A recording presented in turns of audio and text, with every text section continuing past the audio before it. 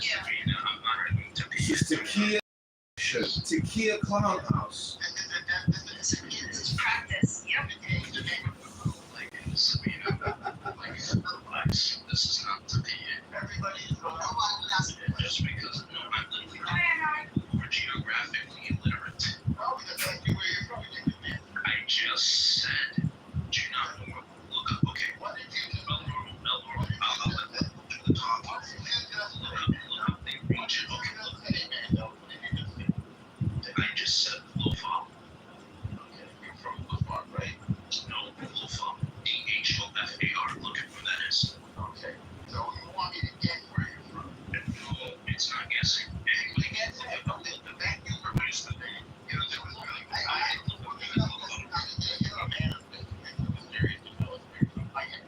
said where? Okay, Lofar is there. Is it Western Oman? You should ask him a question. It's gone, and No, I just think that no matter what you ask me, that's some other kind of crazy answer. This is the campaign, so they're going to schools with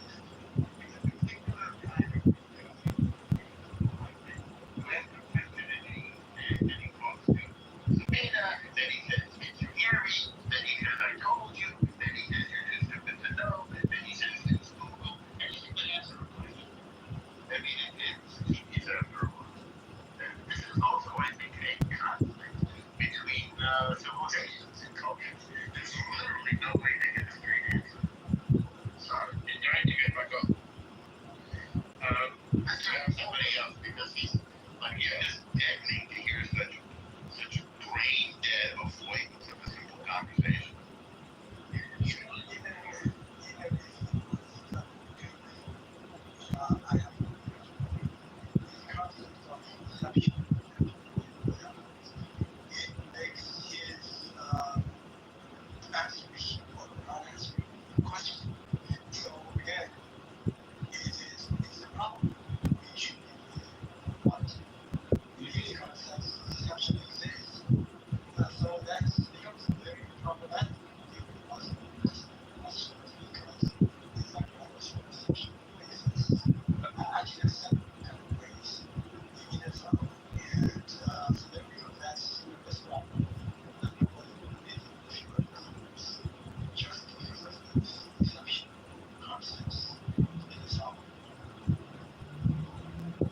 I can't think of any other world religions that have embedded, multi-layered deception practices. You know, I can't think of any other world religion that has that in their system of belief.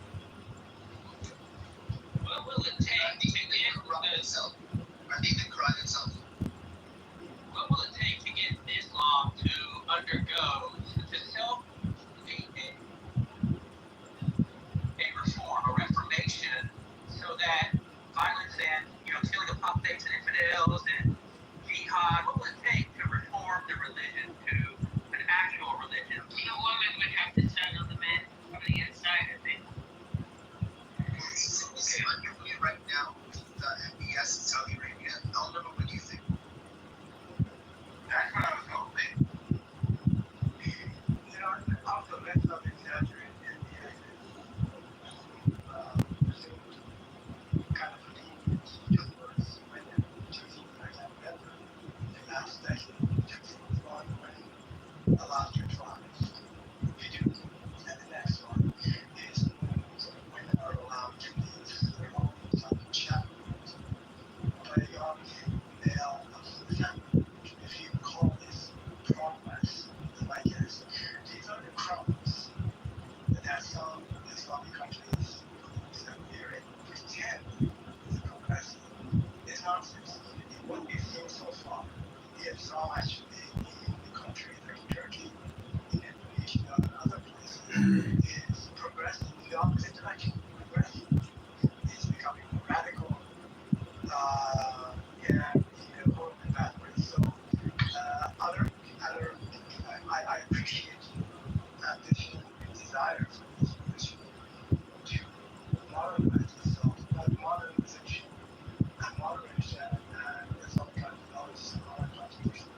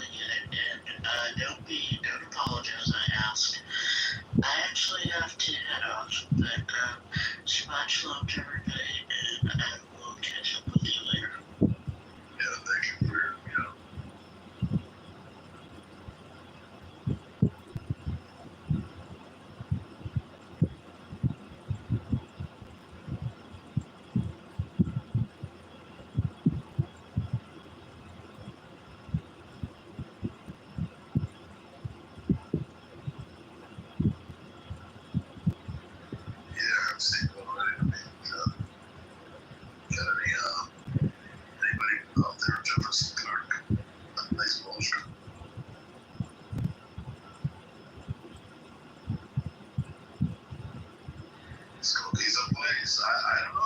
He's still mostly Jewish, or at least considerably Jewish. This my delis that I like over there.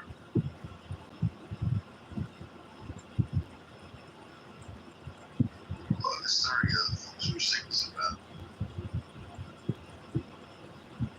$15 such a day.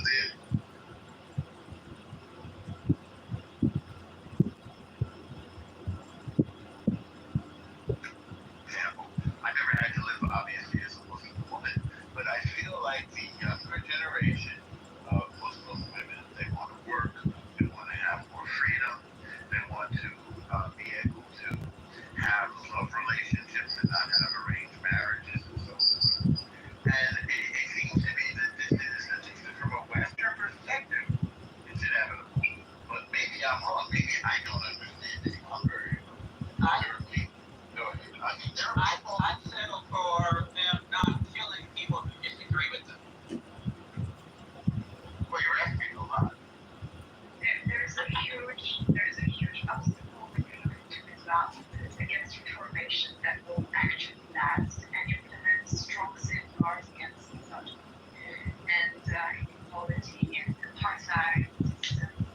When you examine Islam, it's for me it's really like a constant revolution towards the past because there's this deep belief that is mainstream to Muslims that the prophecy is that the Ummah, meaning community of Muslims, is in charge to implement the golden age. And they're trapped because they cannot face the direct speech of God. They cannot distance themselves from scripture. And Muhammad being the best example, and he had that very questionable attitude. They are just trapped into always worshiping this man that made such horrible things, including child marriage, genocide, being a whoremonger, and misogynist man.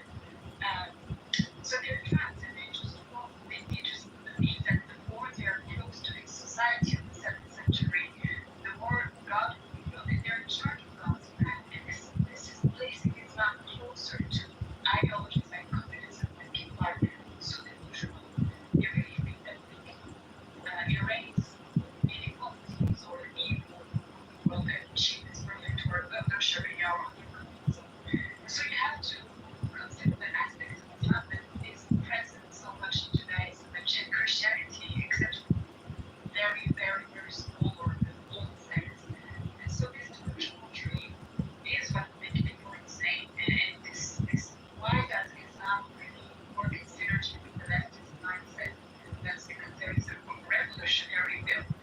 And why does it also reflect when the right is needed? That's because they have a very conservative approach. So this is the mix becomes to revolution towards the past. That's the point. I have a question for you. Can I ask? One second. Can you pin the link that I have sent you? This clear case of basically the disbelievers that he has converted to Christianity and then popping liver popping. So you sent this to me back now? Yeah. Okay, I'll look for it. The gentleman wanted to ask the question. Go ahead. Yeah. Thank you, Honorable. This is a question for the room. There have been polls done. There's a specific poll I'm thinking about done of over 8,000 Indian Muslim women, which found that 67% of Indian Muslim women wanted to ban Sharia law inside India. Now again, India has something like 230 to 250 million Muslims, so I think that's a lot of Muslims. Why would Muslim women want that? And does not suggest that there is a stream of liberalism within large chunks of the global Muslim population. I can answer that. I don't know what is the exact percentage. Women have been suffering a lot in India because the personal law is allowed, that is Sharia law is partially allowed in India. The punishment part is not allowed, that is Samudhat is not allowed, but the personal laws are allowed. So the clerics have been using, not only the clerics, the family members have been using it to subjugate women for since independence. Even before independence also. If you go to the courts, you find a lot of divorce cases where they are not getting any maintenance.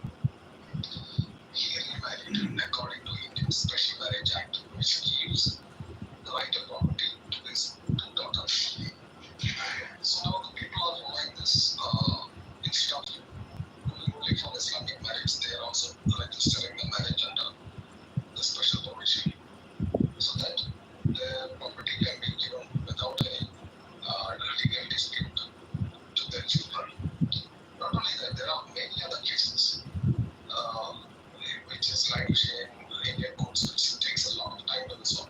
And usually it is to the disadvantage of the Muslim women because this all are interpreted as per Sharia.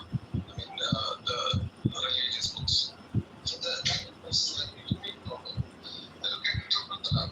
It was so prevalent around the Muslim men to just say Talaq, Talaq, Un Talaq. poquito de estudio en colegio y la escuela de la secundaria. They must say Talaq, Para Talaq, 4 Talaq. años. Just I was, after having 3 children, where will she go? She's not even allowed to have a job or not allowed to have property, anything, nothing. So she is on the streets. Her children are also on the streets. Now she married someone else. And then, these children will be abused by the stepfather and these schools around, and they will not be raised as a good citizens.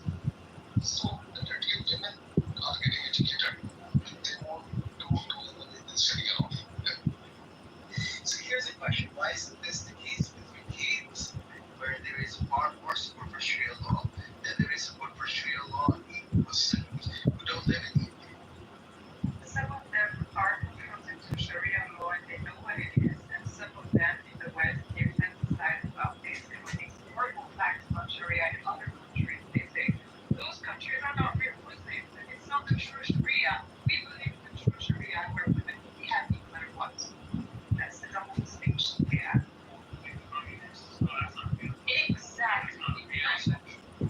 Exactly. It's failing everywhere, but it's still winning. One thing that I listened to a few people that I don't know have degrees or people that bring stuff, and they can talk about this at length. Another thing is that there's actually quite a societal divide between Muslims and everybody else in the UK. I think that part of the reason why it's specifically second generation children of immigrants are born into Muslim families. They're actually much more extreme than even their parents were. I think part of it is because they feel like outsiders in the UK. Literally what I feel like is happening. And so they actually find a lot of their identity when they're coming of age in Islam. And that's why they're becoming more extreme than they are where, in Saudi Arabia, they're the youth are all leaving Islam en masse, right? So yeah, I really think that's a huge part of it as well.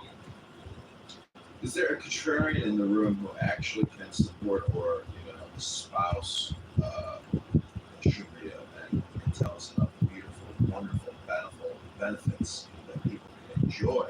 Is anybody here an actual supporter? Not a supporter, but I can explain why people like it. Because it's totally designed for playboy men. It's totally designed for players. Other than that, go ahead. So I would like to ask something very question. I'm coming from America.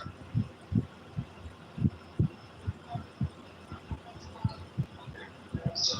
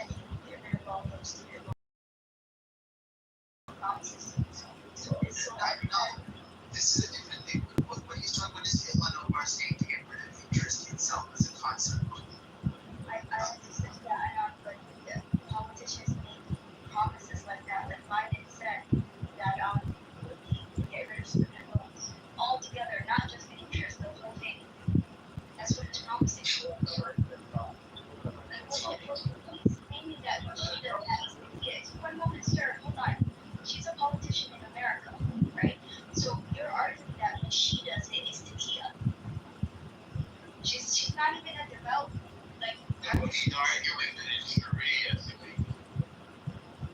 that it's a form of Sharia when she says it. Abolishing interest is a Muslim concept. That's what they're saying. Oh, no, hold on. This is what I don't understand, right? And this is why some people don't understand the different geographical locations, right? What's happening in India is not the same. You'll have Omar Wait, you understand that in Islam they do not like interest. You understand that? that is called riba. Okay, hang on, wait. So what the other gentleman said was that Elon Omar says we should abolish interest, and that is a political concept. You get that? Abolishing interest is okay. That's all he said. Right. But I'm arguing that that's not coming from the Islamic perspective. That is actually coming from the what do you call it? Like what's the name?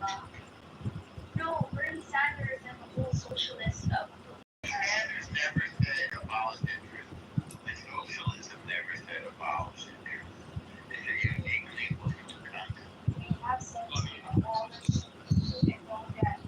Right. So abolishing a student loan is not Sharia. That's not abolishing interest.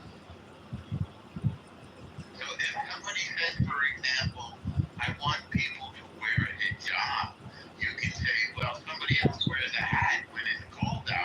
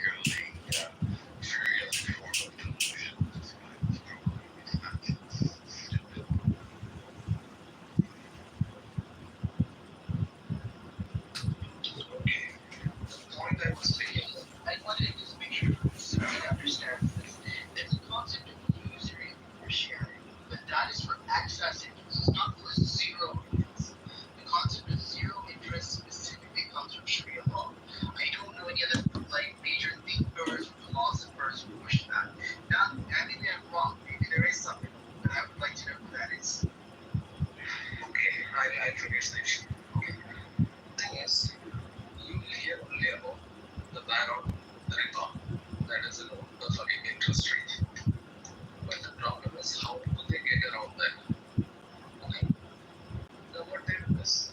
They rename the interest. They call it profit. For example, if I take out a loan of 100,000 US dollars, they will add 50,000 US dollars to the original amount, making 1,50,000 and call it profit. 50,000 is the profit, and they will divide it into EMIs, and you will have to pay the EMIs. And the Muslim themselves are complaining that this is more than the usual interest rate they have to pay. See, initially they will never say about this. And you know what? If I was talking to a banker and he was saying that we are getting a lot of deposits because the Muslims are not taking interest because they don't want interest. I told them, do you know what the other part says? He said, no, I don't know. See, the other part says this is a real trap. When Muslim is investing in a company or in a bank, you're not giving him interest, but you have to pay a portion of your profit. So, what is the percentage of the profit that you will pay? It is defined. So, if they ask for 50% profit, you have to give them because you are not giving them interest. So, this is the kind of trap that we will do. They will give nice, sweet promises.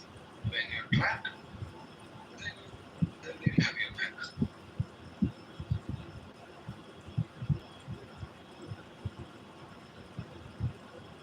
The reason you have that perspective is because your country is ruled by Muslims, right? So that's probably why you have that perspective, right? That's why they're like, oh, if they come in, they'll take over and so on, because that's what people happens to do. No, but that is what happens. They were ruled by Muslims. But you're saying it specifically, you guys had to because that's what happened.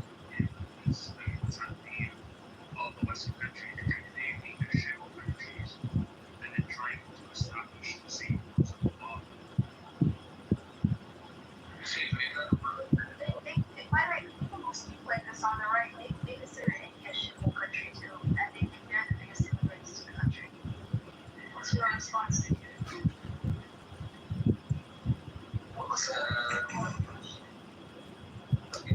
every country was a shithole country at some point and then became something and then went back to being shithole and then became something and when it just comes and goes, comes and goes.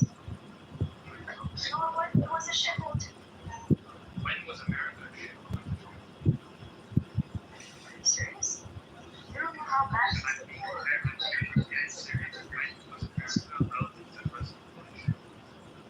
Compared to many places in the 1800s, 1700s, 1600s, it was a shithole. You're talking about the proxy war that the Americans and the French had on the land? That period you're talking about?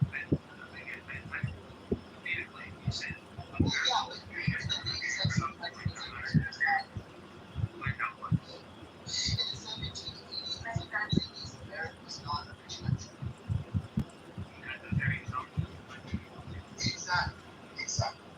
And moving forward, 100 So it was like a shithole country for like a year, and then it became a nation, basically. No, not even a long time.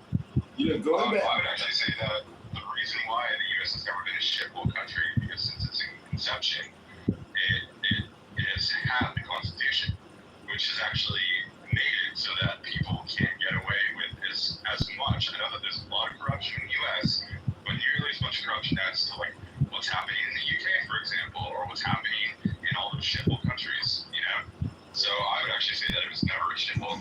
Sabina, you know, I was just reading the Constitution yesterday or the day before, and it is actually a rather complicated document in terms of reading it and being able to comprehend it. It's rather complicated because it takes in hundreds of years of English legal history and theory. So there's a lot of thought that went into those rules, you know. And so I'm just wondering, like, do you think the Muslims also have, if there is their set of rules, like, is it as complex as the Constitution?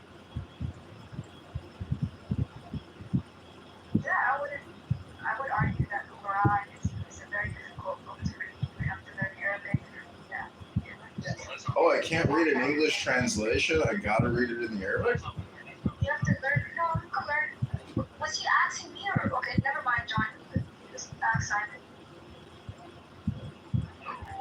once again, one of the better describe that using it's very complicated. Going against the law.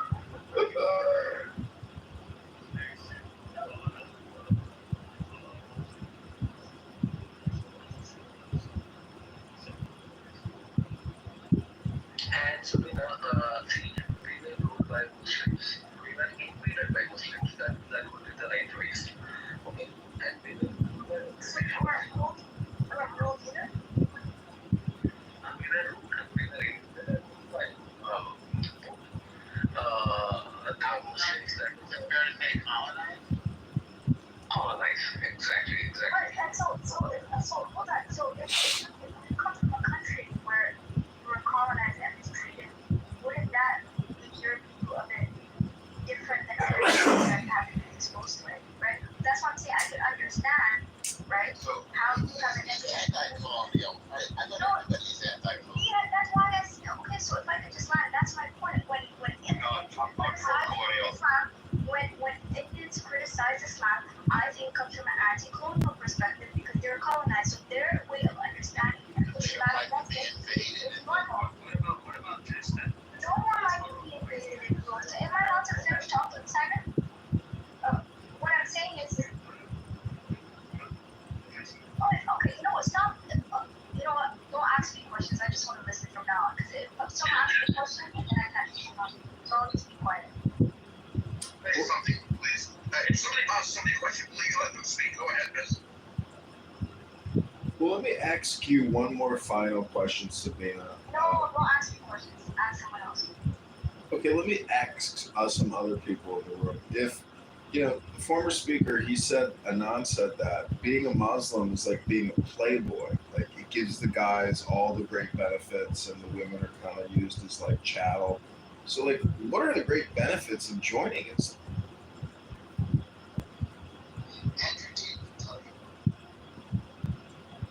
Is that anti-Semitic, Jew-hating kickboxer who rapes women in Romania? And I'm not trolling. That's right. It is removed by the toxic masculinity type of model for young boys. It's attractive because they don't have to do anything. Since young boys That's not true. That's not true. The men have to. Also, being a martyr and fighting for your land that's not a hard thing to do. If the Muslim men are supposed to protect their country and die as a martyr, that's an easy thing for you to imagine. That's easy. That sounds like a cult of death to me.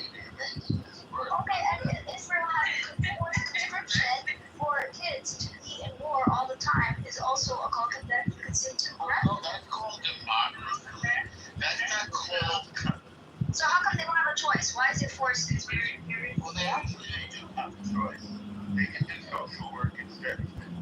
Okay, perfect. No, okay, you have every right to defend your country, right? But if someone said to you that the kids who are fighting right now in Israel, that they don't have a hard job, you would get upset, right? So don't think that way. Because if they have to fight for their country and they die as martyrs, that's a hard thing to do. Don't say that it's an easy thing to do. Okay, don't die as martyrs. Why are you making up shit? Why are you lying about You can die as a martyr. Anyone can die as a martyr. nothing? Yeah, you can. Do you read Hebrew? You said you have to read Arabic to know the Quran. Do you read Hebrew? No, we're trying to be more people. No, there really doesn't serious. Like, politically, has the right to beat your wife, your wife's position. As a man, you have to talk much. You just have to be Don't forget pedophilia. You have to be a man rights to like so many advantages and privileges. It's just confusing without business. Yeah, I also want to point out Israeli conscription and Islamic sort of martyrdom are nothing alike. I mean, Israel's drafts protects people from actual threats, and they train soldiers to survive and defend the country. Martyrdom, as used by extremists, is about seeking death to harm others. One defends life, the other destroys it. So the comparison is absolutely ridiculous. Right, the suicide bombers. No thanks. The one that targets civilians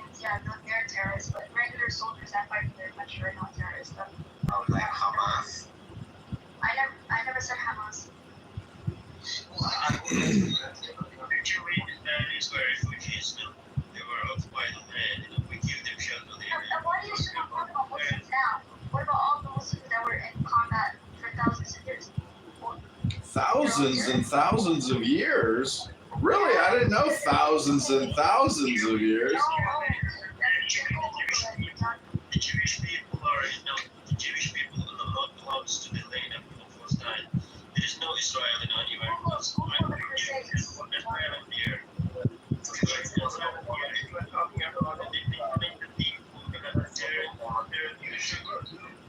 You should look at your book, Father. Hang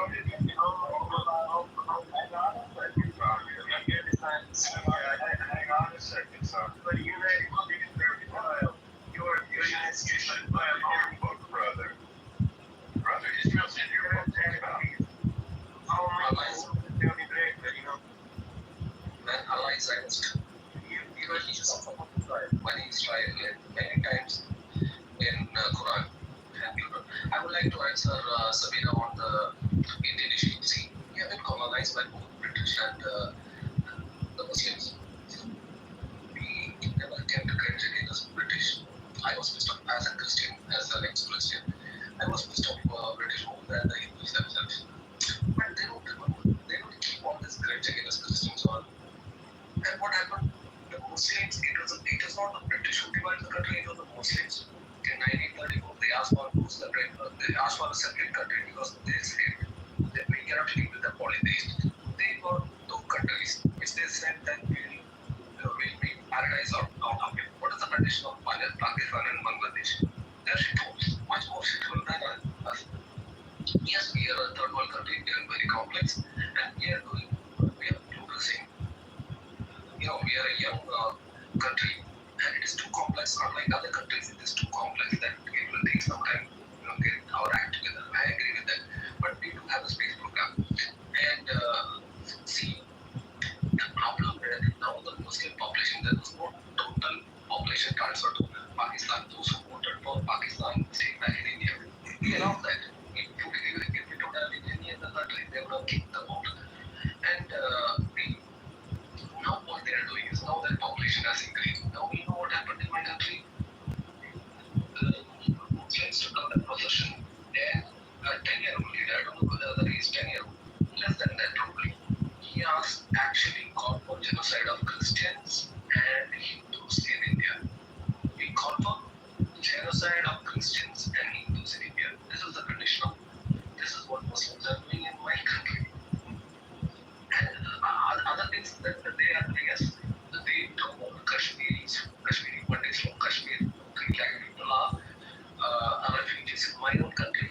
Those are Hindus, and they are not allowed. 500,000 non-Muslim kicked out of Kashmir in a matter of days. That's Exactly. You know what announcement was made from the mosques? Because leave, convert or die. Delhi, Delhi. This was from mosque. This is happening in the free India. Okay? We don't have problem with the other. We have got other minorities like Parsis. We have got Zoroastrians. They are the best minority that we have. They are the pioneers. We have got government in exile from Tibet. They are living peacefully here. But this is the only minority that is creating problem for others. That is why we have to take some steps for our own survival. It is not because that we hate or something. We allow them everything. Even Sharia law is implemented here. Personal law is implemented. What else do you expect? But you are still not satisfied. I am a minority here. I am living peacefully. Believe me, if you are peaceful in India, you can live a very good life. Nobody is going to snatch your women or nobody is going to snatch your property. Imagine what would have happened if I was on the wrong side of the line. If I would have been in Bangladesh or Pakistan, believe me, my mother, my sister, everybody will be abducted. There will be always a threat of abduction. I cannot have property because anytime a Muslim has property, they would accuse me of blasphemy and kill me. Even in conservative areas in India, I had beef, like in the Hindu majority. I used to have. You can have beef discreetly, but the Muslims want to shoot their power and we cut open your rubber thumb and show it to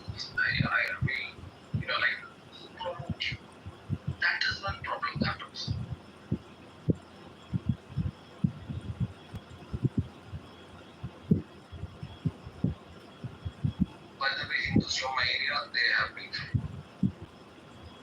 Oh, hey, Tobias, you're here. What's up, Tobias? How you doing? That was an epic night last night. Holy shit. I went on for quite a while. Actually, I left. I don't know how much longer you guys went on for. But when did the room close? It didn't close until like 4 o'clock today or something. Wow, it's crazy. Yeah, or 3 o'clock, yeah, something like that. I don't know if leaving, but yeah, that was epic. Yeah, and fucking hell, that was like, yeah, it was just fun. Thanks, man.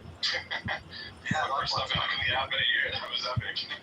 Oh yeah, absolutely. Tobias, I have a question. Actually, here, give me just 30 seconds. Yeah, as long as basically, AJ, I've always felt that I know that most Indians are like good, hardworking people, and they're shaped by the sort of culture and faith that actually value respect and tolerance of their community. And Hinduism, which is obviously the majority religion, teaches good principles, very much reflects like non-violence and harmony. The country's challenges are obviously made worse by many decades of aggression and terrorism from Pakistan, but the people continue to live, work, and build. So I think earlier the comments about India as being a shithole, I think actually that kind of ignores the reality of who people actually are and what they stand for. I'm not saying that the No, I'm not responding to you, Simon. I was responding to you. Was I incorrect? I would say like Nigeria is also a single country, but like Nigeria need purchasing more. So it's not to discount like the actual people themselves. Yeah, it was. It's like, you weren't the only one that said that. It was also that lady, that Muslim lady earlier, where she said it in a way that was directly not for the reasons that you said it. That's what I was mainly referring to now. I lived in India. I loved India. I don't know. I had a great time when I was there, so I don't think it's still good. But Tobias, my question for you is, what do you think about all the protests going on today in like every city in the UK? Do you think it's gonna work? Do you think people are fine with it? What are the odds? They're anti like migrant protests or something. All over the country. Small towns, big towns, cities. Yeah, I was kind of watching the news earlier, and they were like kind of going into all the different cities, kind of like interviewing people, and it's like it's at okay, so it's in at least 40 towns and cities, but I think there's a lot more going on because I saw them in my town too when I was in town. It was smaller though, but yeah. What are your thoughts on this? Because it's getting pretty crazy here.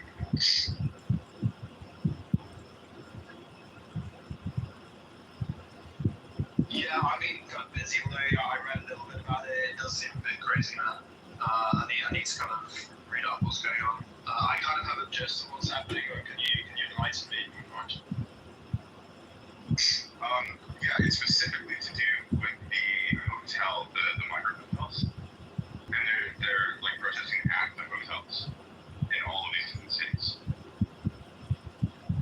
So it's like specifically for I don't know if people know what's going on, but in the UK right now, there's been like 250 hotels across the country, all over the place now, where they have been taking these illegal migrants and housing them in there, and the Labour government is telling everyone that it's mostly women and children, when in fact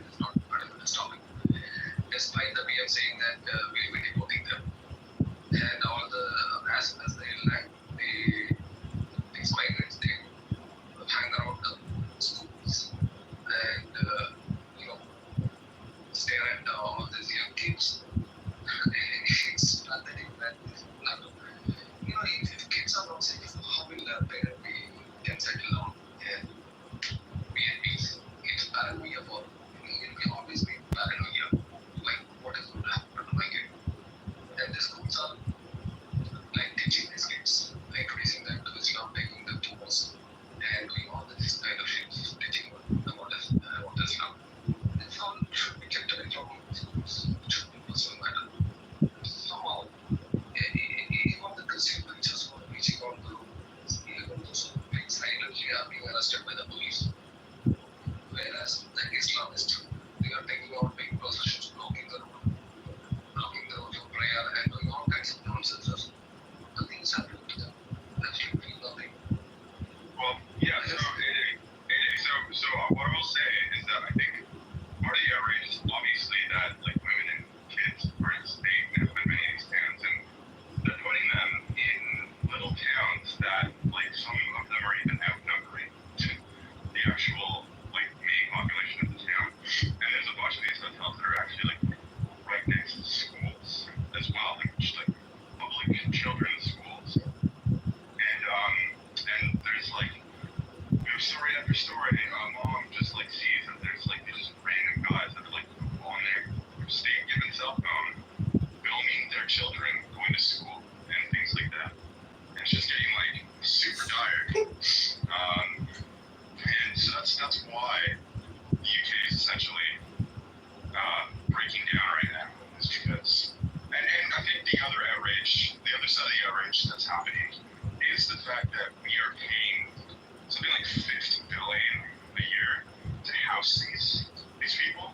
So a huge chunk of our tax money is going to these people, and then they're coming here, and then they're making our children very unsafe. So it's like, yeah. So that's sort of the issue here, and that's why it's important.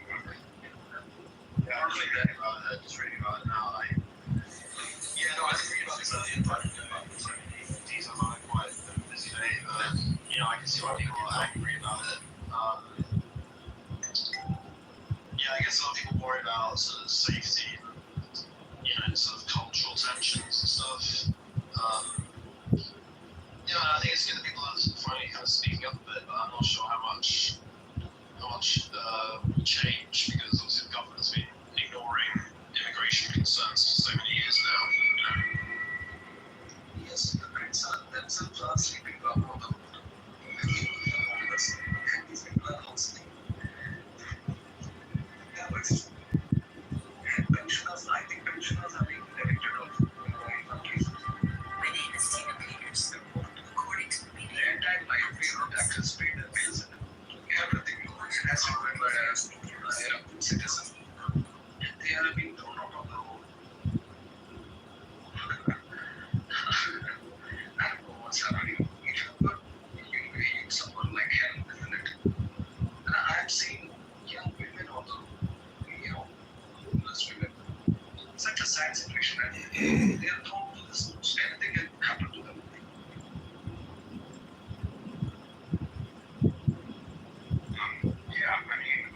One other big thing that happened that has people on nerves is that one thing that specifically happened that has like veterans on nerves, for example, in the UK, is the fact that there was like a government funded veteran housing estate that they kicked all of the veterans living there out to rehome migrants, like boat people, which is pretty outrageous as well. It's like they care so much about those people that they're willing to like throw their own people in the post day in and day out, and allow children to get raped, allow women to get raped, allow weird fucking things to happen. I don't know if anybody saw the viral video that happened yesterday in London, where like the guy literally just like clearly like a guy, boat guy, just pulled his dick out in the middle of the subway in front of kids, and like I think like 6 guys just joined in and like beat him up and did a citizen's arrest on him. It's like a super viral video that literally just came out.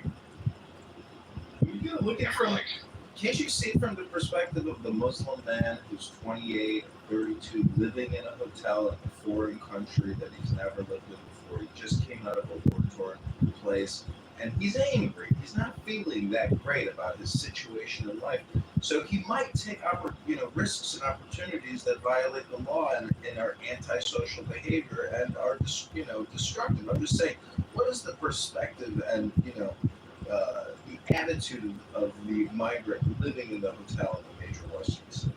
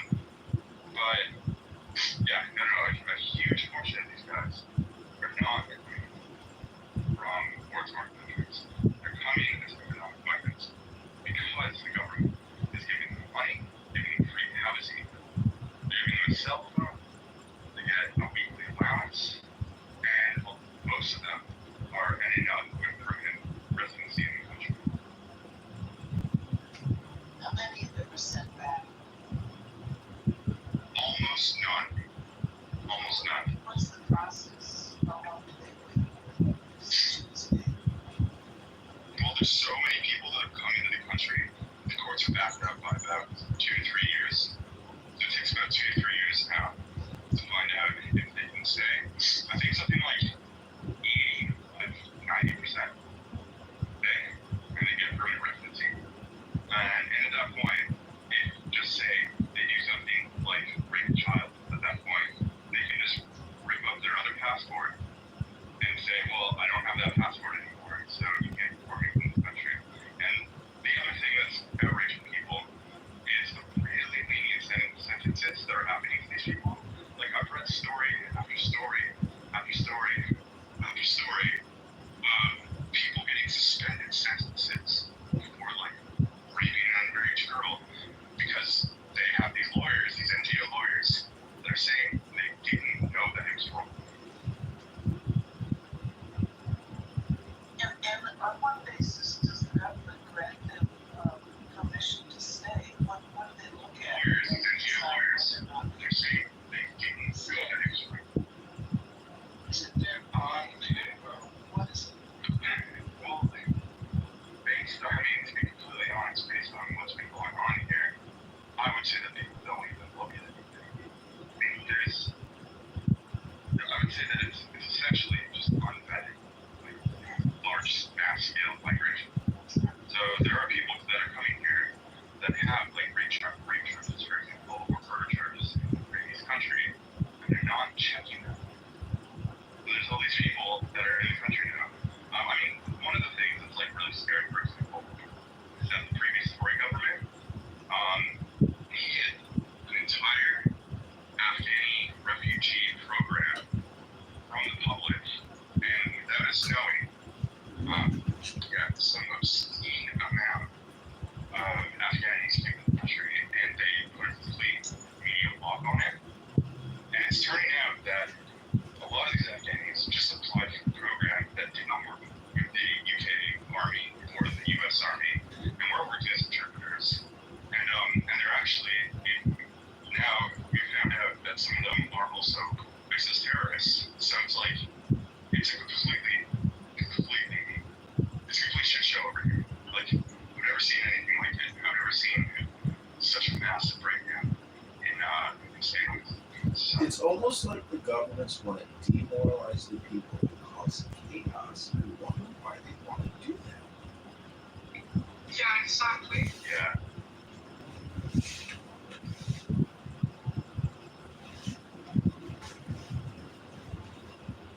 I mean, you do realize the only way to rule Clown House or, Clown World is to destroy Clown World or, to essentially divide and conquer.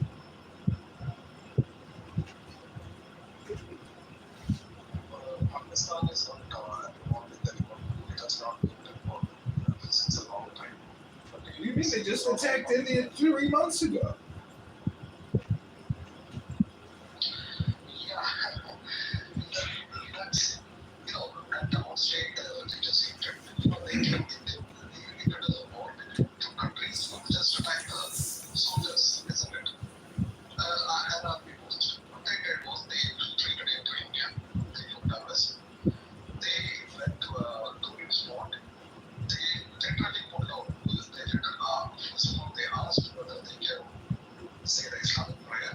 And when they were in doubt, in order to confirm, they put out their pants and checked whether the men were circumcised or not. And they immediately shot them without asking any question. And when the accompanying women was in a state of distress and said, kill us also, they didn't kill them because they wanted to leave people. So they will be in a state of trauma. And everybody, even the Hindus and everyone, Christian was Muslim. So this is a religious hatred. There is no other problem other than religious hatred. I would like to inform the room that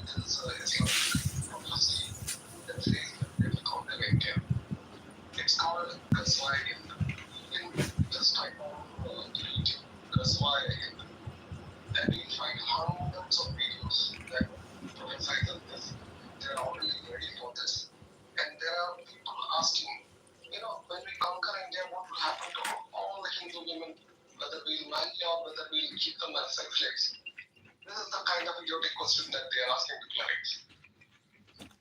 See the kind of indoctrination and the kind of hatred that they have against others. And even the children are so indoctrinated that a video came up. Like we'll be celebrating next holidays in New Delhi or in Mumbai or in some other city. What that implies? That implies that Pakistan will conquer India and they will either convert or kill all Indians. And even celebrities. That's another, we love the Pakistani cricketers when cricket happens.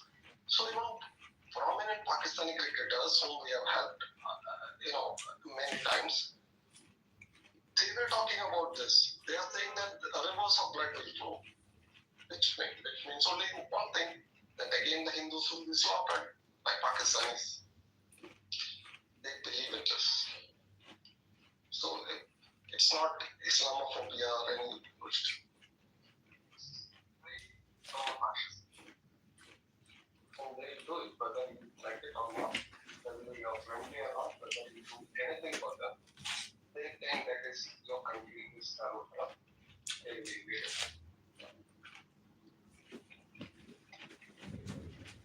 From a Western perspective, importing high testosterone young men that are polygamists and militant in nature because of religious and, I guess theocratic programming, it's not desirable because it causes more conflict and more concern and more work on behalf of the new host country.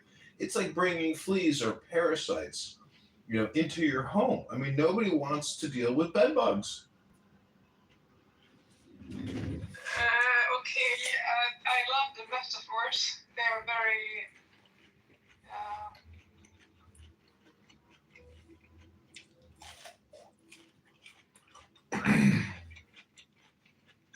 No, but I just think that they were a little bit small, maybe, but it's okay.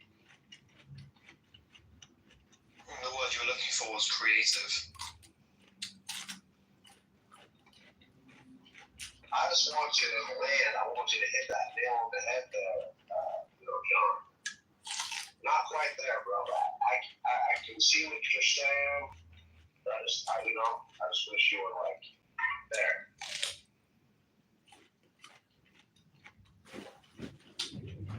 Well, a lot of people, the way they deal with bed bugs, they just throw the whole mattress out, and then they got to do a full sterilization of the room. I mean, you can't leave one little critter left, otherwise they can remultiply. You got a whole nother infestation, and then you got to throw out that mattress again. It's a lot of work dealing with bed bugs. We the bed bugs.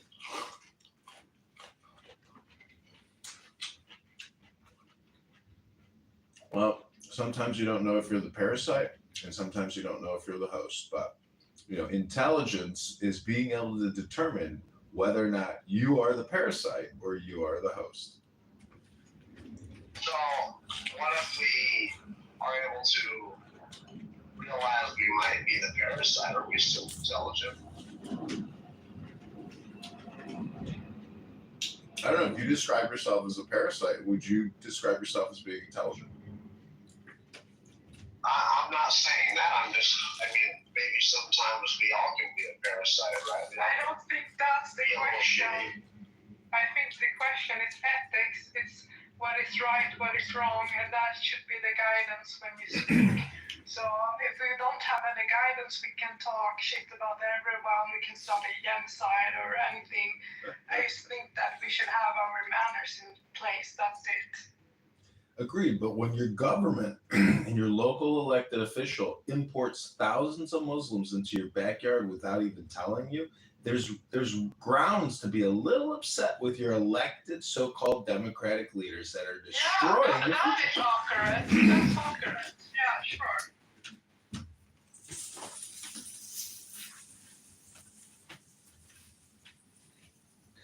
I have sent you a website. It's called thereligionofpeace.com. It's a very informative website. They update the daily attacks or incidents that happen around the world. it also gives the statistics on what is happening around in the world in a month. And that's also some interesting things finding like Ramadan. During Ramadan, the number of trees that Muslims make is given as statistics. Hinduism. Now that's a religion of peace. There we go. The guy who killed Gandhi was a okay. Sorry, I couldn't hear you. Mountain. I said Hinduism. That's the religion of peace, right? It's the guy who killed Gandhi. He was a Hindu.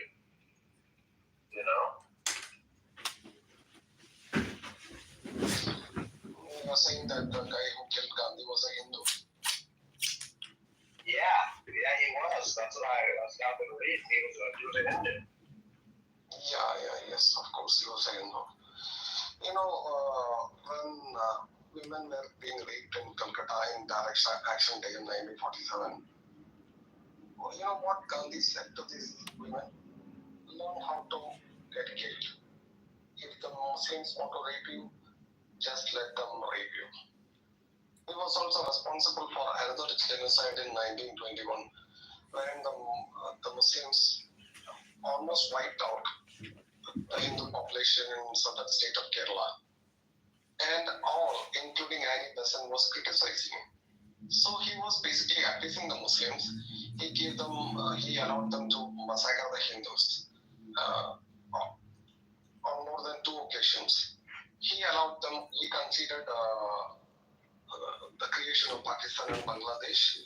He also sat on a protest to give Pakistan 50 crore rupees.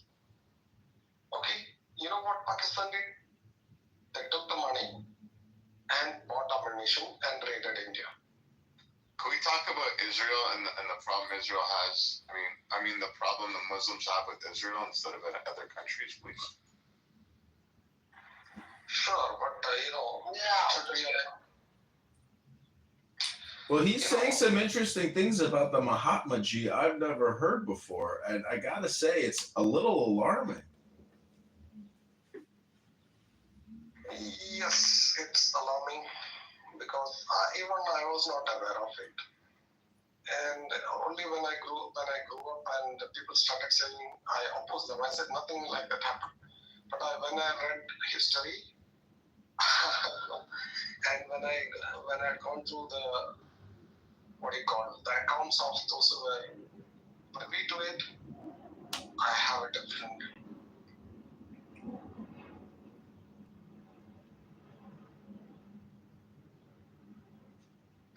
And maybe yes. I was just going to ask if one of the mods can reset the room and we can start this party. So it should not just concentrate on Israel because people will think that this is happening only in Israel and you are to be blamed. When you show them that it is happening all around the world, that only then will people realize that this is a global problem and this ideology is wrong. Otherwise, they think this is just a land dispute. I agree. So, what is it in Islam that gives them this, feeling of superiority, or I can do whatever the F I want to do? This is, when they start off in madrasa, that is the Islamic schools, they are totally brainwashed. They have said everything. Like one of my friend, he did not have any much outside contact with other people. So he was told every day that Islam is the most perfect religion. It is perfect according to science, and there are many scientific facts in the Quran. And this has a certain effect on people. Okay. Then there is a Spartan lifestyle. In this madrasas, you are abused. You have to get up in time. If you don't recite the Quran, you are thrashed mercilessly. So it is a Spartan lifestyle. And sometimes even the food is very scarce. You get abused sexually in this madrasas. You can get corporal punishments. You can get severely beaten up. So where do they vent the anger? That is when these imams redirect the anger towards the non-believers. They'll not teach it directly initially. They'll say, Allah doesn't like shirk. And who are the people who commit shirk? Yes, it is the Jews, Christians, and here in India, it's majority Hindus. How do they worship? They worship the cows. And all kind of these tropes are fed into the psyche. This act, even if they don't mean it, it'll be in the back of their mind. Like a guy was describing an incident wherein this guy has never seen a Jew in his life. Okay, so both this Hindu and this Muslim was traveling on bus. Suddenly, a foreigner alighted the bus. I boarded the bus, and he said that he's from Israel. While conversing, he's from Israel. And the Hindu guy was describing he has never seen a Jew, and this Muslim friend also has never seen a Jew. But immediately the Muslim got angry. And he is usually a cool person. He was like so angry with this guy whom he has never known. And he wanted to thrash him, but he knew the consequences. That's why he was keeping his cool. I would like to narrate another incident, very funny. Okay, like 2 years back, a cleric was saying that you should not have fruit juice. Why? Because the juice rhyme with the juice. It is the invention of the juice. Imagine the kind of tropes they are making up and distributing. It's very funny. But at the same time, it is also tragic because there are people who believe it. Idiots. They've been conditioned that way, and they have this control mechanism. Everything that you do is controlled. If you don't go to mosque, people will notice, and they will ask you, "Did you come to mosque?" You cannot lie, because there will be others who will corroborate the story. And if you don't come, you'll be like ostracized, and people will like physically assaulted if they don't come to mosque for a long period of time. Did Muhammad decide to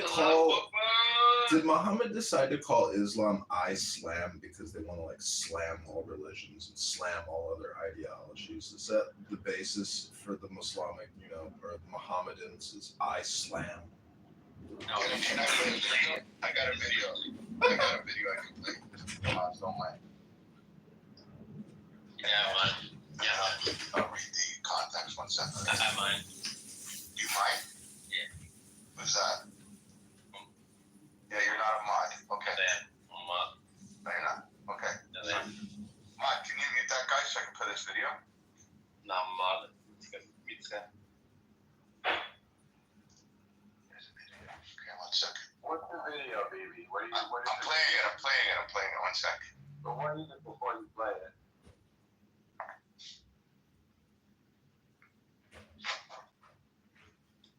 Muslims living with Hindus.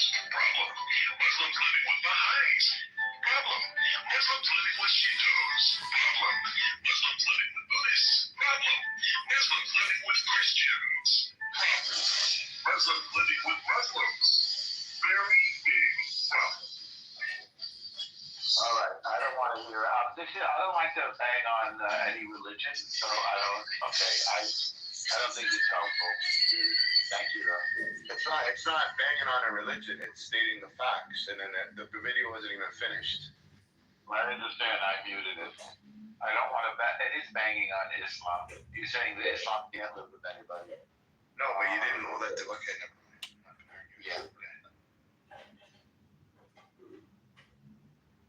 If you listen to the full context of the video, they leave their country to go to another country, and then because they didn't like the country they left, and then they turn that country into the country that they left. It's like a woman that's getting plastic surgery all the fucking time. You can't keep her happy. Even God can't even make her happy.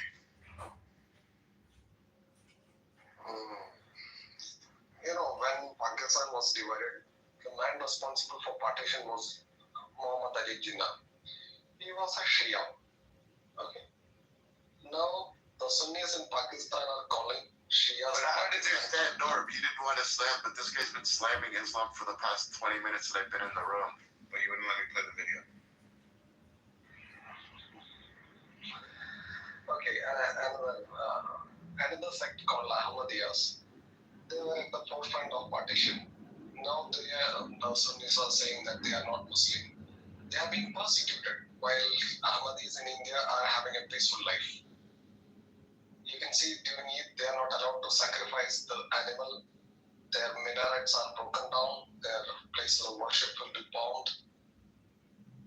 Yeah, Muslims are safer in India than in Pakistan because you don't know who is going to come and place a bomb in Pakistan. Most Shia bombs the Sunnis, Sunnis bomb the Shia, both bombs the Ahmadis.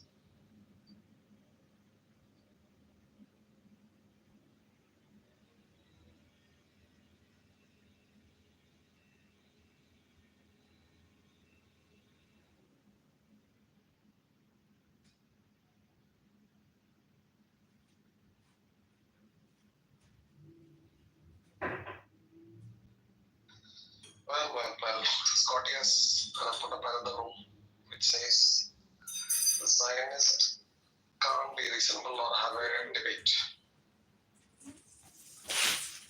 And there is no one in the room except Scotty. Oh, there's another live going on, is there? Mr. AJ? Let me check.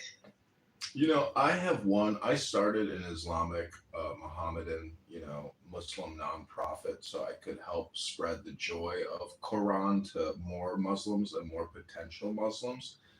I figure get ahead of the curve before they control the marketplace.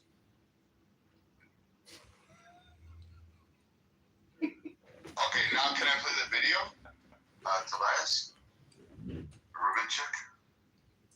He's asking that. It's BB. Yeah, you can play BB, play whatever you want, man. I'll allow it.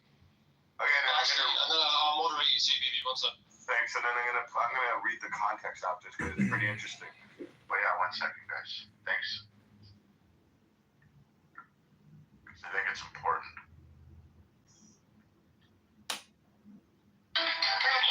Muslims living with Hindus. Problem. Muslims living with Baha'is. Problem. Muslims living with Shiitos. Problem. Muslims living with Buddhists. Problem. Muslims living with Christians. Problem. Muslims living with Muslims. Very big problem. So this led to they're not happy in Gaza. They're not happy in Egypt. They're not happy in Libya. They're not happy in Iran. They're not happy in Iraq. They're not happy in Yemen. They're not happy in Pakistan. They're not happy in Syria. They're not happy in Lebanon. They're not happy in Nigeria. They're not happy in Kenya. They're not happy in Sudan. They're not happy in Morocco. And they're not happy in Afghanistan. So where are they happy? They're happy in Australia. They're happy in Belgium. They're happy in France. They're happy in Holland. They're happy in Italy. They're happy in Germany. They're happy in Spain. They're happy in Sweden. They're happy in Denmark. They're happy in the USA and Canada. They're happy in Norway and India. They're very happy in England. Loads of welfare benefits. They're happy in almost every country that is not Islamic. And who do they blame? Not Islam. Not their leadership. Not themselves. They blame the countries they are happy in. And they want to change the countries they're happy in to be like the countries they came from where they were living with.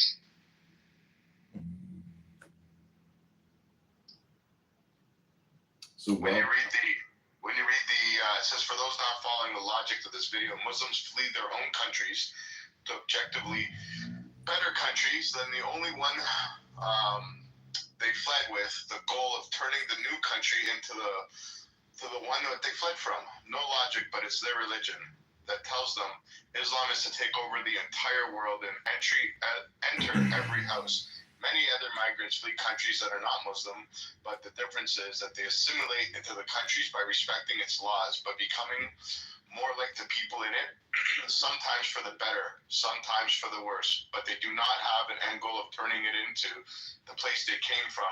That would make zero sense. Well, you can't put the blame necessarily on the people that want to make their new host country like their former bad host country, because it's really the leaders of the Western countries that are letting them in to begin with. Those are the most guilty, in my opinion, of all, of this whole dynamic. It's the people in the West that are letting these Muslims in. I agree. And why do you think that is? And you're a very intelligent guy. Do you think they're doing it because of votes? I think it's clown world. It's wokeism, and they are trying to they're trying to malign and destroy their own country in order to essentially maintain power, which you could say is votes. No, they're doing it not just for votes, they're doing it because these people come and work the jobs that you would not work. But they're not like in Canada and the United States. You see it, they're coming here because they're making more money. Like in Canada, they're making more money than somebody who's worked here for 35 to 40 years, getting a retirement pension and benefits and old age. They're making more. So my mother tomorrow, even though she came as an immigrant, worked her whole life here, worked for 50 years. I think she makes $1,100 a month, retired.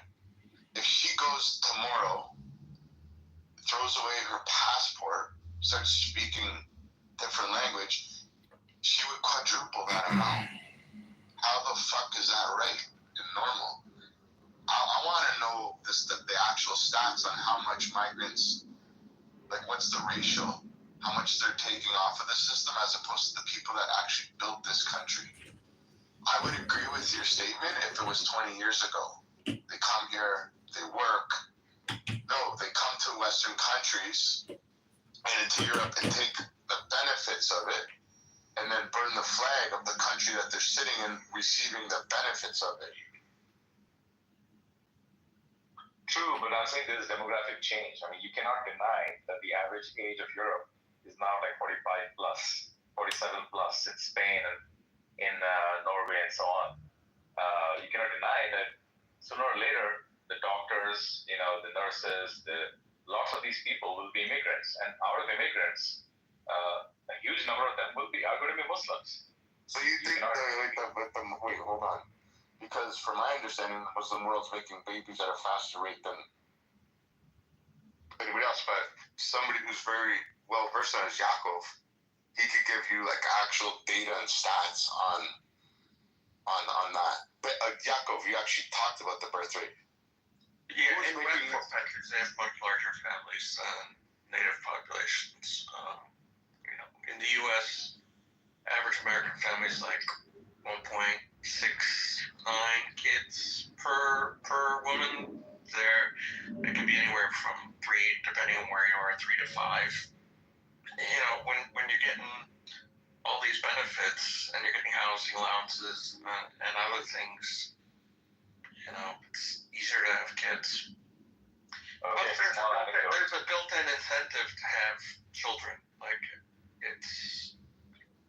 they're taught, more kids equals, a better future and quicker path to taking over. Absolutely. Quick anecdote. I was in a cab in the U.S. and the guy who was driving me was originally Palestinian, right? Who lived in Egypt.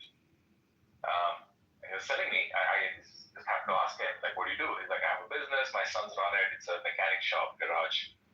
And he's like, I have a good business. I'm like, okay, cool. He's like, yeah, I have 5 kids.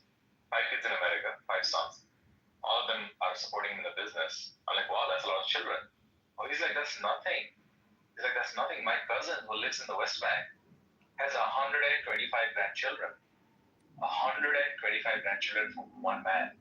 Because he has 15 kids and 125 grandchildren.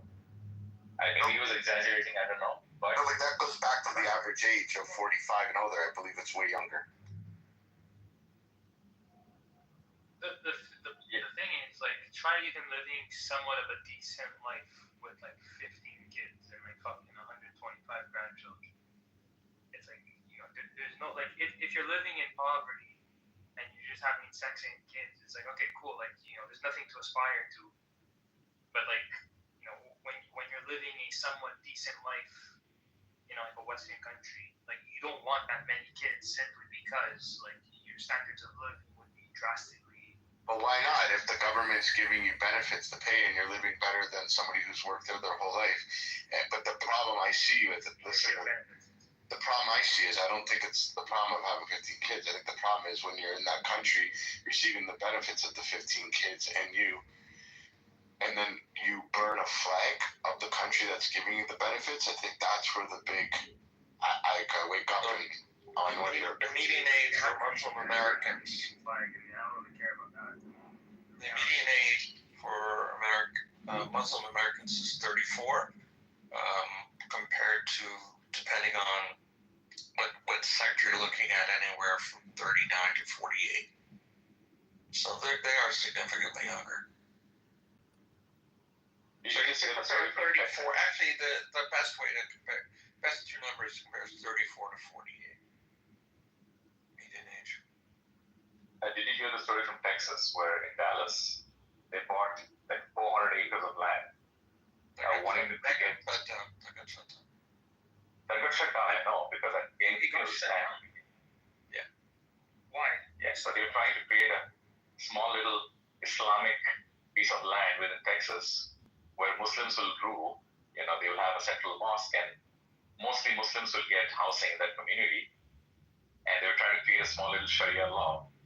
In Texas.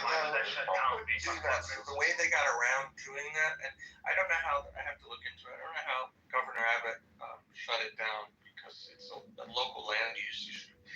But he claims to have shut it down. But the way they got it, you can't just sell property to Muslim Americans. It's just not allowed. What they did do is to say, there's essentially it's a homeowners association, and there's a common fund that you have to pay into, and a large percentage of the common fund goes towards maintaining, I don't know what the Muslim word is for mosque, but Majid, I think is what it's called. So a lot of that goes to Majid, thank you. So like Christians, Jews, or anybody, A, probably don't want to be surrounded by all of that, and B, don't want to be supporting that financially. So it's a cute way of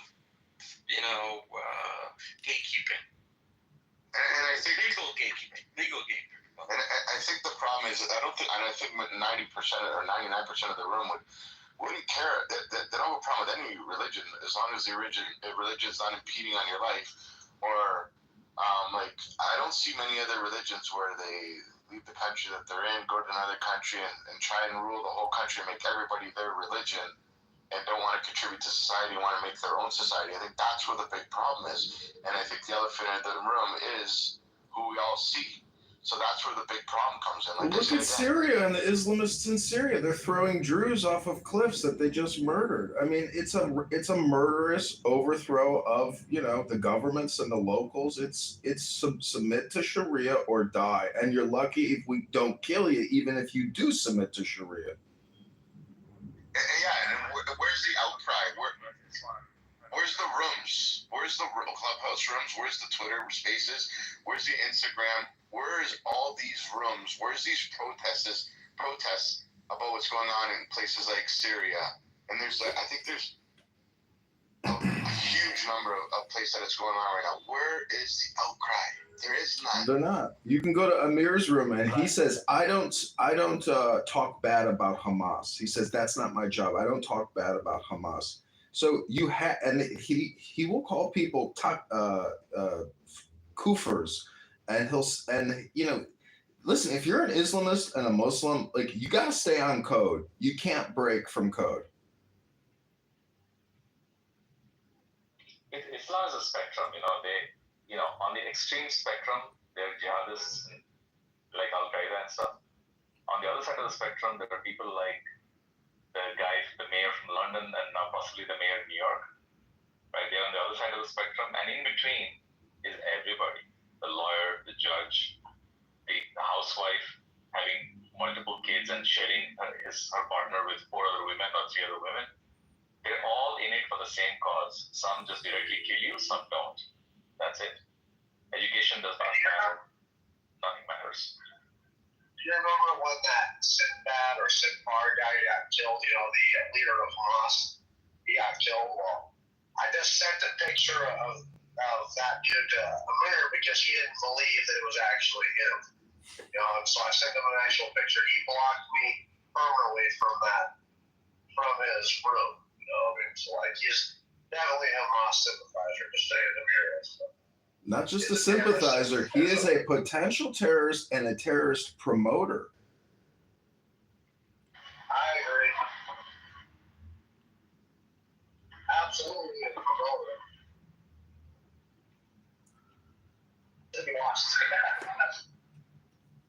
It just reminds me of, you guys remember when ISIS was like doing their thing and they were big? And you would see little groups like in Virginia and I forget, there was little camps, and then women were also running to join and be married to them, and this and that, and it was like, what the fuck? This is more of a passive-aggressive way of what they're doing now. But I think it's more dangerous, way more, far dangerous of what's going on with these rooms, with these guys that are promoting and sitting back and saying, I'm just giving you the news, and that. No, you're not, you're grooming.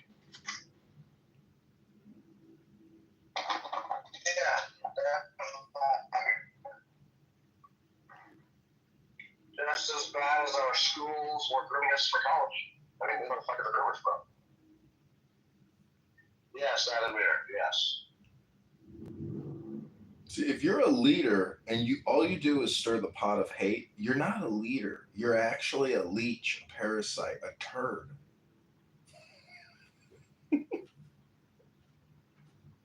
Yeah, Islamophobic. absolutely. It's Islamophobic out there.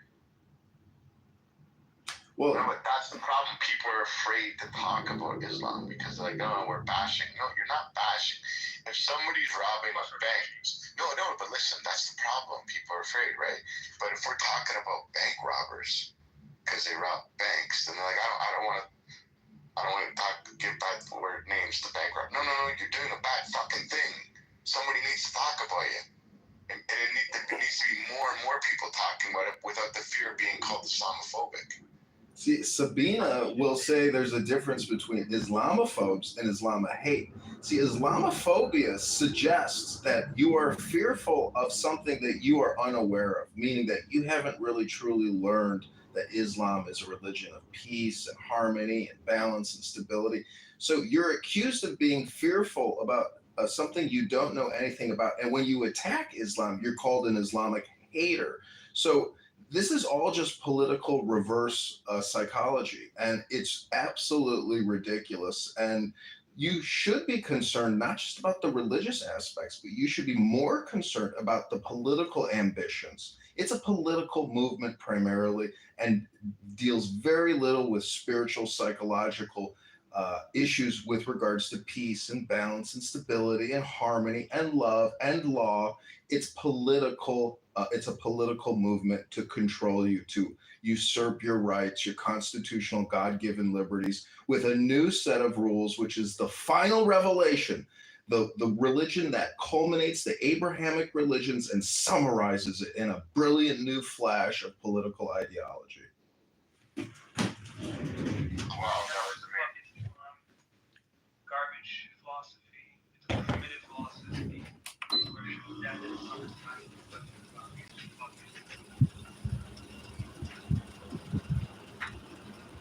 Agreed. See, if they were more intelligent, they would actually be reading poetry and doing taqiyya by giving you maybe the fruits of Islamic scholars like Rumi. And because that is a great book, but again, it deals with psychology. That, to me, I've read Rumi many times. It's the only intelligent thing I've ever read that has come out of the Islamic world, and it was Persian. It was not, Arabian.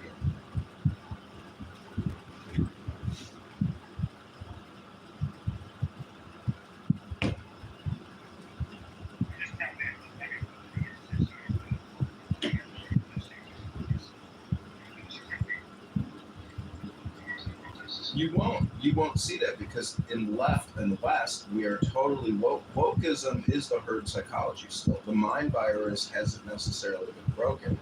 And it would take strong leaders and patriotic leaders like Trump and J.D. Vance and other great Americans who are willing to resist the woke mind virus, which is an infection in our soul, in our charter, in our constitution.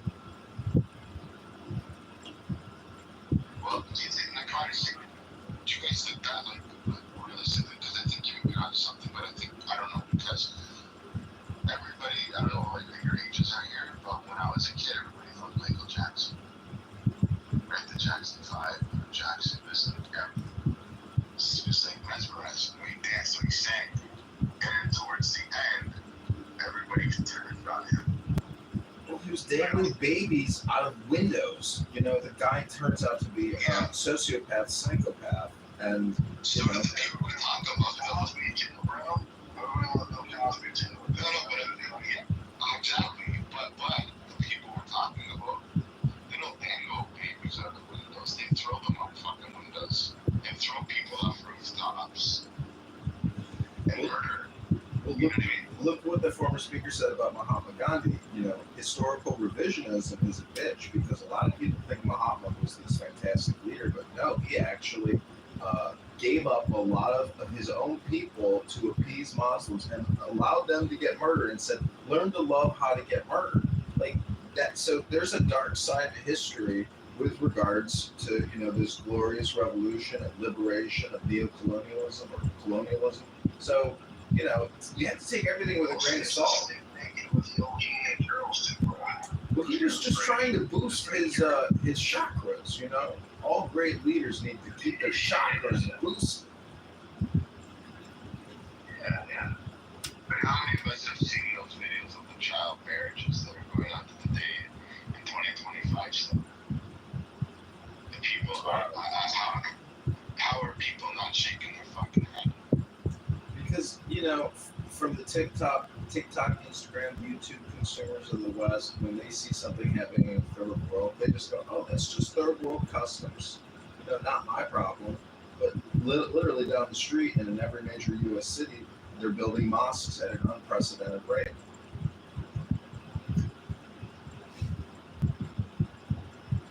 That's the culture. Jewish restaurants in Chicago get torn down and they build mosques. It's happening all over, and the Saudis fund a lot of this.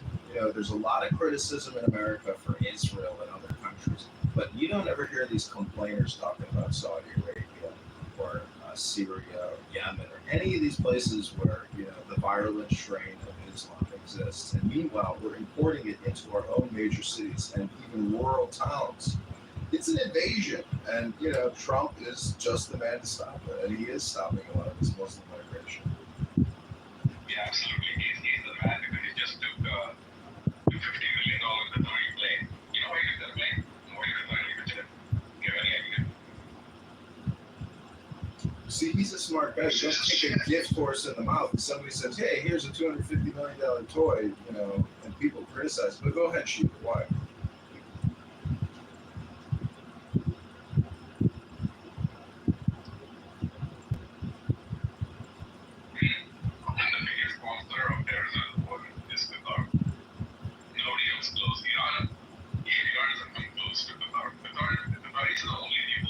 Sponsor both Shia and Sunni terrorist jihadi groups. Okay? And the Qataris have a huge American base protecting them. The king leadership of Qatar is being protected by the American military. Can you imagine what we're doing there? And today you get it from them for $50 million. That means I'm making peace with you. I'm not going to touch you guys. You're doing what you're doing. And as long as you do business with me, you're wrong. That's it. So I wouldn't give too much of that. Well, why do you even think that gift was like a sincere gift? Because there's a lot of liabilities with maintaining a plane. It's like here's a toy that we don't even want to take care of anymore because we'd rather upgrade to the new model. It's like it's basically a bullshit gift. What if it's hacked? That Trump goes on it one day and they fucking control it and fly it into a fucking building. Well, I'm sure they of course will figure it out and they will go to Texas. Necessary. The point is, why are we taking? They will give it no problem. They have a lot of money. They have a lot of money. They're flying around. think the principle is don't kick a gift horse in the mouth. You know, we'll take anything you want to give us for free. I mean, we're sick of spending money. You know, how about you give us something? You know, the point is, it's a fucking insincere gift. It's a stupid gift. But the fact that the media blows it up and claims that he's violating emoluments and that he's taking a gift, it's his gift, it's going to go to his presidential library. It's like, fuck off. Like, you know, keep your stupid fucking plane. But, you know, the thing, the principle is, oh, you want to be nice and give us something? Well, sure, I'd love to take your gift. You don't take a gift or something. You know, I mean, we're tired of paying for everything, and why the fuck not get some of that for free? CUT is your multi. No, I mean, you make a good point. I mean, I think before they abandoned Afghanistan, they should have torched and destroyed every single piece of military equipment that they left there. To leave the Afghanis with U.S. military weapon systems to make them into a strong army is fucking mind-boggling. Mind-boggling. Yeah, it's strange as fuck, but I mean, we didn't make them a national legitimate military, you know, but we didn't, as citizens, we didn't fucking, you know, we didn't want that shit. I think most of us would even want to be in Afghanistan on the side. And Donald Trump, you know, he wasn't in power when this happened, you know, the draw out over Joe Biden.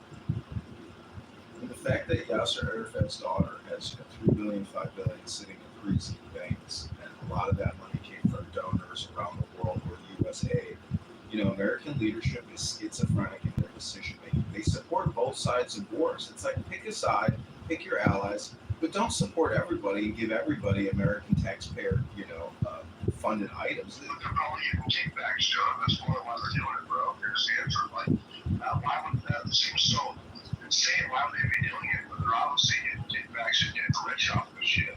Oh, you know, who the news that Trump allies is Pakistan. The wonderful country of Pakistan is the biggest ally because Trump's family is doing business with them. They have a crypto exchange, or crypto coin. They have invested in. And they're getting along with Pakistan. The whole family is in it. And the military general of Pakistan and his family. Can you imagine what's going on? So, Online is a proxy to Pakistani market.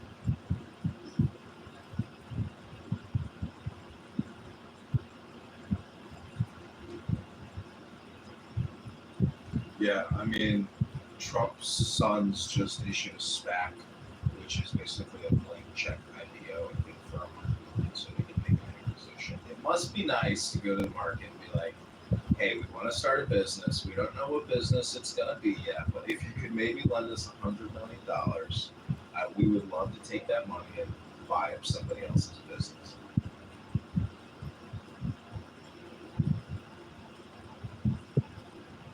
Or just gamble that money in, you know, cryptocurrency.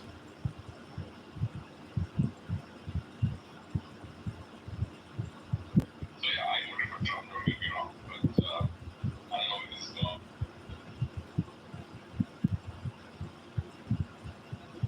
I know SPACs aren't new. There's nothing new about SPAC. But yeah, I mean, Islam is not the religion of peace. I have the glorious Quran. And, you know, I've tried to read it a few times, and it's very difficult to read because it's so boring. And it's, you know, you can tell that it's not written by some kind of college academic, you know, scientist or philosopher. It's really definitely written from the desert, you know. But I have heard in some circles that at the time, the Jews were actually happy that Islam emerged out of nowhere, because it was a political movement that was used to fight Christians, and many Jews felt that they were persecuted by Christians. So now there was this third party which was waging war against Christians, Christian kings, and, you know, Jews were supposedly, you know, happy that there was this new force fighting their own persecutors. So, but now in 2025, I think, you know, that type of opinion, you know, is relevant. You know, Islam is so devious because it mixes law, politics, and religion into one, with no differentiation. I mean, the beautiful thing about America is we have separation of church and state. There's no government religion. So, when you merge religion into a government, that's like total mind control. There's no liberty or freedom there to experiment with new ideas. It's either submit or die.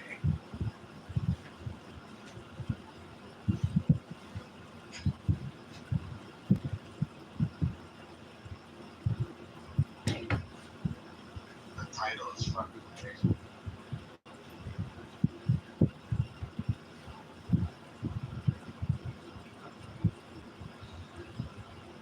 So who's the supposed Jewish ghost that wrote the Oh Glorious Korah? I'm wondering if they did that. If they, some Jewish guys, they got out there and he just cosplayed as a Muslim. And he's like, let me make it boring. Yeah, and violent.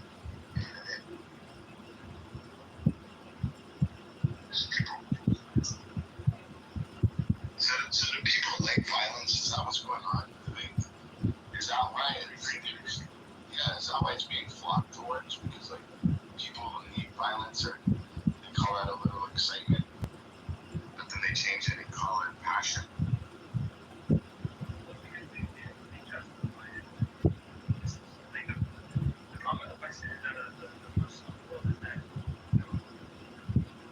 they hear the resistance against the West, they actually sanction it. And it's to whatever degree. This is it. Hamas are killing Jews, or 9/11 goes down, and these people cheer on. Yeah, but isn't there some Arab Muslim countries right now that are totally against Hamas, and people are ignoring them and saying that they're not Muslim countries now because they feel like they're traitors? I don't know, isn't Saudi, Qatar saying to Hamas release the fucking hostages already?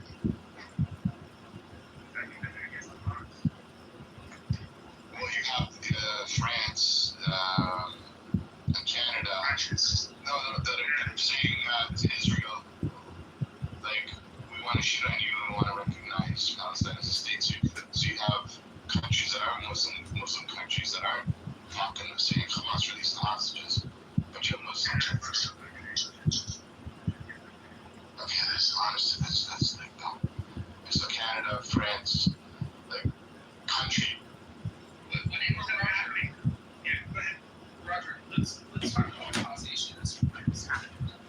We had a really finance culture and a culture that, a certain generation participated in to taking out millions of dollars out of their equity to send their kids to, study women's studies at, Cal State Berkeley.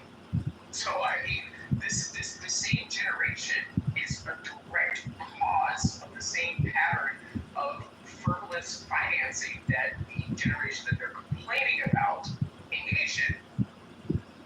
Yeah, the good old-fashioned HELOC. You don't see many of those. Is that like a wrestling move? No, the HELOC, it's a home equity line of credit where people would take the value of their home and they would borrow against it.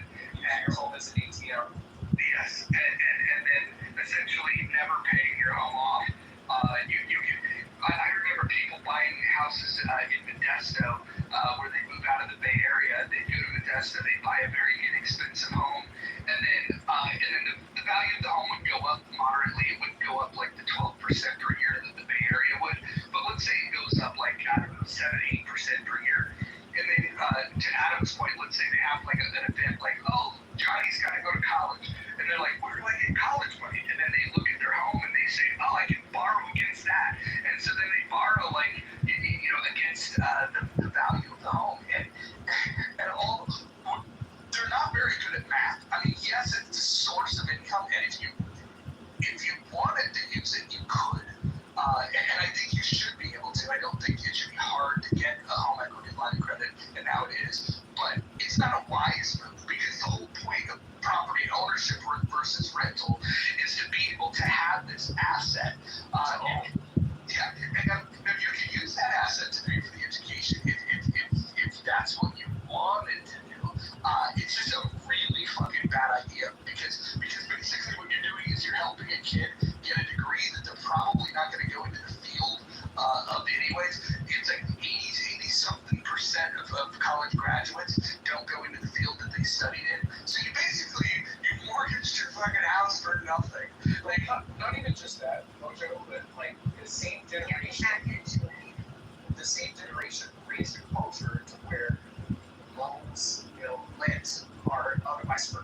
So a lot of these kids have not produced a positive return on their parents' investments. They're not taking their parents in. Okay, when their parents are getting sick, they're not, showing up and mitigating certain costs of their said parents aging in place. They have just taken, and have given nothing back in return.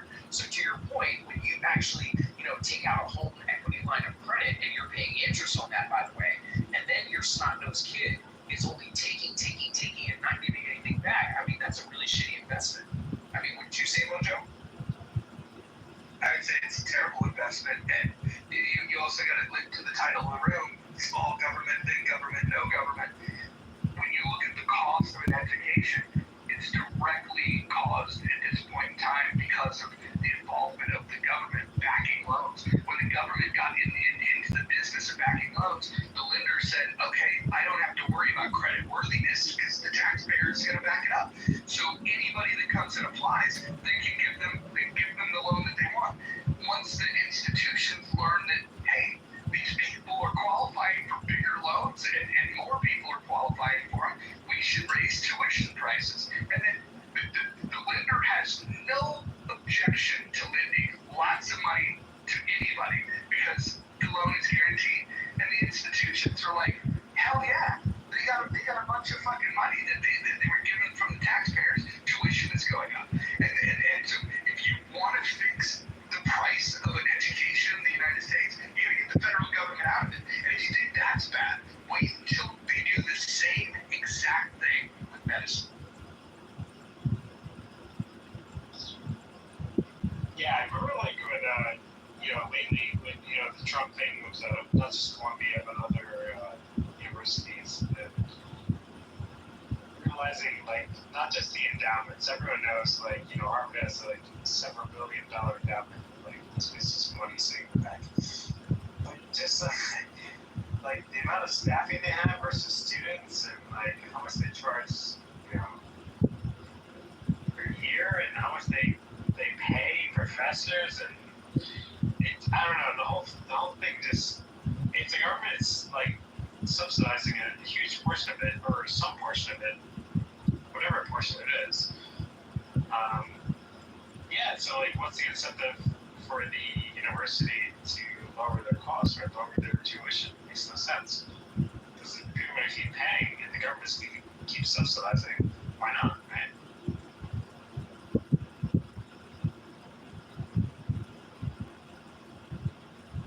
So I see the poll results: 77% prefer small government, 16% support no government.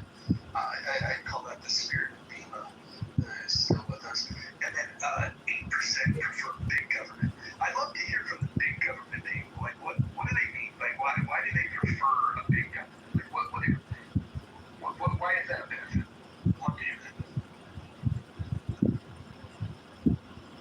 Well, it doesn't always come down to the belief that this fiat currency bubble supply system is infinite, and therefore we're just mean and nasty people who want to be fiscally prudent, that there's enough to go around, and it's all artificial control.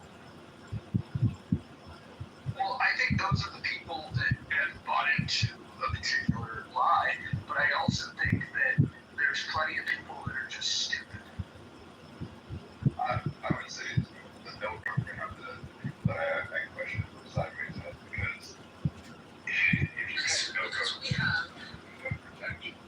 Like, I mean, I want you to think of this. I promise you, like, there is no rules, and we just had, like, whatever rules, whatever you can determine, we're going to call it the frontier, when the frontier was there. It didn't work out for no government on the frontier. I do recall in history that it never worked out well for them. So, I mean, you're going to have someone like me who will have no problem conquering you. I'm not that kind of nice guy. I may have, I'll just take your stuff and leave you for dead. I may decide a whole different type of government. I'll make sure you're in a government and just be one of my kids. And you'll end up facing the consequences. And see, people don't realize that government protection from fires, wildfires, what are you going to do? You set up this settlement, you actually think everything's going to be a utopia. You're not going to have like a government entity come in and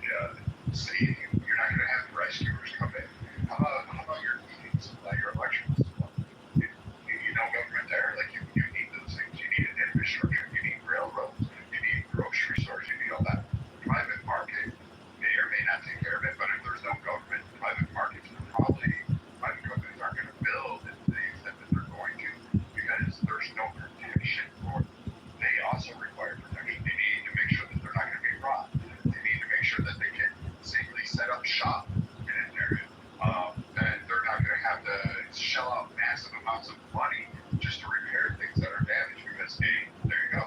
And they don't have electrical grids already installed. They're not going to set up shop there. They're not going to build.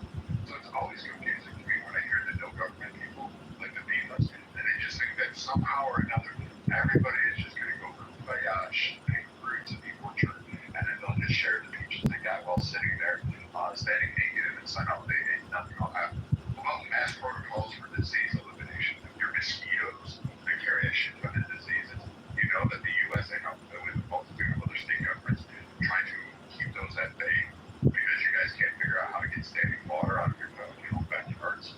I mean, these are things that you guys people don't pick up when they think of government. You know, I would love for one day for us to do a room where we just play the debate that I had with Dima about anarchy, and just listen to her explanation for questions like, hey, we have 5,500 nuclear warheads. Who's gonna have them? Who's gonna have control of them? And her answer to that was the people. The people will have control. And when you ask, well, what people? She just said, well, whoever. It's the people can just have them. And you ask her, okay, well, don't you think that the people that have them currently, like, I don't know, like if you had a nuclear powered sun, you would probably just keep it. Under what standard would you have rules of engagement on when you would use these things? And she said that it would be up to all the individuals to decide how they would want to use them. I mean, like, when you start asking the real questions, forgive me, axing the real questions, you get some very bizarre answers. And I would encourage people to go and listen to the stream. I'll go find it myself and I'll pin it to the top.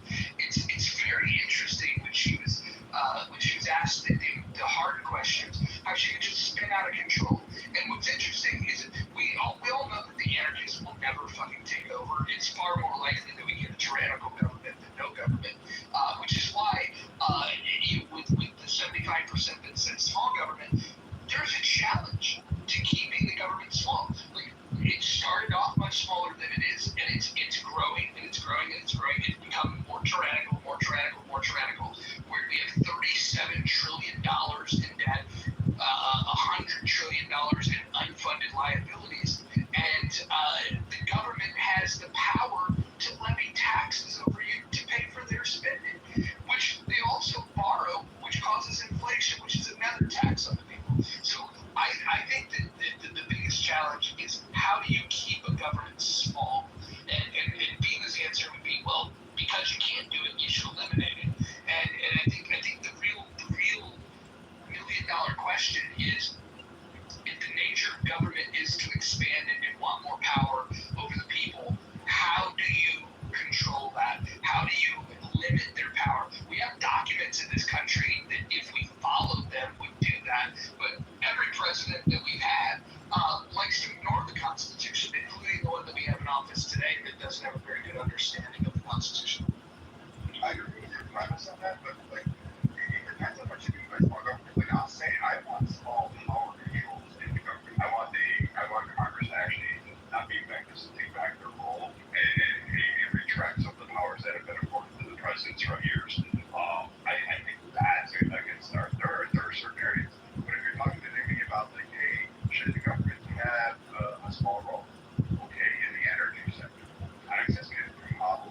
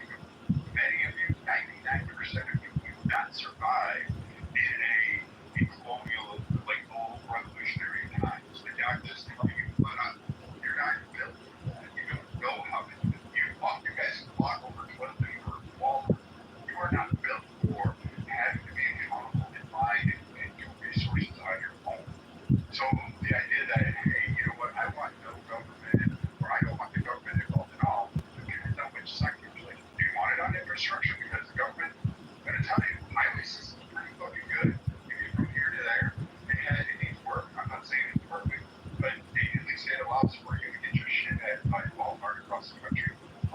You've got energy grids. Guys seem to run AC and you have pools and all this shit. I mean, you're not suffering in that front. There's no one that can't have a home across the country if they want one. I mean, you're going to find a place to live in. So you've got shelter, and you don't have to do that. Many of that is due to a lot of government backing. So it just depends on where we're going with small government. We can pick out certain things, and I agree $1 trillion is a bit much to have that much in debt up there, but I think it's a lot more nuanced versus big, small, or no government, and then people cheering no government. We should never listen to them. Never. Well, I agree that people are going to have different ideas of the reach that government has into our lives. I think that when I look at both sides of the political spectrum, even if you have something as simple as the First Amendment, right? You have people that want the government, they're calling on the government to ban books.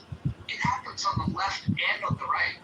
And I find it weird because when the left was banning certain books, the right was like freedom of speech. Now the right wants to ban certain books, and the left is saying, hey, freedom of speech. What I'm realizing is that we don't have a lot of free speech zealots. We just have people that they have preferred speech and they want the government to protect that. If they find speech that they deem detestable, they absolutely want the government to ban it. And so I don't know how we solve this problem other than to recognize that by people having the right to freedom of speech, that means that they're going to have the right to say things that we don't like, consume materials that we don't like, and that's what it means to support free speech, is to keep the government out of that, putting their hand on the scale.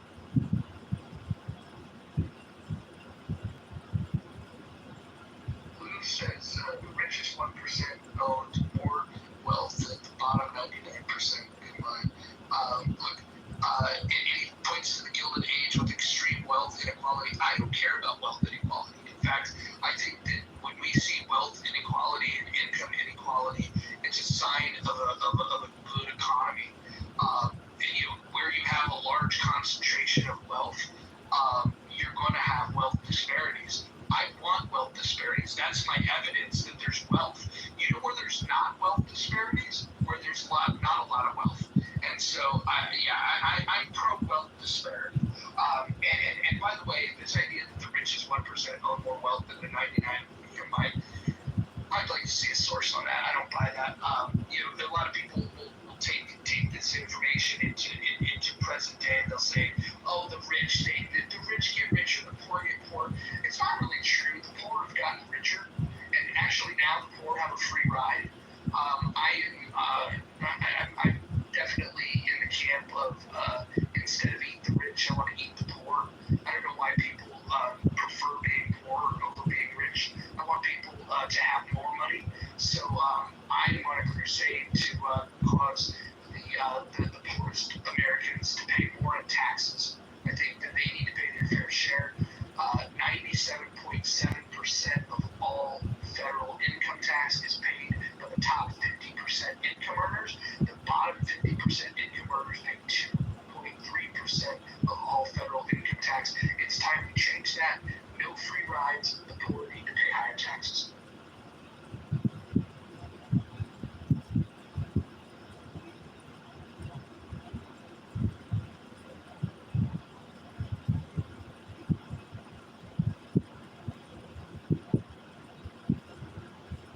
Well, it's the way it's set up when a low-income taxpayer files. He's actually just getting a refund check or a credit from the government, or basically a wealth redistribution or a borrow and spend from the government. So you are required to annually file. But a lot of these people also don't even file. I would say 20% of the population doesn't even file a tax return. So it's to your benefit to file if you're super low income, because you're just going to get the annual refund from the government. So the system itself is fucked up. Correct. This idea that the rich are the problem is, I'll never understand it. I would say that we need to start having more straight taught that the rich should be held up in higher regard, and the poor, they're the ones that need to be shamed into paying their fair share. I think it's high time that the poor dig into their pockets and pay their fair share.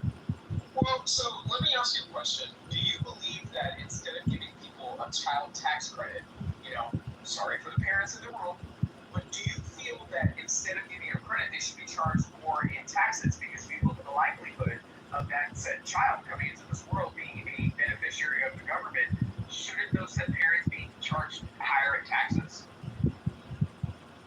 I would go the opposite way and then just give a tax break for single people that have no children.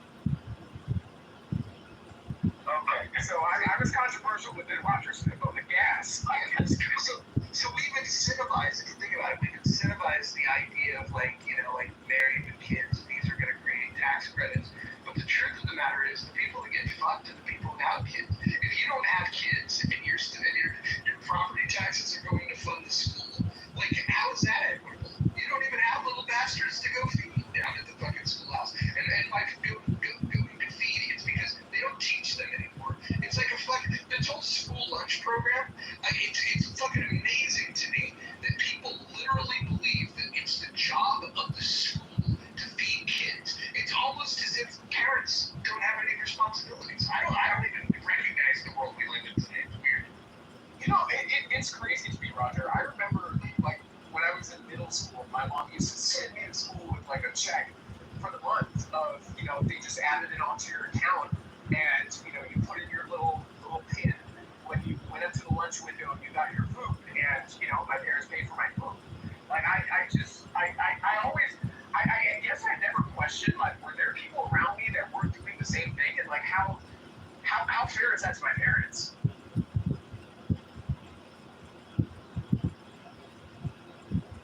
Once you selected big government, what do you think about that? I just wanted to troll.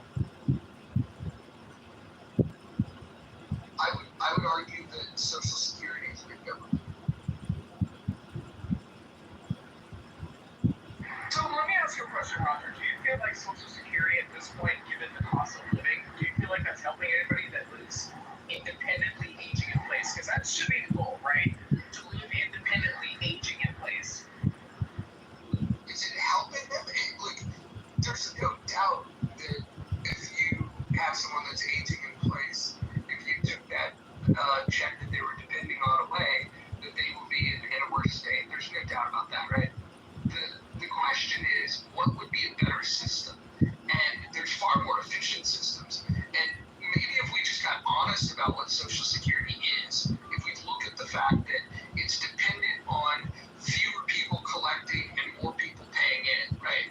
And then when that breaks, that's when you realize that's when the clarity arises in the fact that people like me that have always said it's a Ponzi scheme, when there was more people paying in, less people taking out, it didn't appear like a Ponzi scheme.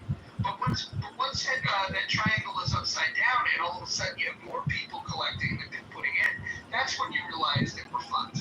And so I just wonder why people can be anti-Ponzi scheme in other areas of their life, but when it comes to Social Security, they think that it's perfectly justified. Also, let me ask you a question. Do you feel like there should be an age limit for which somebody should be able to co-sign a student loan? Honestly, I think co-signers is a dangerous thing to do, because if you want to talk about fairness, right? Yes, wealthy people can co-sign for their kids. They have the credit scores. They have the income requirements. This is where I think that we should deem credit worthiness on an individual basis, and I don't think we should give loans to these little snot-nosed bastards that don't have a means to pay it off. Now, if you wanted to have a deferred payment, that would be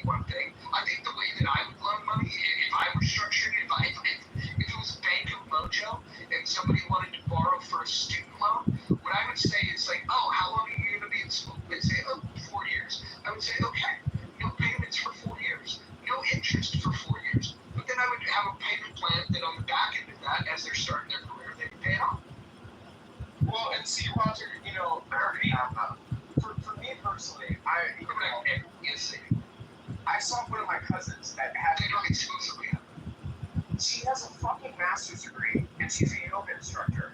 Meanwhile, at the end of my grandmother's life, part of her social security was being garnished because she was the co-signer of her student loan. Don't you think that there should be safeguards to, protect people from ending up in those situations? I think people need to plan for themselves, and where my sympathy for people come in would be, this is the question, like, for social safety nets in my mind. What do we do with people that can't work? Not that they don't want to work. If you took an able-bodied person of sound mind, I have no desire to construct a wealth transfer to those people. Maybe there could be skill building workshops so they can better participate in society. But the real question comes down: what if somebody's mentally ill, or what if somebody is physically disabled, and the limits of what they can do and their ability to be able to produce for themselves and sustain themselves?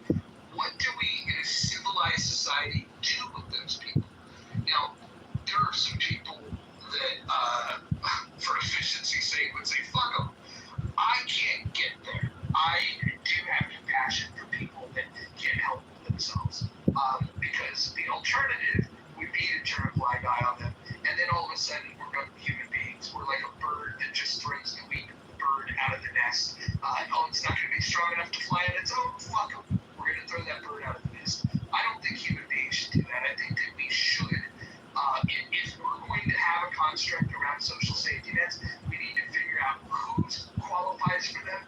We need to figure out who's going to pay for it, and then how do we make it as efficient as possible to make sure that the need, the resources are meeting the need in the most efficient way possible. And so my limitation would be, I think that if you can't work, whether it's for a disability, whether it's for age, it can be blindness, there's a lot of different factors, right? A busted hip, you're fucking out of the workforce. What do we do with those people? That's the only social safety net I think is worth discussing. Everything else is a money grab and transferable. I don't know about that. I think the only safety nets that should exist should be for children and disabled people, whether they be elderly children, and veterans. I just don't believe in any other safety net beyond that. What doesn't have to be the government, right? There's charities that do this work. This is correct. But what do we do with the orphans, right? Because I've thought about this, especially when we're talking about abortion. Like, I can't kill a baby, and but then if you have some absentee father and a mother that doesn't have job skills, and the kid's fucked, right? Do you rescue these kids and put them in a chocolate factory and call them Oompa Loompas? Like what do we do with the orphan? I just don't know.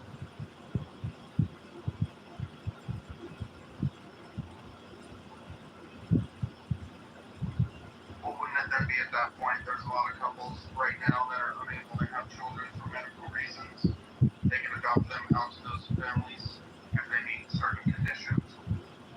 Well, we've made it very difficult to adopt in this country. We've made it very expensive to adopt. And then what we've done is we've got this temporary foster system where the worst of the worst people look at children and bringing children into their home as this money grab. The foster system, if anybody's familiar with it, it's fucking terrible. It's broken. And then the people that legitimately desire to have kids and can't have them for whatever reason, or decided, hey, there's a stockpile down at the shelter of dogs. I don't need to breed dogs. I can go get one from the shelter. I think we should think of human beings the same way. But nobody wants to make that system easy. If I wanted to go adopt a dog, all I have to do is go down there and pay the adoption fee, and I get the dog. That's it. They ask a few questions, right? You answer it. Do you have other dogs? Yes. Are you allowed to have dogs in your house? Yes. And that's you need to be sure that you're not allowing pedophiles and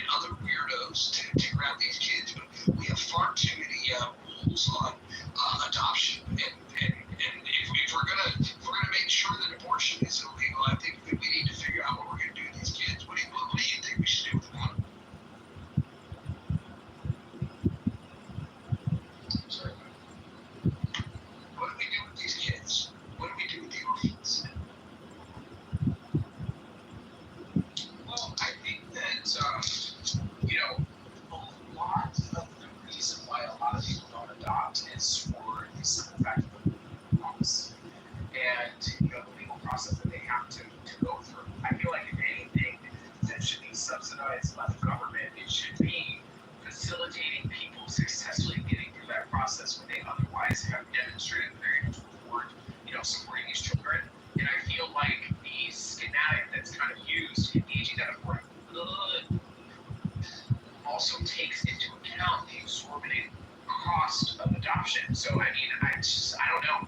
I feel like the red tape, in terms of the overall cost, I feel like that just needs to be streamlined and it needs to be brought down. Now again, I think that every person that adopts a child should go through a DOJ, Interpol, and an expensive background check.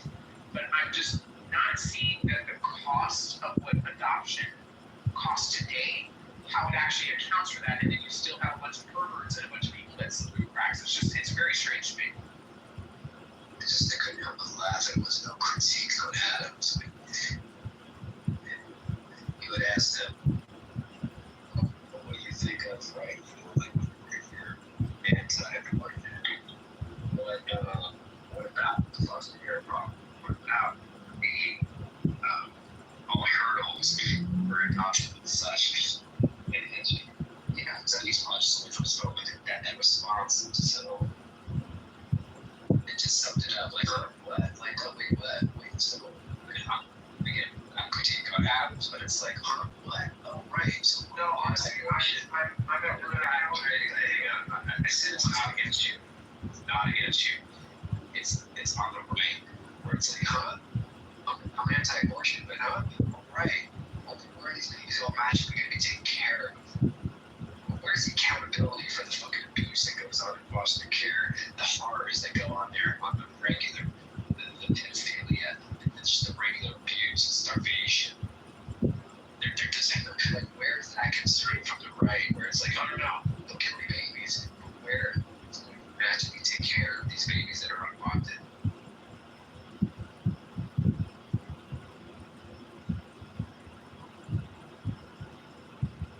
Well, I mean, right off the bat, America needs children. We know this. So, these are very easily fixable situations, and for some reason, there's reluctance, not even an observation of the Constitution, or people having, complaints about, a lack of rights. For some reason, the system continues to remain broken. So, I mean, I come to the conclusion that America hates children. Like, it absolutely does. Like, if you look at the policies that America has laid out to the detriment of children, all the way down to abortion, like, I don't know. I just feel like this country hates children for some reason. It's very disgusting.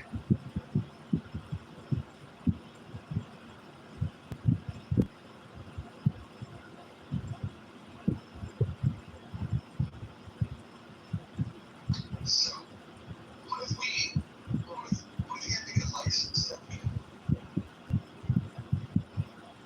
Well, if you're talking about, adoption, technically, effectively you are. You have to go through a home study. Well, what about having the kid in the first place? I mean, like, we make sure that somebody knows the rules of the road before we allow them to drive. But, like, you can just have two of the biggest idiots on the planet fucking each other and creating kids. I think part of the issue that we have is that the stupid people do more breeding. And then the smart people are like, well, how am I going to pay for these fucking kids? And then they put these limits on it. The reason the Western world, birth rates go down is because people are using, like, they're not just out there saying, let me have 11 kids. No shade thrown at you, Cuba, but having 11 kids in 2025 is probably an expensive endeavor for most Americans.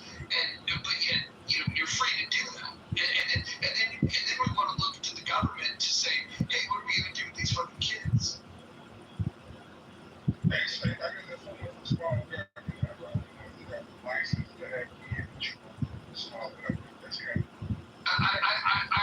I'm throwing the question out there of, like, why is it that the stupid people want to have so many kids? Are you calling your team stupid? No, this is not for him in particular, but if you look at countries with high birth rates, it's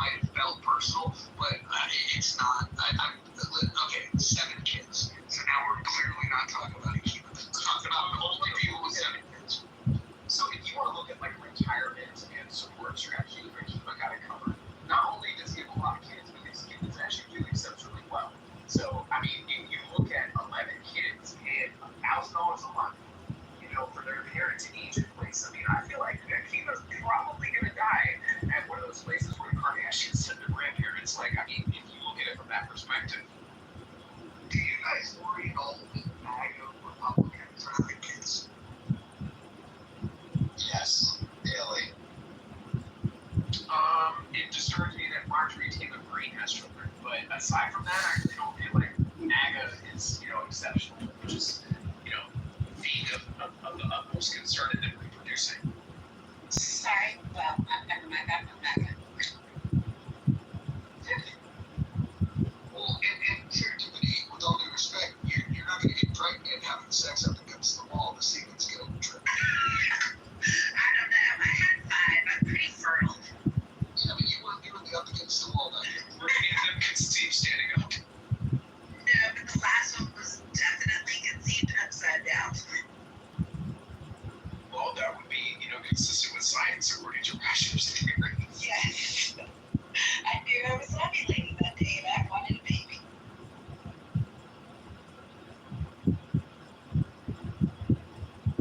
For those of you that didn't catch the reference, you have to show up every day to be able to understand these inside jokes that I will not explain to you.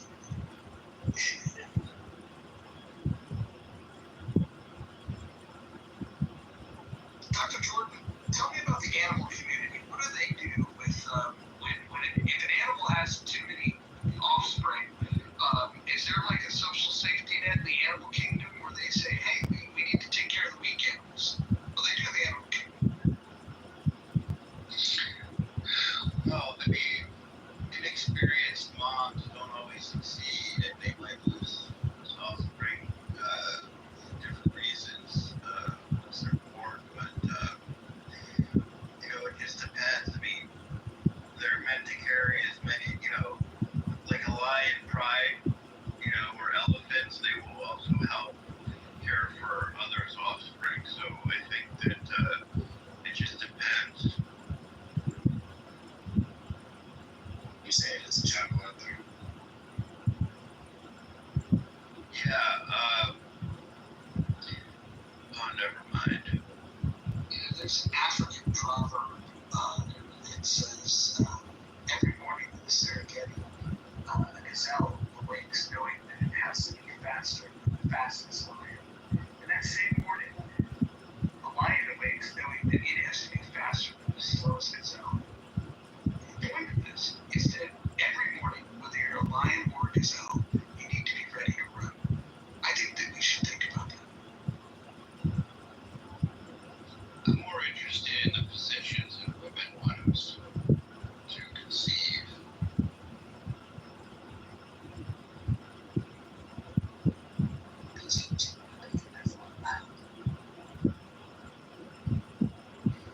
Kind of, sort of, maybe. I think that what you're talking about, versus what dark side is the scarce resources. Someone asked me about the Grizzly Man. I used to serve on the board of Grizzly People. I'm happy to talk about, we should tell a Grizzly Man story and find a parallel. Yeah, well, the Grizzly Man was a bad example. A friend of mine who worked for Alaska Fishing Game once likened me a little bit to Grizzly Man because I used to showboat and do things, but I guess because I was credentialed, I didn't get as much hazing as Grizzly Man, who incidentally made a fortune doing what he was doing, but he would take a different woman up to Alaska every year. I don't know what the nature of each relationship was like if he was sincerely into them or whatever, but he would take them up every summer, and maybe it wasn't every single year, it was a different woman, but close, and I don't know, that was like, he felt like he was in his domain, and so that he was showing off, so it was kind of a really tragic story. Grizzly Man documentary. Grizzly Man. Timothy Treadwell, whose story was featured in Grizzly Man, the movie, yeah.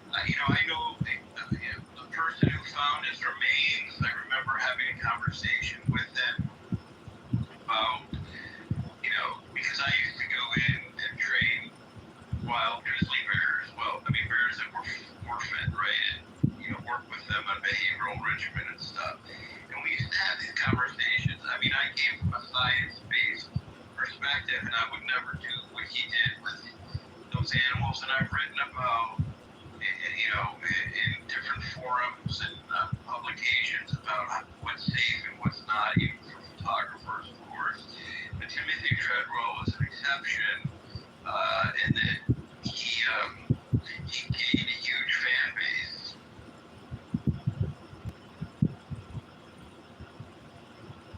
And I think the footage that he took away over the years was very useful.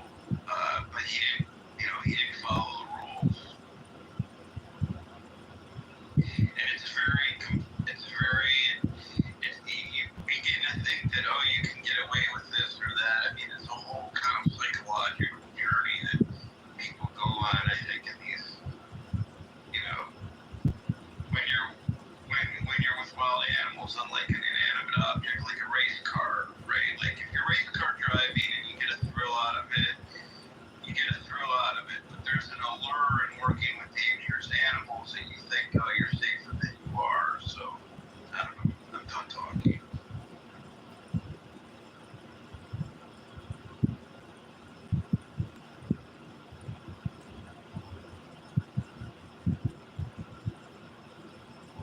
Big government's making a push on the poll. It's up to 24%.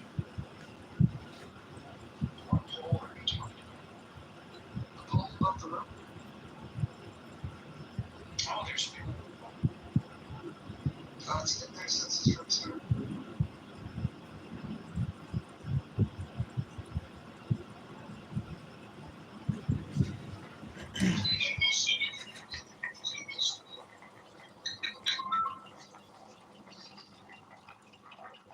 So 1 out of 4 people that have been surveyed want big government. It's amazing. You got a lot of wind there.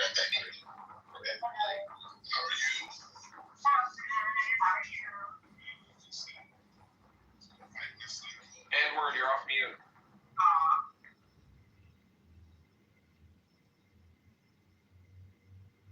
Yeah, what's up with that, Randy? How come these polls don't add up to 100%?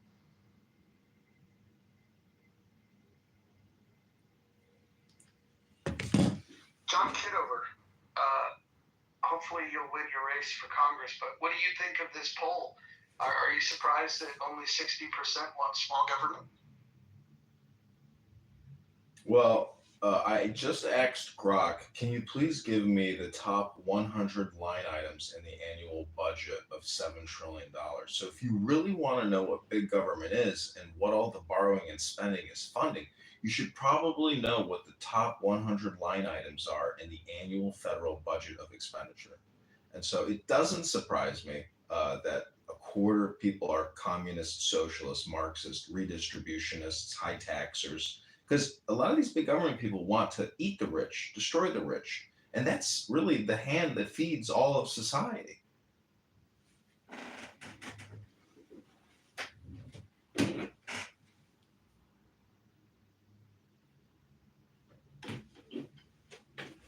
But if you have just a moment, I will read to you the top at least 30 line item expenditures. Can you give us the top 10, start with 10 and work into number 1?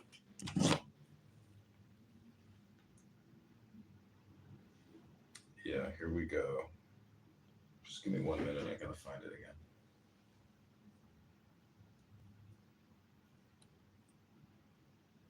Capitalism is good, Lou. In fact, I think it's the best idea that human beings have ever come up with.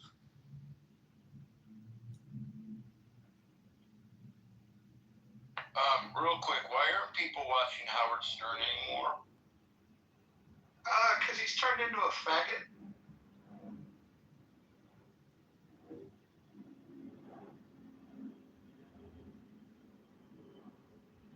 I could use that word. If you look at my PTR, I'm an ally. He's just not funny anymore. He's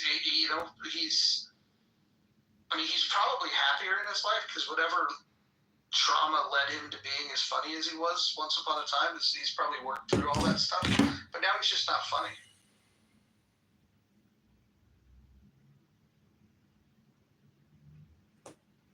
Somebody says that he wears a wig. He never evolved.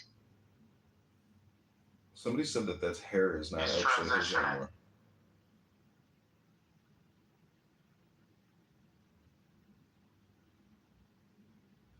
Well, he did do the blackface comedy routine with that famous African American comedian actor.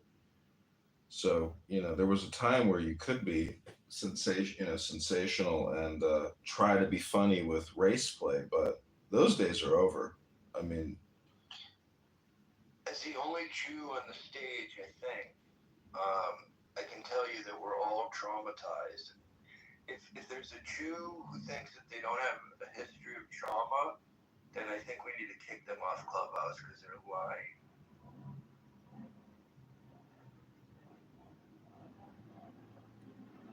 well, there's a lot of Jews. My father's a Jew, my uncles are Jews, my aunts are Jews, my cousins. And they came over in 1900 on a boat and went through Ellis Island, and they all made a big success of it. And I think a lot of immigrants that come to this country are very focused on success and eliminating a lot of the bullshit, of American culture and society, and they maintain their close knit little group, or they're just hyper focused on success and they don't look back. And success is, what they absolutely value. I mean, it's a little materialistic, bougie, or commercialized in a way, because a lot of these immigrants are such brand whores. But that's the psychology behind their success in a way, that they're not gonna accept mediocre jobs. They're gonna go for the big positions. They're gonna become optometrists, dentists. What's interesting is that If America was so centered on success, we've lost the propaganda war in this, in perhaps the most important fight of our lives, and that to me is kind of insane, right? Like, okay, so we can in terms of commerce, in terms of building economies, we can do all these things, but we've completely lost sight of the need to win a propaganda war against people who have far fewer resources but many more bodies. It's amazing.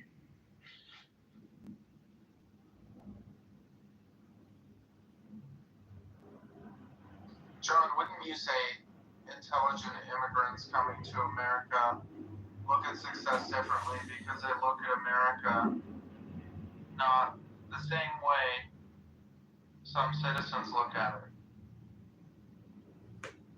Yeah, it's like Meaning the process of becoming an American is knowing about America and how it functions and falling in love with the idea that, hey, if I can go here and I can do it, I'm going to do it. I think it's just in group, out group, where you come from nothing. Like, I've traveled to third world countries, and it's honestly invigorating seeing people live in garbage, because when you come back to America, you literally kiss the ground and you say, I can't believe how other people live in third world countries. Praise God, that America is the way that it is. So when you come from shit and you arrive in a golden palace, that feeling like stays with you. So there's no like degradation of your ambition. It's 100% all the way. I'm gonna go to college, become an accountant, a CPA, an optometrist, a surgeon. Like, you're gonna work your way into the highest paying fields, and that's why when you go to your doctor, you're usually greeted by Mr. Patel or Dr. Patel. It's hunger. The majority of immigrants here have a drive and a purpose in them. They have something they want to set up for multiple generations, and oftentimes they achieve that. By the third generation, it's gone usually, or everybody's assimilated.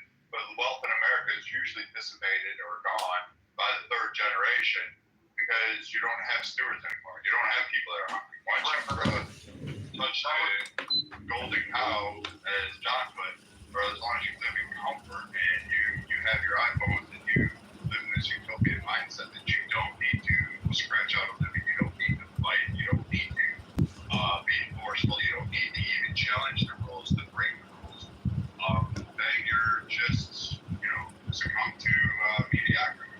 We have a lot of people that are mediocre, and they're fat. I'm sorry, there's majority of people are fucking obese, mediocre,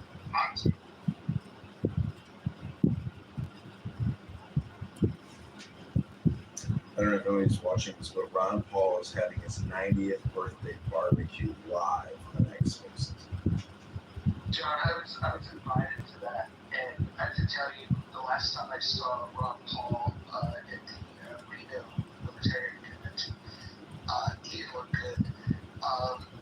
He would just sit in a quiet room until it was time for him to come out and speak, and then he goes out and he speaks, and then as soon as he's done speaking, back to a quiet. He's not been right since the stroke that he had on air. Did you ever see that where he stroked out while he was like on a live broadcast? No, I didn't see that. He's not really been the same. And in fact, the guy that he does a podcast with now is just like a fucking Russian propagandist. I think Ron Paul has fallen from the grace that when he was in office, I thought he was great, but as he ages, he gets crazier. Yeah, I was happy and proud to meet him, but he did not have that Trump gusto and bravado of saying, "Well, we're going to lock her up." So, he was not an effective communicator when he ran as president. But these are the top. I asked Brock, what are the top 20 spending categories of the annual $7 trillion budget? This is from the lowest to the highest. It's allowances, commerce at 15 billion, energy at 20 billion, community development 30 billion, science and space 35 billion, agriculture 40 billion, natural resources 50 billion, general government expenditures 60 billion, housing 80 billion, international aid 70 billion, justice 80 billion, transportation 120 billion, education and training 200 billion, veterans get 305 billion, health including Medicaid is at 620 billion, income security, which is 675 billion, defense at 921 billion, net interest 928 billion, Medicare is 1 trillion 11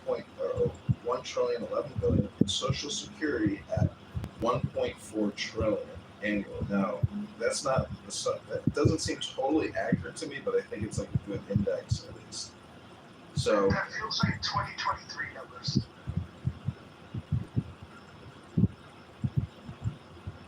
I mean, it's kind of weird because Social Security and income security, it feels like that's the same program. So that would put it at 2 trillion, but they generally only report Social Security at 1 trillion annually.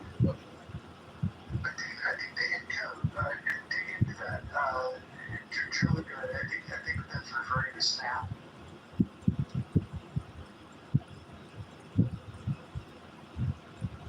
Another way to reach SNAP fall under agriculture as part of the agricultural programs. Well, it's got a cash component and it's got the food assistance, so you can actually get cash or food credits. Why do states individually manage the disbursement of these programs as opposed to the federal government administering the disbursement of these programs?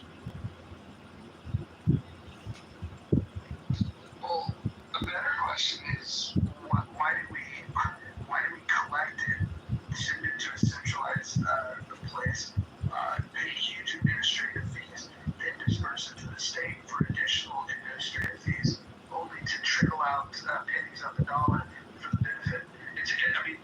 We have created the most inefficient system possible. But even if you are pro redistribution of wealth, at least be good at it. At least distribute it with less administrative costs.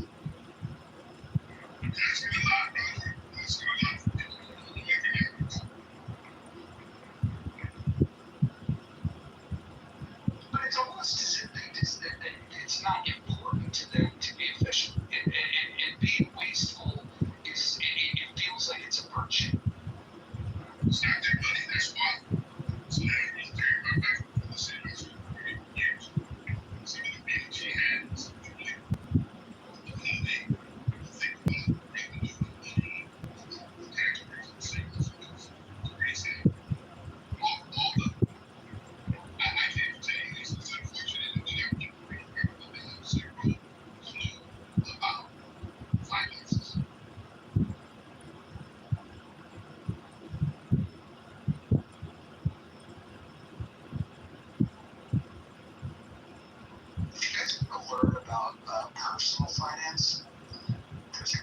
YouTube younger guy.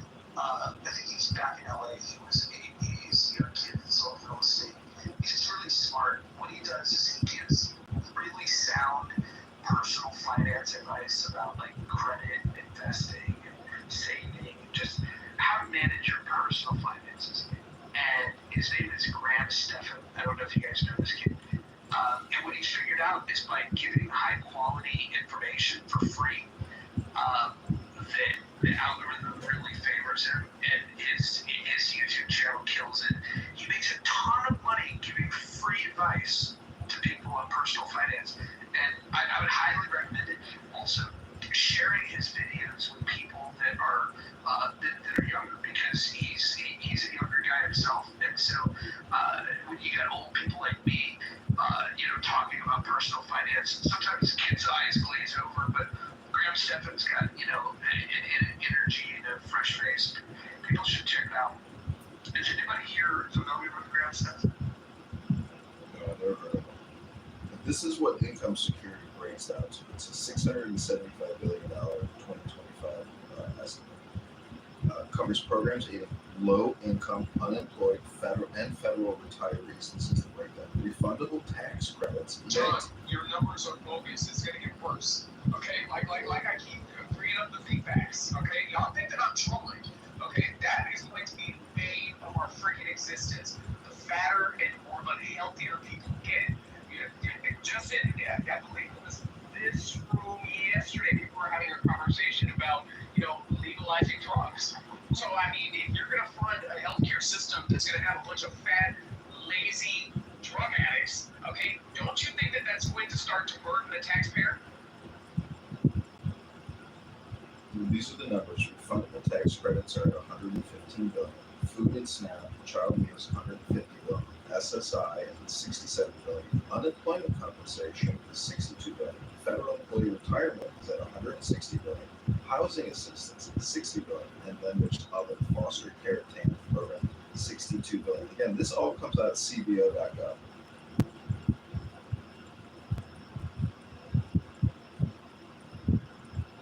So let's revisit those numbers in another 5 to 10 years. If our country has a proper bankruptcy by that time, do you guys think that there's a borrowing and spending problem in America? yeah, that's how people got so fat, Roger. So you have to borrow to spend. Living beyond their means. My dad's completely normal. Yeah. Adams, do you like the new title of the room?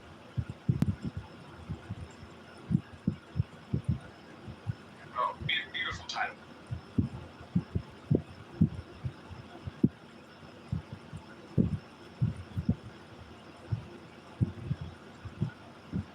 But I mean, it's a fact though, Roger. Like, the bigger the average American has become, the bigger our government has become. It's a very disingenuous game that the government is playing on its American population by borrowing and spending so much, at the tune of $2 trillion a year that they're spending when they're not taking any revenue. Why can't there be some type of constitutional convention or consensus at the leadership level that is inappropriate, that to borrow $2 trillion and spend it year after year after year with no end in sight is absolutely ludicrous? Why can't we have a balanced budget amendment or a law that demands a balanced budget unless in time of extreme need such as war?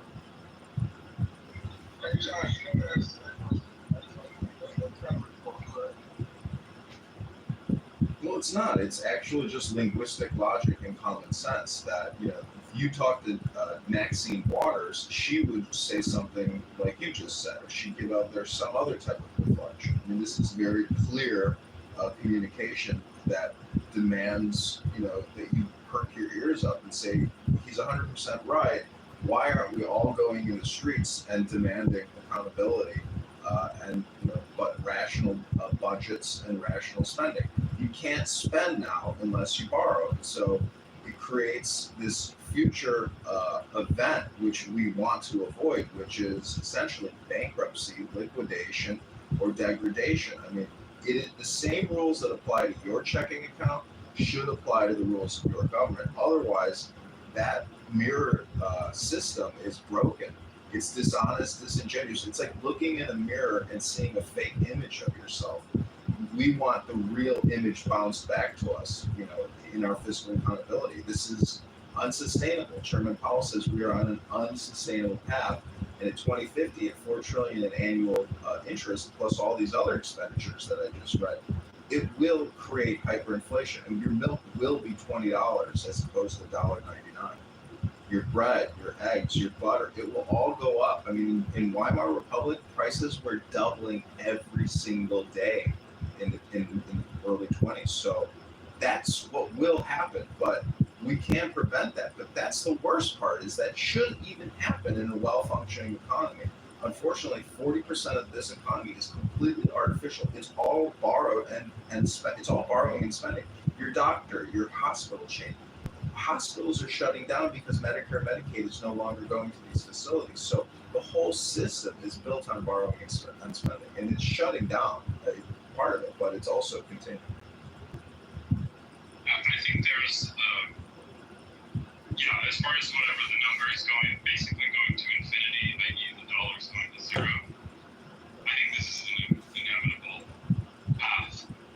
I think there's sort of like some optimum that they can, try to ride it out. Like, what is the optimum level of borrowing and interest rate and so forth that they can squeeze as much juice out of the lemon as possible? But it's clear, it's all going to break down up in the next 20 years, max 20 years. And I don't know about you, but I fully intended to. I'm definitely blaming Fatty. So I just talking to a ChatGPT 5 here, and they said by 2075, 50 years from now, it says debt held easily exceed 300% of GDP, which in today's dollars might mean 150 to 200 trillion dollars. And that's not unfunded liabilities. That would be debt in 50 years. Anybody want to comment on that? I think that's way further out than I would expect. I think it's much sooner than we'll hit those numbers. Well, I asked it for what it's going to be in 50 years. Let me ask it. Shoulder flips over. We're already at 120, 130, maybe more. Really doubling the debt to GDP it's going to come much faster than that. So no, this is referring to the 37 trillion that we have now. They say in 50 years it'll be somewhere between 150 and 150. This is not the unfunded liabilities. If I get you that number, it'll scare you. It'll get to a number that you probably couldn't write on a piece of paper.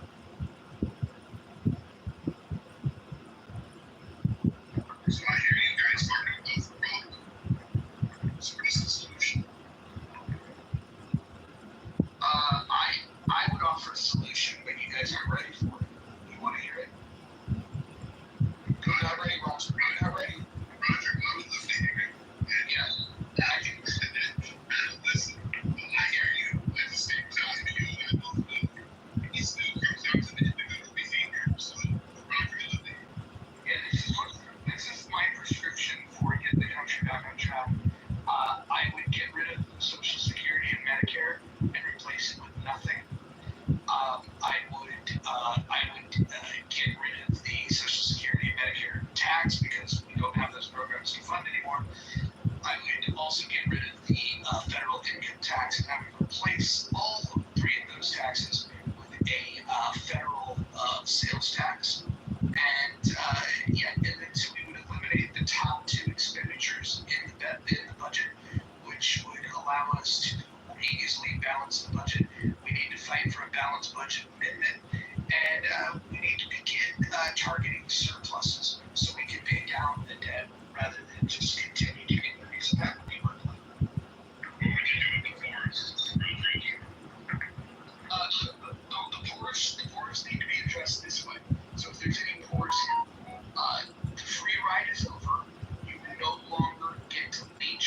this system that has been created to give you all of the opportunities that you are too lazy or incompetent to take advantage of. And the poor need to pay their fair share. We need people with bumper stickers and t-shirts that say eat the poor. We need to start telling the poor that they need to pull their fucking weight. We need to stop with this lie that the rich are the problem in this country. And we need to acknowledge the fact that the rich pay the majority of the taxes, and we can no longer allow the poor people to not pay their fair share. And if we institute a federal sales tax, eliminate the income tax, the Social Security tax, Medicare tax, what we will effectively do is create the conditions in which the poor people can no longer hide. They will have to get jobs because if they want to consume things, they will then pay a federal sales tax on it. That's my solution. Roger, I think that to take the people of the drug dependency from the very weak, the things you said, Medicaid, and Social Security, and the drug snap, and all these things, they do need to be replaced. You cannot put a country based on programs. People supposed to be working. Programs are not working. Unfortunately, our country, since the Great New Deal, Mr. Lyndon B. Johnson, with the role of the family, it's just all gone downhill right now. I agree. That's the thing with program. Some people lose back to work. What they gotta do is take care of their family, make better choices individually. It's all money for the next 25, 40 years. You'll never win an election doing that. You just won't. You have, like, it's all great, these ideas, that everybody can say, oh, we can just worry about the debt, just worry about the debt. That's not what government is. That's what economics is. That's what accounting is. That's what a CPA looking does. But governing, you have to implement them, and you have to somehow figure out how to implement a drastic economic program that you're asking to take away something. FDR got his program passed through because a lot of bullshit, but he was giving out cookies. He was literally giving out fucking money right, left, center. It didn't matter who. You are now asking the American people who have had, I don't know, 100 years of cookies and saying, hey, I'm going to give you this leaf of lettuce and pat you on the ass and send you out there in the world, and now you're responsible. You got to figure out that they human element. You got to figure out the government. Otherwise, that plan, all that talk is just BS. How do you implement the government policies that would help decrease? You can have Kitover over here screaming about trillions of dollars in manifest economics. It don't mean shit. It'll never, no one's going to listen because $1 trillion is not something people can realize in their hands, especially when they're at a grocery store. Hey, Brad, so I can't wait to my day. I mean, come on, Brad. You're taking that away from me, man. I got a regular white man. I got a question. I'll just call it somebody randomly. Double. Would you like to answer my question? Double. Are you there? Oh, he's afraid. We'll go to Necro. No, you gotta get to know your what do you need? Okay, I'm gonna ask you a question, and you gotta be quick with it, okay? All right. How many zeros is in the trillion? 12. Great. I want people to now write that down. Actually, write down the number 3, followed by the number 7, and then add 12 zeros. I want you to look at that number, and I want you to think about that number. Just meditate, staring at the number that you wrote on the piece of paper. That is 3, 7 plus 12 zeros. Go ahead. You got dodged. Can we please not have a D3 of Necro dragging me? Like, I mean, protect Necro at all costs. I don't know what's happening. No, he's just an idiot kid who, like, the league calm down, he's gonna be the savior of his country. Yeah,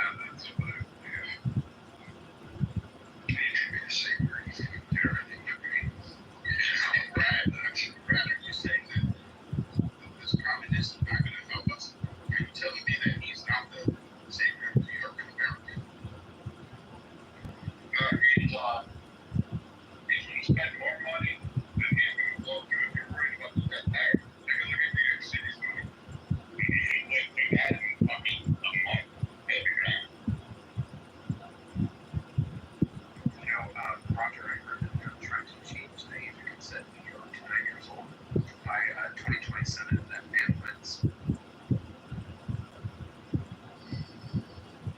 Yeah. But it'll be the Democratic nominee. I don't think he'll win because even though all the other people are voting for right now, I think the city of New York, I think some of the Democrats will wake up.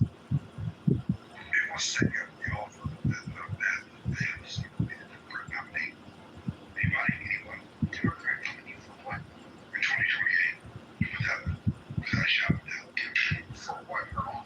See, right. President. No, y'all need to first of all. Okay, let me just say something. Let me just say something. All right, it has nothing. But aside from that, listen, y'all keep saying this nonsense about Gavin Newsom. Gavin Newsom is facing two recalls. So if Gavin Newsom is not able to successfully compete in the state of California, what makes you think that he's going to gain electoral votes across the rest of the country? He's not. Thank you. So again, so let's just put that to bed. If the Democrats are going to run anybody, I'm telling you at this point, they're not going to come from New York. They're not going to come from Los Angeles. Okay, they're going to come from Middle America because that's truthfully speaking the only bastion of the Democratic Party that still exists that is somewhat still safe. What Democrats do? So wait a minute. Right now, who has more does President Newsom, Pritzker, AOC has one, Shapiro has one, encouraging with your mouth. They're all collecting and fundraising for all of the presidents, other than Nick Powell, like, don't forget, we're at the ring too. So there's a lot of stuff. It doesn't matter, they're throwing their hats in the ring. It doesn't matter if they think they're going to win or not. They're the ones throwing their hats in the ring. So, that's who's on the list. So, I still got that more tough going. I don't think Beyonce has, forgiven Gavin Newsom for putting her house in danger. So, like I said, who's going to endorse these people, Brett? Like, people need to stop living in this like echo chamber of like what they think the rest of the world is going to. Gavin Newsom has problems in California, Brett. Gavin Newsom has problems in California. That doesn't matter. It's not going to go anywhere. Hillary Clinton would have a better shot at this point than Gavin Newsom. I don't agree. So here, they're not even supposed to press the country be the same people that endorse the AOC. Relatively speaking, the same people that endorse Trump, because nobody needs to be president twice. Yeah. How many people here actually know Gavin Newsom? How many people know? I met him once. He's a tool. He smells like ass. It's overpowered. Okay. Anyone else in the room know about this particular governor or podcaster? Oh, the fact that he's an elite, a hair gel demon that makes the majority of his money sitting on the lap of getting oil. Yeah, but see, this is the part that most people don't know. They don't live here. I know. But not only that, most people do not know their own state government. They don't know local. Guys, this is the talent in the United States. It's a very big talent. We have 50 independent states, guys. Okay? We do have people running the top of these tickets. Like you said, we're trying to rate all these work tests that these people have. At the same time, they have to get the consensus of these 49 states. It's very hard. And I think that's what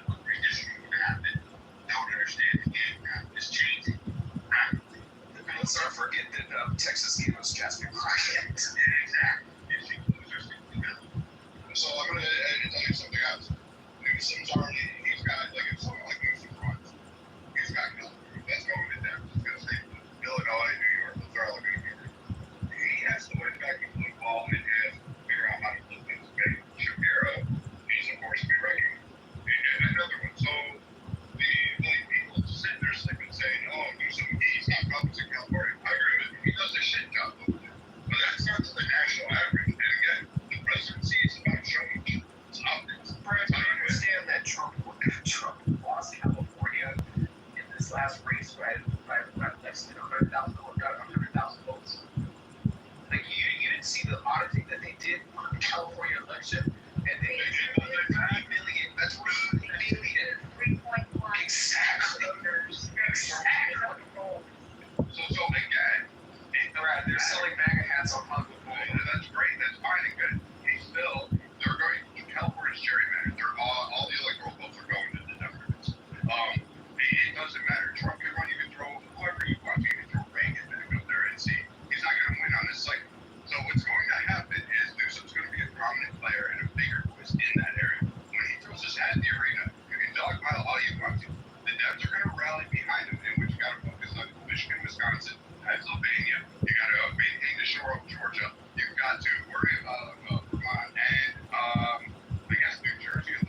Like the Carolinas are going to be a prominent player in this next election cycle. Like Newsom, you guys are only focused on what he's doing in your backyard. Trump had no experience in decimated cities. Being proactive politicians. Newsom's going around the podcast. He's going around from city to city, town to town, talking with people, dealing with merchants. You're not. You guys are just worried about what Newsom's doing in the backyard. You don't fucking care about California. What he cares about is the national ticket, and he's going to be enforcing whether you like it or not. Forget that California is a first.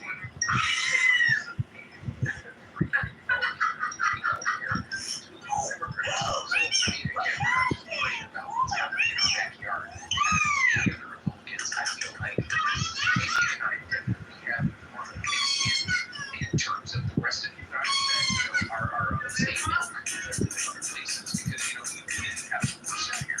But when it comes down to politics didn't just affect our backyard, politics affected national security, and you also got those same people benefits that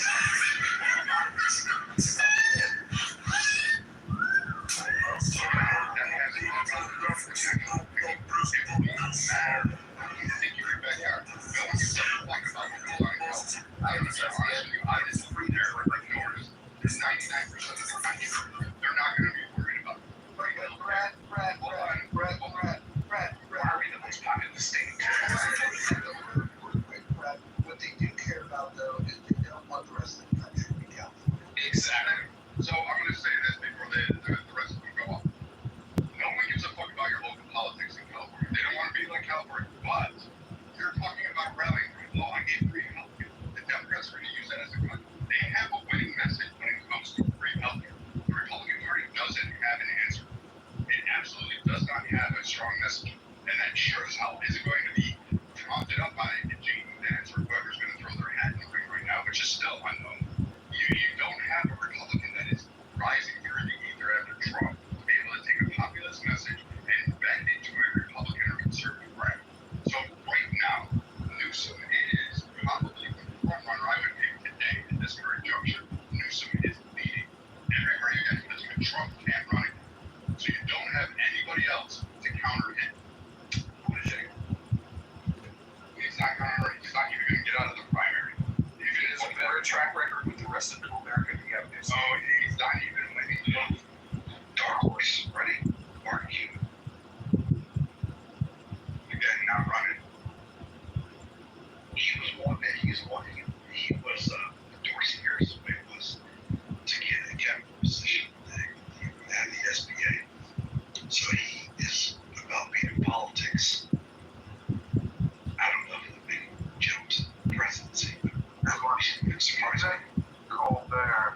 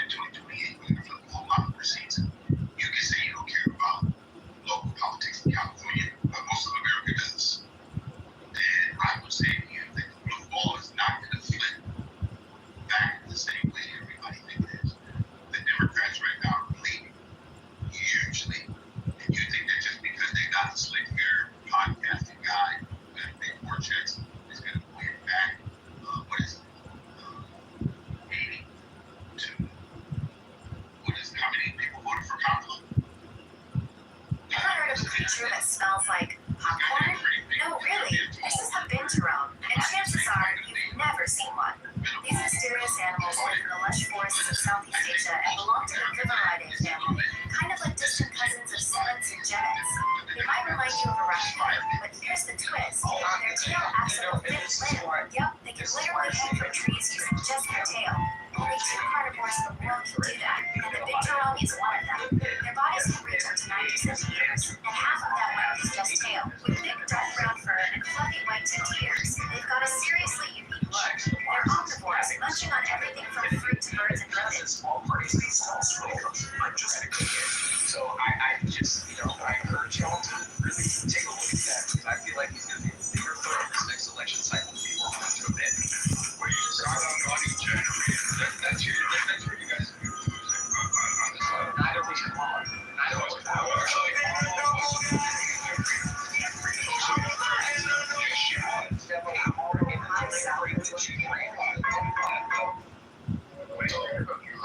broke in terms of fundraising events. Like her dollar amounts were obscene for the few months she was running. He actually had access to Biden's war chest. So she got all that influx of cash, and then she raised fucking significant numbers down there. Like, that was fucking impressive for a short time frame. I don't like Kamala. I think she's a cum stain on fucking the United States. However, her political operations, fundraising generation, that's fucking massive. Buttigieg doesn't have that. Because she was more dicks at the same way that Buttigieg would. Let's go back to what Kamala actually raised in 2020. What she raised running post Joe Biden was fucking phenomenal. Like, she artificially inserted, Brad. That's the part that you're not understanding. Yeah, Brad, I normally agree with you, but Kamala did raise. But he thinks he did. That was the machine. It was not the budget. It's a major difference, man. And listen, seriously, Brad, what we got to do is to make sure that, and I don't disagree. I think Newsom could raise money, and he's doing it. At the same time, I don't think that his message will actually go by even among Democrats. I think Democrats have been disillusioned. They've been bamboozled because they've been told so many lies. And I think that it's coming to roost, man. I'm telling you, it's just coming to roost. This is how we do it. Like, all this, like, bro, MAGA, like, you're just as bad as the Dems right now. They're like the libtards. You guys are really just as bad. You're shitting on things that you don't see or think that, oh, it's my feelings. And you're doing exactly what the progressives and the retards actually like do. Again, Buttigieg is not a dominant player. He's not a fundraising juggernaut. He proved that under Neither was Kamala. That's the point. Dude, shut the fuck up for a minute. I'm coming off mic every time someone talks. Fuck. Again, Kamala raised a lot more fucking money than the entire Democrat Party that was running when Joe Biden was in. She was top of the fucking ticket. She gets that cause. Again, you guys don't recognize the danger. So all that Republicanism, all that conservatism, all that MAGA bullshit is going to go out the fucking door if you don't fucking actually quickly grasp that there's more to governance than just bitching about the libs. Secondly, the Smith Newsom, the dismiss Kamala, the dismiss the Democrats before fucking even the campaign's taken off, and you're watching their numbers and their optics and their polling rise significantly, and there is not an heir apparent to replace Trump. And don't give me J.D. Vance because his numbers and his fundraising war chest ain't doing all that fucking great right now. Brad is cooking like that.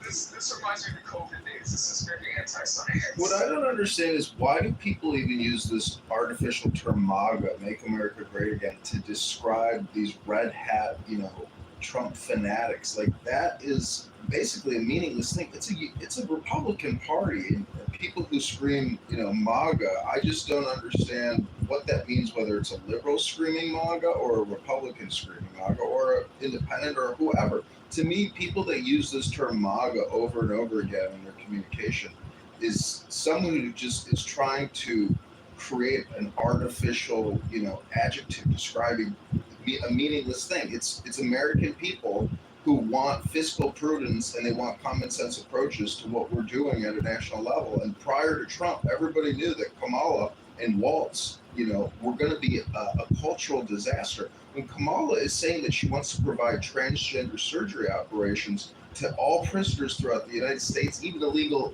alien invaders in our prisons, on a podcast, like that's when Americans start perking up, in my opinion, to, hey, why am I actually going to vote for this biracial woman when she wants to provide all this free transgender surgery? Like that to me was a big critical point in the failure of her campaign.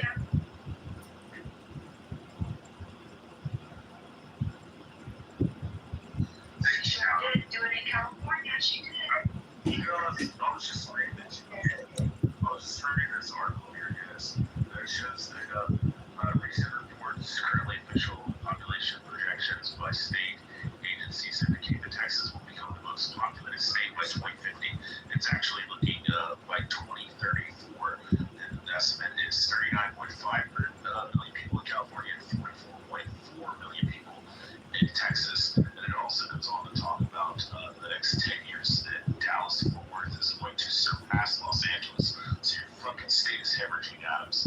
It is a fucking rat hole that everybody fucking hates. And they're all even. They're all coming to Texas. So dude, fuck, put your fucking California nation bullshit. Same with Manhattan. There are $15 million condos, $10 million condos, $8 million condos. No, but no, Adams is like, this is what California's most populated state. Take over here. So maybe see, if you go sit with a bunch of retard cooks. No, I agree with you. Obviously, population is voting with their feet, and they're getting away from the blue states. I mean, it's just reality. But just hope that most of the people that's leaving that these blue states are not coming to make your state perfect.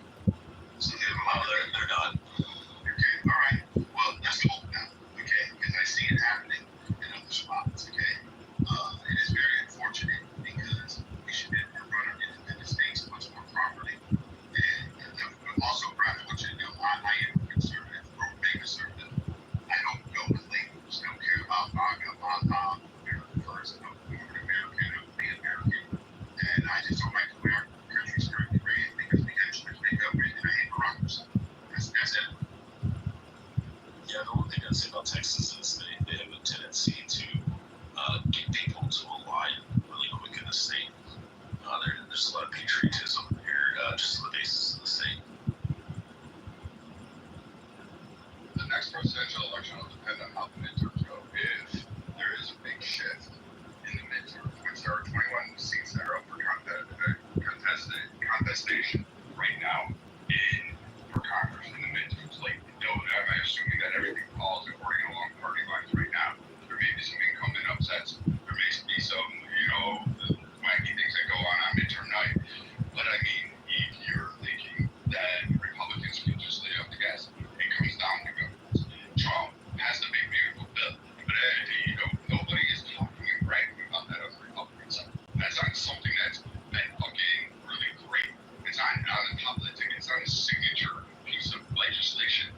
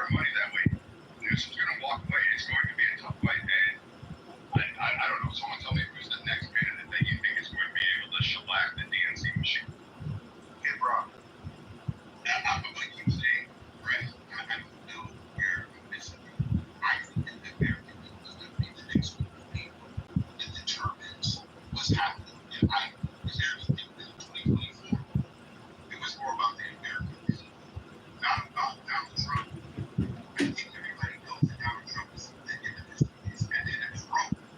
I think the American people got tired of everything being so expensive and all these foolish laws and people talking about they can get pregnant and the LGBTQ questions and all this other stuff going on. I think the American people got just tired of it. And I don't think it's going to change that fast in the next 4 years. That's just that my observation is people were sick and tired of what was happening in our administration in Washington, D.C. And all of us know that the last 40 years of governance was horrible. Whether you're on the right or the left, we all know that. And at the end of the day, we know what government that's foolish.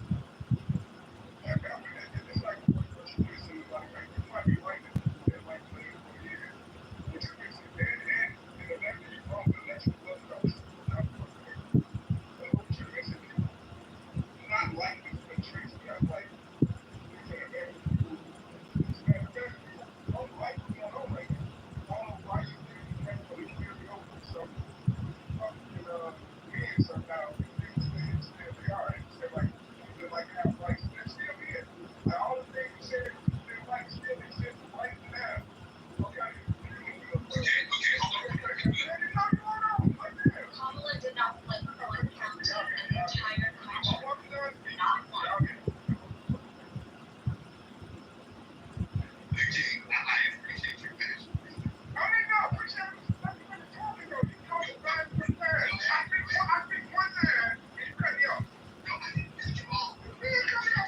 Wait, hold on, guys. Hold on. Let me just say this. I don't know who it was that cut him off, but this is a habit. When Hakima speaks, people do cut him off. I think that Hakima is the most oppressed person on all of Clubhouse, so I want to give Hakima his ability to get his points off. Hakima, go ahead.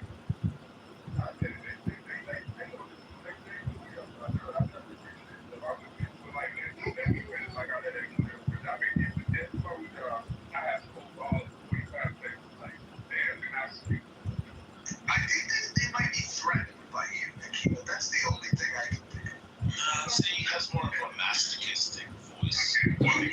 That's what we're talking about.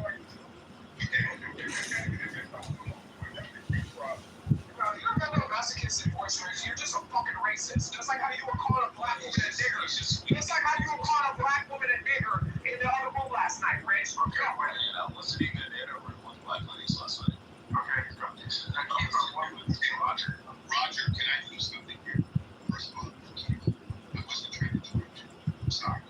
Okay, will you accept my apologies, sir? Oh, hold on. Before you guys do the apologies and the kiss and makeup, I just need to be very clear. We need to be very consistent about this, okay?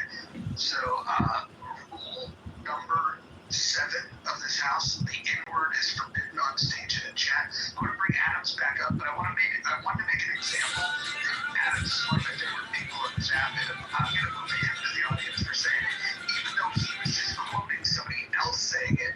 I just want the point to be clear. The other thing I want to point out too, in terms of the rules, and hopefully you guys can appreciate this one, is that there's another rule violation that happened there, which is number 9. Do not bring drama here from other rooms. So whatever happened in the other room, don't want to police it in this room. So I was only in here yesterday. Listen, I don't care. We're not going to talk about that, but I'm going to bring Adams back up. We're not going to talk about that word, and we're not going to talk about drama from other rooms. I'll say so. Going back, thank you. Please accept my apology. I was not trying to interrupt you in the way that you thought it was. So please forgive me. Okay. I don't know the way to interrupt. You're not trying to interact. You're not going to talk in the way that you in the way that I did. And that means I was wrong. You understand that?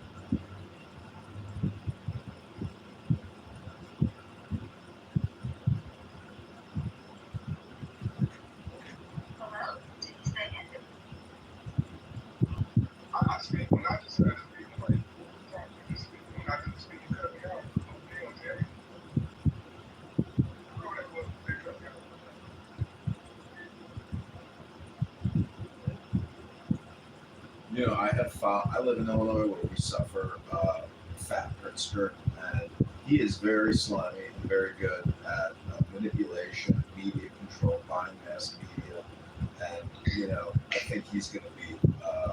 I think he's going to put his fat toe in the ring.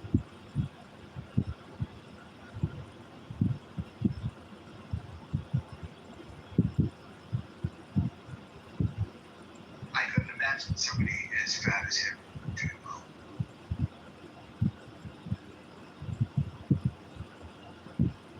I mean, he may just stay in Illinois and be a complainer, and we'll just say, you know, and destroy it into the ground by continually raising taxes and doing all this transgender identity therapy for students. Now, they're actually building almost hospitals into schools now. It's no longer just your local nurse.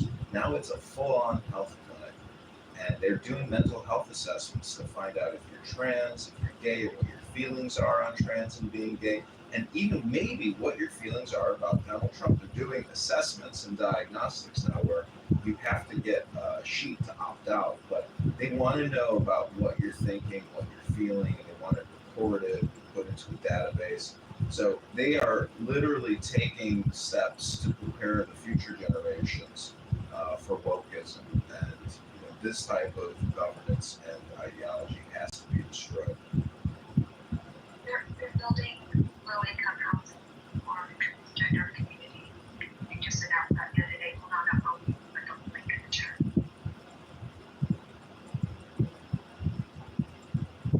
I just want to mention, well, Nick, I don't know who you are, but you're awesome. Can anyone share with us what Democrat right now run a good governance anywhere in the country? Is there any Democrat governor, mayor, anywhere?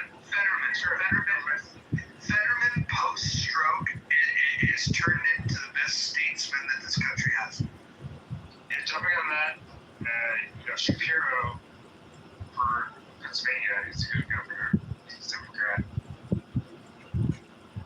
So you guys gave me two, right? Fetterman. Well, Fetterman is a senator, but Shapiro as governor is a great governor of Pennsylvania. I personally would like to see Shapiro vote for Republican nominee. Yeah, I mean, I don't really like the United States because he's a guy sitting front of the Republican nominee. Well, John Bolton also said he's going to run as the Republican presidential candidate. He's on Trump. Yeah, Steve Bannon. Steve Bannon. Yeah, Steve Bannon.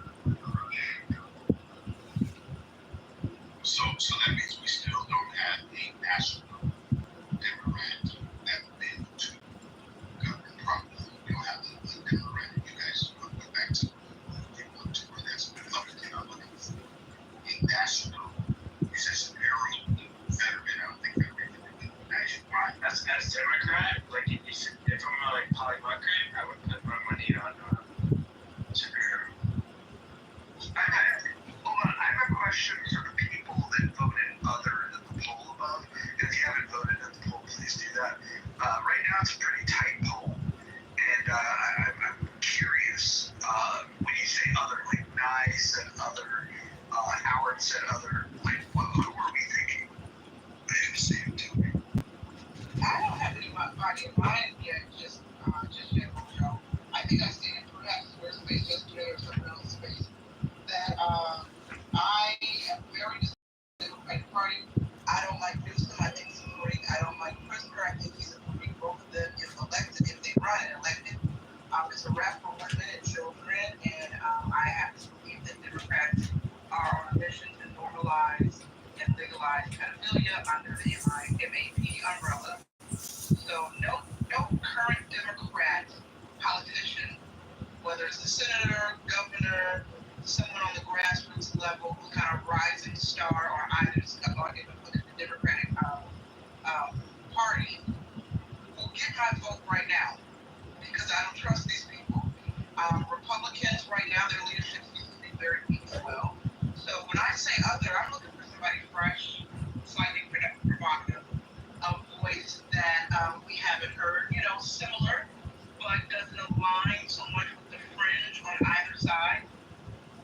someone new, inspiring, invigorating, and I'm not sure that we met that gentleman. Or you. I say that would make time ahead. No, you know, I like your sense. Do you think anyone on the Republican side is pushing this transgender pedophilia kind of stuff?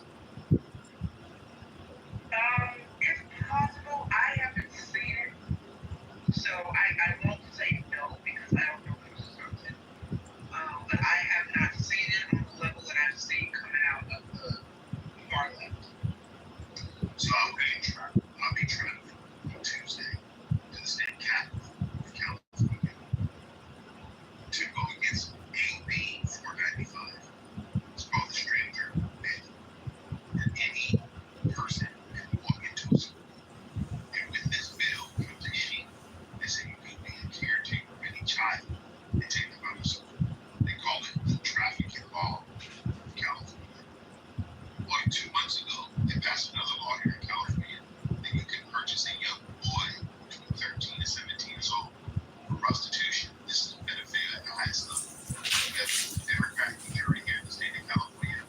This is sad. This is what I'm talking about. The elected officials that we currently have, God, we got a lot of people in office who are claiming the children. Leave our children alone. So, pedophilia issue is like the trans issue. It is not something that most people are actually concerned about at the end of the day. And there are pedophiles on both sides of the aisle. Same corporation, different division. So I agree, Mr. Driver. It's not an issue now, and by the time it becomes an issue, it'll be too late for people to act. Because some of these perverted politicians know that your average American does not care. They're not paying attention. They don't think it's real life. They have this idea that it's only 0.0% of the population that's white. So they're already hosting TED Talks to normalize these things. You have studies coming out of Ivy League college universities claiming that, babies are born trans and people are born pedophiles. So if you're born this way gay, you're born this way pedo. So everybody deserves special rights and equal treatment and, cupcake prisons if they get charged with dealing with kids. So yeah, it's not an issue now. Nobody cares now. By the time folks really wake up to what's subtly happening, it will likely be too late. How can you? They already convinced y'all to put your kids on a cocktail of drugs because puberty is black, man. Like, How can you say? In the state of California, they tried to get it to pass the legislation without even an actual vote. So yes, they're trying to sneak it through. And it only did not get passed because Republican in the state of California said no and kind of did a whole media blitz with it. But yes, you're correct.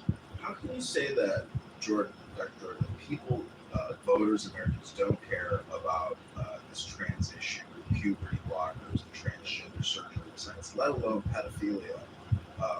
It costs $100,000 to convert a man to a woman, to cut off that genitalia and get them on these puberty blockers.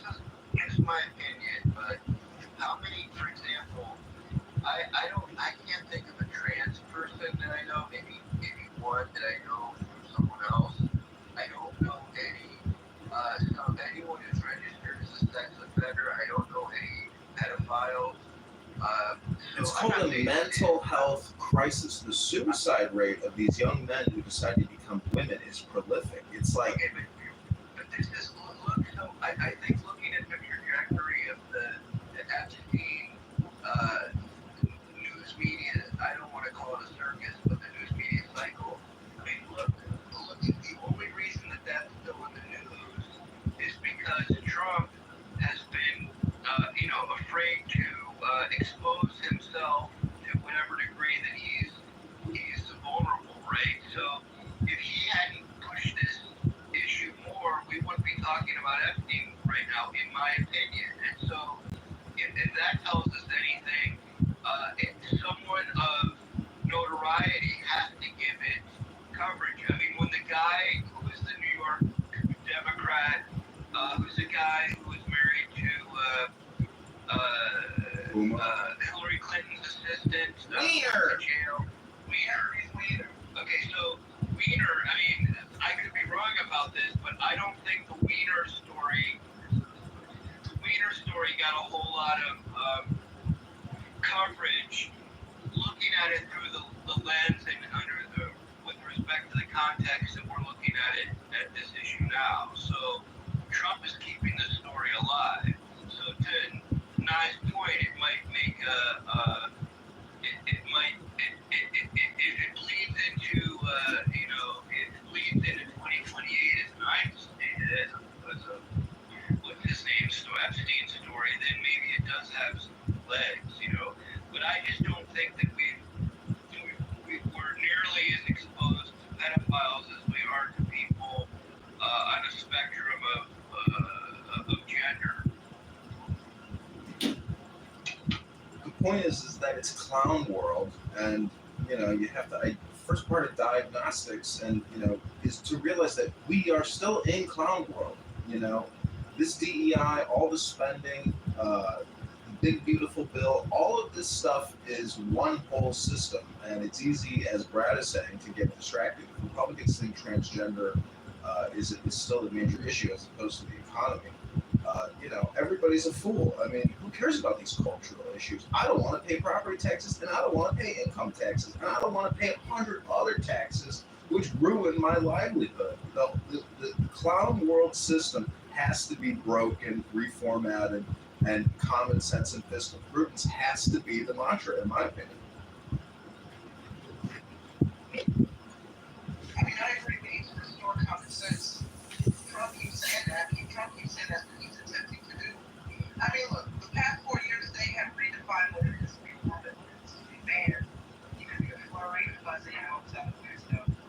You can't say breastfeeding. You have to say chest feeding. You can't say menstrual products. It's just weird.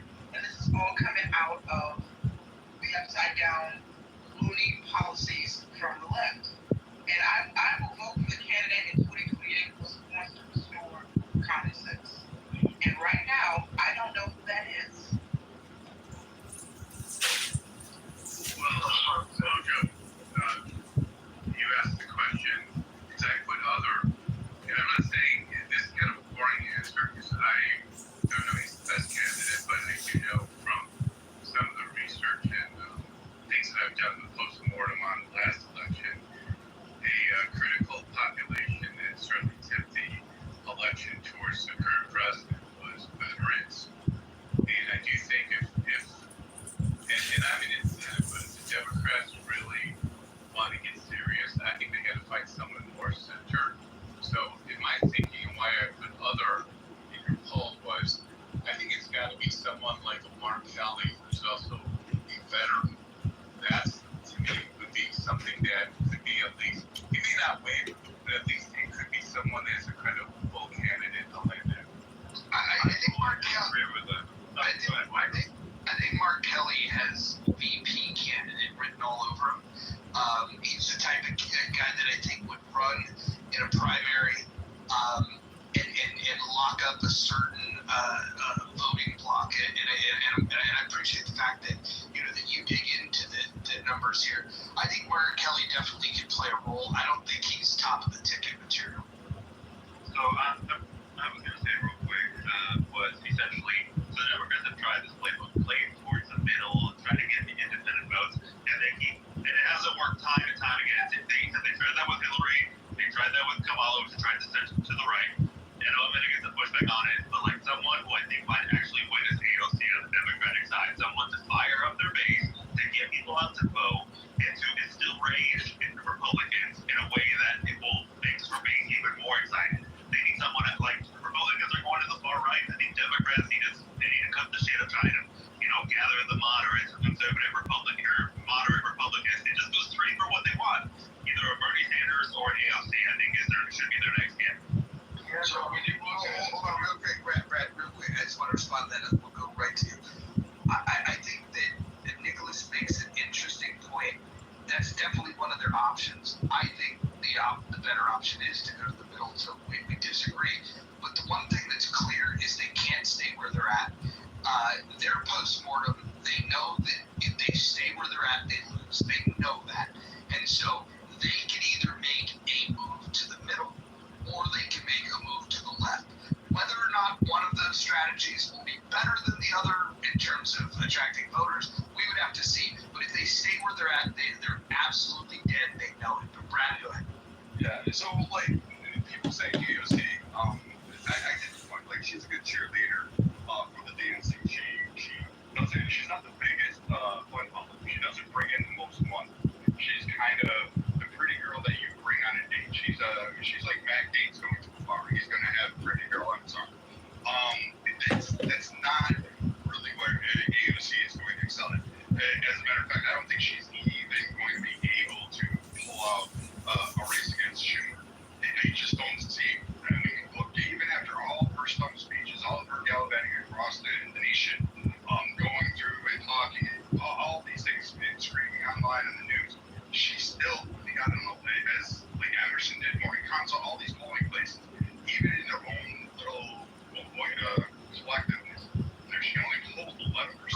Kamala wasn't doing any of that shit. She's still way ahead by like almost triple digits in matchups with.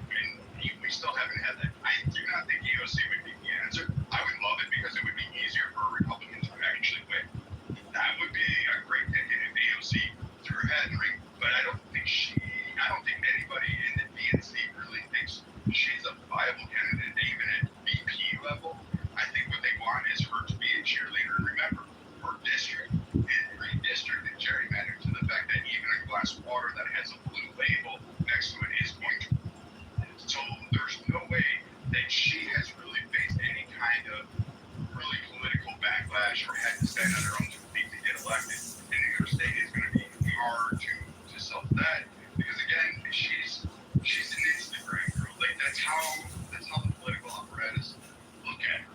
I'm going to go to Newsom, who's got a national appeal. Shapiro, maybe, but he's screwing up pretty bad right now with his key left demographic, which was a lot of getting way too involved in the Israeli-Palestine thing, and he's making dumb career choices right now that's really pissing off a lot of people on the other side of the aisle.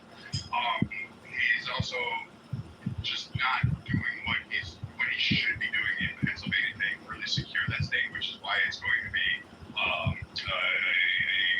battle of the state. So, I mean, again, like, I'm looking at Pritzker Newsom right now. Whitmer is still in the wind. She's a ghost right now. She's staying very quietly, but she's going to fundraising events. She's going to PAC committees. She's like traveling around and she's collecting in money. She's getting money on reserve. So I think she might be a player in this, and she's not having any controversy. She's trying to keep her name out of the news, and she have a go at it. I like politics itself.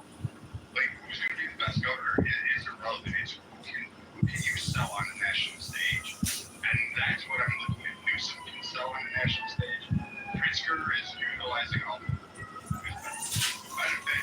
He's constantly trying to grab headlines. Shapiro is grabbing headlines the worst way. So, I mean, I just don't. I don't know. I don't think Shapiro's going to do it. Kelly is definitely not presidential. It threw him up in the rafters. So he'll fumble like Waltz did. What's It is more? 2-2. But what's more? He's going to run his third party, and he's going to lose if he even throws it in the ring. So, I mean, I pretty much disagree with the significant portion of what Brad said, but I want to back up real quick to some of the arguments, right? Like, AOC is from a same Democratic district. So was Bernie Sanders, right? Nobody expected Bernie Sanders to be a problem, right? AOC is someone who can't run on the national stage. The Democrats do not expect Bernie Sanders to almost take it from Hillary. Like, this is so similar to what happened with Bernie Sanders. And they have similar appeals to where, whether or not you hate her or whatever, the working class people think that she has their back and she's looking out for their interests, and she can simplify a lot of the Democratic messaging to her. The people in her district actually understand what the fuck the Democrats are trying to do, which is something Trump is actually very good at. And so is AOC, and so is Bernie Sanders. And so I think AOC is a much bigger threat than if the Democrats are realizing it. And I think she should be the one to. I think she might take it. I know that's not a popular opinion, but I think she could take it. She could take it for the. Okay, so let me ask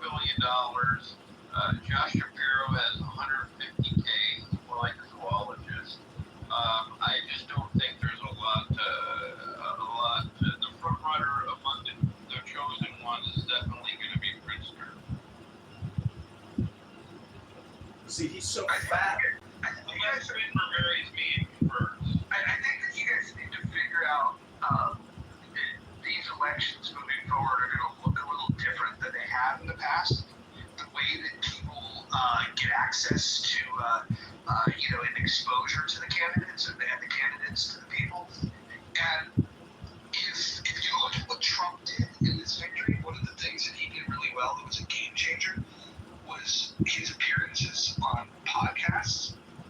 He was meeting like niche audiences, and one of the big challenges that they have with Harris is that Harris was so disingenuous that she couldn't do a podcast appearance without looking like a fool. If you guys have seen the podcast appearances, she just looks terrible. You need to have somebody that's going to be able to present well, that's going to be able to go into an environment where there's going to be tough questions and maybe get heckled a little bit. If you're hanging out with comedians, they're going to try to find the humor in things, and you're going to have somebody that has the emotional intelligence to be able to navigate those conversations. I don't think that Harris had it at all. But I look at the field and I'm trying to figure out like who would be able to do that, and I think Booty Juice might actually be the best for putting on the podcast circuit. But you guys think of anybody besides Booty Juice? He is a special appointment. I don't know if you know how he became captain of the Army. He never went to boot camp. He never did anything. He just got specially appointed by the CIA to be an officer. And wasn't it that Kamala with Joe Rogan? He wanted him to come to her. Yeah. He invited her, and she declined. Here's another interesting thing. When libertarians were having their moments in the sun, what's her name? What's her goddamn name? It slips me. She's so irrelevant. No, the goddamn fucking libertarian brought that ran. She was actually offered an opportunity to go on Rogan, and she declined. And here's something that people don't know about that campaign was that when she was running, she was also working full time. She didn't take off time. She was teaching at Clemson, and she didn't take the time off. And if the media wanted to meet with her to do an interview, she wouldn't meet with them until after 3 p.m. Eastern time. Like, think about that. So, like, noon Pacific, on the West could work, but she would not make herself available for anything. And so she never wanted to quit her day job. Now, you might say, well, why are you mentioning that? The point is that there's some people that really want to run, and there's the people that know that they have no chance. But when you're given an opportunity to get exposure, the reason why she didn't take that was that she knew she'd make a fool out of herself. But like when people, imagine Harris on the Rogan podcast. Just imagine when even the layup questions that she wouldn't be able to get right. If a tough question was fine, she would just be fucking terrible. What the Democrats need is they either need someone super polished that can go out there and really deliver good answers, or somebody that's so fucking ignorant of the fact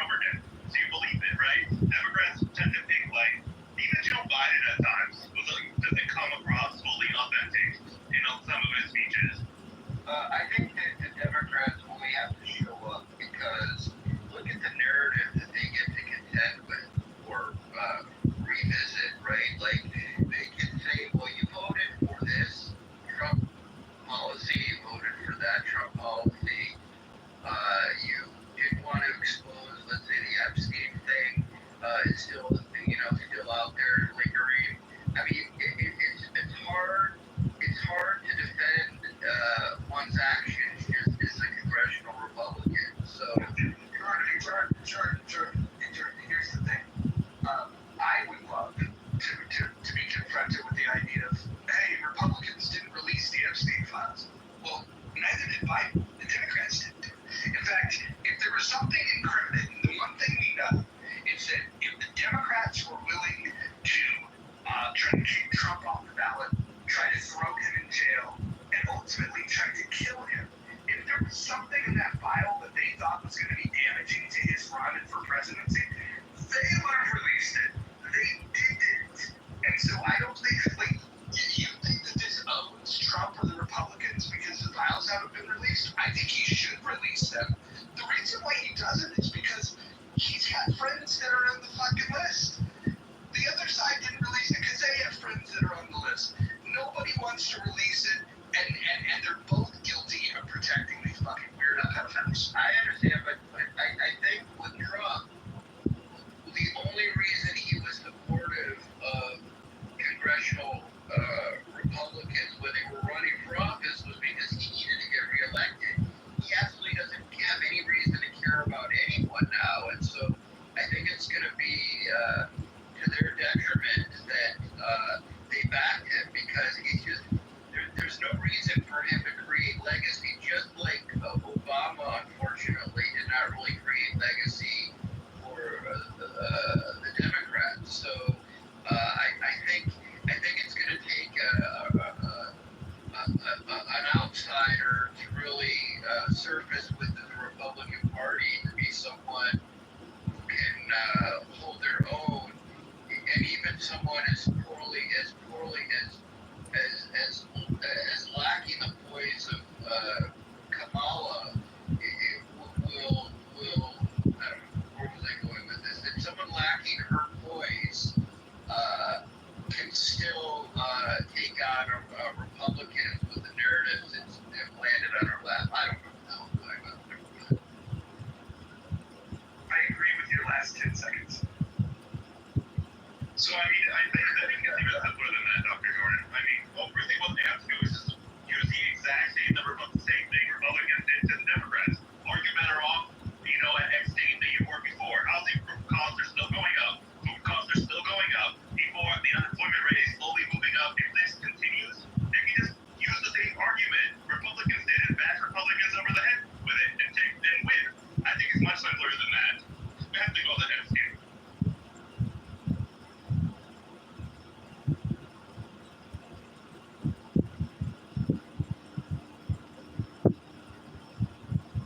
Man, I should get paid for my opinion.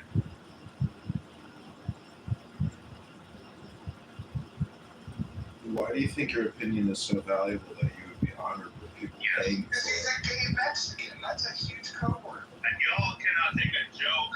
Jesus Christ.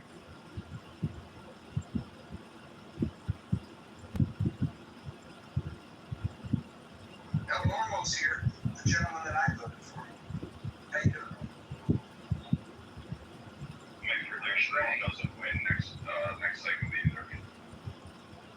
God, you're so negative, man. I mean, how about people alive and you gotta believe and all I with him. How about I with him? Do you think that would work? if you need to be stupid, yeah. I haven't thought of that. I'm just pointing out that was the other reason he made so good. It's a whole time worth of campaign time with her. But it's all about me. You're with me, you like me. So I want to point out something that Pete Buttigieg, he attended a 2-week indoctrination course and was appointed a captain in the Navy reserves that deployed to Afghanistan to beef up its credibility. No ROTC, no years and years of training. Hey, you're an officer, you're going to Afghanistan and you're a captain and you work for the CIA. I looked at his commission, Betty Gates' commission. He's formidable looking, isn't he? I put it in the chat. By the way, Norm, I'm Mr. Stangular.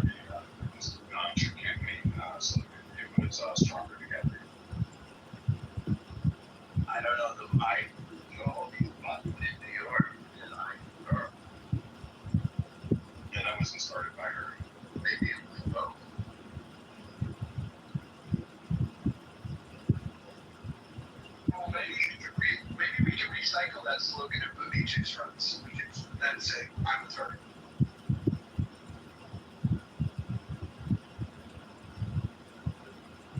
The Democrats just don't like it from their side. They should hope that they lose the midterms because then they can fight as an outside candidate. I mean, it depends on how the economy is at that current juncture and what's going on in the world. I don't think the Epstein is going to be damnably so for the next candidate's head or the Republican's head because all they have to do is go out there and say, I'm going to release the tapes once I'm elected. And they may or may not. And everyone is kind of the opinion that if there was really anything really negative about Trump, they would have dropped it already. That would have been out there. That would have been out there. Okay. Shit. Biden, Kamala, Hillary, Obama. Well, how do you just release it on Trump? So, I mean, they would have found a way. They would have leaked it to like fucking like a New York Times reporter or somebody. They would have found a way to do it. They had no problem leaking other information. I mean, we forget Russia and all of the leaked sources to news outlets. Every day they can find ways to manipulate that shit, and they did. They've already been fully aware of this. So I think honestly, the Democrats are out on abortion. They're out on LGBT because that's like not even a thing anymore. That you can really rally behind, or that the population doesn't care. So that's a social issue that they really don't have in the fodder. And the only thing that the Democrats are going to be able to run on is either the wars, which it depends on how these two end up resolving. Trump has made some progress in the Russian-Ukraine thing, so maybe he will, come to a resolution on that. But the problem is, for Republicans, is there needs to be someone standing next to Trump doing this. And it's not that J.D. Vance. He's not pushed into the limelight. He's not the one that is gathering headlines. He's not being photoed on everything. It is still 100%. El Normo, can you hear me? Hello, El Normo, can you hear me?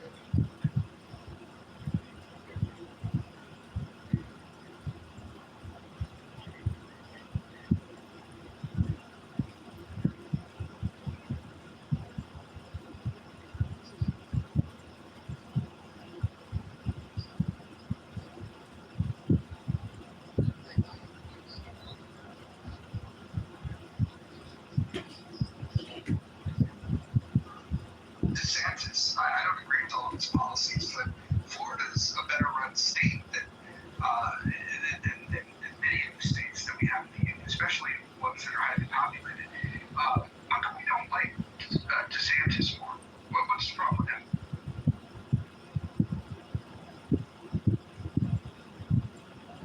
I think you keep putting it to Trump.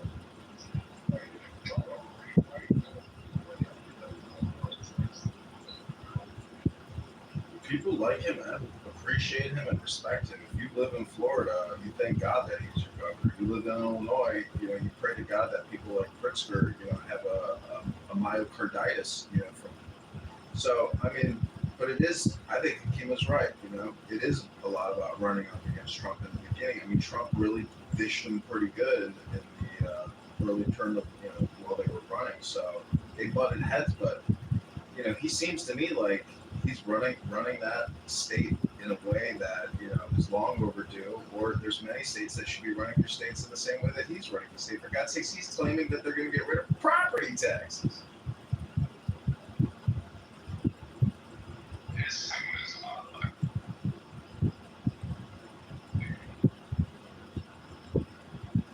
and he acquiesced in Nikki Haley. So I think he won the debate with Newsom, but I think he lost against Nikki Haley. Or national. Brad, you keep going in the matrix. Brad Pagatari.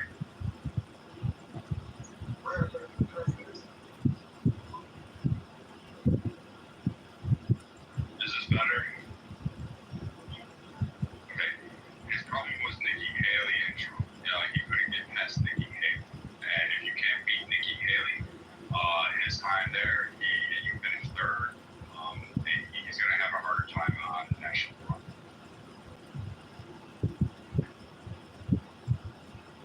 So what do you think? The country wants to see more alligator races?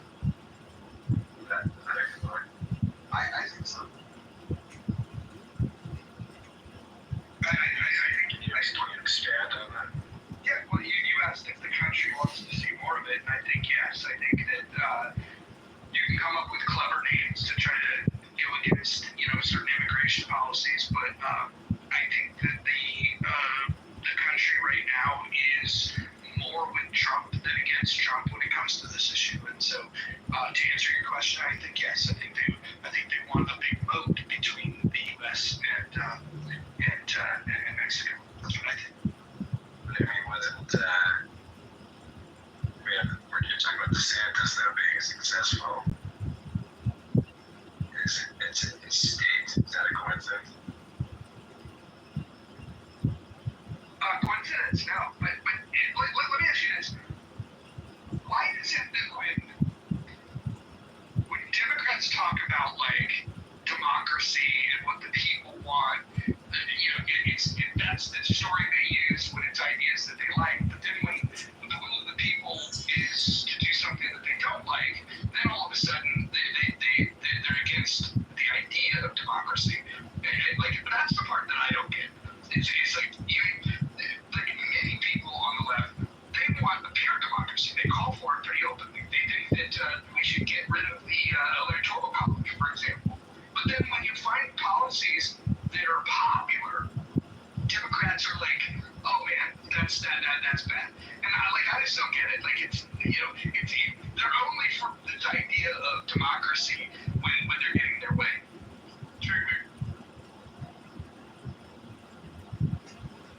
It kind of reminds me of one of the world's largest global religions known as Islam. I wouldn't call that a religion, John. I would call that a pedophile death cult. You had me laughing so hard yesterday when you were saying, why even do abortions? Why don't we just feed the babies to alligators? I could not stop laughing because I could see getting into an argument with an abortionist and, saying that. It's just, to me, it's just insane, it's because it is so gross and tragic and sad, but it's, I don't know, you had me in stitches yesterday. So, Congressman Kitover, what do you think of, tell me more about your take on J.B. Pritzker. He's not well-liked, but he's well-resourced. Well, his cousin, I think, is trans, and she was running the Pritzker Military Museum in Michigan. They're having to close that up because it's, they can't even get people to go to the museum. First of all, nobody's interested in it, but crime is rampant. So I think they're moving it to Racine or Milwaukee. But, my gaydar goes off when I see him, and he puts out a lot of creepy videos, and he says a lot of cringe things. And he was on Stephen Colbert saying, we gave this redistricting map to our local kindergarten, and this is what they came up with. He's not a leader, he's a panderer, and I think it's possible that, it could be, that horrible peeper. And, the fact that his trans cousin dresses up as a woman and dates young Hispanic men in the Rogers Park area in his massive mansion. People have illicit sexual lives that you don't want to know about and have political opinions about cutting off young men's genitalia and pumping them full of puberty blockers. And so Illinois, Abraham Lincoln's great state, is run by Clown World. It is a prime Clown World state in our 50 state republic here. So I say be on the watch out for Pritzker. He funded the translation of the Zohar into the Pritzker Zohar edition. I love the Zohar. It's got incredible wisdom, but I do not think that these Clown World leaders read books. I don't think they have any wisdom, pragmatism, or just basic normality or decency in them. They are dedicated to creating gaslight content on the interwebs about all these woke positions, and it's really pathetic. I mean, they pick out the littlest things like J.D. Vance, and increasing the water supply in the river. It's like they pick at the lowest hanging fruit because their jobs are essentially political communication. They don't produce anything. They don't create anything. These people have never run a business. They've never started businesses. Pritzker is just a trust fund baby, and he's a fat, pathetic pig. And I don't think he has the actual physical strength to run the president. So what's interesting about Pritzker, and I don't know enough about the family, but let's go see Pritzker play 18 holes of golf. Okay, Pritzker can't walk 3 holes. Yeah, what's weird is Tony, the older brother, the middle brother, the oldest is Eddie, who was on the Harvard Board of Overseers. It seems that the least presidential, at least on the surface, would be the youngest brother. He's just not in good. He looked like he aged more than his older siblings by a ton. He just does not look like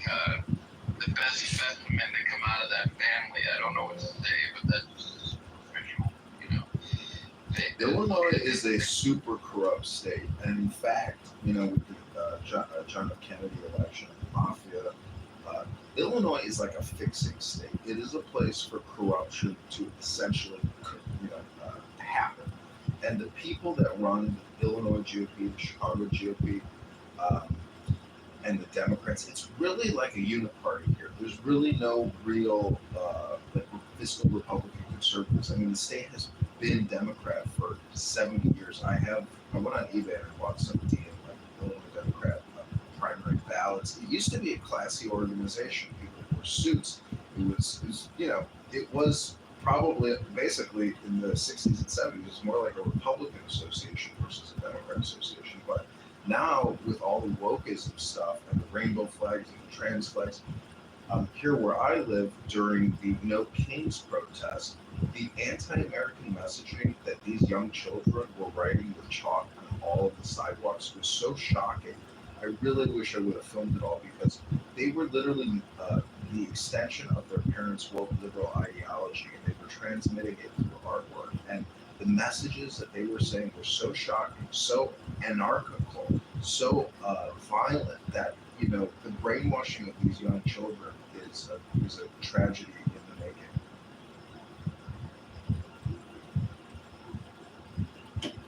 Let me tell you how corrupt this crazy ass wicked state is. Listen, I live in Illinois too. Okay, the police. I'm not making this up. As crazy as this is gonna sound. The police robbed my family blind. A house fire. Yeah, a house fire. I won't go into it, but just know that's how deep the corruption is. How are you a victim of the fire and the doggone investigators rob your shit, steal your shit out your house? I'm done.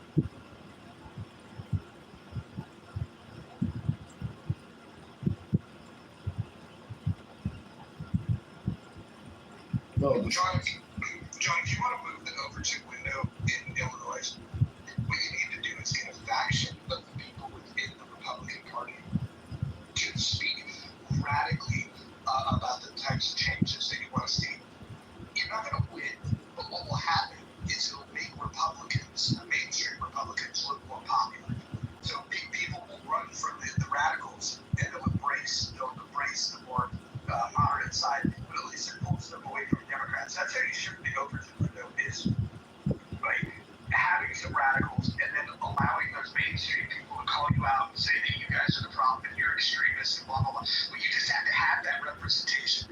If you want to see it working out, go to like New Hampshire, where the Libertarian Party and a few radical independents are saying the most crazy things, right? They want to, they want the things that they're fighting for are just like over the top radical. But what that does is it solidifies the more moderate Republican position.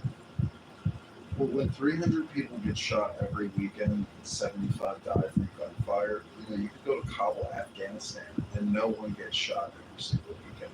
So we live in an anarchical society, and the police are just looking at their cell phones in their cars. They don't want to be bothered with all this shit. So we have a gang problem. We have an alien invasion problem in this city. They've spent over $1 billion housing 60,000 illegal aliens, and many of them are tied up, in drugs, narcotics, prostitution, robberies, murders. It's like a political elite, and the Chicago Teachers Union, who sucks out 75% of our property taxes. Like the city, we're in a very dangerous place in the city because they can't keep kicking the can down the road because Trump isn't going to give them that bailout money. And those billions they spent on the COVID-19, they already spent that money. So the city is like at a breaking point. It has given up all of its value. It sold its parking rights to the Abu Dhabi Investment Fund.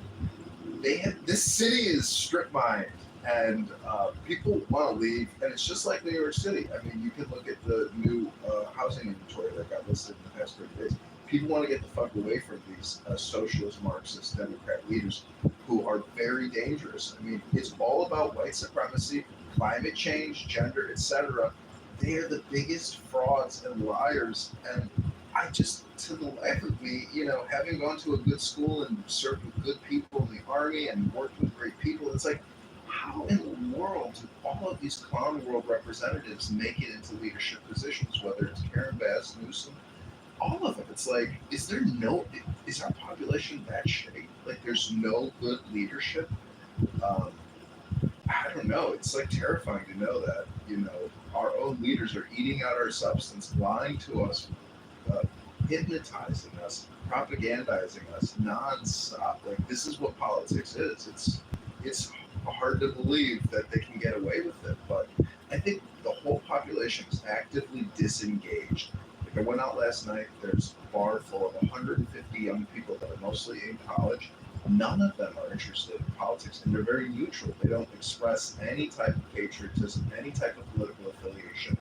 Um, and so again, nobody's actually involved in politics. At the GOP events in Chicago, you'll never see a red MAGA hat.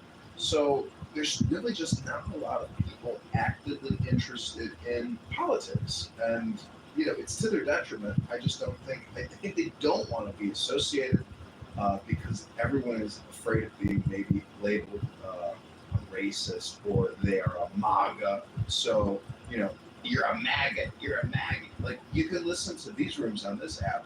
All they do is donk on Trump and Trump supporters. And I mean, so people want to be disengaged and separated from it. But the problem is you can't be. Like, your whole financial future is tied up in this. So I think that it's really hard to run a democracy in a social media age, right? Like, everybody has a voice. There was a point when people only had a vote, but now everyone has a voice, right? And people get amplified, have strong convictions, and perhaps less knowledge. I think that this is why this autocratic regime, if you will, has had some success, because people want to see some rule and order, and the only way to do that when everyone has a voice that can be easily amplified is to come down hard, and that creates a lot of enemies and a lot of polarization. As much as I don't like Trump, I don't even want to give him credit for the circumstance we find ourselves in. I think there's so many other factors, social and psychological, that have, created this kind of this society in distress.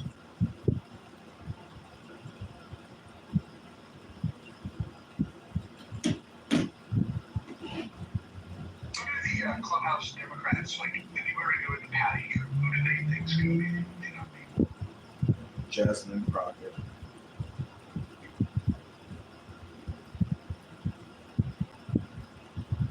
They literally think.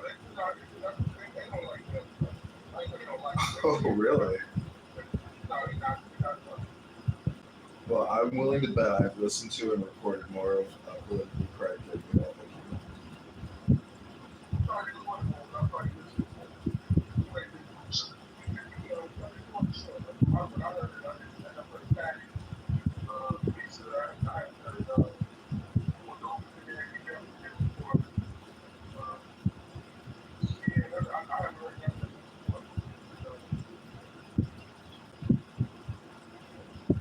I did want to say something about Benjamin Netanyahu taking the Gaza Strip and saying that Hamas will be destroyed. There will be no Palestinian Authority. There will be no more Palestinian Muslim Islamic terrorist groups leading to Gaza, and we will secure and install a peaceful government. So, to me, it seems like gaslight, and it's like every day there's always some kind of new gaslight news headline. I just wonder if, Benjamin can actually accomplish what it's going to take to liberate the Gaza Strip from Hamas and hopefully save the hostages that are still alive.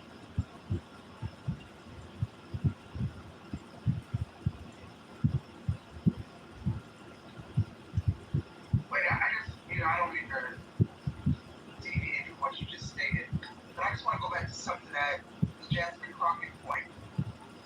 Jasmine Crockett said in an interview a couple months ago, maybe some of you guys saw it, but I had to go refresh my memory. I'm reading this from the New York Post. She said that the Democrats want the, quote, safest white boy as the 2028 presidential candidate,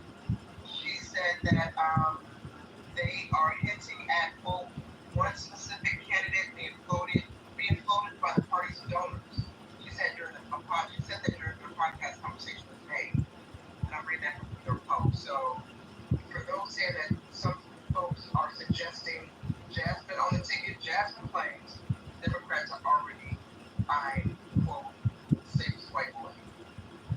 That information.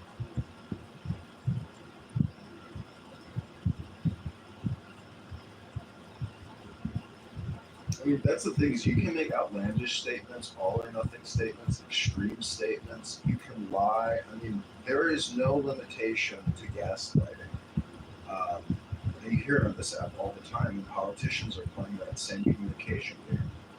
But I'm telling you, we don't have forensic accountants, auditors, and we can't just keep spending like this. It's just madness. And when you really look at all the breakdowns, I mean, if you were to cut things just 10%, like 10% cuts to a lot of these programs, and there's thousands of programs, gotta cut, gotta start cutting and reduce that deficit to like maybe 100 billion. It's gotta come down. And unfortunately, I believe that most Democrats and most Republicans will never bring the cost to do business down. They will only increase the cost because this is a very immoral game that we're playing. But again, I don't think we're the only country doing it. I think a lot of countries and their economists and their governments and their central banks, based on the currency exchange, they have to say, hey, we need to do more inflation to catch up to the American inflation. So, I guess that's what all these PhDs do at central banks all around the world, is to figure out who's cheating the most so we can figure out if we need to catch up, or, maybe there are some good people that know how to do actual state central planning and know how to start and run a business or dissolve a business. So, do you think Jasmine Crockett or Maxine Waters have ever opened a business, or they know essentially how to create a successful economic environment without rampant inflation and dollar creation? No, they don't. They're incompetent, and they know the game though. I think, but anyways, that's what I think.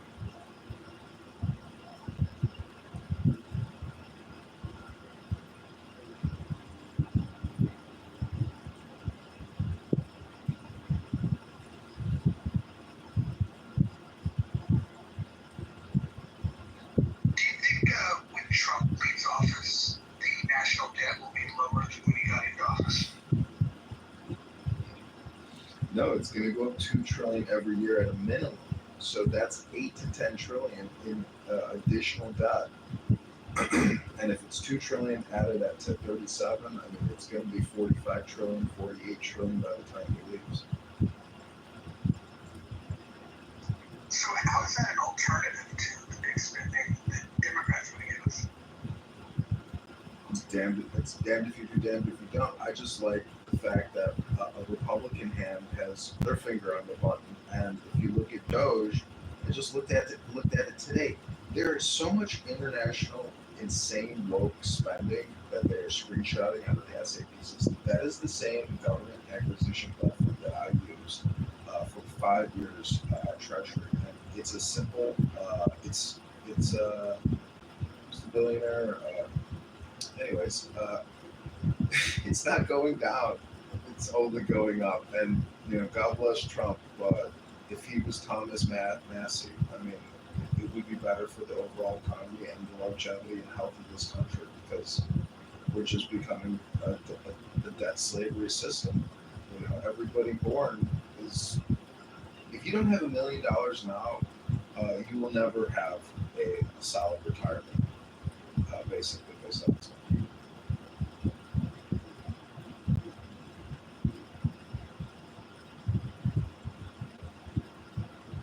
Well, you could still build wealth. You need to have some incredible attributes and be able to create value or understand the markets and directions that they're going to go.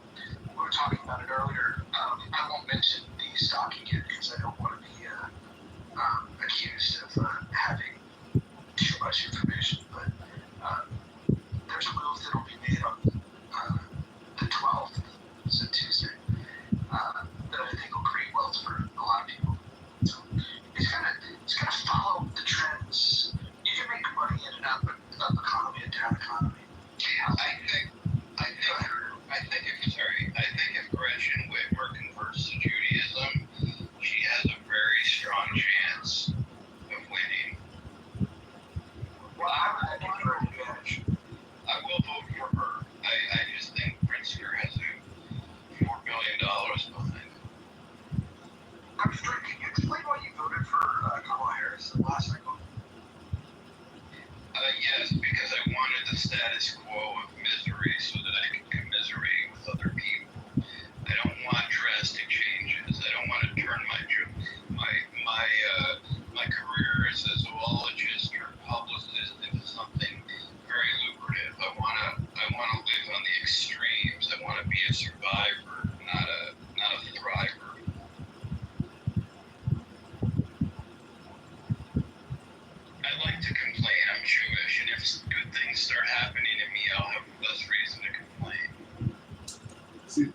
Dr. Jordan, I keep saying this, but I talked to my mom. I was like, Mom, we should have a podcast where it's called, Let's Complain About Everything and It's Be as Cheap as Possible. Because that's basically what my mom and I talk about is, we talk about as being as cheap as possible, and how proud she is about how frugal she was with this and that. I mean, she doesn't flush her toilet unless she has a buildup, that type of frugality. I mean, look at how overrated success is. You've got some guy like Jamie Pritzker who is struggling to exercise during the day apparently, or eat healthy because he's not looking so good, and he's got all the resources in the world. Like, if that's success, do you really want it? And then you got Josh Shapiro, who's worth $150K, and he seems to be slim and fit, but he's had trouble deciding what side of the aisle he's going to stand on when it comes to dealing with anti-Semitism on college campuses, which is kind of a softball, I think. And he, I don't get it. When you voted for Kamala and then Trump won, how did that make you personally feel? Because, I know when I vote for a winner, I feel like a winner. Well, I mean, I'm a hypochondriac, as you know, and I thought I was having a stroke when he won, and that I misunderstood what they were saying in the media, so I kept having to turn the TV on and off, so I'm still getting over that. One of my favorite clips from Clown House is recording JB and Mike Moon talk about their votes, and then JB also posted his ballot, so I tried to create some fake news that JB broke the law by posting a photo of his ballot. This is all just a way to say, hey, look at me, give me some attention, but also at the same time, embarrass them for their, bad pick, and their basis on why they felt Kamala was the better choice. JB said that it was based on, he had to think about his children and their future. Everybody gave a reason, but in retrospect, everything that you now know about her positions, and especially Tim Walz, how can you still think that you made the right choice? Well, again, we're underestimating the Trump legacy, right? There's a huge vacuum that awaits us because this was a guy who only props other people up for his benefit. When he's done, he doesn't want anyone else to be in the spotlight. He wouldn't even want his kids to be in the spotlight to risk the chance that they might, be seen more moderate, brighter than him, blah, blah, blah. He's threatened by anyone who can tarnish his image. So what comes after him is going to be very interesting because, he may be the first president to attack someone in his party who's running for the election that follows, the 2020 election. So, I think it's going to be very interesting. We are totally underestimating what can happen when he has to step away from office if he does. What do you think about his presence? Trump's presence itself, his confidence, his pride, does he feel like he's manifest destiny itself?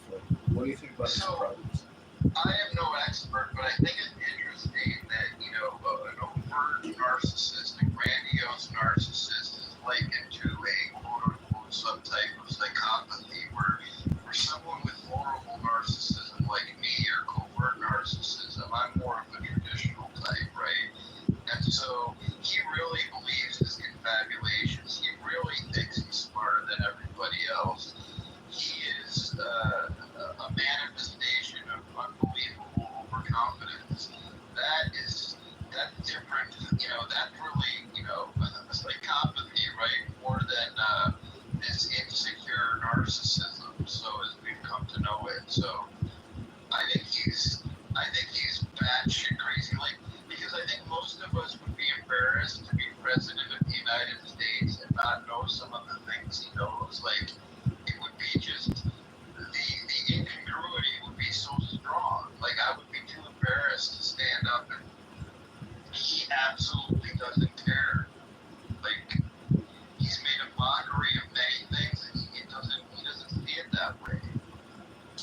don't you think it's technically like our Pope in a way, and then we have all these other popes out there like Obama, Bush, Clinton. So there's like this mind trust between the presidents in a way, and they may not get along, but they can still be in communication. You know, maybe.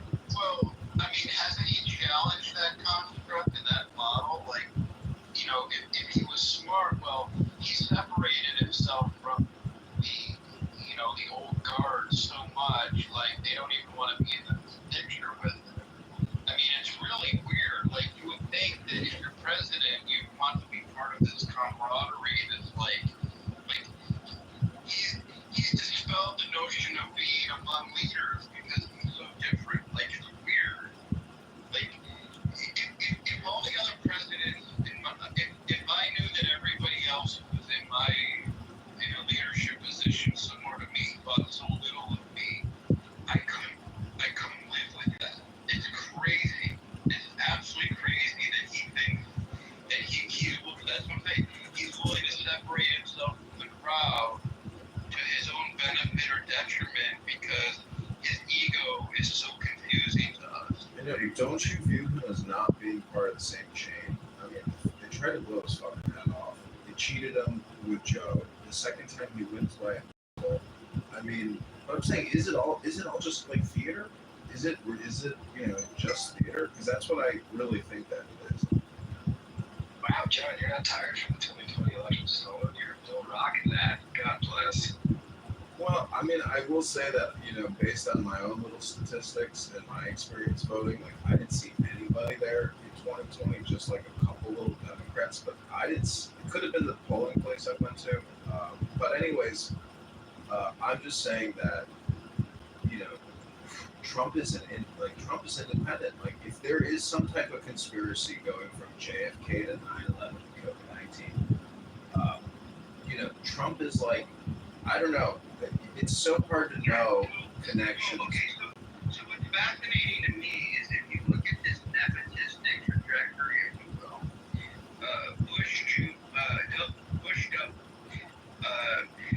the second Bush, whatever the hell his name is, you know, it was harder for him to step out of the shadow of his father, who was a president preceding him, right?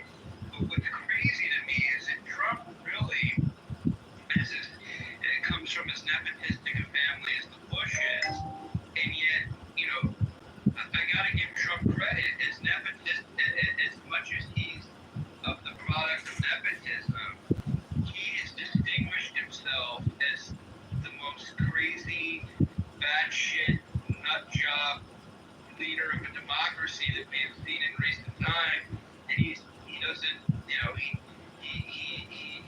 doesn't even give him pause.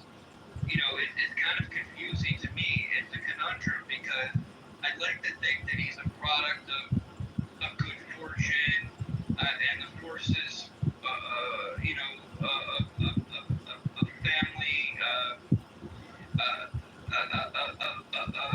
regarding his family, but he's differentiated himself from just about anything we've ever known, and you gotta give him some credit for that. He's an animal. I don't know what I just said. He's not the anti-hero, right? I think he's more of a hero than an anti-hero, but I do know that, you know, everyone has a Yetzer Hara and a Yetzer Tov, and the greater the Hara, the greater the Tov. You know, so I mean, I'm just like, I still can't, you know, it's hard. It's so easy to forget how happy it makes me that he's the president because I just don't see like his presence in my life here in Chicago. I mean, I would prefer that he actually deploys, you know, the Illinois National Guard and takes over the city. You know, I think there's a lot of domestic interventionist things that he could do that, you know, test the waters of the Constitution, find a new balance, because if you're going to lose, you know, the cities in your kingdom. Okay, well, let me ask you this. I think most people in his position, you would think they'd be looking out for their quote-unquote progeny. They would want to see an Ivanka Trump pick up a Senate seat, TJT Jr., take the Trump organization to greater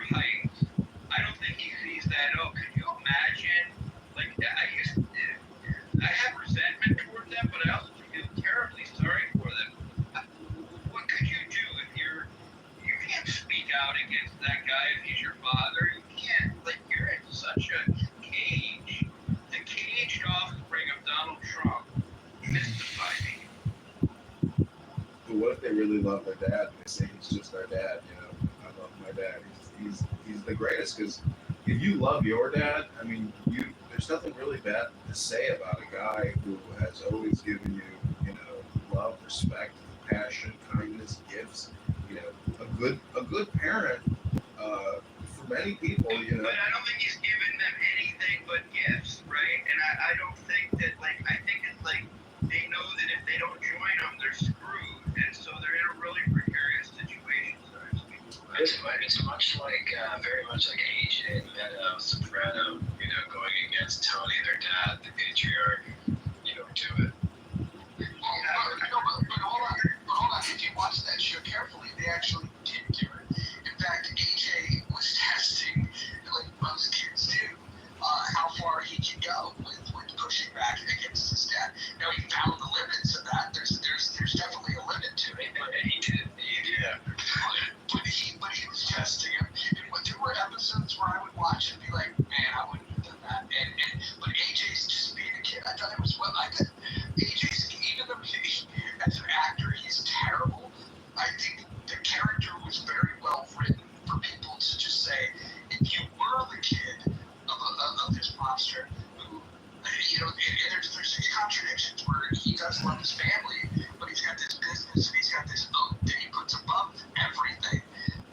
Being that kid would be a tough assignment. And but as any kid, he does rebel, and he rebels in some pretty dramatic ways. And even further, AJ was a total dipshit. In fact, I think he's one of the few actors on that show that never really went on to continue acting. I guess we're grateful for that. Now, on the other hand, it's like, was with Carmelo having an affair with the milkman, because AJ and Meadow wouldn't be any different apart. Meadow was terrific, he's intelligent, and outspoken, he's trying to be a lawyer, but specifically for civil rights people or social work. AJ is just Do you guys watch the podcast with the two of them? I haven't, but I was going to say that You should check it out. Yeah, but it also pushed the boundaries, especially when, Tony interfered when she tried to date a black guy, and it's one of the best episodes talking about coming of age. I just rewatched it, so it's a little fresh in mind. Let's get a better service. Sorry, thank you. One of the best episodes, and I can relate because one of the kids in my high school in Jersey, shocking, their dad was, big mob, global. And so I can only imagine when my classmate Sue realized that she was getting older, what Daddy really does. And there's a great episode, on AOL, the computers they had, internet access they had back then. And they're reading articles about their dad, and then I was like, oh, you know what Dad does. But at the end, though, it was interesting art to see, though, that at the end of the day, though, there's a really powerful scene where Tony, it's to Meadow, he's like, you must so say to me, and she just breaks down, whatever, but at the end of the day, she does end up remaining loyal to the patriarch. Thank you, Doug. Or the driver, Jay, sorry. So I was just going to say, okay, imagine Ivanka Trump is sitting there talking to her therapist, and she says, my dad is an asshole, and he made me a pedophile and hurt me. Her therapist turns to her and said, yes, Ivanka, this is true. How does this make you feel? And she says, I really want to speak out, but I can't because he may disown me. Now, he may not be able to take my money, but he may ostracize me. He may make Don Jr. the golden child. I envision, God, I should fucking write a book. I think that this is what goes on. Imagine she's in a position, she knows some of his deepest secrets were not, and yet she's in no position to challenge him because he would ostracize her, is my guess, or he would, put pressure on media sources or something. I think this is what she faced, and I almost have empathy for her. See, people people would listen. See, I think you don't understand how people will judge you when they hear you speculating about this topic. So, as like some advice about publicists. Judge the hell out of me. I'm just saying what you were suggesting, Dr. Jordan, is so disgusting and so revolting. If you're wrong, I'm just saying that like what you're putting out there into the ether, it's vulgarity. What I'm saying, I'm just saying what the likely scenario. I mean, why is that vulgar? It's just possibly. I mean, I don't know that he's a pedophile, but let's just say, I mean, you think that that's an unlikely scenario for her to sit in front of her therapist and talk like that? Yeah, I think so. 100%. See, the thing is, I could easily bounce that back and say you're actually describing the Joe Biden administration and what he did to his daughter in the shower and from the diary. So it's like, but I've also seen the video. Thing is, I don't know. I don't have children, and I'm just saying. To me, this is all vulgarity.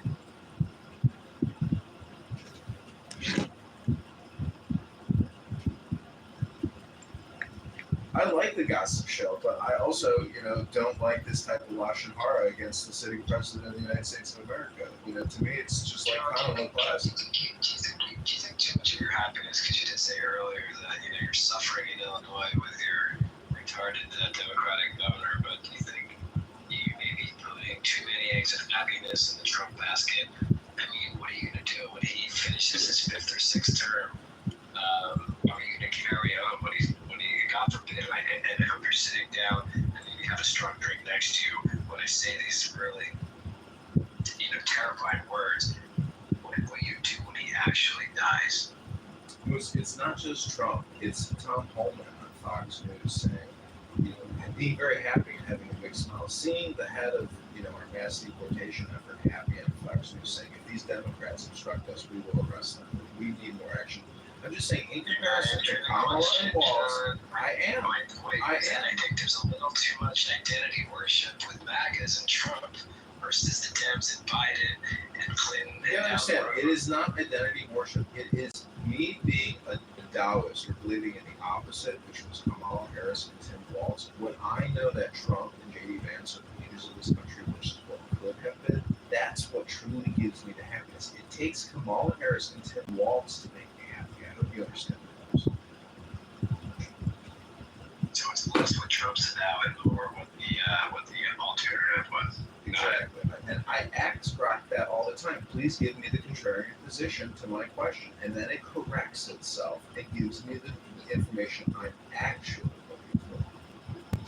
Can I just point out that we do not have enough votes here for the poll? The poll is asking, do you regret your vote, your 2024 vote? And so for those of you that have not yet voted in the poll is posted above. Please take a look at it. And if you don't have an option, that's fine. That would be a perfectly viable reason to not vote. Because I don't want to skew the results just because you want to peek at the results. But absolutely.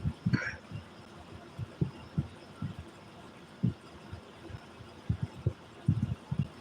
Jarl said, fuck George Washington in the chat.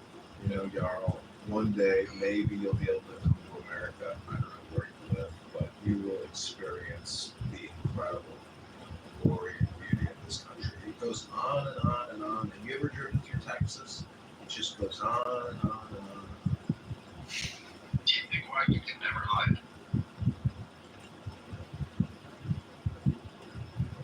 I haven't read the letters of George Washington. There's a lot of things, we need to do in terms of education. But of course, I'm sure he maybe told a lie and asked for forgiveness and gave it to him. But I think the more important piece of this is that we once had this belief that we wanted to prop up our founders and we wanted to make heroes out of them.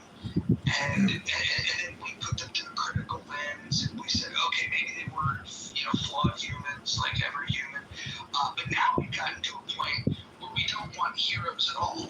We as soon as somebody does something that you argue is heroic, we do want to search for the things that would make them flawed. And I don't think that that's a good idea moving forward. We should have heroes. We should have people that we can point to and say, hey, look, what that guy did in his den was pretty fucking incredible. And then you can go ahead and say that those times had policies and social norms that you would oppose today. But if you isolate for, in that time, was this person doing something exceptional? I would say anybody that that was willing to throw the tyranny of Britain off of us, I think they deserve our respect. Tina Turner, disagree.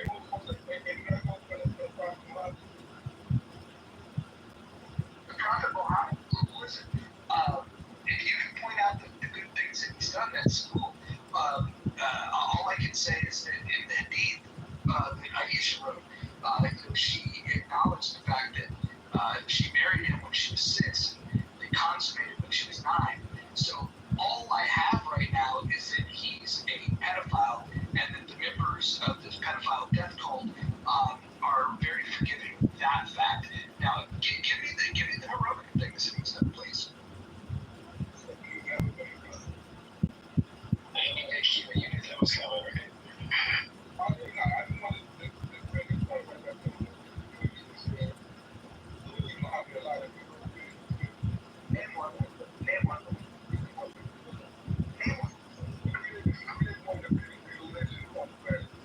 Yeah, listen, Christianity and Islam are both Torah fan fiction. Nothing more, nothing less.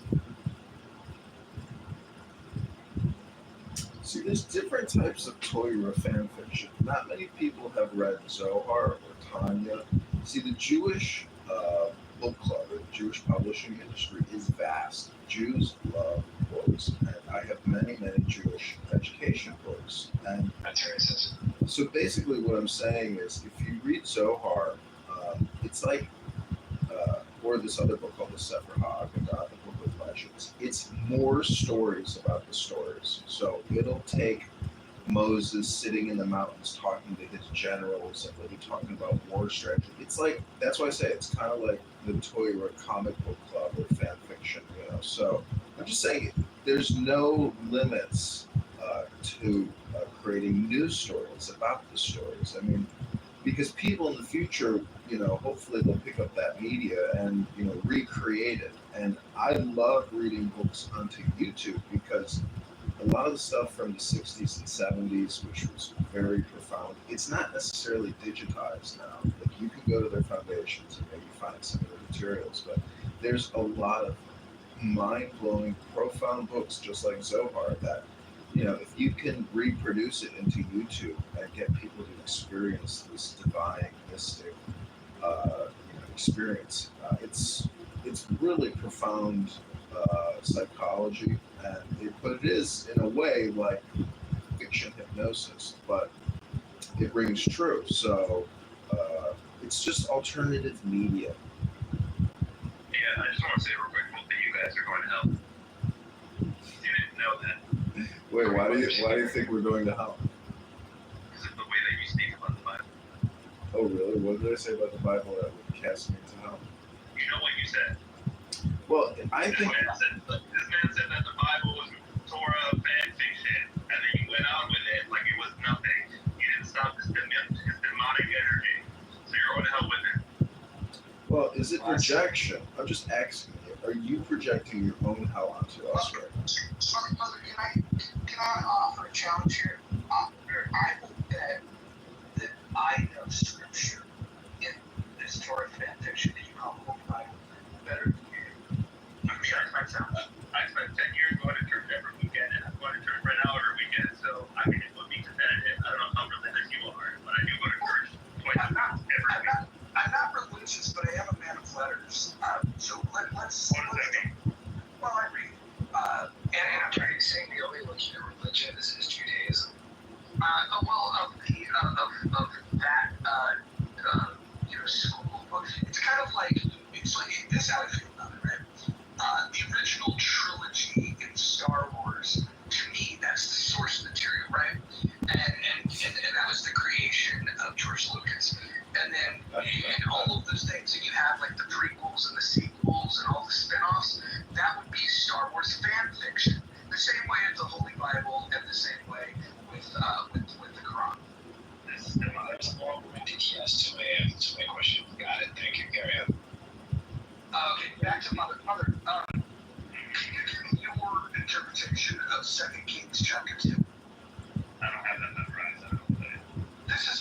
the prophet Elisha was being teased by kids and prayed for the Lord's help.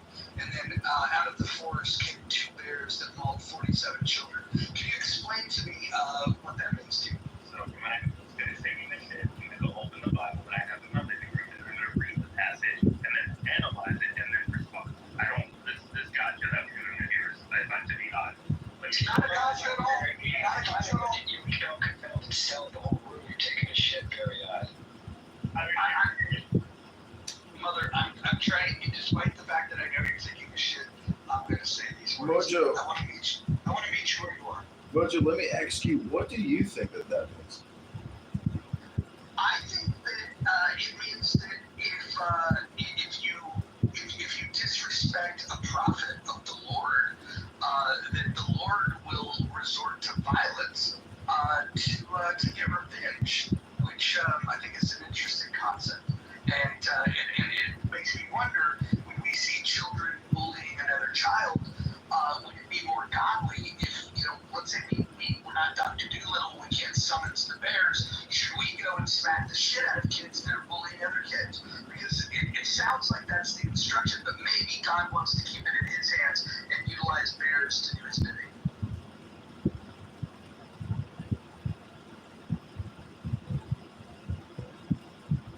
Well, I mean, I always like to think about the micro and the macro, but that story to me sounds like thoughts, meaning that chaos and all these children being mauled by bears. It's kind of like that book, Lord of the Flies. It's like, who is the Lord of the Flies?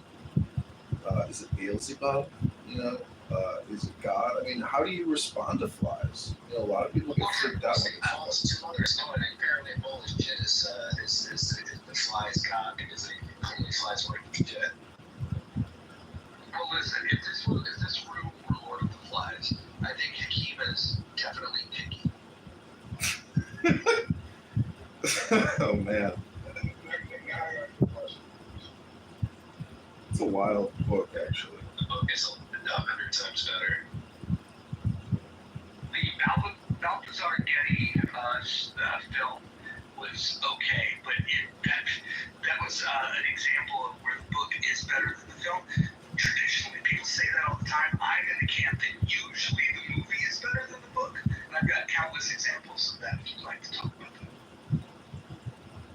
We can rattle off a few ones that who's the best.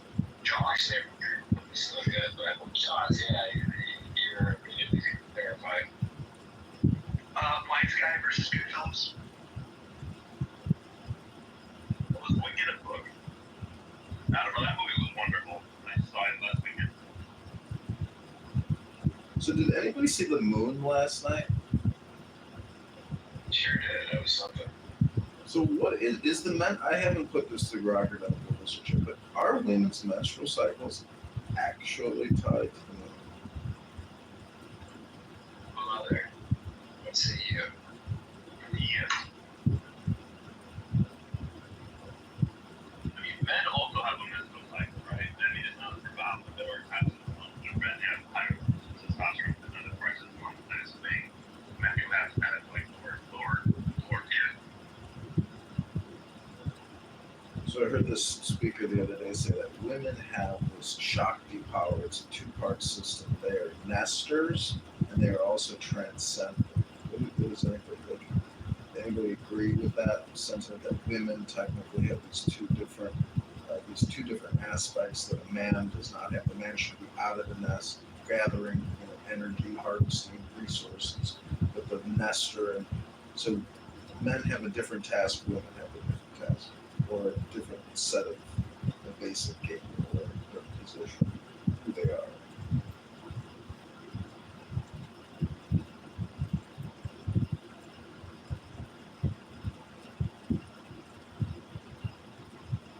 Is that why Kamala lost? Because the roles, Dr. Catherine, hi. the roles were inverted. Wait, you want you done? That's the I forget where. You know what? I think the gender, and I have to tell you a story about that. Just make my husband and lost his shit, and I decided to argue people. Hey, we're not real people. It's you people. So I'm kind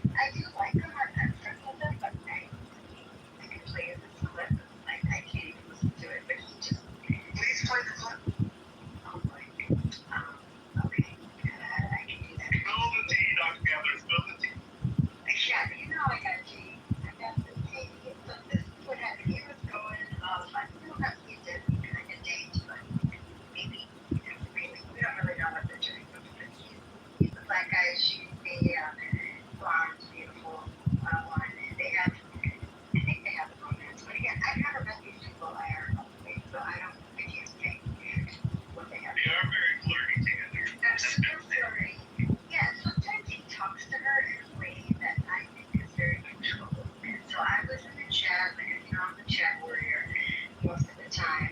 And in the chat, I was like, Ben is controlling. He lost it. Okay, awesome. Here it goes. Everybody try that.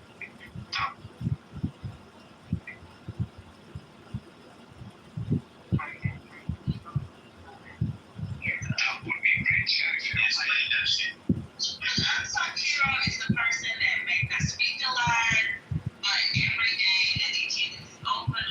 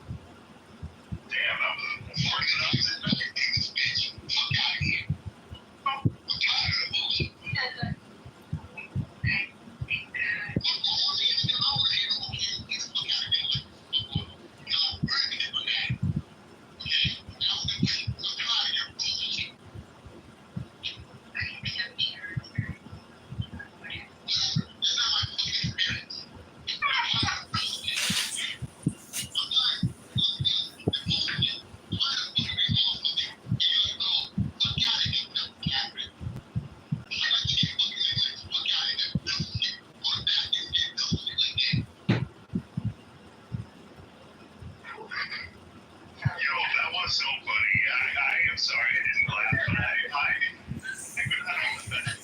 when you said I was never chatter. Was that chatter? That's the classic response. I accept your spirit. I'm taking notes and saying that. And we use that at work.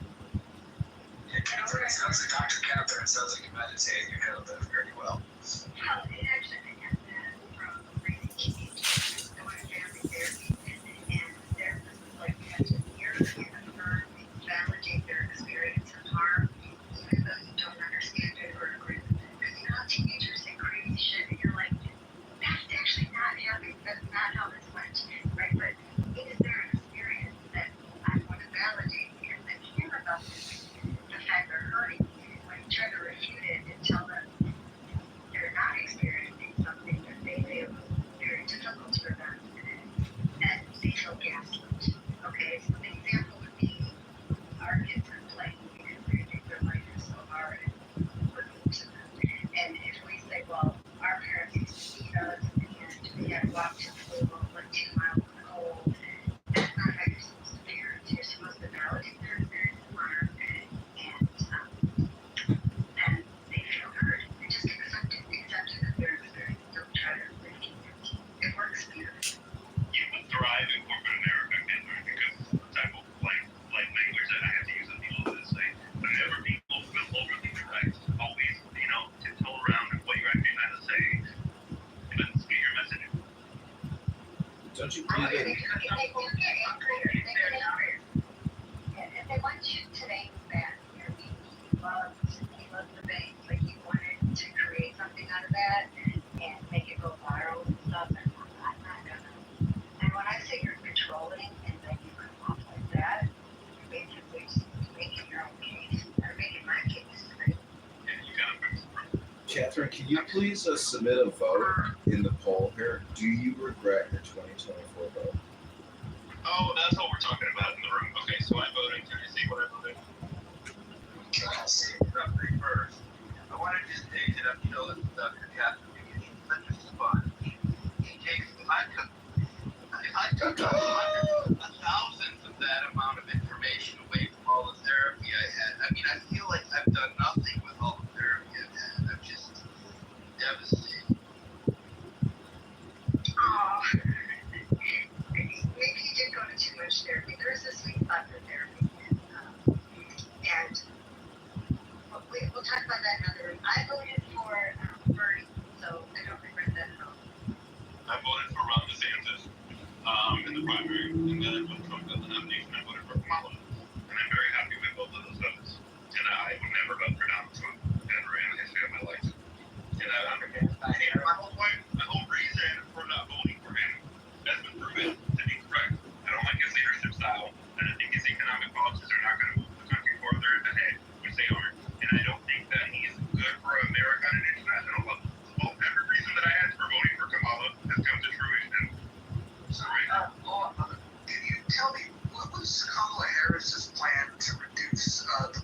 spending that we have in this country. Doesn't matter. That's not the reason why I didn't vote for her.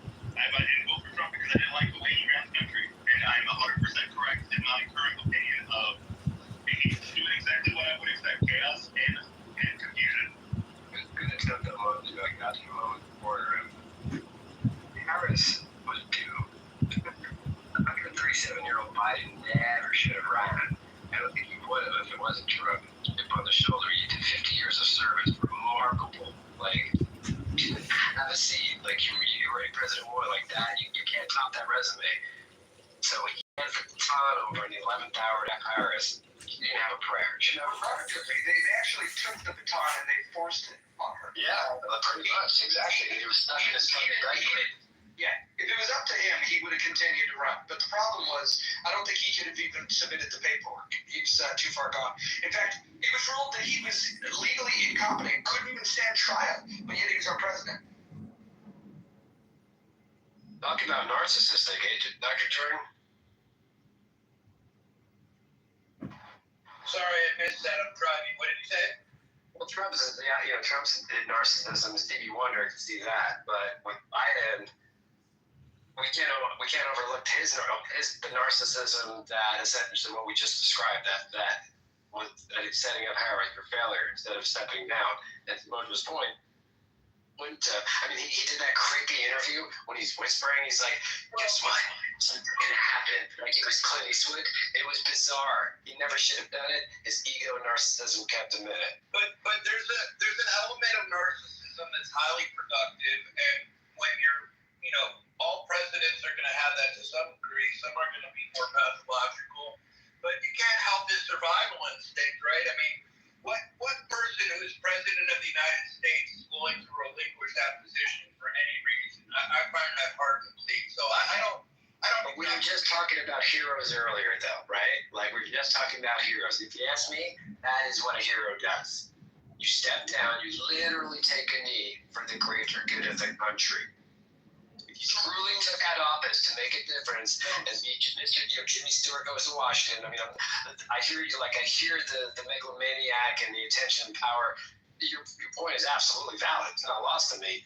But a true hero, I think, didn't have to be coaxed off the election, edge like he was. Yeah, but remember, Biden and Trump both were. They're all insulated by a circle of people. Sorry, I have food in my mouth. Obviously, they're all listening. Their ears are bent towards certain people, and so we don't know that Biden's family didn't have a huge influence on them.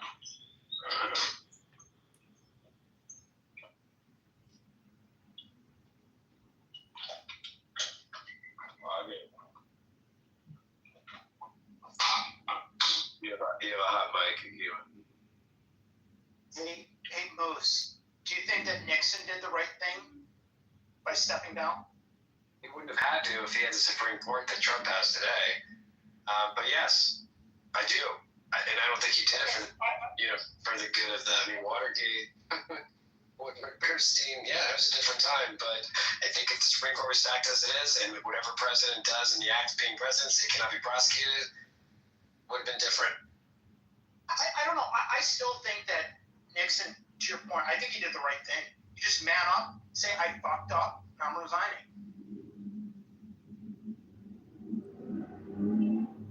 I think the pushback against that is that, he inevitably would have been impeached.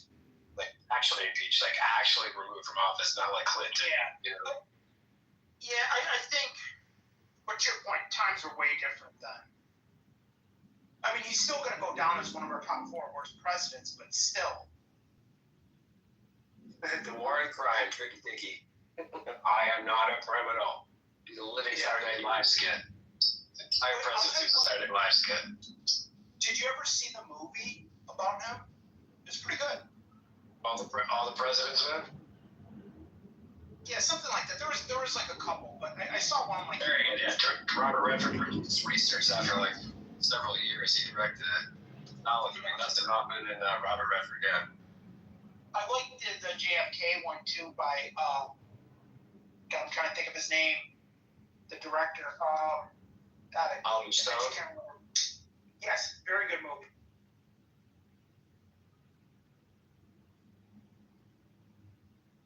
yeah, I mean, Nixon just was like, okay, yeah, I'm not a crook, but was he really a crook? I don't know. That's subjective. What about Nixon's support of the first of all the creation of the war on drugs and his support for wage and price controls? I mean, I think Nixon's a smart guy, but his policies were dog shit. But again, there's some conditioning and programming. I mean, how is it that you go from having everyone kiss your ass and calling you Mr. President for however long someone has lasted for the duration of a term, and then suddenly have people, questioning you, then hate you, then comes, congressional hearings and potential litigation. I mean, you go from being on the top of the world and everyone literally kissing your ass, even if they don't like you, to suddenly accepting that you're mediocre or criminal. I mean, I think that's really hard for the human, for a human to contend with. And that goes for Nixon, Trump, Bush, Clinton, all of them. But was it Nixon? Didn't he have like one of the highest IQs for a president?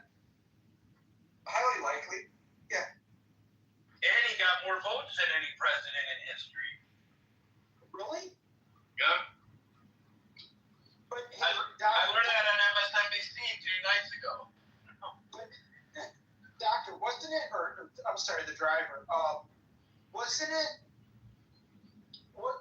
Reagan that won by the largest margin ever? No. I understood it was his re-election. He won 49 out of the 50 states. The only holdout was Minnesota, and that's because that's where Mondale's from. Oh wow! So it wasn't Mojo. It wasn't the first election. It was the second one when Reagan ran in what, 84? Correct. Incredible he survived that assassination attempt. Surgeon said it was like less than a half inch away from his heart. That's crazy. It's even more crazy, Moose, that Trump survived that, because he got very close. Do you guys remember the Saturday Night Live skit after Reagan got shot where Eddie Murphy did Buckwheat's Been Shot as a parody? Oh, yeah. I'm going to go YouTube that, Mojo.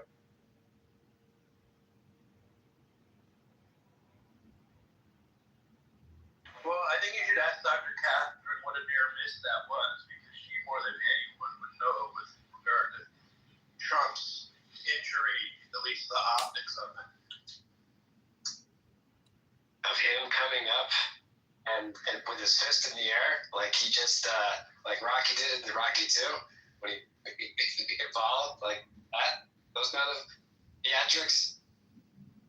And that was mad respect. I mean, I've seen quite a few lucky people who just missed a major injury by just a few millimeters like that. And you just think to yourself, wow, God has a plan for you.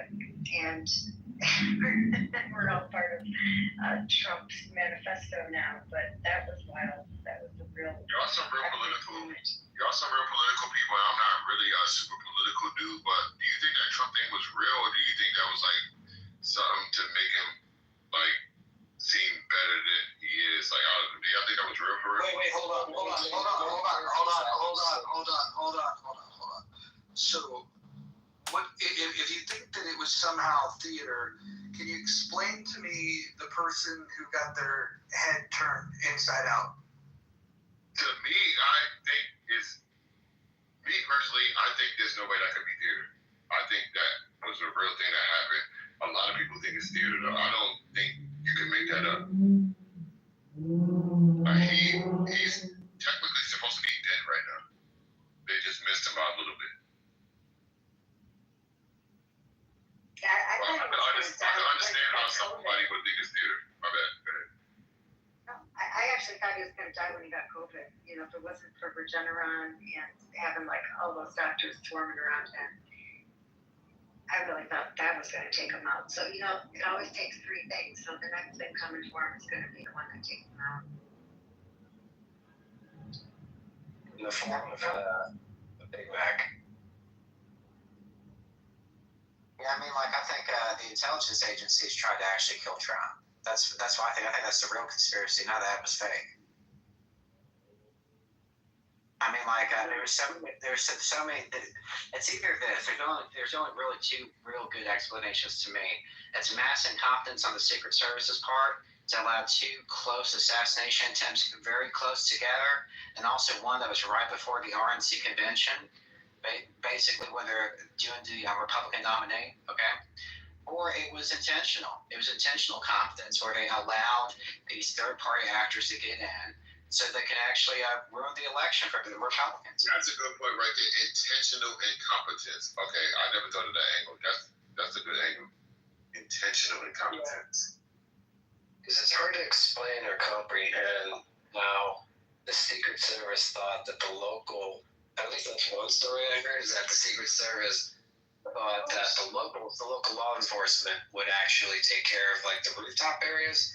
So they're just going to go ahead and leave the only, like available. Why did you want to know a whole sniper rifle on the roof? You know how long it takes to assemble that drum? I'm in the military for 16 years. I know how long it takes to assemble a sniper rifle. Yeah, I mean, it just seems like a major, bizarre oversight by Secret Service. But Moose, like, I remember when I'm here in Michigan, I remember like George Bush was coming to like one of the community colleges or something to do a speech. Every road was blocked off. I mean, I've never seen so much security. This is back like 2004. I never. Go ahead. I think he just had a hot mic. Yeah, go ahead, Nick. Oh, okay. I'm just saying, like, I've never seen that much security. But to your point, Moose, it was just very bizarre that I would think they would have all the rooftops covered, but I don't know. That was some major oversight miss.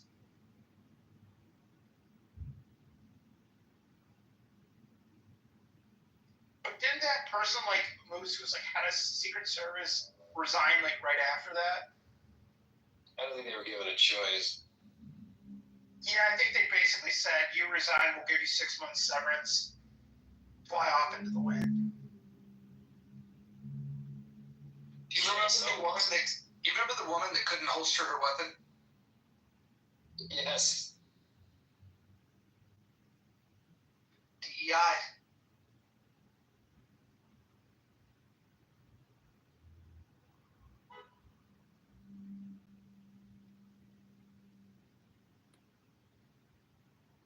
Yeah, it's a tough job, not too many jobs where you're literally signing up to stand in front of someone else to take a bullet. But, that's a big oversight. You know, I didn't even think Trump was going to make it to election day after 2 assassination attempts. I was like, someone's going to like assassinate him before him. Shockingly, he made it.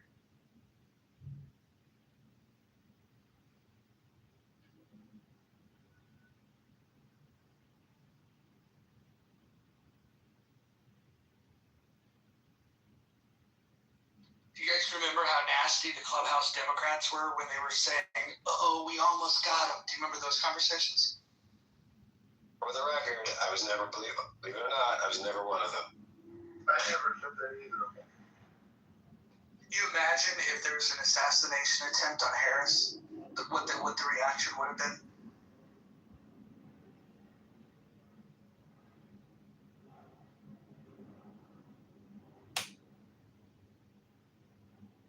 Has there ever been an assassination attempt on a Democrat? Well, Yeah, Robert Kennedy. Yes. Attempt and success. True. And then Bobby Kennedy, too. Yep, the two big ones.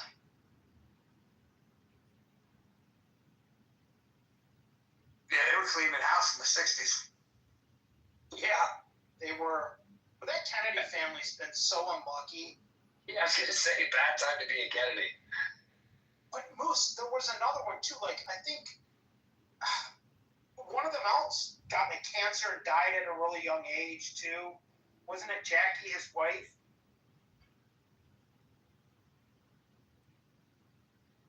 Yeah, the Kennedys are like the Von Erichs of politics. Statistically, I don't think, maybe Dr. Catherine can back this up, but statistically, I don't think that they actually have had more high profile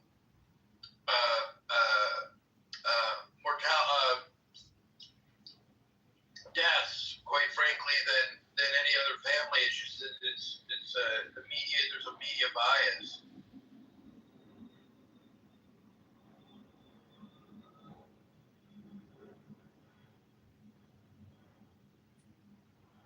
Let me look this up to be sure.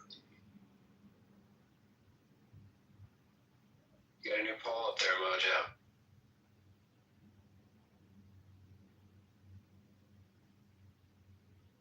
We have a new poll? Oh, wait, sorry. I was looking at the room title. See, at a glance, it is confusing. Like, wait, how come the room title doesn't match the poll? But, right, two separate things.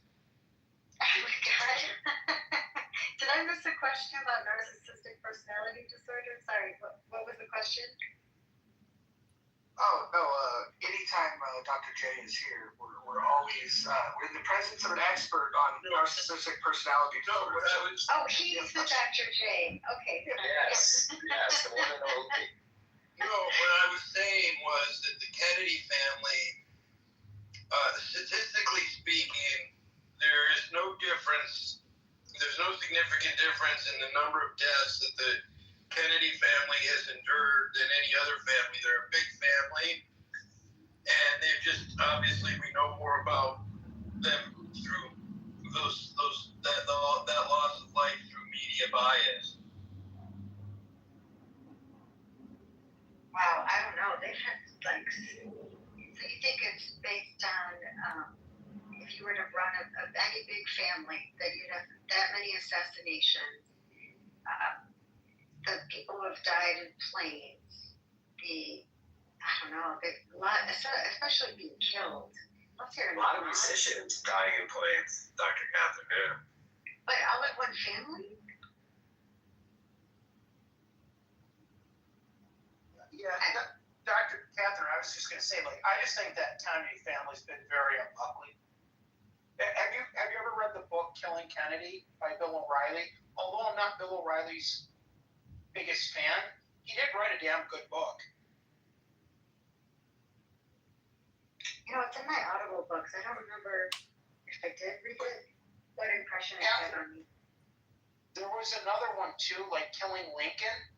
That was a very interesting one because, I don't know if you know this, Lincoln's head of security or top security guard, he was supposed to be watching over and, watching him, but instead he went across the street to the speakeasy and got drunk and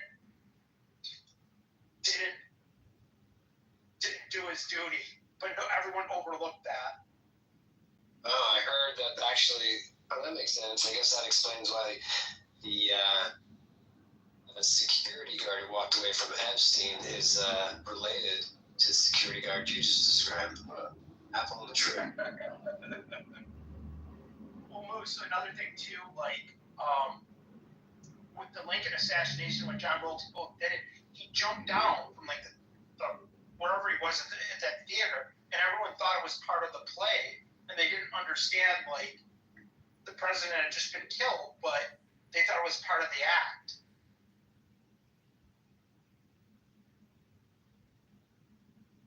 But yeah, it's a good book. Check it out.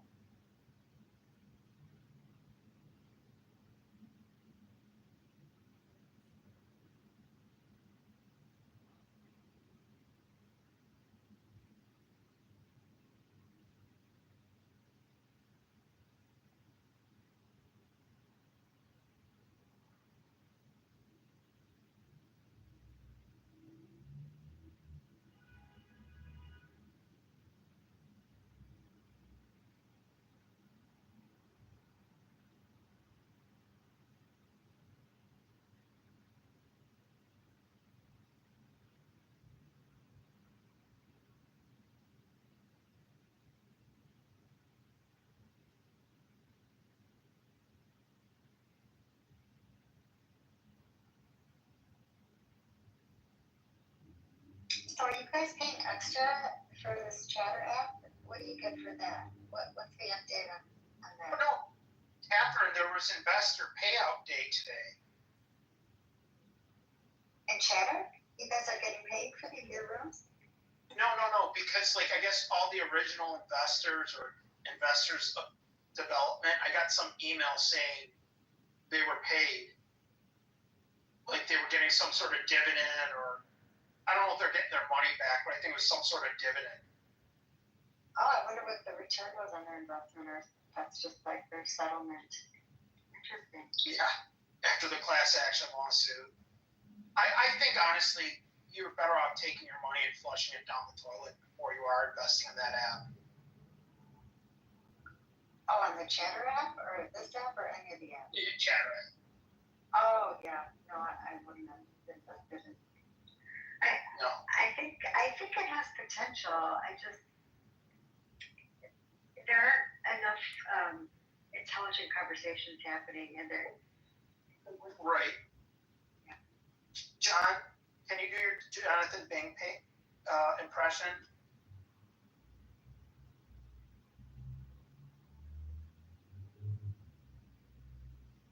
Oh, he's not there.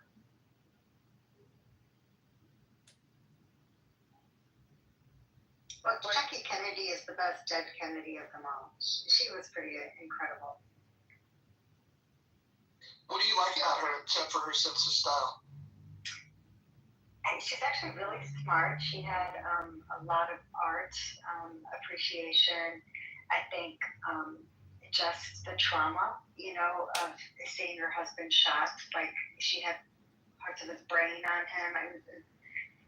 She's a very strong woman, I think. And yeah, I think a lot more than just style. But she was an editor of a publishing house, so she was a great writer herself, and she was meticulous, I think, with her correspondence, her relationships, and she suffered so much trauma. I think just how you look at PTSD, and she probably drank too much, smoked too much. She died of cancer too young. And did you ever see her Playboy spread?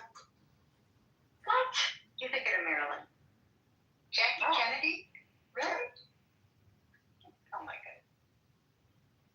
Let's see if I can find a good photo on PTR. But one of my favorite, I think, historical, triangle love stories is the Jacqueline Kennedy, Maria Callas, and Aristotle Onassis. I think that was a pretty amazing situation there, because Aristotle really loved Maria Callas, but he also loved, women who had so much, who were popular, and he just loved women, and he left Maria to marry Jackie, and man, just really broke her heart, and it really broke his heart too. But Jackie, she got to live on a Greek island and have free security, and her kids were relatively protected, which I think she needed to do that.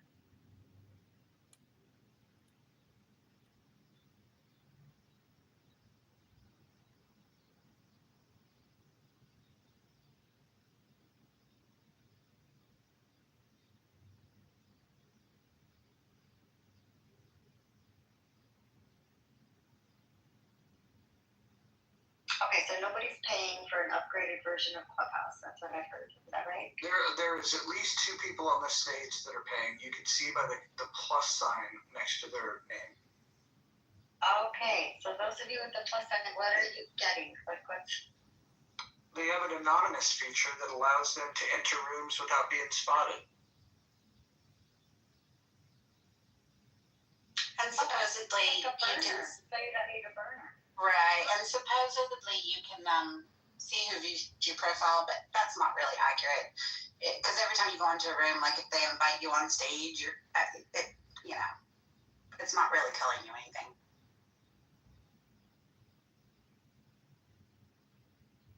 Yeah, LinkedIn does that too. They're like, see who viewed your profile and upgrade to premium. And I'm always like, what do I need to listen to creepers for? Right? It's like, okay, I'm good. I already got my private list somewhere now. I got to worry about these other guys. I'm good. it's weird, right? I'm like, I don't know, it's weird. So to Bree's question, can you go in a room as Anon if someone has you blocked? No. If I am the moderator and I have an account blocked, they can't switch to Anon and enter.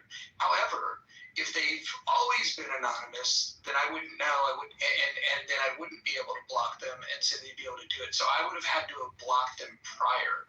So it's a little nuance there.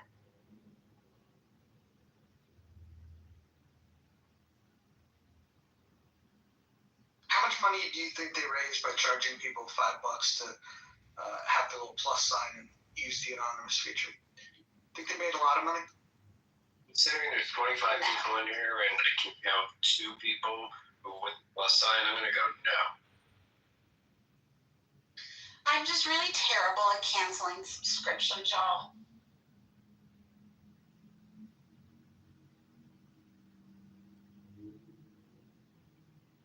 Yeah, because my thing is the features aren't worth the subscription price. Oh no, not at all. Yeah. Like the fact that they put who viewed you as one of the bells and whistles, really? Well, yeah, and like I said, it's not. It's honestly not if somebody reacts to you, they show up in that list. If somebody invites you on stage, they show up in that list.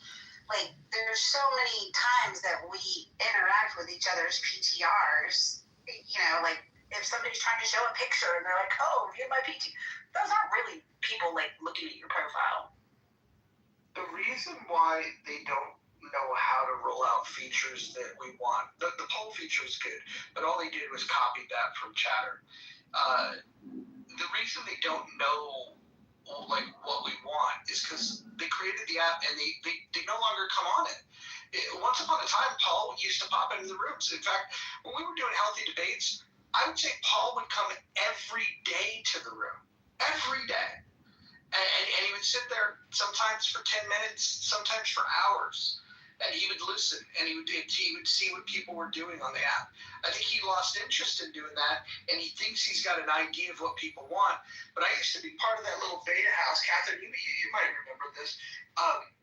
They didn't really want real feedback. All they wanted was people to kiss the brass ring. Anytime somebody provided real feedback, you'd have like all of the suck-ups to like jump in and like, you know, and vote that down. It was very interesting. It was insulting. I mean, honestly, you would ask questions in the chat, they'd be ignored. Give feedback. In the beginning, I thought Clubhouse was so cool because I thought, wow, the founders are sitting here talking to us, and they have good energy. But then, yeah, they just did those leadership rounds, what they call them, town halls, and there were a lot of complaints in there, and they just ignored it. So, like, why even have it? Or just say, like, we get it, we're working on things. We just can't do whatever you're asking for yet. So the founders were fucking up, but when they decided, like, they wanted a feedback loop, and they created the beta house, the beta tester house, this was like, okay, we're going to give people with real insights. And I got invited in, and then the person that invited me in, that person got skewered. Like, why would you let Roger into this group? This is crazy. And it was a small group of people, and they were all in it for self-serving reasons. They all wanted, like, you guys like Nozzle, and you guys might like Nozzle, might dislike Nozzle. But Nozzle, all he cared about, it was he wanted to get a job at one of these companies, or he wanted to figure out how to monetize. And so his whole thing was like, we should monetize houses. We should monetize houses. And I'm thinking to myself, why does that feature matter to him? It's not like, I mean, he could open a room and only 3 people would show up. He would have never been able to monetize anyways. He never had an interesting thought. He never shared any interesting information. And now, interestingly enough, he's now an employee and helping to make decisions over at Chatter, where I think he belongs. Yeah, I agree. And I will say the monetization feature of Chatter is something I think Clubhouse could have added pretty easily. You know, I think it's a little disruptive the way they do it now on Chatter. They call it like a rocket thing. when somebody likes or wants to give energy to the room, they can, they call it a rocket chat. So it could be $1, $50, whatever. And you can see who's contributing, and the person who's hosting the room apparently gets paid, but the payout is like 40 days later, and you have to do a Stripe account. And apparently Nozzle lives in some country where his Stripe account didn't work, and so they had to do it differently. But I don't know, I didn't tie anything to money or put any rocket chats in, because I'm like, I don't really trust the app for. I would recommend this. Yeah. When it comes to social audio apps, whether it's Clubhouse, whether it's Fanbase, whether it's Chatter, I've learned the hard way with some of these things. I would never connect a financial app that you have to them. You don't want to reveal any information that you don't have to them, because it's not that you can't trust all of them. I actually think that there's probably some really good people that are involved in this, but there's also an attraction to some of the biggest scam artists on the planet. I mean, if you think about Chatter, if you think about some of the people that are over there now, they're quite literally like con men. You know, like people like Grant Cardone. He's a con man. He's a fraud. I know that he sued John Legere for saying it, but he's not going to sue me because Mojo doesn't actually exist. I think that's what many of us like to be on Clubhouse, to hear the cons. And like, I was just starting my private practice. I didn't know anything about business, and I really enjoyed hearing how real estate people talk and people into marketing and selling stuff, especially like kind of the cult type movements and the grifters. You're like, well, it's very fear-based narratives. They're very gifted in how they tell their stories, and they get people to come along and make them feel vulnerable if they're not buying what they're selling. So I thought I learned a lot. I think what's fascinating, Grant Cardone lawsuit. What's fascinating? Somebody came up and deposed me to be in that lawsuit. Can you believe that? Jesus Christ. What's fascinating about those real estate rooms is a lot of the people that were involved in that are not selling a lot of real estate. They're trying to do like funds and trying to convince people to invest, and then they do it in a way where they don't even want accredited investors. Like, they're all setting themselves up for major lawsuits. But I think the thing that's sad is that the people that go into those rooms, they have no clue that these people are con men. They actually think that they drop some wisdom. We're building community. I'm gonna make it rich with these people. Look, if they were so goddamn good in the real estate market, they wouldn't be spending their time on Clubhouse telling people to fucking give them their nickels and dimes. They'd be out there selling fucking property.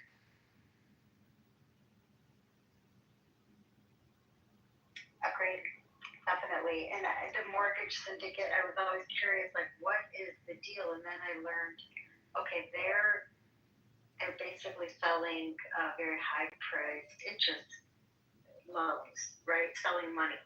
And how you sell money to people at like higher rates than the worst credit card. Is that the scam? Things like that. It's interesting. But I'll tell you, because I'll always say, well, send me the papers, the documents, so I can have my finance people look at it. And they've got nothing to send. I said, well, what's your tax ID number for your company? You know, like if my company were to support your company, how would that be filed? Or if you're a charity, you know, like, what's your tax ID number for the charity? So, when you know what questions to ask, it breaks down very easily. But we've seen a lot of people get. I'm so glad you mentioned this. So glad you mentioned this nonprofit. So I was in this room, Politically Correct, I think it's called. And there was this woman by the name of Sin, I'll call her out by name, and she was talking about all these things that she does in her community. And I could just sniff out the bullshit, and then so I went on stage, I said some things, and I don't know, set the room on fire. But she was saying, you don't know me, you don't know what I do, and she was telling me about this nonprofit, and then I go, okay, why don't you put the link in the chat to your nonprofit, and I'll donate $500 right now. Now, as somebody that's raised money for nonprofits and for other causes, if somebody is going to, say that they're going to donate, even if they're not going to donate, you still would put the link out there. She couldn't provide the link because it didn't exist, and then when I called that out, I got removed from the room. So you gotta be careful. These people are fucking frauds. If they tell you that they're doing this fucking great project, just ask for more information. If you were to ask, I would imagine if you could just have 3 good questions. Can you show me, and not just like a link to a GoFundMe, and not just here's my Cash App, but look for some sort of documentation, some sort of filing that they've done where they've really put their information out there and they show that they're legitimately doing things in the real world. Even then, I wouldn't give money to people on Clubhouse. As a general rule of thumb, if you guys were to do something and ask for money, I'd just be completely out. Just a general principle, I will not give money to people on Clubhouse. That being said, if you're inclined to do that, I would just ask a few fucking simple questions. And what you'll find out is that I would guess 5-9 probability that everybody that's ever asked for money on this app was not doing with the money what they claimed they were going to do with the money.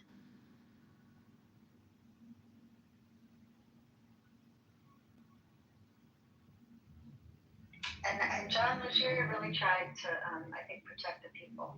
And that lawsuit, it's a shame because he stopped coming to the rooms, and he, I thought, added a lot. I thought that was what was really fun about Clubhouse a long time ago. He really has a great diversity of rooms and people calling out each other's bullshit. And you see too, if I call out someone for being controlling or something, we get kicked out of rooms. I played that clip, thing was in it, and you're just like, wow, there it is. If you're not authentic and someone's calling it out, you're going to defend yourself, and that's something to think about. Is if you're authentic, why would you have to defend yourself? You're just honest. And Is there a way that I could get a copy of that clip? I would like to. Dustin has it. You know what? I already know because this room's been streaming. I could just go back to the live stream and I could clip the moment in which it was said. So I got it. Don't worry about it. Okay. Honestly, it's so uncomfortable for me to hear it. If anybody's been, abused verbally or has trauma, might be like trigger warning for that. He just really sounded. Yeah, I'm gonna go the other direction with what I'm gonna do is take things like that, string them all together, and maybe use that as like bumper music as an intro for these rooms. So like as people are piling in the beginning, just play like maybe a 90-second clip of people crashing out on Clubhouse, and I think that's a perfect example of somebody crashing out on an app. Bumper music, I like that. Okay, buckle up.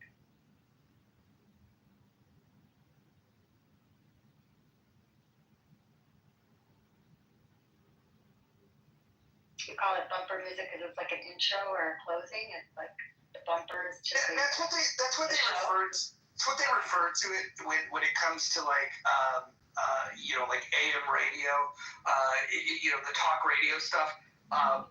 There's like the intro music, and then there's the music you play to a commercial, and then there's the outro at the end, and it's referred to bumpers because it's bumpered on the sides of the commercials as well as the content.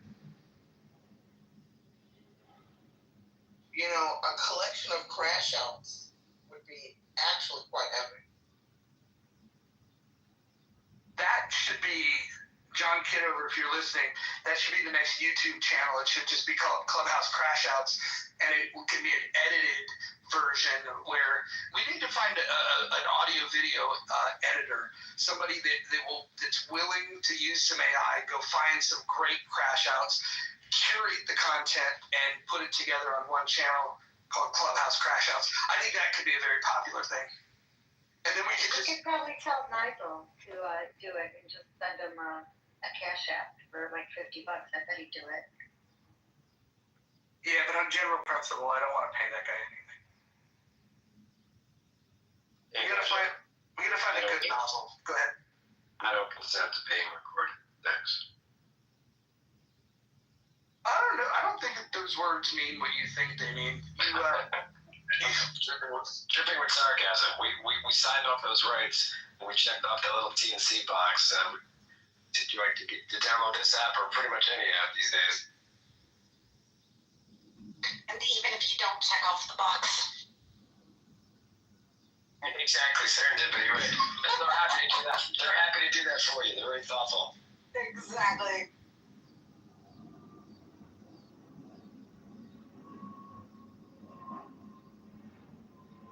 Yeah, I just love some of the people that are, bitching and complaining about people like John Kitover, but they didn't give a shit when Snowden released all the information about what the federal government was doing, and they're like, oh, that's different, it's the government.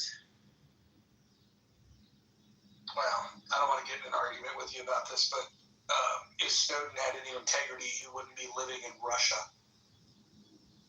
Well, I don't know. I think they've made it explicitly clear that they're going to lock him away in a box for the rest of his life, and he'll probably end up dead. So, I mean, I can't blame him. Well, no, I can blame him because if what you really care about is exposing tyrannical government, you don't live in Russia. Sorry. No, I get that, but I mean, who else is going to take him? Who else is going to take him and not, 5 minutes later, let the fucking feds come in or Interpol come in and be like, oh, sorry, yeah, we lied. I mean, kind of rock. So it's not really in opposition to tyrannical government. It's more about that he wanted his names and lights, and now that there's consequences for that, he's willing to go to the most tyrannical government on planet Earth, minus North Korea, and then just live there. I mean, the guy has zero integrity. Well, you think that?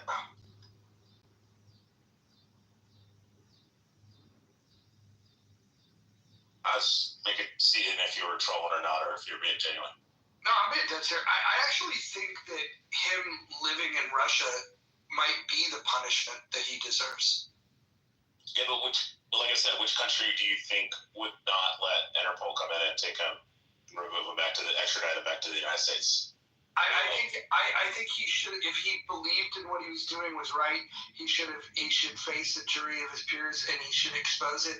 And then if he goes down in an unfair way, then that's called martyrdom. But he should not be calling out tyrannical government and then living in Russia.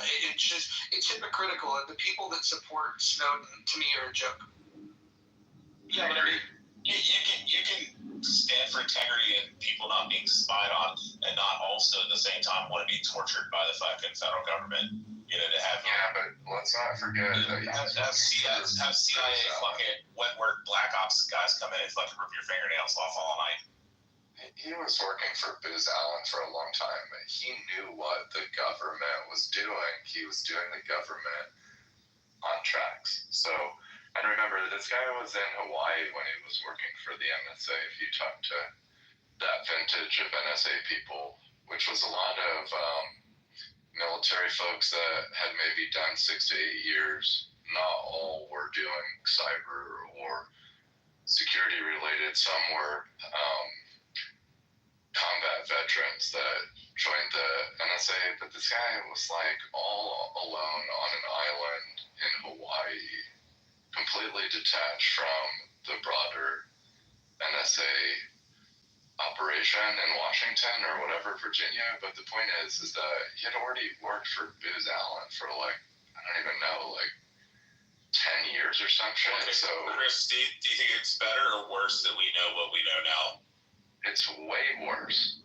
Once the public understood how mass data collection was being weaponized by governments, what did governments do? They increased their mass data collection capabilities. They came up with more advanced forms of signals intelligence. Look at all the innovation in signals intelligence. It's pretty shocking.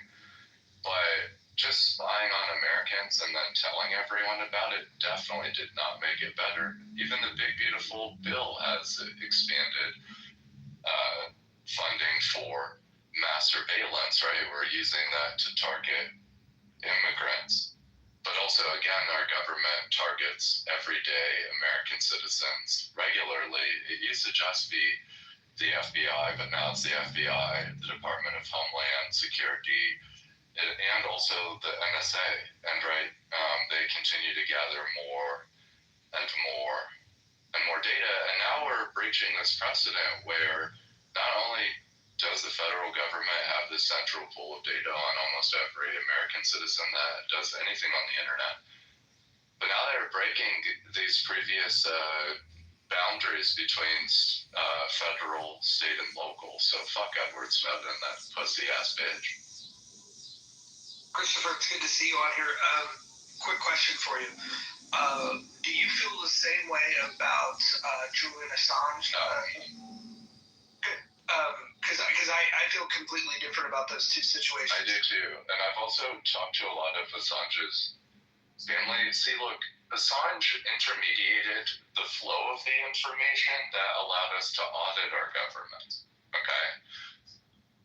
Edward Snowden got paid by the NSA and Booz Allen for fucking years and then didn't leave us with any instructions on how to deal with the signals intelligence. And then again, what? We got fucking obliterated by every fucking government on this goddamn planet.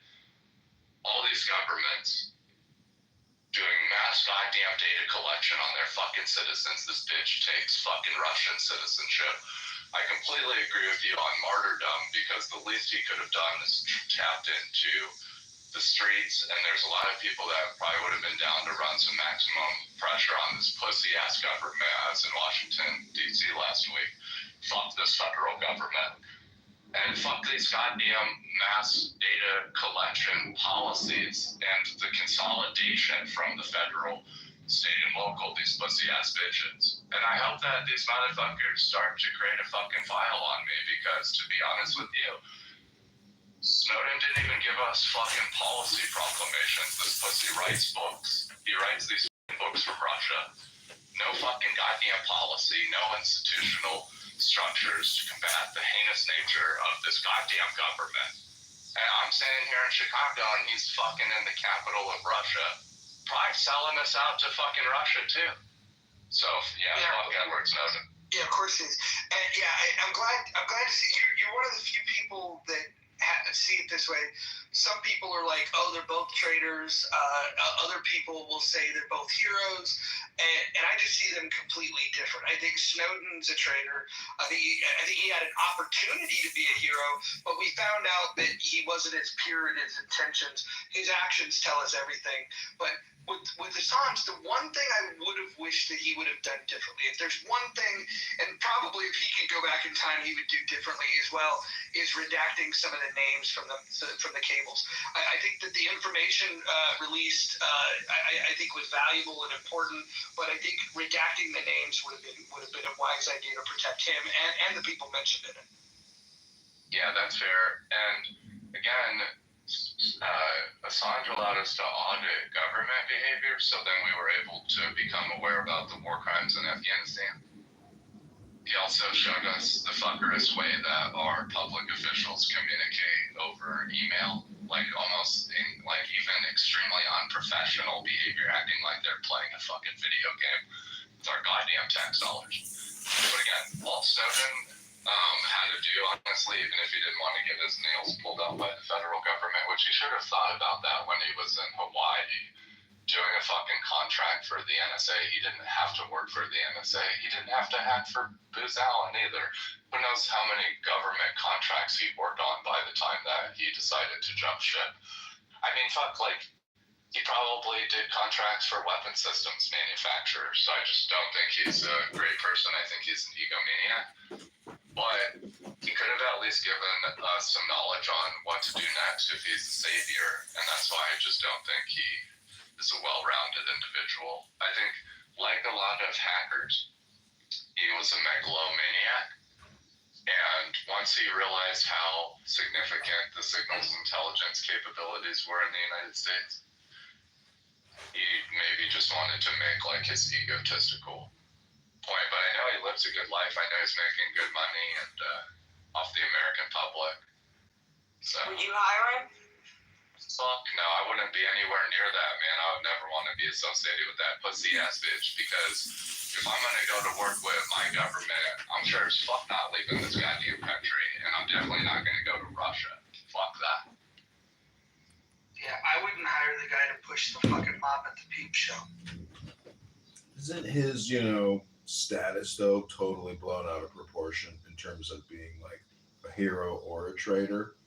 I mean, doesn't he get way too much credit? It's definitely not blown out of proportion in that he sold the federal government out with his top secret clearance and all the access that he had to the signals intelligence platform at the NSA. I know, but it's a huge deal. What are the three major revelations though that he shared with the world?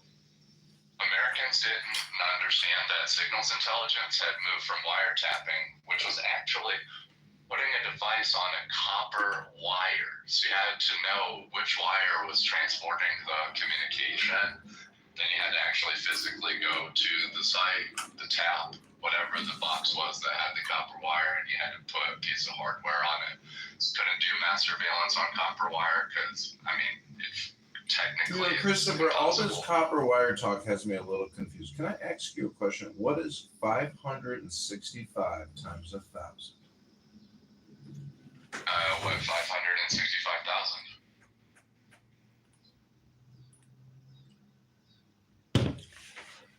But anyways, once we move from the copper wire to digital platforms and digital devices, that's what people didn't understand. So he showed people for the first time that you could do mass data collection, that the government could do mass data collection that went way past what you could do on a wiretap on a copper wire. So that was certainly a revelation back in 2009. But while John just distracted you with that math question, meth heads just came and stole copper wire. Sorry. Well, nobody's running copper wire anymore. All the telcos retired it. Anyways, you feel me? So what's the second revelation of Edward Snowden?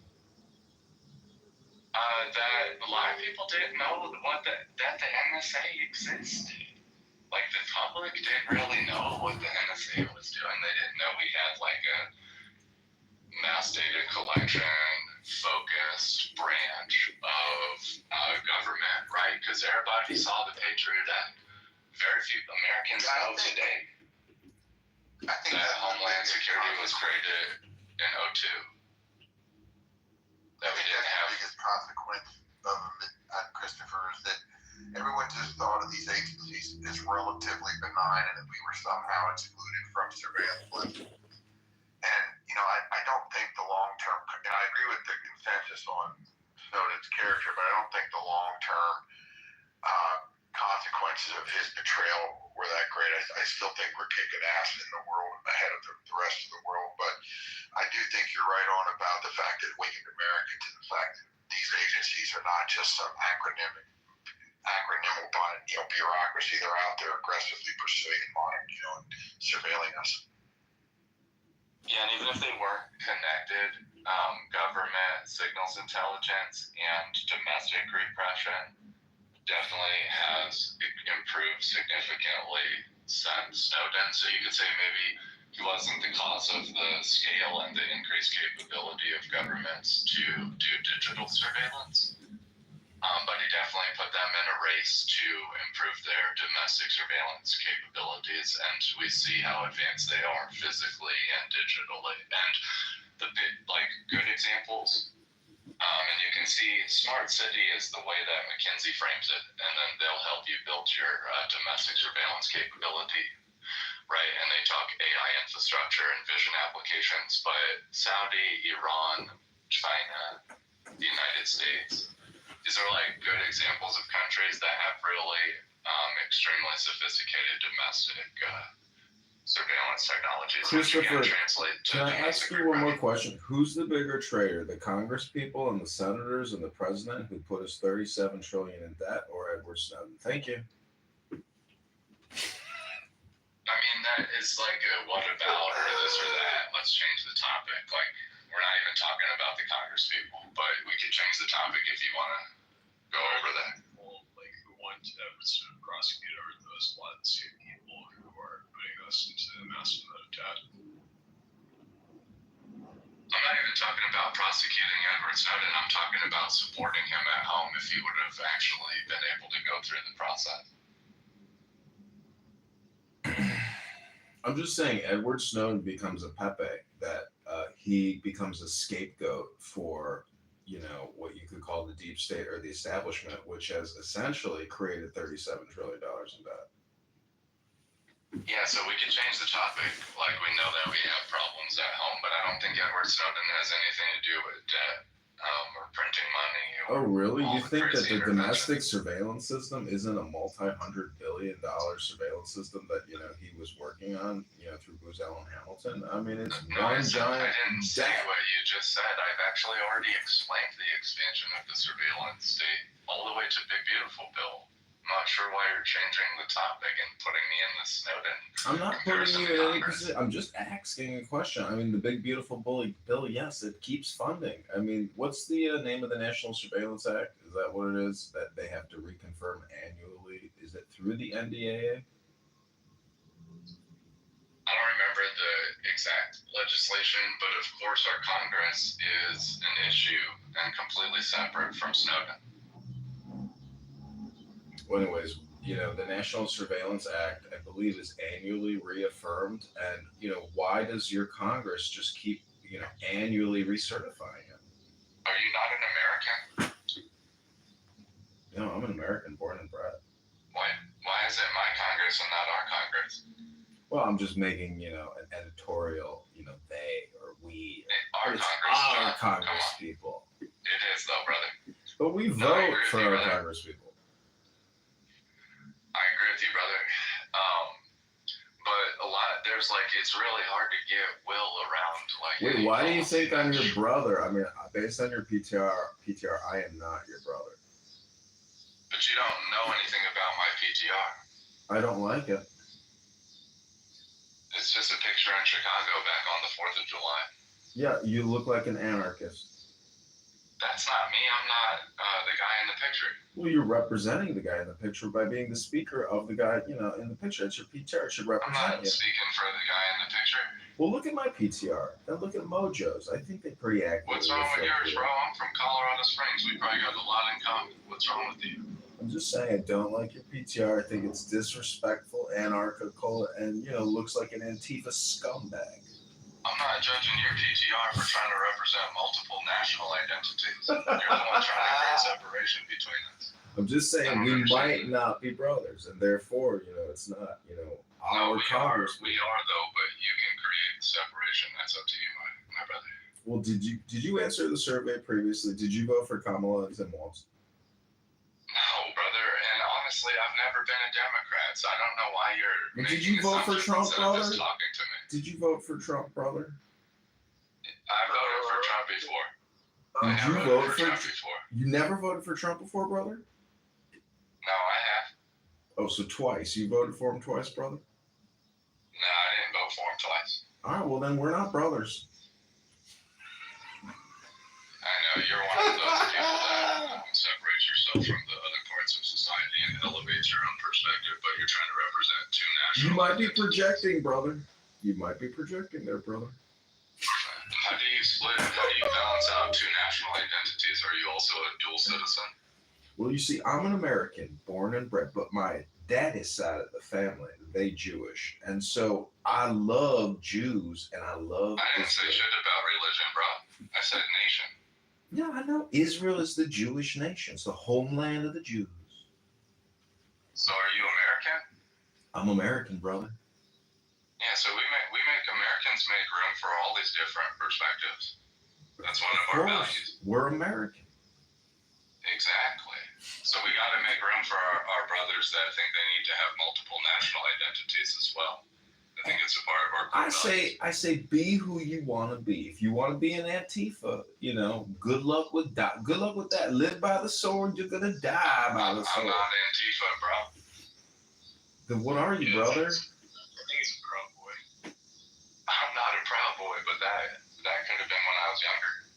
Well, what are you now, brother? If you were the king of America and emperor supreme, what would you do for your people, brother? I've never contemplated an emperor in this goddamn country. Well, if you were the Did you go to president, January 6th? Were you there on January 6th, Christopher? No, I wasn't there on January 6th. well, if you were the president, brother, what would you do for we the people? All I'm trying to say is I could put a similar picture of Steve Bannon last week, and then people would make that assumption, and then they would say I'm this or that. It doesn't even matter what my picture is if you're not trying to get to know me. Well, then I'll respectfully, stop asking you any more questions. I did want to ask another question because we do talk about the public debt quite a bit in this room, the unfunded liabilities and the funded liabilities. But what about all that private debt that Americans are contending with? I don't even say axe.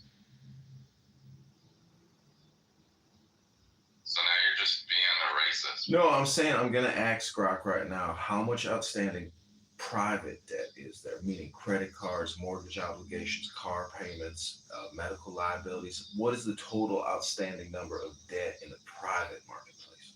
What is it, like 5 trillion, 6 trillion? Yeah.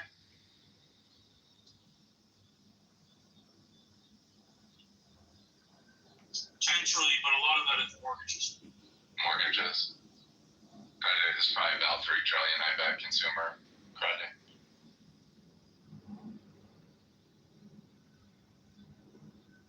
But should I think my picture's more American than yours is, John? Really? You think being a black masked vagrant in the street with a middle finger up swearing at police is more patriotic than a man wearing a Trump hat? I definitely think there's a precedent for the book of the law with an anti-federal American and flag, anti-state. Freemasonic apron, and an Israeli flag, and a veteran flag. You think your flag? You think your PTR is more patriotic than my PTR? I do, though. I definitely do, especially since the individual's only representing themselves, not multiple nations. Well, I got to tell you, I do not like foreign aid, but if there's one country on this planet that I want to send as much foreign aid to, it is Israel, the land of the Jews. You just contradicted yourself. Well, I've been to Israel many times, and I know they are surrounded on every sector except the ocean by Islamic terrorists, jihadists that want to kill them and take their land. And therefore, I feel sending at least maybe $100 billion of our NDAA to the Israeli government so they can buy as many weapons as they possibly can and train as many soldiers as they possibly can to defend their country against Islamic, jihadist, Muslim, Mohammedan terrorists. Yes, and to commit genocide. No, defend Israel against Mohammedan, Islamic, jihadist terrorists. That's the idealistic perspective on Israel, but I understand what you're saying. Oh, thanks, brother. Thanks for confirming what I'm saying. I'm glad you agree with me now. No, I didn't say I agree. I understand that you have foreign interest on your heart and that you advocate for sending money to other countries to carry out genocide. Well, have you ever owned a house that became infected with bed bugs or ants and you had to buy insecticide to deal with, the invasion? Yeah, brother, I'm not down for that. Humans are not bugs. No, I agree with you. But unfortunately, when the Palestinians on a weekly basis shoot rockets over into all your major cities for years and years and years, I mean, this was the straw that broke the camel's back. It's called October 7th. And unfortunately, it's supernova to Gaza. Yeah, that's one way to think about it. But anyways, I normally don't embrace the dual citizen, dual nationality perspective in domestic politics. It's foreign influence, that's all I'm trying to say. I agree, but I'm just saying, based on the We averages. do have foreigners that do respect our political institutions and they don't try to lobby them for interest abroad. Oh, like So I do like appreciate Iran, those folks. like Iran, like Russia. You think these countries don't try to buy political influence in this country all the time, every day? No, it's a highly competitive Saudi political Arabia, environment. We have tons of foreign influence coming UAE, into the country. Dubai. Yeah, but you wouldn't be any different than them, so I'm not even sure why you're saying that. I'm just an American like you, brother. No, you got two flags behind you. I only got one. Really, where's your flag? Is it the keffiyeh? See, who is this guy? He's being a racist, bigot, rude motherfucker, and I've actually never worn a keffiyeh. I'm not Muslim. And you need to watch how you talk around here. He's a troll, Christopher. I know, but he's a Oh, I'm not a troll. I mean, he's slanging some real insults here. I didn't get petty like you and start insulting you the way you're insulting me. You're no gentleman, sir. Yeah, you just running your fucking mouth, boy. Well, there we go. You're no gentleman. No, I'm not. I never claimed to be. I'm not like you. I'm not fake as fuck. All right, sir. Well, I respect gentlemen. I'm sure that we're not in the same league, my brother, so that's good to know. Well, you, sir, are no gentleman. And I don't think you have to be Antifa to be on some fuck the police shit. Like, I was never associated with Antifa growing up. I was associated with a bunch of military veterans and former law enforcement and security professionals, and that's where I developed my own viewpoint on fuck the police. Well, thus, you are associated with some of the lowest IQ people in society today. No, definitely very smart people that defended the country and also went out and put the badge on and did as good as they could for the American public. And only represented one flag, the American flag. That was the only flag that was allowed in my household. All or nothing, huh? No, we were just taught that we were Americans and that America was the priority. Well, I say America first, Israel second. Yeah, I never grew up like that, but I understand that some people did. Well, you're no gentleman, and I really don't like your PTR. I think it's vulgar, immature, unprofessional, and downright disgusting. That's no problem. I understand that. I mean, aren't you a contrarian? You say you come from a family of police officers and military men and women, but yet, you are supporting a PTR which shows a miscreant in the street, a radical anarchist, flipping off the police. I mean, I would flip the police off too if it was necessary. And I'm not a radical anarchist. So. Well, is that from the Summer of Love in 2020 when the BLM stormed all the grocery stores and convenience shops and looted the city, causing chaos and murders everywhere? It was the 4th of July in Chicago in 2025. No, this flag right here. When is it necessary to flick off the police, though? It depends on your politics. This flag right here, this is a picture of a flag that I saw at the Art Museum in Washington, D.C., right down from the Capitol. And obviously all the museums that are institutional and they're free to us because we pay an outrageous amount of money to the federal government. But this flag was in the Art Museum in Washington, D.C. The museum's on Pennsylvania. So, Christopher, do you think that feeding baby parts to alligators as opposed to just discarding them in the garbage would be a more effective use of abortion? I don't even understand the structure of that question, but I do get that you're trying to project your worldview by leading the witness. I'm just saying, it's a waste to kill 60,000 children in this country a month and not use the baby parts to feed the alligators. Yeah, makes sense. Are there no moderators left in this room? What's going on here? You're letting John run this show? I'm just asking, what is a patriot? Hold on.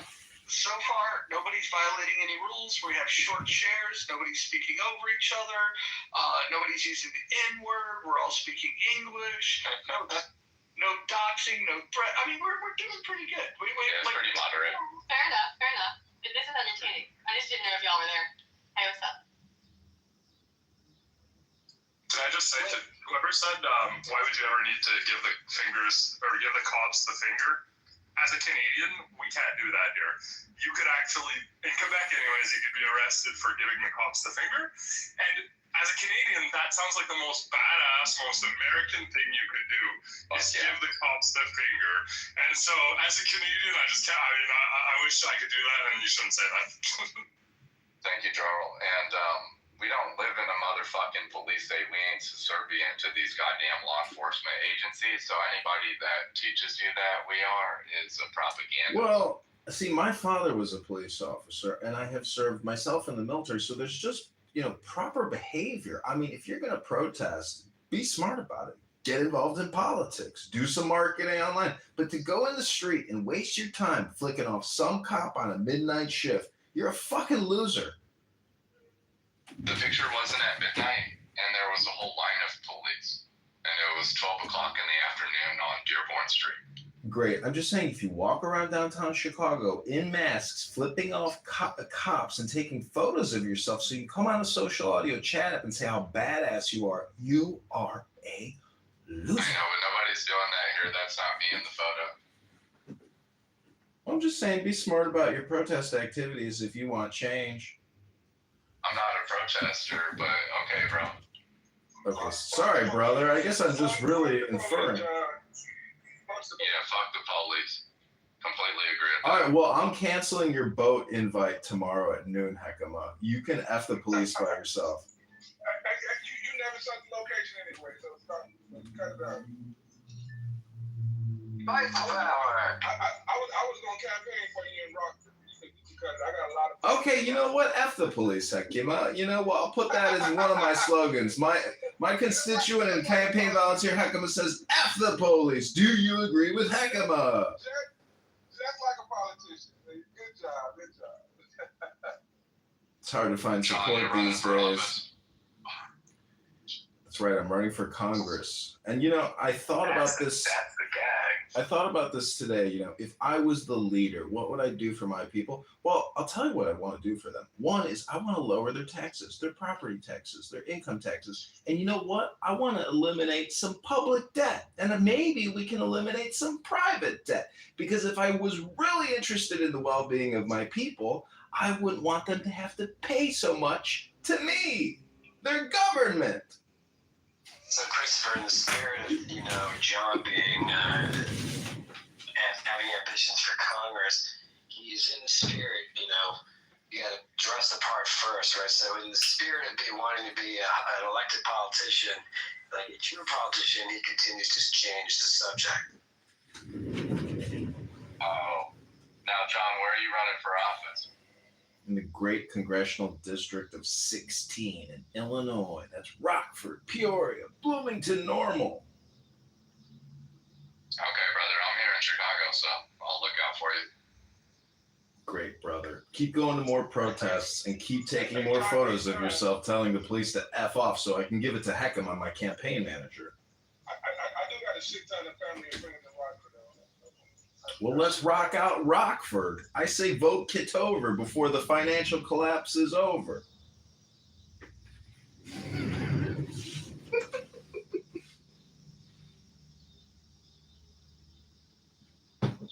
Thanks for your service, John. I'm just trying to figure out, however, Mr. John. Wait, Nye, before you go, when people say, I want to thank you for your service, I like to say, don't thank me. Thank all the people that died fighting for your freedom in Afghanistan and Iraq and Somalia and Syria and Yemen and maybe the tips of Iran, wherever else this army went. Thank them. I'm here as a healthy, wealthy man trying to get into office. Don't thank me. Thank the dead soldiers who have kept your freedom and liberties possible. Well, the dead soldiers, my friends and family, but certainly not protecting freedom. But that's a cool narrative that they used to push back in the day. So, John, I have a question. Let me let Hekima go. Oh, no, please. No, we talking the same time. Don't do that.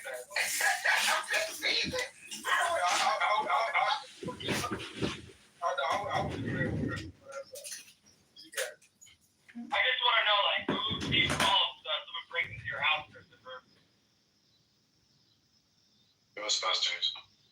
Who do I call if somebody breaks into my house? Well, I grew up in Colorado, so we got the made my day law, so we could just pull our gun out and execute that person on our property without going through any legal proceedings.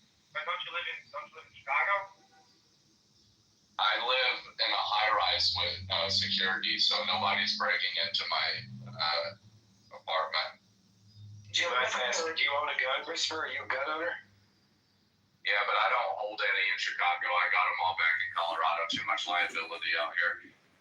I was about to say, in Chicago, I don't think so. Hold on, I'm in Chicago, but Cook County, I got to shoot that. That's a fair point, man. No, I mean, I could transfer them. I just choose not to. I choose to pay for security and the high rise, that kind of shit. That's all. But I definitely agree with you, Ekman. You got concealed carry out here. What you talking about? There's no spam. I know, but it's too much liability for me. No, but I definitely. I was letting her know. Christopher. I never said there was a ban on any guns, did I? I didn't hear those words come out. Christopher, you had another profile on this app like a couple years ago, right? And I think you did like a debate with Peter Schiff. Yeah, I debated Peter and a whole bunch of other people. I mean, there's so many to name. Sam,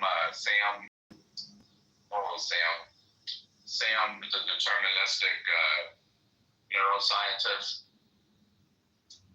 Eric. This like metrosexual fucking European pop singer guy that it would read from books, and he would be in a conservative clubhouse space, and everybody thought that he had all these original ideas when he would just read to people. Sam is one of the dumbest people that's ever been on this app.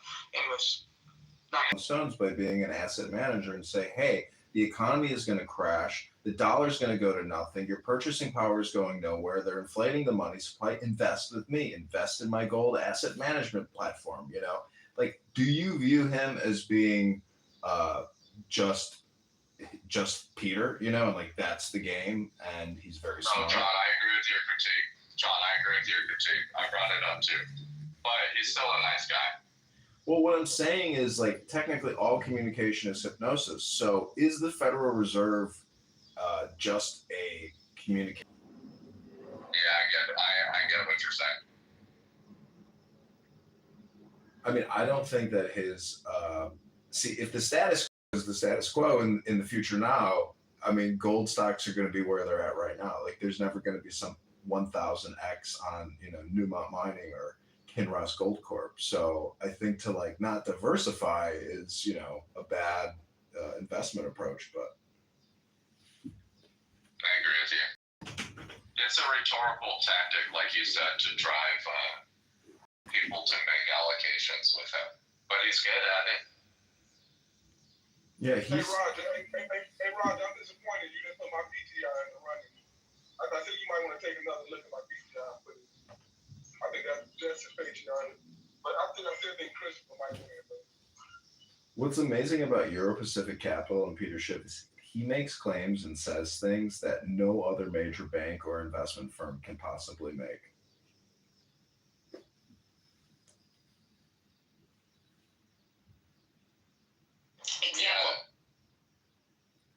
Wells Fargo Wealth Advisors would never issue press releases and create podcasts about how the Federal Reserve is creating an artificial, equity bubble and go on and on about taxes and inflation and the value of the dollar, the history of the Federal Reserve. Like, they're never going to create content or discuss any of these things because it's all just branded marketing communication. And so Peter Schiff, has an advantage there.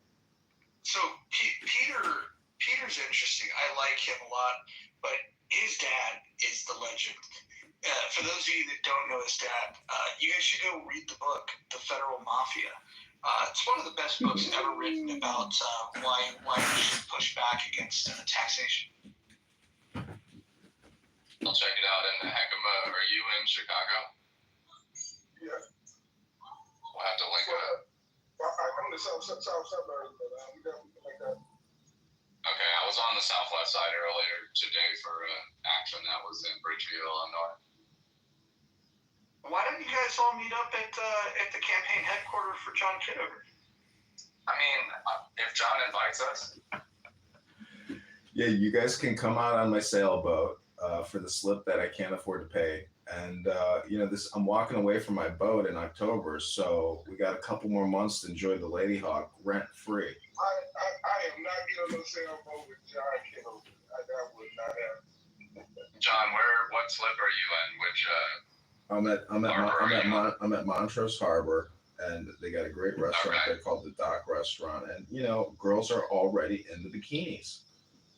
I'm by DuSable Harbor. Okay, you changed my mind. I'll show up. And anyway, how could you not touch John? There's always a camera on him at all times. You're safe. He might be one of them serial killers that record the victim, so that might be it.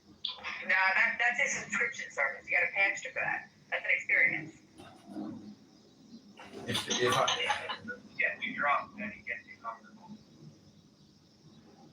Yeah, all the videos is like an insurance policy, because if I ever disappear, at least I'll be on 30 cell phones still. John, did you get on the ballot yet? No, just getting on the ballot is the huge challenge. I know. They challenge every single signature, and if you don't actually door knock and have the address list, good luck getting the required number of signatures at grocery stores. It's got to be Republican voters. They've got to be in the database. Their signature has to match perfectly. Their name has to match. It is the biggest fucking scam and the most ridiculous obligations they put on candidates to get onto the ballots or the primaries. I know, I got on the ballot in the last cycle, but I took a different approach. Hey, John, do you know who Mark Rice is? Yeah, I know Mark, yeah. Is he like in the same district as you, or no? I know he's also running for Congress too. So yeah, he's like running in 13, I think.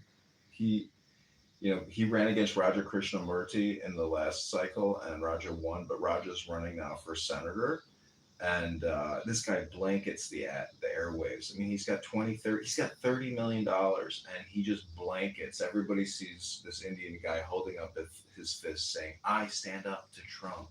I fight Trump. Resist Trump." I mean, that's the type of messaging he puts out, and he thinks that's what people want to hear to vote for him.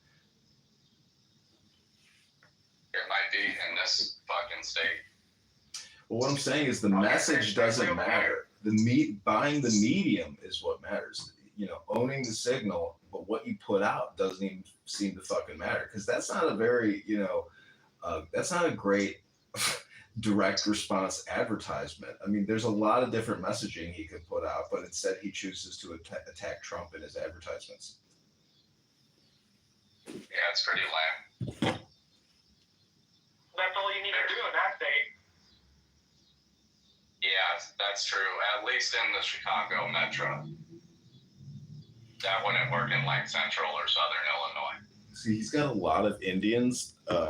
There's a lot of Indians in Chicago, and if you could organize the Indians in Chicago, I mean, that's like millions of voters. I had a friend in high school whose father was a very successful entrepreneur, but guess what his business was? He had a travel agency, and he flew over about 100,000 Indians into the Chicagoland area, resettled them. Amazingly, they got citizenship. He started a radio, he started a newspaper, started an Indian grocery store, so people have made a lot of money on what you might call illegal immigration, but everybody's very successful. They got great families. They're not high in the crime rackets. So, God bless all the Patels and Krishnamurtis, but there's a lot of them in Chicago.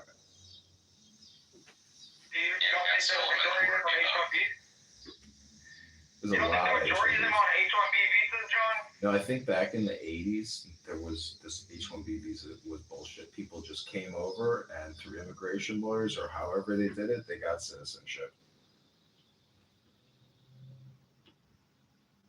But they're the best, Who do you think is working for the semiconductor manufacturers, the cell phone manufacturers? It's all these electrical engineers, and a lot of their last names are Patel.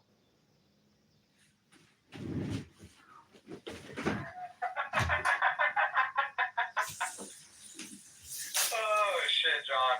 You crack me up. Has the Indian population been growing like exponentially like in the last couple of years, or what? Not exponentially. It's on a it's hitting a plateau right now because a lot of domestic U.S. companies have paused hiring for anybody that's not a U.S. citizen. It's even the big Deloittes or Accentures of the world. So it's a plateau, and it was never exponential. It's always been a small minority population in the labor force. Wait, are you that guy that got let go from Accenture 2 years ago and still doesn't have a job? No, I've never worked for a Big Four consulting. You're a software developer, right? No, I'm not a software engineer. So what do you do?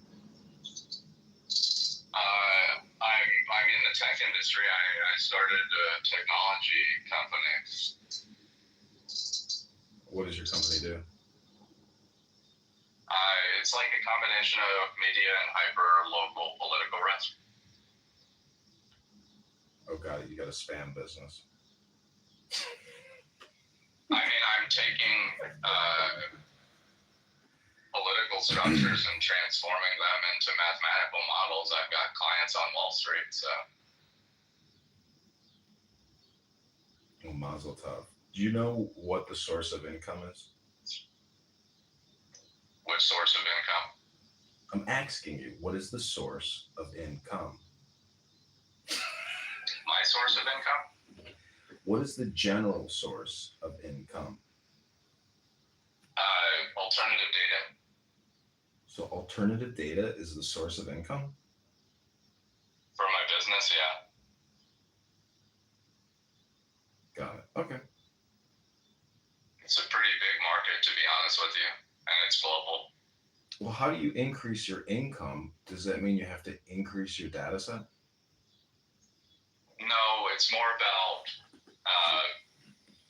like extracting the data and supplying it to the consumers in a way that works for their business. Some businesses have less technical competency, so then it's better to supply them with a platform where they can do sort of like drag and drop analytics. And then obviously I'm fine tuning that to whatever use case they have. It's not just financial firms. It could be like lobbying, corporate security, activists, and community organizations. But if you want to increase your income, what adjustments would you have to make? Adjustments to your model. If you want to increase your income, what adjustments are you gonna make? It's a startup, so it's unknown. Got it. Because I read a book about what the source of income is, and so I was just wondering if your thoughts and opinions might align with what I read in what's called the book. I haven't read that book. It's called The Book of Income. I'm sure it's interesting. It is. It's got a lot of wisdom-based approaches to increasing your income. Yeah, there's different ways to do it. I get that. But for this, it's more about, can I commercialize novel technology? And there's not really a way to predict that. You just take the risk and eat shit, or you don't. Have you used Polymarket to do any type of data analysis on your income potential? You know when I see buy versus buy? Like, remember the old cartoon? That's what this reminds me of right now in this moment. This is like troll versus troll. Like, I'm cracking the fuck up laughing right now. I'm not trolling, though. Maybe John is trolling, but I'm not trolling. See, people... I don't see Chris trolling it up. Chris, it's because... I don't see John trolling it up. He might be known as one, but I don't see him trolling right now. I know, I'm having some fun here, but you may not call this trolling. This may be, like, I call it like petting, or, I would call this like petting. Petting at a barbecue, of course. Chris, have you ever self-roasted yourself? Like, you mean like make fun of myself? Yeah, self-deprecating humor. I mean, have you ever like been the topic of a roast? Oh, for sure. Hillary, I need a full frame camera. No, Chris, you meant stick a pipe up your ass and out your mouth and stick yourself over a fire. No, I've never done that. That's not a shit. Only risk can come with that. Well, he had to pause and think about it because he's so autistic. He's like, does he mean like Chris. roast myself or like self-deprecating? Chris, I recently got an invite to the Bohemian Grove. I'm wondering if you want to be my plus one. I don't even know what that is. It's a place in the forests of California outside of San Francisco where a group of elites get together to do the care ritual. Do you know what the care ritual is? Doesn't sound like my style, but I'm not familiar. It's basically like an invocation to remove all care of the outside world. So when you're in the Bohemian Grove, you're not thinking about what's happening outside of Bohemian Grove. It's called the care ritual. Also pretend to sacrifice a virgin. I mean, I don't do it anymore, but... Well, no, but you can find a virgin these days. Yeah, I know, right? Well, the Mohammedans can, but they start really... I'm a virgin. Yeah, I'm just saying the Muslims do, but they have to start really young. Sorry, autocorrect. What did you mean to say? What was it? I'm a virgin. Okay. As one of your best friends, I will absolutely go along with whatever lie you tell me I need to tell the other people. So, guys, she is a virgin. Virgo? Was it Virgo? Okay. Okay. I'm a virgin too, Kristen. I know. We virgins have to stick together. So I got a question about the title of the room. What is a patriot? I was watching the movie Patriot with Mel Gibson, and I was thinking, like, is patriotism a mental health disorder? Because, you know, he rebelled against that Lord Cornwallis and murdering all these people, but then he's got that asshole guy, you know, the dragoon who's, you know, a madman. So, like, what is a patriot? It's kind of subjective though, because one person might say it's a patriot, but I think by definition, like stand up for your country, fight for your country, but that can, especially in America, can come in different variations. So I don't think there's no one definition in America of a patriot. Well, make them if there was a dictionary definition, I know what it would be, but I'm not necessarily. I wouldn't necessarily agree with it. Well, is George Carlin a patriot? Is who's that other fat comedian, the screamer, Sam Kinison? Are they patriots? No. I think Frederick Douglass is a patriot. Lenny Bruce was a patriot. Muhammad Ali was a patriot. That's right. Is Jerry Seinfeld a patriot, or is he a Zionist?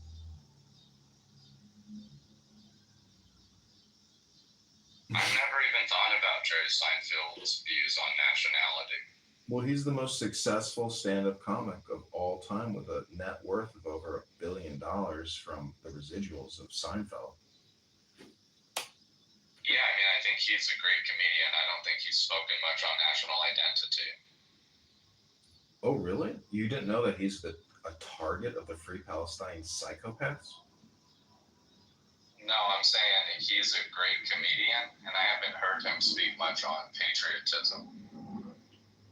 Is Ilhan Omar a patriot, John? Doesn't she have to leave a patriot?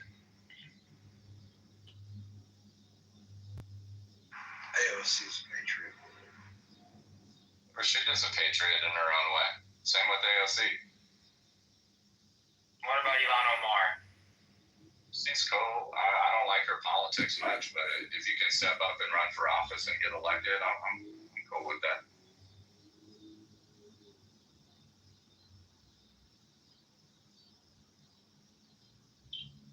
How come nobody waves anymore when you let them in traffic? What happened to that? Nobody does a little point like, thank you, Amy. I do. Thank you. Thank you for that. You might be in the wrong state or city. It happens. You know, I asked Mojo yesterday, is war just a late-term abortion? And so when I look at the word genocide and I think about eugenicists and the genetics and the destruction of life, I sometimes wonder, is 60,000 U.S. American baby abortions, versus the 60,000 dead children in Gaza, is it not just all a monthly genocide? No, because genocide is the elimination of a particular sect, race, religion, something like that. And the other is all babies. You're considering all babies. So. Yeah, one's a Holocaust. Month to month. One's a genocide, one's a Holocaust.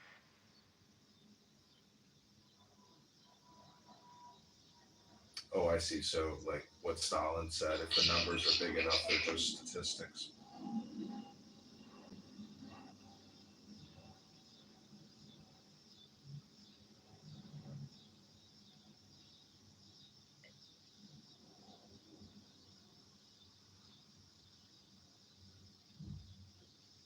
Well, was the COVID? John, when you were talking about CARE, were you talking about the Council on American Islamic Relations? No, that's funny though. That's what the chat was talking about, so I wasn't sure. No, the CARE ritual is something they do at that supposedly Republican, conservative retreat. But no. That's weird. CARE, the Council on Islamic Foreign Relations or whatever it is. I'm sure they don't care about America, and a lot of people here, they don't like AIPAC, but there's about 10 other groups that you might not like that do foreign lobbying on behalf of their governments or their terrorist regimes. I like CARE. I bet you do. I like turtles. Go banana. That's why I asked you if you knew what 565 times 1,000 was. I needed to do a quick diagnostic, but I know you don't care. You just care.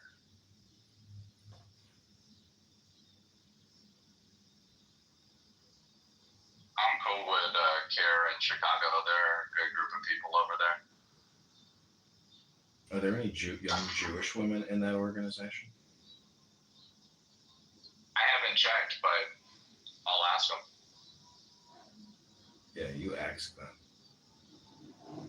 I'll ask them and see what they say. All I'm doing now is thinking about the Care Bear and the Care Bear cousins and the We Care. Which, by the way, that cartoon was terrifying and I had nightmares for years. Just saying. You know what else is a genocide? The gun violence in America and all the major cities. We have a new poll. Hillary, this gift is for you and all the other virgins. Oh my God, I love it. I love it. I love you. I love you. Whatever's happening, can you guys just stop? Wait, what? Why do people think intent? And we love Rachel and Jennifer. Roger. Erica. She loves you too. Why do you think intent? Intent is just the thought. It's not even the action. I mean, mass deaths. It's followed by the action. I get it. Thought, action, outcome, remain silent.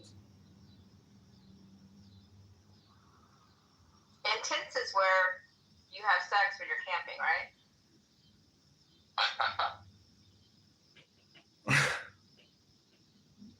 That was the first place for me.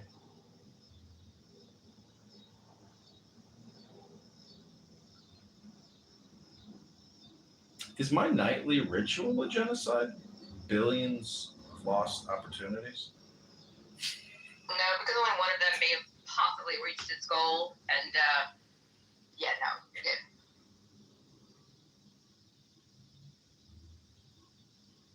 What's your nightly ritual, John? Why? What do you think it is? It's a positive vibration, obviously. He has a lot of yoga. It's a positive vibration. His daily, nightly ritual is to bore people to death. So yes, we can consider it genocide. And with the breath. You know, when you get to either women or the Federal Reserve, you know you have talked and heard every topic that could ever possibly be talked about on this app. Give us some breathing exercise. Well, Christopher, maybe you could lead us in a breathing meditation. That's not my scene. So you're just always full of anxiety, huh? That's why he flips up the cops. That wasn't me, but I wouldn't be afraid to tell the cops to fuck themselves. Way to bring it back full circle, nonetheless. 100%. I mean, what kind of a young person goes up to cops and just says, "Hey, go fuck yourself"? Like, what kind of piece of trash are you?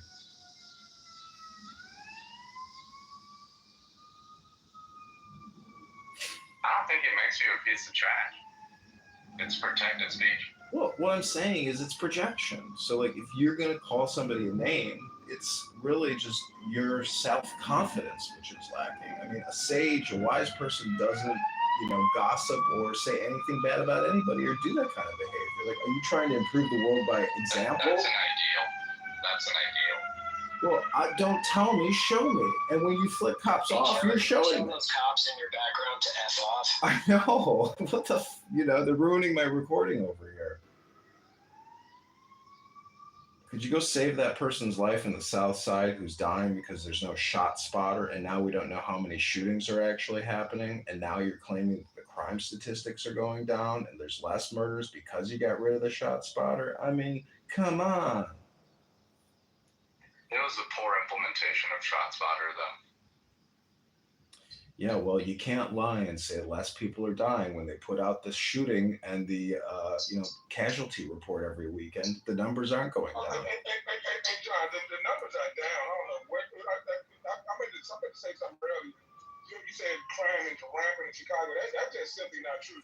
You got spots where it happening, but like saying that crime is up or rampant, that we need the National Guard. I won't say disingenuous, but I just flat out lying. Okay, let me get you the weekly shooting statistics. Please hold. Heckama, he don't live in Chicago, so everybody be talking, but they ain't standing here with us. You feel me? Damn, G. Let me get you those crime stats, Heckama. Please hold. Yeah, he don't live in Chicago.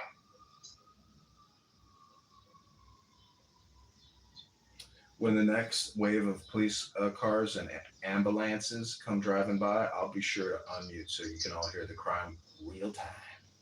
Yeah.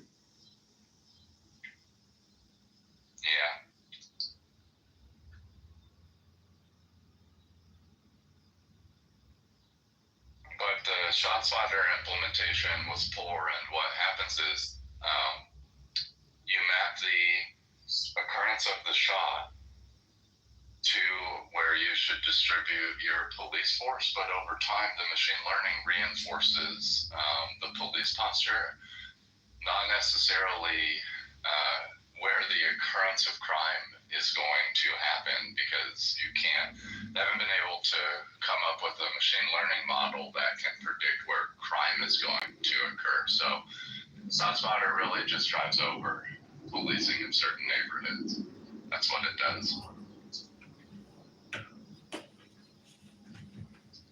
That's what it does. I'm lying in the street. I got a bullet in my heart. I'm bleeding all over the street. Somebody call 911. Oh, I dropped my cell phone. Oh, I wish ShotSpotter was here. Oh, it could save my life.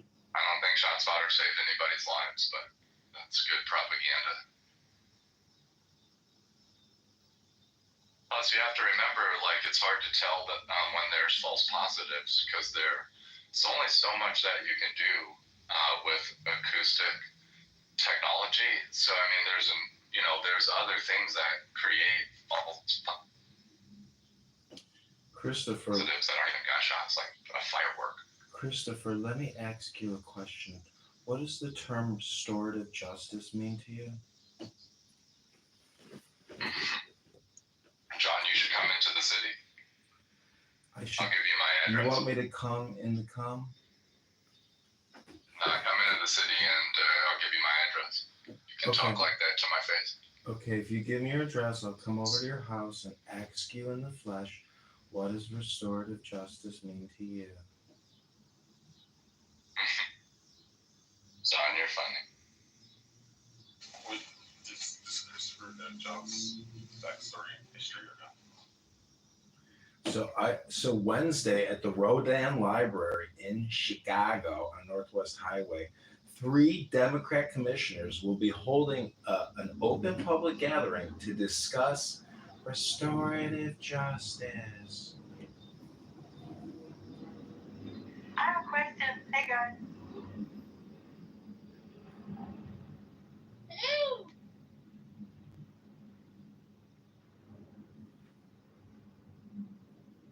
Sorry, the person that says axe, why do they do that? Are they making fun of black people that can't That's proper English? exactly what it is. Okay, well, it's tiresome, but I'll leave. Why'd you say tiresome?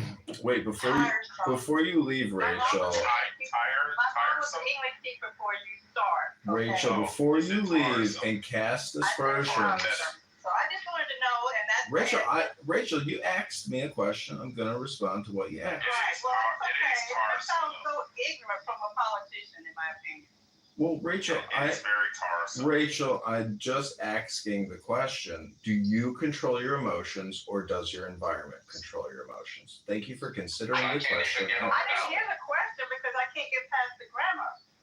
I'm asking. Rachel, I can't even get on the ballot. I'm asking you a stoic principle here. Do you control your emotions or does your environment control your emotions? And like I said earlier, I can't hear the question because I'm trying to listen to the... Okay, listen closely. I'm going to ask the question again. I'm not going to answer it. Oh, okay. Got it. Well, I needed to confirm you weren't going to answer it. Otherwise, I was going to ask it again. John, she's coming up and correcting your grammar and your things. Not at all. She says tarsome, like tar bear. I said tar. I may have had something about my retainer, sir. I know proper English. I'm not trying to. I'm just saying that we have a listening experience sometimes, and sometimes it's just overdone. The rule of 3. It's funny. 3 times. And either you have to go like 10 times to like really hammer it in, and then it becomes kind of funny again. But no, after 3, you gotta chill for a minute. No, I agree, but every time people start... Right now, Clubhouse limits us from, containing one individual too many emojis. It's very similar on the other line, because it's tired. The first rule about Axe Club is do not ask about Axe Club. Otherwise, the people are going to ask about Axe Club. But we're not watching the emojis, but we're doing other things, and we're just, but carry on. Okay, so let me ask you a question, Rachel. If you were president of the United States, what would you do for your people? For human beings? I don't know. I have to think about it for a second. I'm not going to be like everyone else and just spit out something. I'm going to have to think about that for a minute. Take some deep breaths, let it go, and say, I am a flower. Deep breaths. Nothing's going on with me. I'm very relaxed. I just left the quickest way to piss off any woman on the face of this planet is to tell that woman to calm down. Calm down. It's just, it's just my first interaction.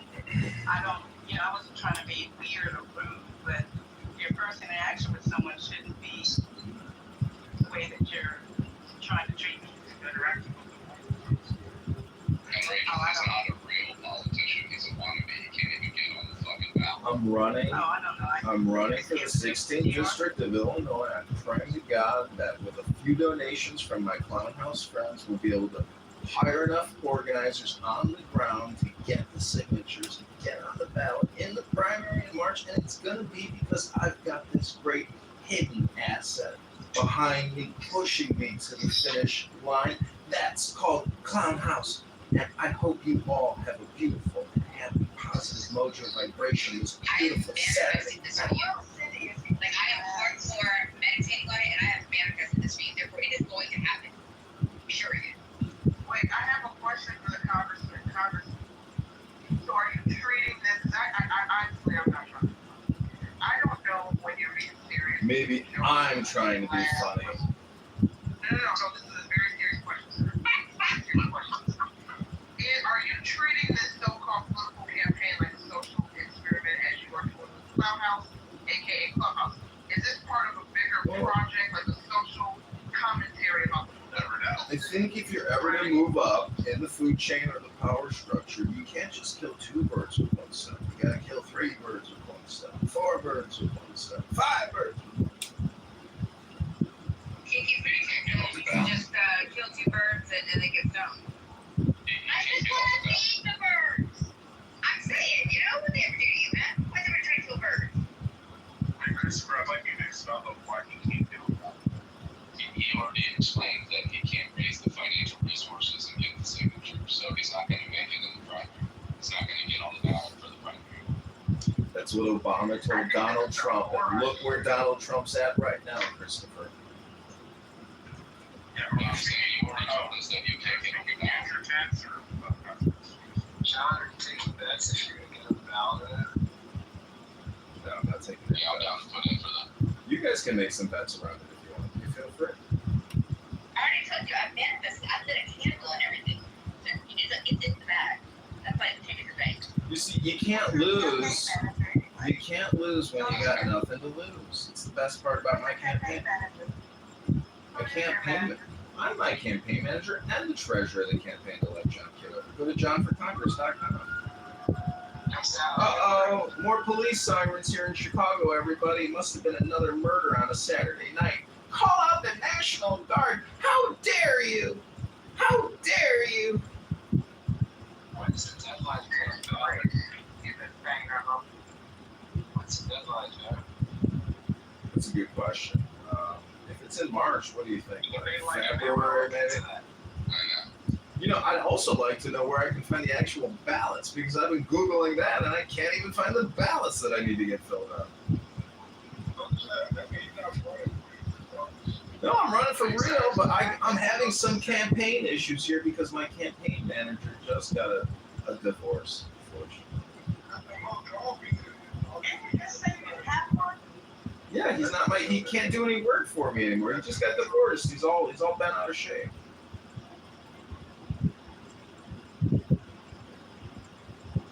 Well, Hakama, do you want the job? You want to be my campaign manager? I'd be willing to give you the job as the campaign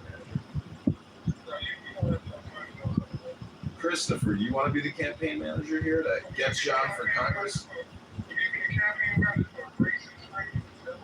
A race is crazy, dude. You're projecting, sir. You are projecting. I can't afford to be associated with John. Hakama, I want to say something personal. You are a more scientific American. Hakama, you may not believe this. Person on this fucking app. Hakama, you. Following your fucking pedophile fucking prophet and your death. Yeah. Also Muhammad and your God. Gentlemen, please, it's Saturday evening, gentlemen. Let's be gentlemen. Gentlemen, please, gentlemen, decorum, gentlemen. Hakama, you may not know this, Hakama, but I was messy, please. Everyone meet up. Come meet me read the rules. Go look at the house rules. Reference rule number 5. Thank you. Go get Larry Rizzolano. Larry Rizzolano? What about Dr. Vinny Bombats? I said Larry Rizzolano. Hakama, you may not know this about me, but I was baptized by a black preacher in the YMCA in Evanston. So if you think I'm a racist, but I would let a black man dip me under the water for an untold amount of time and then lay his hands upon me and give me the power of the Holy Spirit, Hakama, you may be projecting when you call John Kitover a racist, sir. You are no gentleman.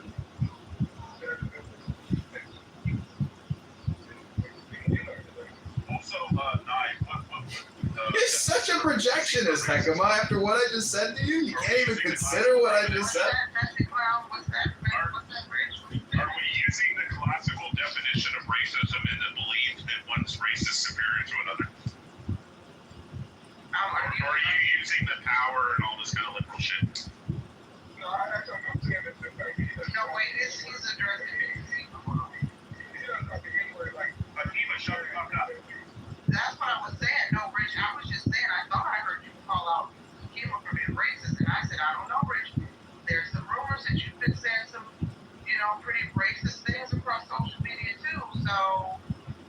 police kettle, perhaps? Mojo had stated that it wasn't safe yet. And then I used the South Park joke that said, could you use that? And I'm sticking around. Well, no, that's not what I was talking about, but I'm not even going to bring it up because it's all the house group, sir. I don't want to be no. So, it's not even that important. It's all good. I don't want no smoke with you, sir. It's all good.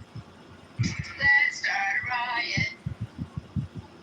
You know, during the March 2020 BLM riots in Chicago, the Walgreens near me was broken into, and looters were running in and out and raiding that pharmacy. And, you know, as a local leader, I grabbed my cell phone and stood there and filmed them looting the Walgreens. And I was absolutely appalled at how people, when the country's down on their luck with a global pandemic, scandemic, they would break into a Walgreens to steal all kinds of products out of the pharmacy. It's shameful.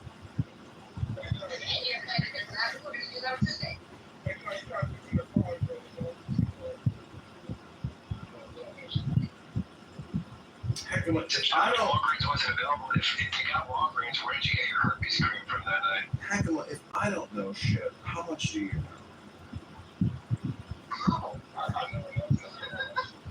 I heard 40, man.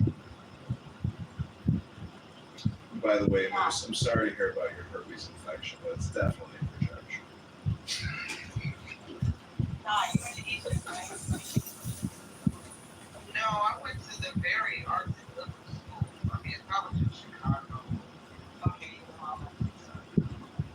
yeah, there's a couple of guys on Clubhouse on this cover. Well, they have to go. I'm the only one. It confuses me. I have one. I love her. She's awesome. And all the rest of them go. Bye, man. Please don't pay back to the other guys. Please.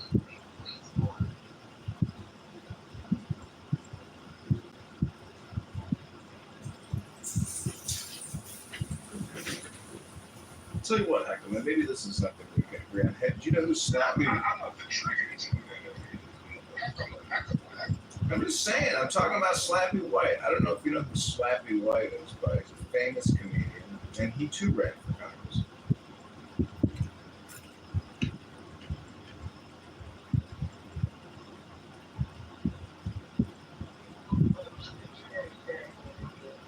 Well, I thought we were going to go hang out on the boat tomorrow and have a cocktail.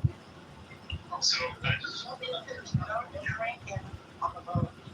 just read this poll, and I just want to say Hakeem very disrespectful. Brother Hakeem obviously should be at 100%. John, you just got here. Hakeem has been around. Y'all are disloyal.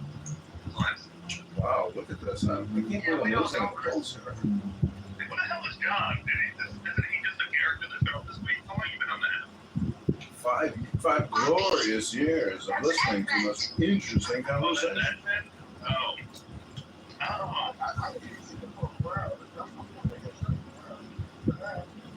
Yeah, I had to vote for Kitover just because we're from the same part of town. Kind of, sort of. We're both from the Shine, basically.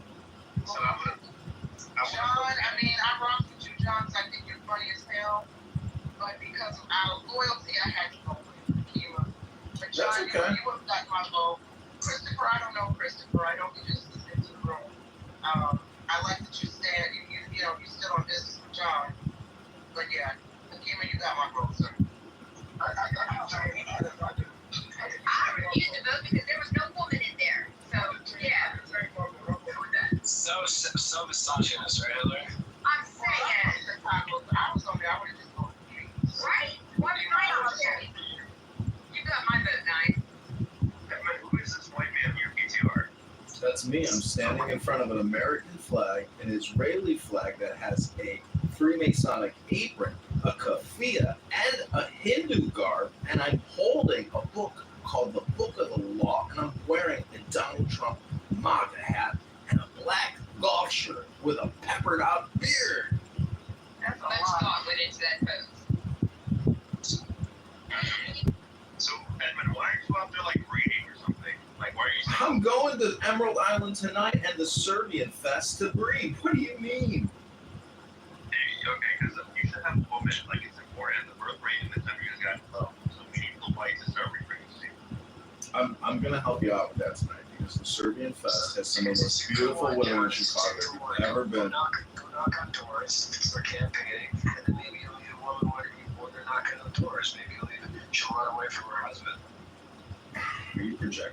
Moose? Running for office. Did your wife leave you, Moose? Wow. I'm sorry that happened to you. These people have no soul. Sorry, man. Thank you, Mother. Thank you. You know. Wait, and I laughed. Did that really happen to you? Your spouse ran away? Was No. Oh, okay. Yeah, I was gonna say, you guys are awful.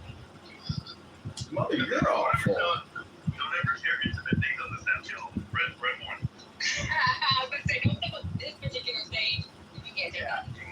Crazy. Mother, when was the last time a man broke your heart?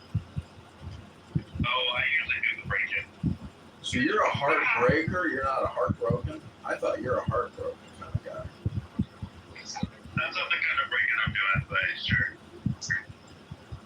Wait, I thought Mother was on the second. So, no, but I've never been broken. I've always been the person. I don't know why that is. I just never really why do I go another Adam? Does that make you an alpha, Mother? That sound like Adam. No, you have like that gay shit, that gay collection. Stop hitting on my friend's mother, okay? See, that's homophobic, man. And that's bigotry, and that violates rule number 6. I don't think that's accurate, but whatever.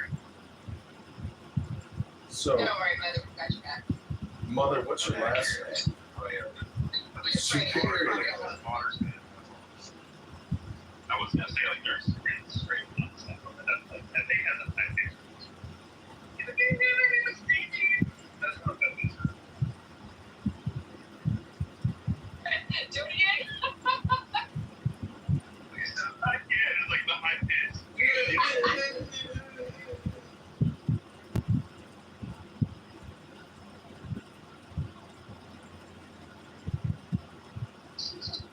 So, my votes.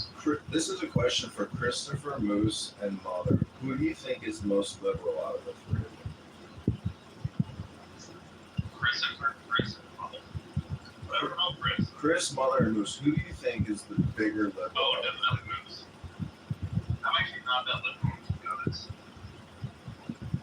I consider myself moderate right. Moderate right. Moderate right. He's only liberal ways breaking up with stuff. If I wasn't a faggot, I'm pretty sure I'd be full blown, but like far left Republican. But the homosexuality pulls me towards the center a little bit. Sweet Moose, are you gay? Unaccepted. Moose, do you think you're more liberal than Christopher? My attorney advised me not to answer that. Christopher. I really know Christopher super well. So Christopher, what is Christopher's like position? Because you have the far left. He's a far left anarchist. I mean, I'm not, but okay. Well, what are you? What are you, Christopher? I mean, everybody tries to describe my politics and nobody can claim it, so I don't really. Okay, let's go down the list. All right, how do you feel about abortion? Yes, libertarian. How do you feel about immigration? Let's go the big 5: immigration, abortion, taxes, Trump. Big 4. You can't pin down Christopher. You can't get. All right, I'll answer my own questions, right? I believe in strict borders and I'm pro mass deportation. I fucking hate Donald Trump. I think he's a racist piece of shit. Taxes, I believe in those taxes. What was the other one I asked about? Oh, abortion. No, I don't give a fuck. Killing babies, that's not my problem. You do what you want with your body. Do you think instead of discarding the baby parts and storing them in little barrels or burying them, that they should be fed to alligators? And so we don't waste any baby parts as nutritional supplements. Okay, that was a little, I was a little bit graphic, I would say. But like, here's my view. I'm anti-abortion, but it's not really my main issue because I'm a fag, right? I don't have this problem. I'm not going to get an abortion. I'm not going to get any woman pregnant. Nothing. It's not really my number one voting topic, so that's how it's better to describe. Wait, Congressman, aren't they already using the discarded baby parts until research and critical? No, according to Grok, they are not selling baby parts, and those Project Veritas videos are all doctored and fake news, according to AI chatbots.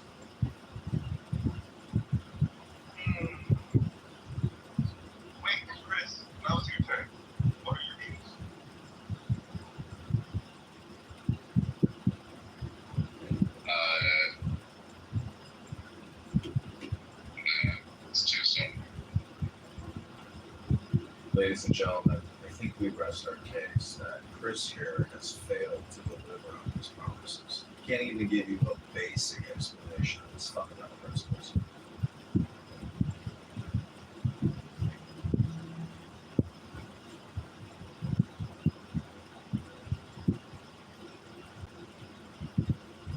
Who here thinks that borrowing and spending more is a good idea? Who thinks increasing property taxes and income taxes is a good idea?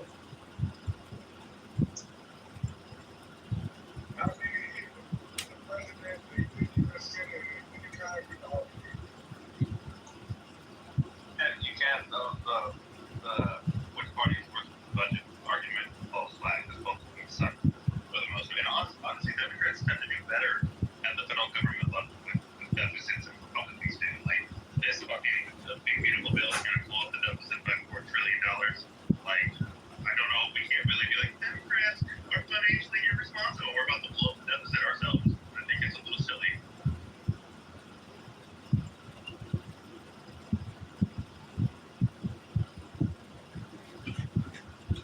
Well, too bad Christopher left the room because I'm sure he could have educated us about the importance of flicking off cops and telling them to go and fuck themselves.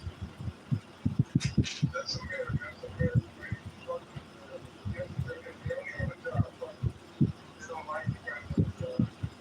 I'm just gonna say I do. Shout out to the Miami Police Department. They do an excellent job. They do great.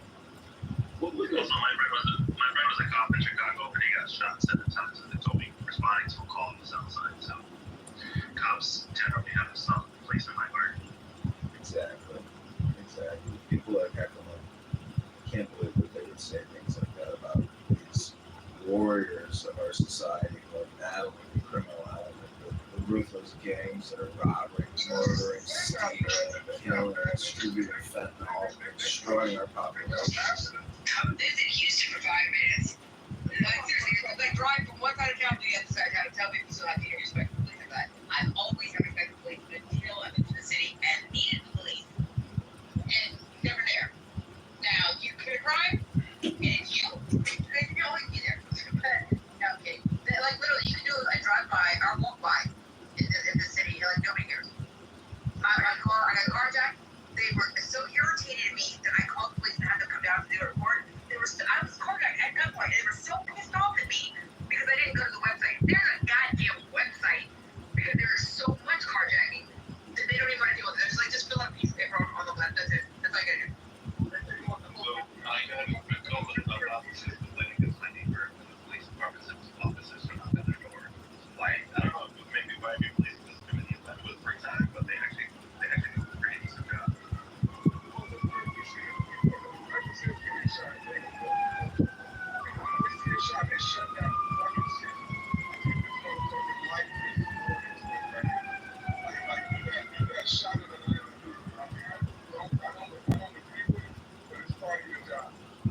Part of your job.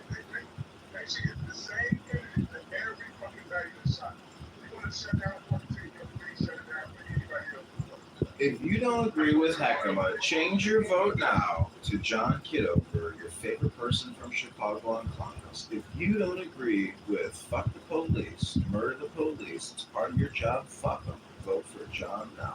Who here is going to vote for anarchist Heckema versus Republican John Kitover?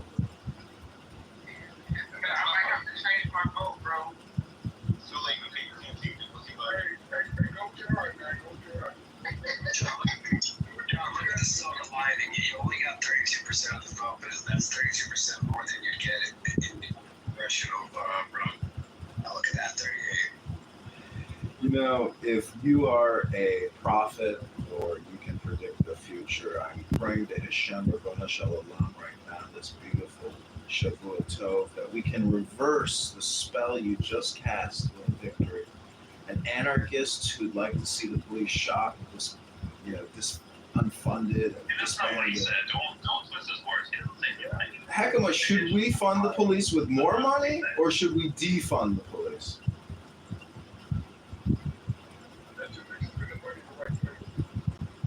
All right, well, that's a smart answer.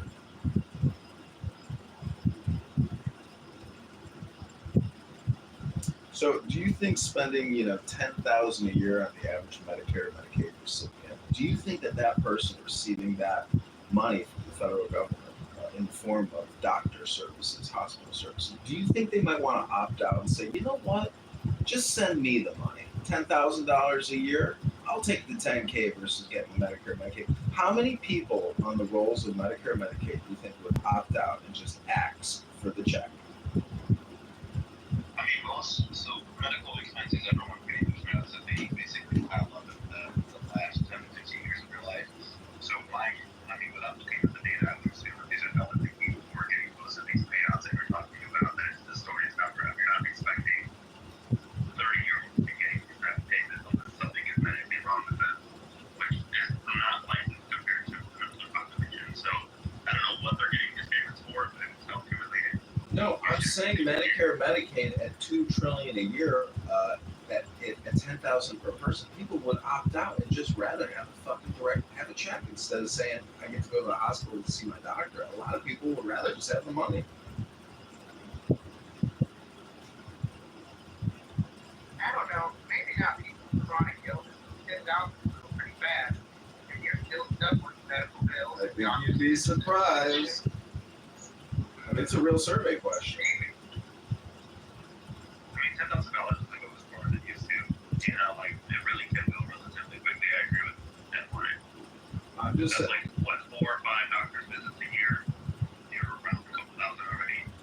Well, new payers would definitely want to opt out. 59% of Americans can't afford $1,000.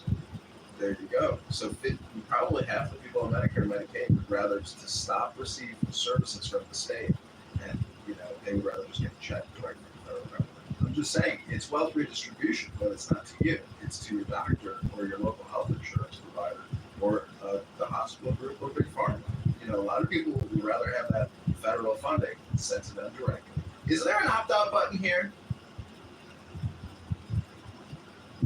You're going to essentially have that argument for everything. People want to opt out of the military, opt out of the equipment that Israel, opt out of you. That's not how the federal government budget works, Well, they're getting rid of Social Security. Scott Bessent, the Treasury Secretary and head of the IRS, they've already allowed, and they are forcing newborn children to get involved in the S&P 500 through intake share purchased on behalf of the federal government for your new baby. And guess what? That's the back door to getting them out of the vicious cycle of the scam Ponzi scheme known as Social Security. Nobody trusts the federal government to appropriately control these funds that they're supposed to be setting aside. But isn't that how we got into the same fucking problem right now? We expect the federal government is magically going to become fiscally responsible with this new program that they're rolling out. They're going to use that money as a piggy bank some way down the road, whatever the fuck it is.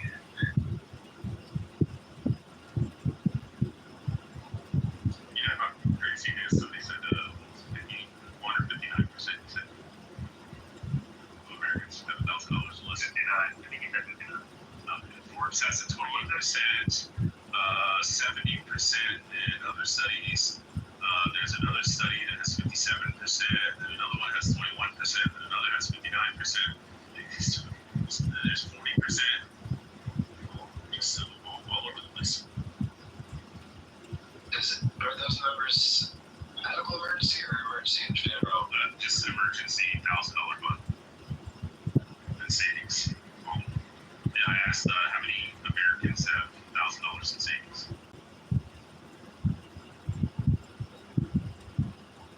So 21 to 70%. Well, Cardinal Health, Aetna, Blue Cross Blue Shield, United Healthcare, they've got a profit margin to maintain, and they're the middleman coming in between you and exceptional quality of care at your local medical family practitioner's office.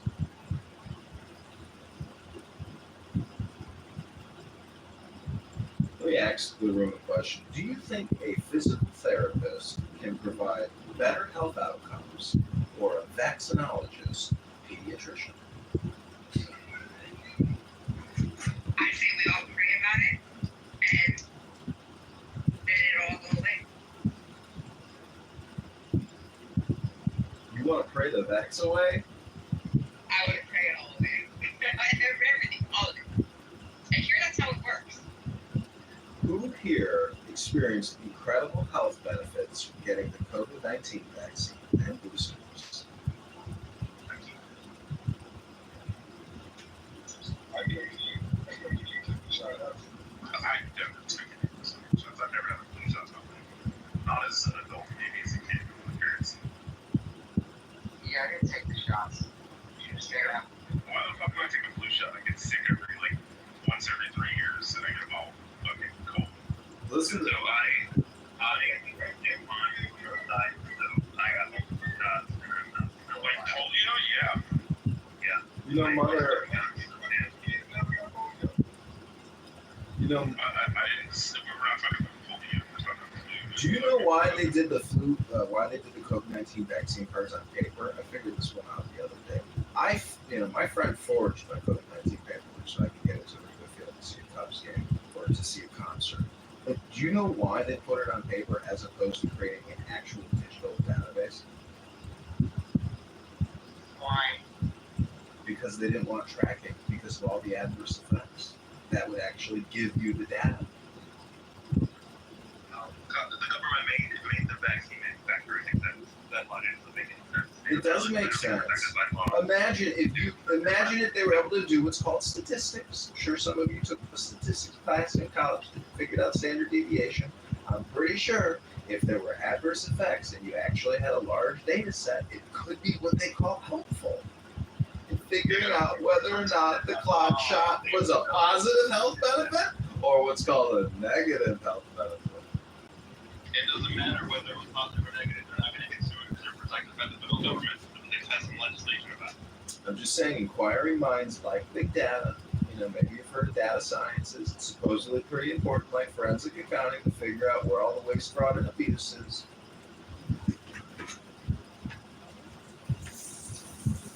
That's not really what you use forensic accounting for, but that's fine. Usually government entities have a pretty straightforward annual budgetary process. It's usually publicized to the public.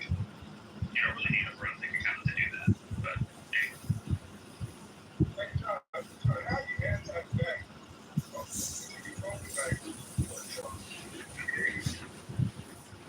It's George Bush. I saw the leaked documents about how Operation Warp Speed was actually developed under the Bush administration. Uh-oh, it's another one. The police are here. Oh, I know, I saw that. People are very upset about what he said.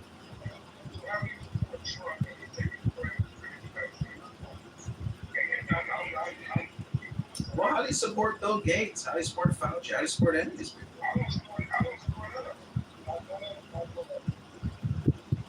Well, I say arrest Fauci and arrest Bill Gates and arrest Mark Zuckerberg. You supported Biden and Harris, and they both support fucking Fauci.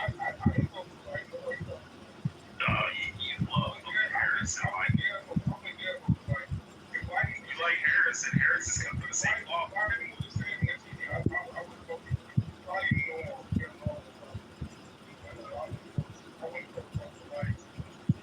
Yo, talk about, what do you think were the greatest 3 things about the fucking, dumb bitch, fucking, man, I just said her name, fuck, Trump Harris.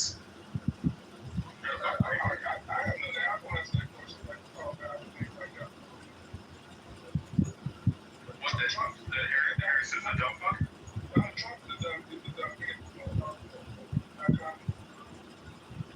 Another classic example of projection by Hakeem. I wanted to point out that somebody in the chat wrote John Kitover has dozens of phones and has them recording a lot of clown house rooms like a weirdo.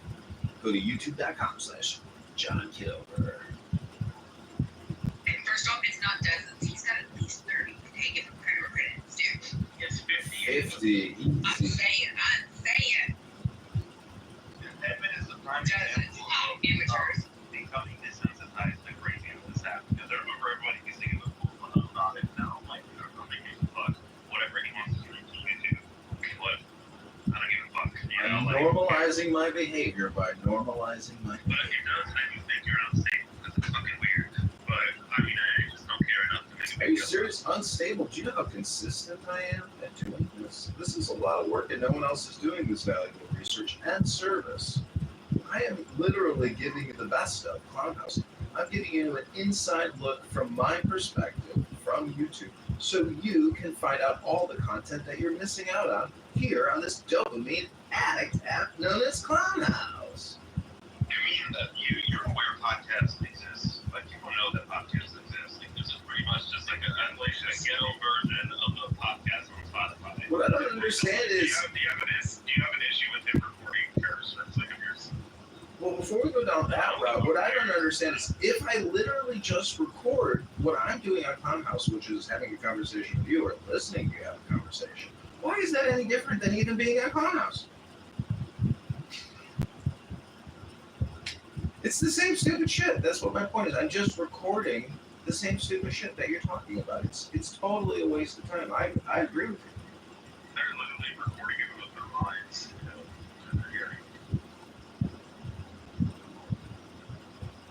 It's just people object because they don't want this living on other platforms. But, I don't understand why you want this, waste of time to be in your life to begin with. So I consider myself a psychological researcher into, human behavior and human thought processes.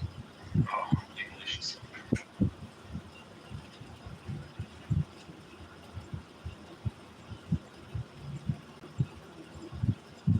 Well, I think you're a wild character. I mean, I've described you previously as a cross between Rain Man and a Black Mirror episode.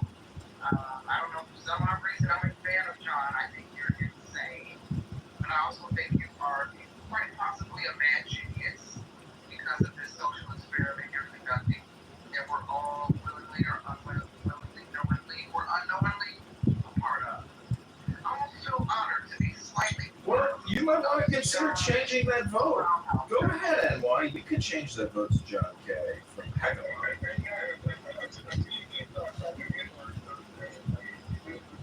No, I do not, Heckamon. I do not say the N-word. I literally say N-word, but never the N-word. Come on now. He never uses the N-word. John. You are full of shit, Heckamon. You are full of shit. Fucking liar, Liar, liar, pants on fire. You're doing the fucking Adam shit where you just lie trying to fucking discredit somebody.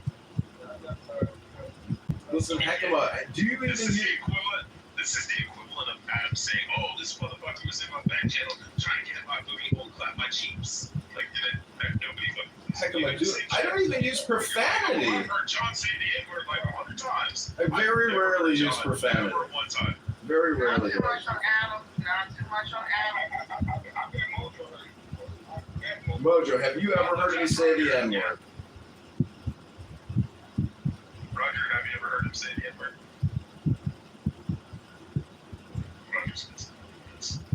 Nope, you haven't. No, I will give $100,000 to anyone here who can produce a video of me saying the N-word. Don't you have all your fucking audio already recorded? Yeah, that's right. I forgot. I live stream myself on the internet all day long. So maybe if you want to go back and try to find the N-word moment, maybe you could be right. But I don't think you're right. But you might have to go back 100,000 hours to find out the truth. But that's really easy. All you got to do is cut and paste the link into Notebook LM, and then put the keyword that you're searching for, and it'll come back and it'll tell you what there. I'm willing to bet. I love that Christy in the chat room. Christy, I'm laughing so hard over here. Christy wrote, "This app has to be a little late stages of mine." It's a zombie at this point. It has been killed, it has been stomped, it has been resuscitated, and brought back, killed again, and now it's just looking for brains, unfortunately. Alright. I want to pose a question to the room. Everybody, to put one in the chat if you've ever heard John Kitover say the actual N-word, not just N-word, and put a two in the chat if you say that he's never said it.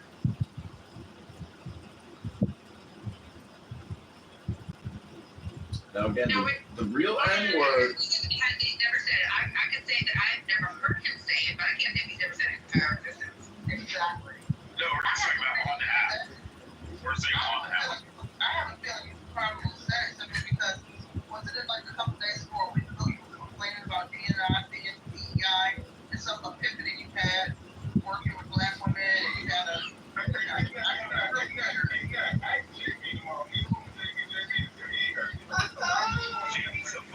You're so full of shit, Hakama. JB, hold on. Hakima, you're violating the rules. You're bringing in drama from other rooms. Yes, you did. You said to bring in JB from another room. I'm not a moderator. Well, listen, I do live stream myself. I was trying to bring forth drama from another. Hakima, I live stream myself. Violation of the rule. Hakima, the fact that I live stream myself, the fact that I live stream everything I say in here on this app, there is no way that I'm going to sit here and use the hard R. It's just a fact.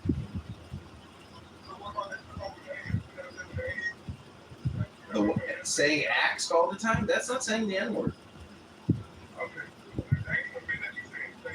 No, I never said it. I don't say it. And I will repeat for you. I live stream everything I say and everything I hear on here. If you think I said a hard R N-word, I encourage you to go back through all my videos and try to find somewhere where I say hard R N. I never do. And again, I live stream everything I say. How to report.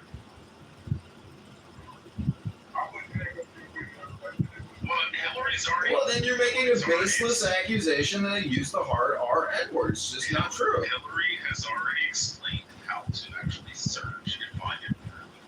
I get no satisfaction, nor do I like hearing people use the hard R N-word on here and use profanity and vulgarity, because I do record a lot of stuff, and I'd like the recordings that I make to be a little more professional than people who want to use vulgarity, racism, and profanity. It's outrageous and it's low IQ. Maybe the worst word I've ever heard John say is "this is fucking clown."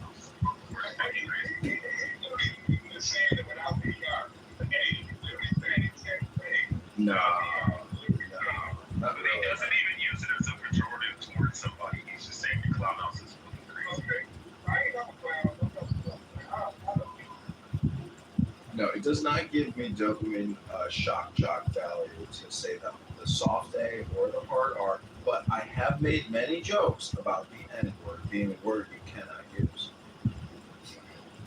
You know, if it was so prevalent on, Hakima just won't like it. Well, there was this one situation. He would explain when you actually said it, but he can't. No, I think Hakima is projecting here, and he uses the N-word all the time. How many times a year do you think you use the N-word, Hakima?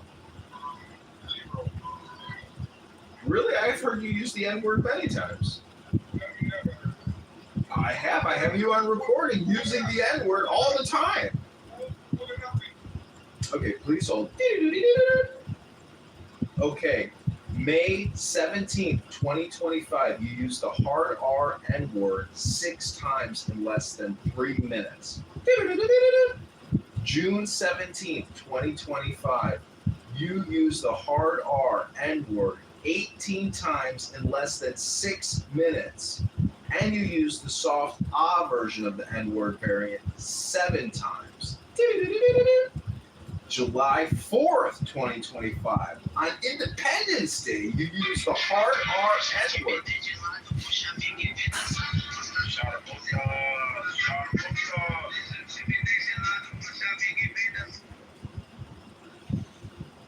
See, Hakima, we can both play that game, but I got the records. I got Motown now, and the Clubhouse soundtrack records are mine.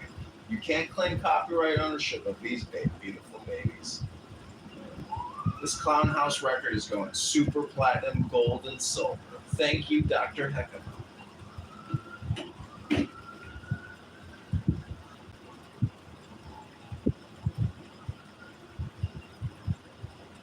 Somebody in the chat said this is a racist room. Actually, we're just blonde. Yeah, Jazzy. No, we make fun of a certain race, the human race, constantly. Jazzy is the most racist person on this app.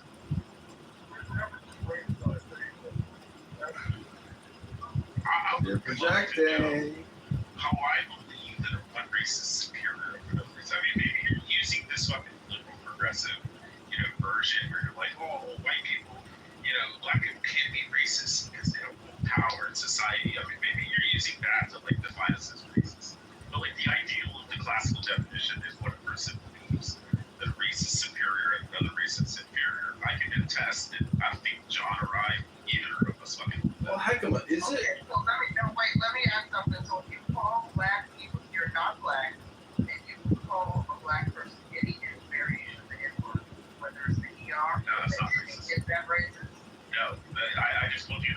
definition that a person would have to believe that one race is superior or inferior.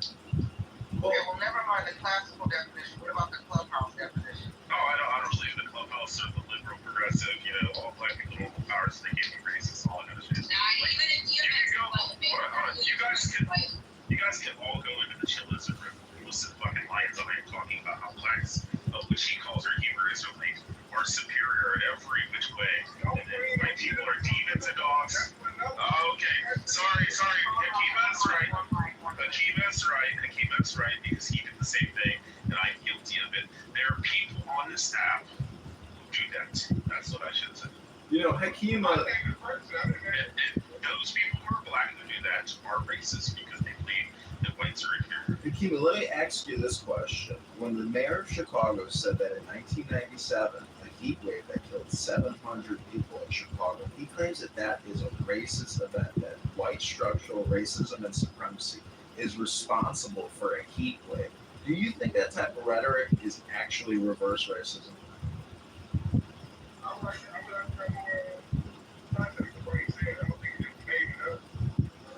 Well, he says that housing in Chicago doesn't have central air, so you have to have a window unit like I do in my shitty asshole apartment. So what I'm asking is, when he claims that white people and white supremacy is guilty for a heat wave killing 700 people in 1997, to me that stinks of bigotry and reverse racism and politicking. What Trump said on TV the other day is Soleimani was responsible for 92% of the deaths and injuries in Iraq. So, I guess politicians laugh. Well, how do you know what Soleimani did? Everybody how to build fucking IEDs. The majority of deaths in Iraq were due to IEDs. We talked about. Well, I asked Brock how many people. If I teach everybody on the stage how to build an IED and you go use it, then I'm going to be responsible for that.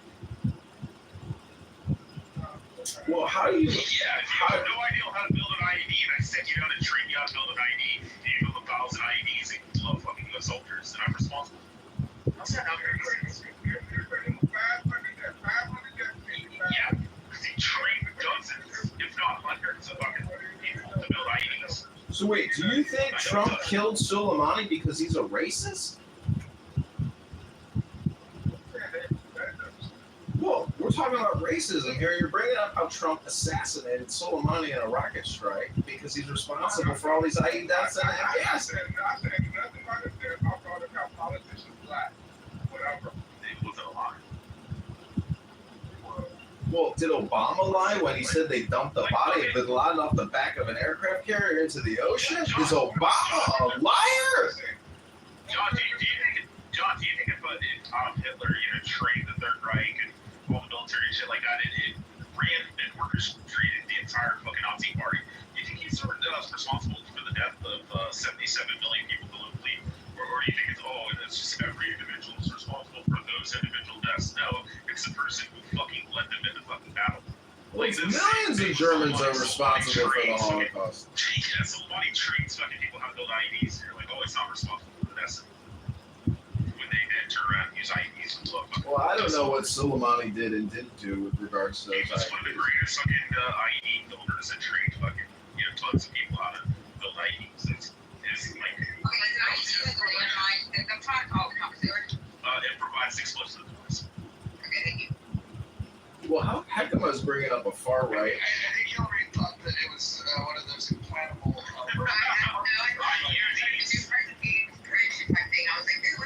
No, it's pipe bombs. Pretty much it is. Well, let's just confirm this quickly. Hakima, what would be the number amount for every ADOS in the country in order to settle the restitution or the payback? What is it called again? The reparations. What's your number? Is it 1 million, 10 million, quadrillion? Like, what's your real go-to number here?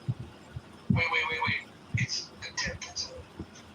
I'm only answering. Okay, Roger, just want to say I'm only answering Trump because Trump gets lumped in with Israel racism and COVID.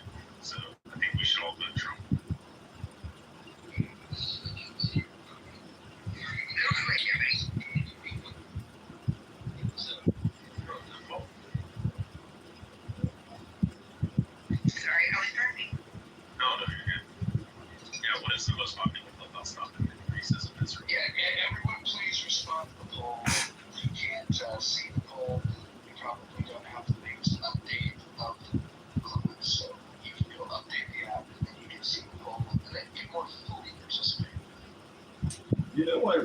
racism is the number one topic is because it is the absolute opposite of transcendence or higher level consciousness. Thus, racism is the lowest hanging fruit on the totem pole to play the communication game on.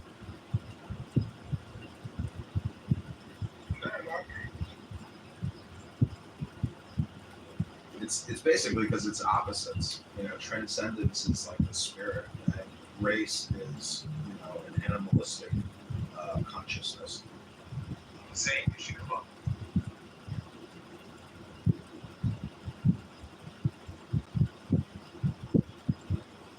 Because the brain is pink, right? I mean, like everybody's brain color is the same, but the exterior features just don't have the same color. Yes, but mine is all nice and smooth. See, I work it out to make sure that I get nothing close in it. I do it by coming up Clubhouse. That's how I make my brain go free. Really, it's like taking a smash hammer to the brain. Mine is smooth and vertical. Yeah, we don't need none of that gray, wrinkly stuff. Yeah. No, I have a question. So if I say fighting Asians, does that mean that I can hate Filipinos? Wait, did you say what? Fighting Asians. Like Vietnamese, Thai, Cambodian, Laotians, all these different groups that are considered fighting Asians. Does that mean that you hate those people? I don't think so. I mean, Oh, cool. I don't know what if you're saying fighting as in fight to fight. Yeah, fighting, like fighting. Well, you have math Asians and fighting Asians. So you have math Asians, which are Chinese, Taiwanese, Koreans, Japanese, people from Hong Kong, Singapore. Those are math Asians. So wait, is this traditionally a derogatory term? Like the N-word? I don't know if it's derogatory. I mean, most Asians would agree with it.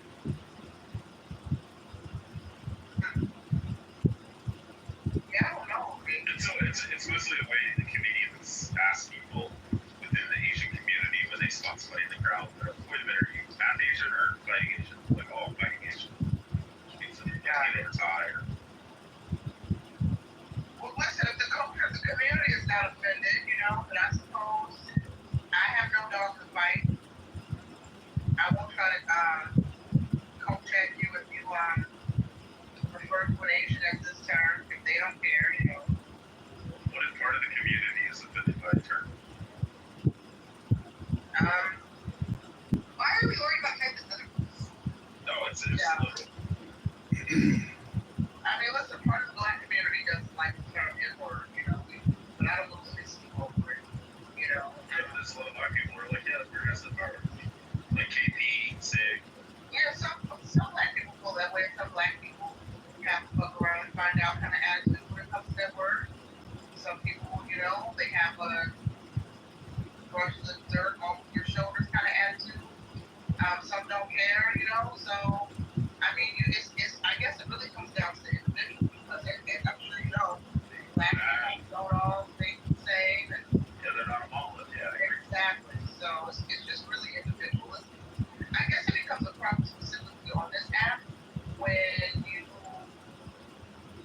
think certain people are cool and you see them in black spaces and rocking with black people and chilling with black people, but then when they're not around black people, when they go to other rooms, then their other side comes out and they're Oh, you mean Bima? black Bima.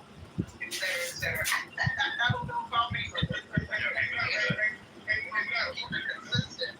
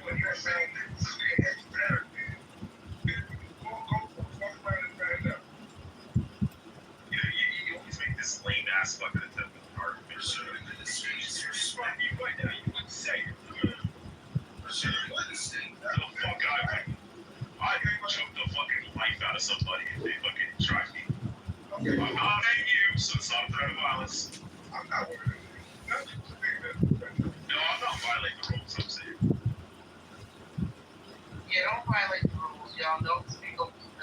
That's one of the rules. Let the kids speak. I don't know what rule that is, but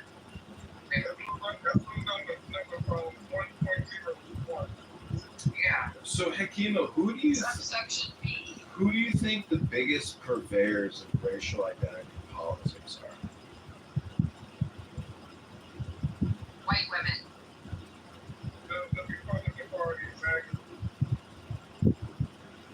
You don't think it's the Al Sharptons of the world?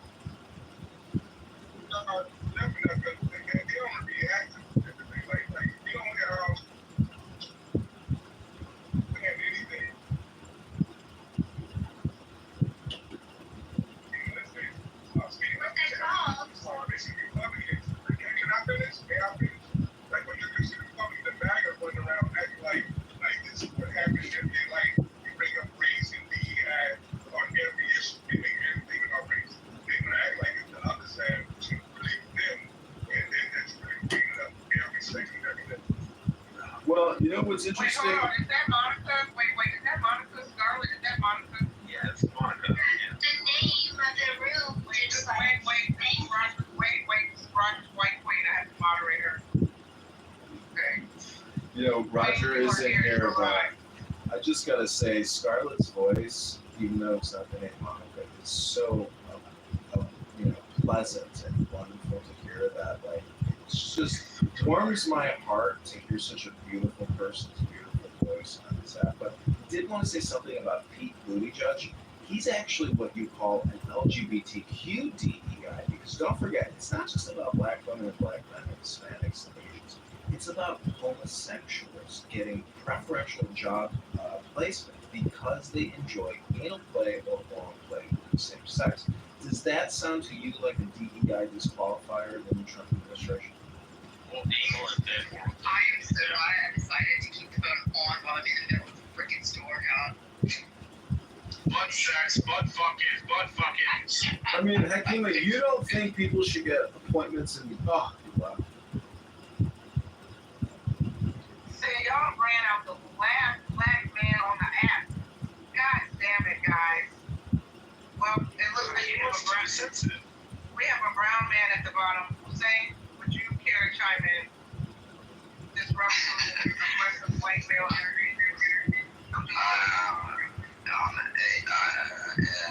Me or anyone.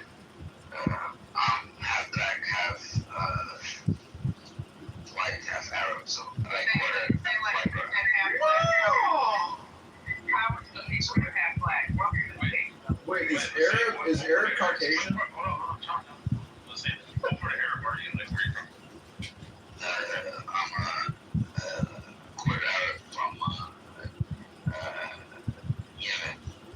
Oh, okay, cool. I was just making, because it just really frustrates me when I hear people say they're Arab. Like, I'm Jordanian. Wait, are you white? Are you white? I'm not, but people from like Iraq and Syria will be like, I'm Arab. Hussein, you claim that you're white. Is Arab white? Like according to the U.S. Census or college? No, I say quarter. So a quarter white. What is white though? Like that's Arab? No, that's Arab. The other quarter was. Well, no, he's asking like you're white Italian. British. Oh, Italian. You're Italian. The only reason I was asking is because Northern Africans are technically considered Caucasian, I believe. No, for college applications in the census, if you are a North African. She's African. Yeah, because being Caucasian, you get the people in Caucasus. But my grandmother's side, her mother was Italian from Napoli.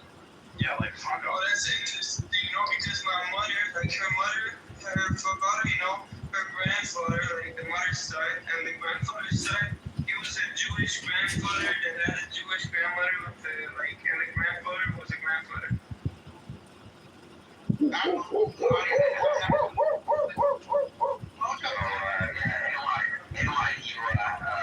Had a question. You want to ask me a question, so go ahead.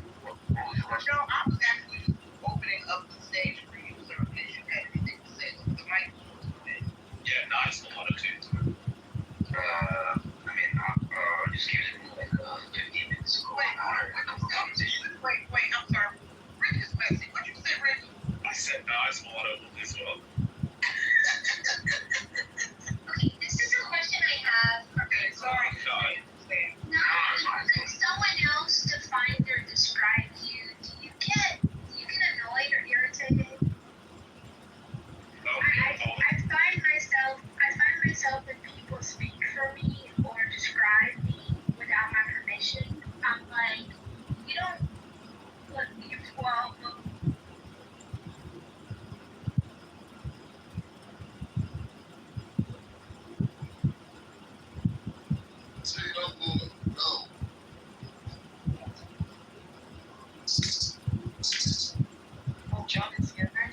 Hey Sauda, كيف حالك حبيبتي?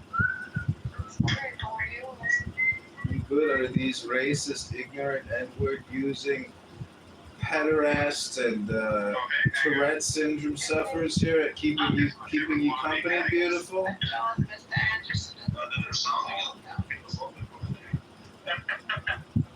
You're pedophobic. Rabbi, there was a whole room about you yesterday. Dr. Mojo the Positive Vibration, he was roasting you. He was claiming that you're one of the dumbest people on the earth. I was defending Rabbi. Yeah, Lou Jiz was really defending him.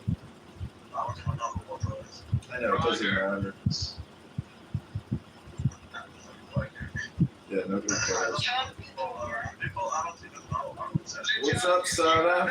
Were you streaming that? Yeah, I stream. You can go and find it. Yeah, you can watch it. Which one is it on? Good luck. Just find it if you can. This nigga just run now. It's Roger Cuckold. Oh, Roger Cuckold. He's a little obsessed with him. Well, he wrote his last big run. That's so wild. I said that you actually may have more in common with him than you think because your opinions on Islam probably align with his. He's a pro-Israel science guy. He's been the moment. Okay, let's not laugh. That's right. David, how many martinis have you had so far tonight? No, he drinks box wine. Really? You drink box wine, David? It's better than Miller High Life and orange juice. I'm using grapefruit juice too. Oh, grapefruit's been up in the world. These grapefruit juice. It's really a refreshing little drink. Let's Roger know about this stuff. The nigga he doesn't even know how both rights. That's a good question. Like that. T-Robs, have you ever drinking the Irish whiskey called Tullamadu?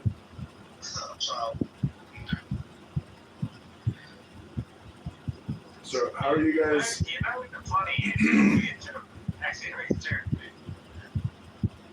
Good joke, David.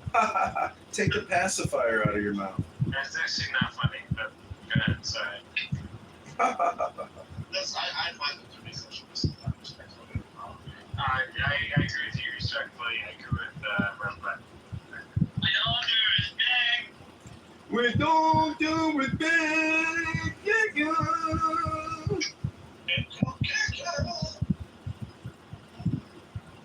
Rising. The officer who beat this guy.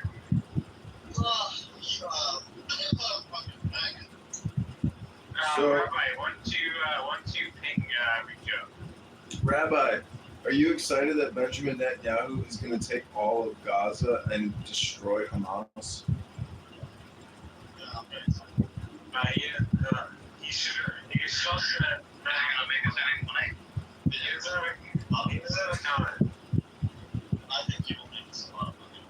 I always trusted him. He never failed the president. I don't know why. No, I trust him. Trust in Bibi? Yeah, I trust him. Trust in Bibi. Trust in Bibi. Yeah,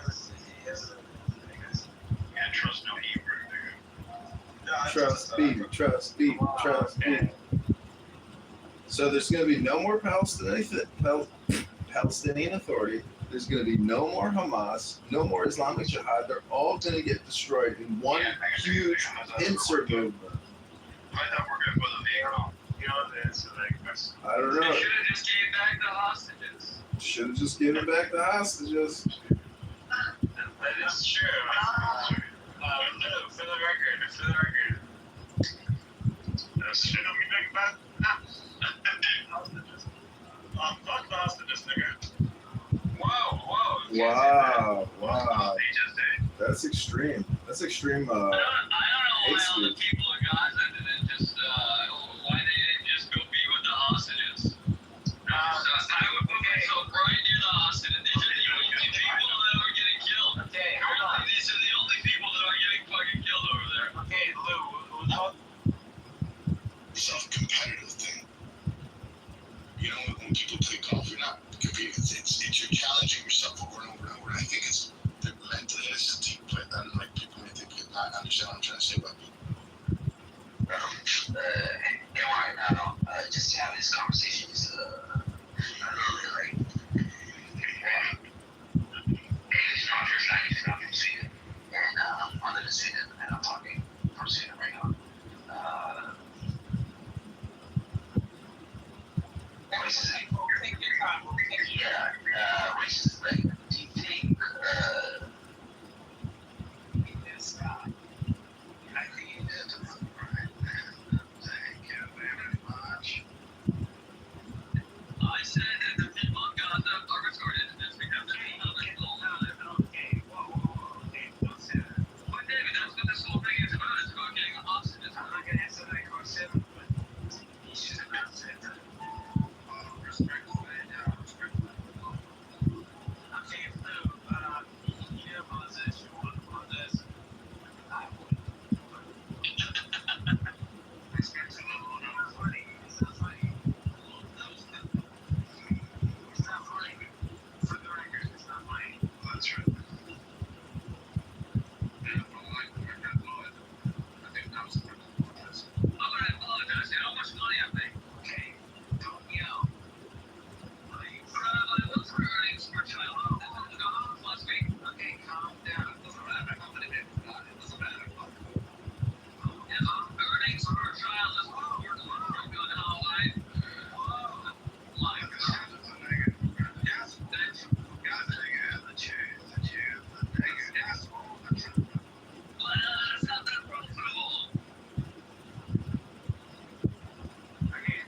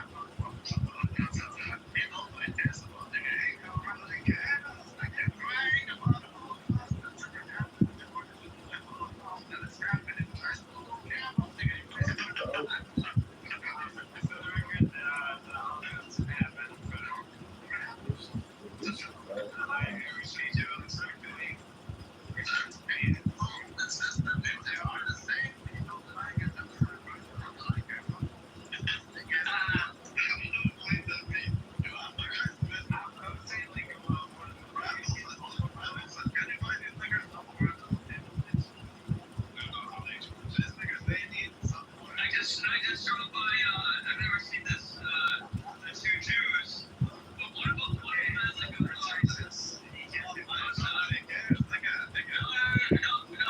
of them had like a fur, like a. That's something so you get to something. No, I've never seen that. I've seen them wear like. Okay, thanks.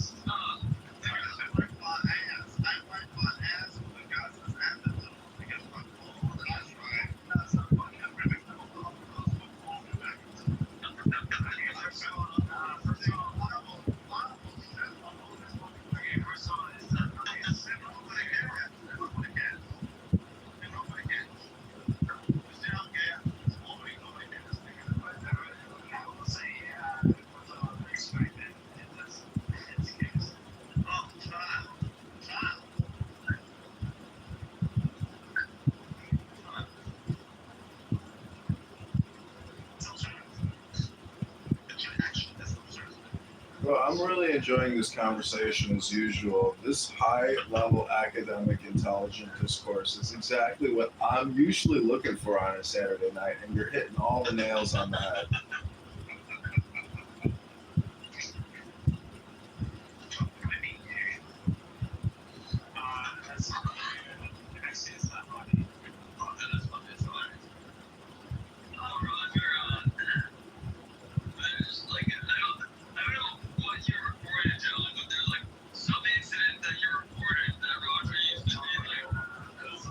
Against the idea of you reporting, and now because of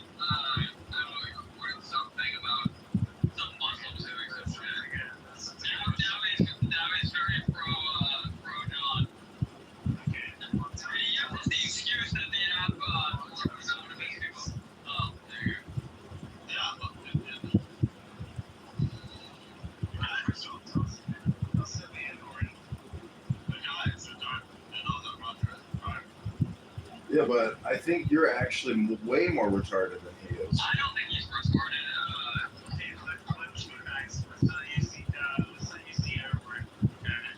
Respectfully. My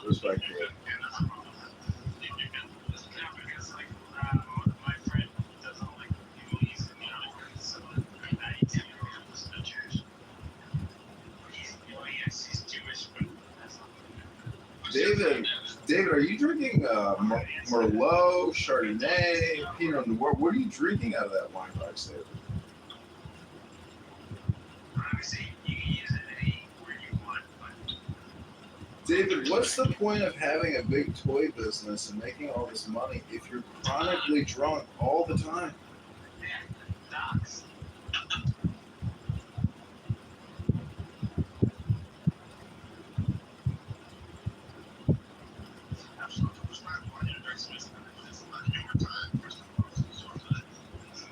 It's true, it is my time. All right, I got to get going, everybody. Have a great night.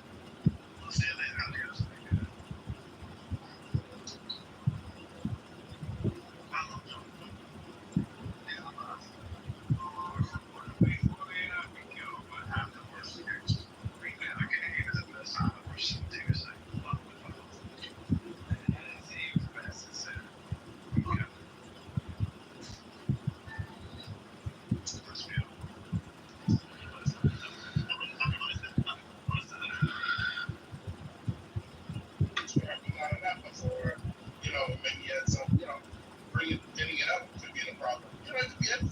So I wouldn't cut her out completely. I'll just see what is the reason and hear her explanation. Because we all make mistakes, no? Give it a shot.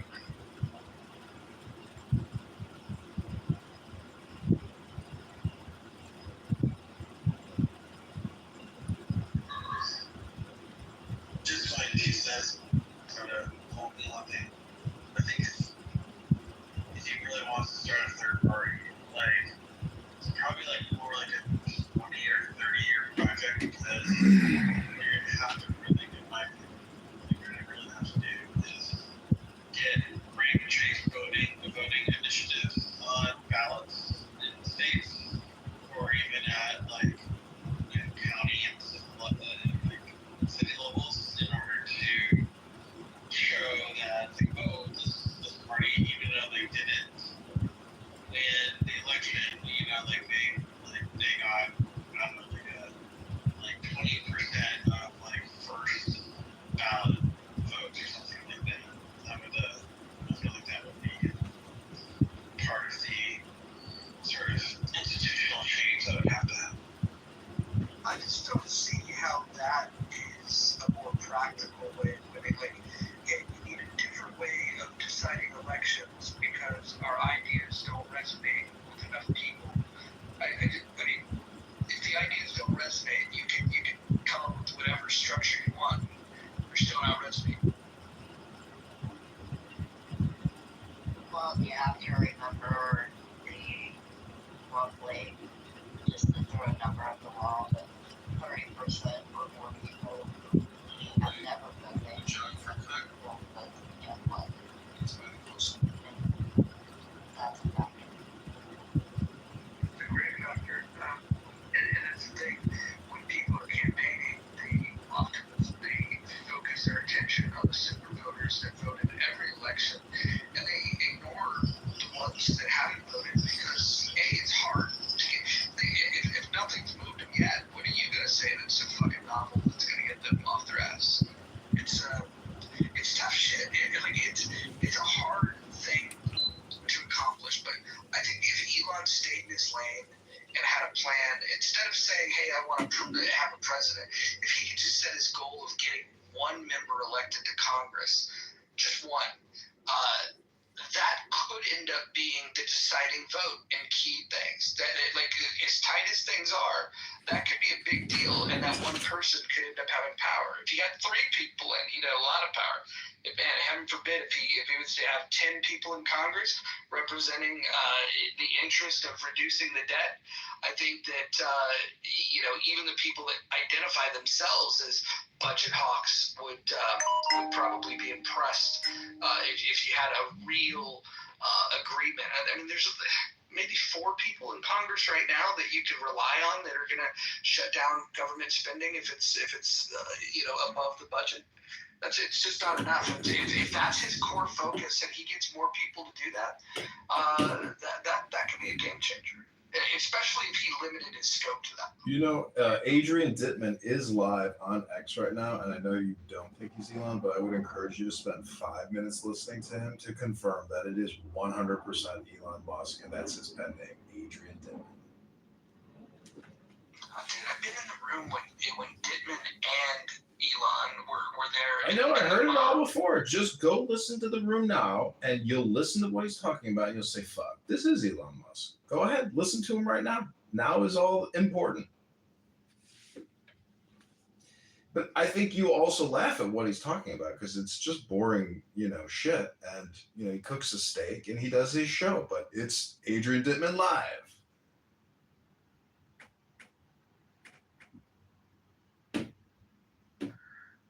Yeah, I mean, ultimately, Elon Musk, I don't see him as any virtuous, with the debt. I mean, in general, we all know it was really about the fact that the Big Beautiful Bill didn't contain the electric car on the Bill of the plan to have charging stations. That's really why he didn't like the Big Beautiful Bill.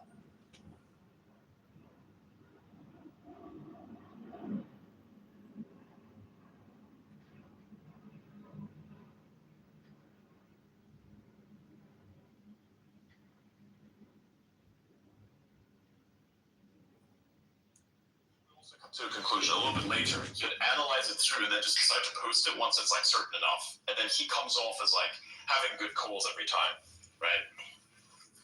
That's what you have to do. It's you've analyzed this. It's 100% Elon Musk is Adrian Dittman. I mean, that is the most distinctive voice. Everybody has heard Elon Musk speak a lot endorsing Trump. So I don't know why people have such bad voice recognition.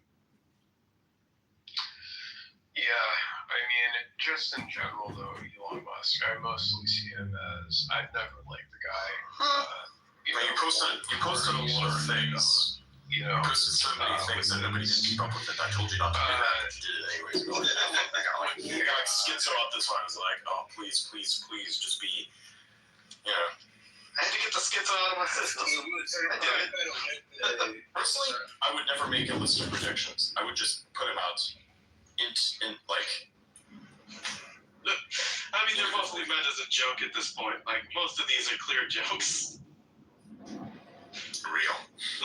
Australia will have a kangaroo war. Yeah, that's fair. A lot of jokes became true. Never know. Another kangaroo war. I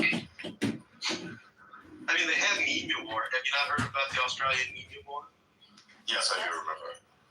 But that's the thing. I was expecting a kangaroo war. Nah. After the COVID, they've been having some trouble with the kangaroos. I was kind of maybe. The Great Roo Wars of the 2026 election. Let's just kill the election. Maybe the election. Yeah, let's make it that. Did that get pinned for anybody else? I hit the pin thing, but it didn't show up for me. But it just does that sometimes. It's there. It's there. Okay. Cool. No, but what I mean is you have to post your things individually. So go TensorFlow will win, that's what you have to post individually. This, it doesn't make sense. Post it individually. Do that again and post it individually. Just TensorFlow will win. Put that out there and just leave that as a download post. Because when you're correct, you bring attention to that again. And it's reinforcing what it is, right? I hear furious typing in the background.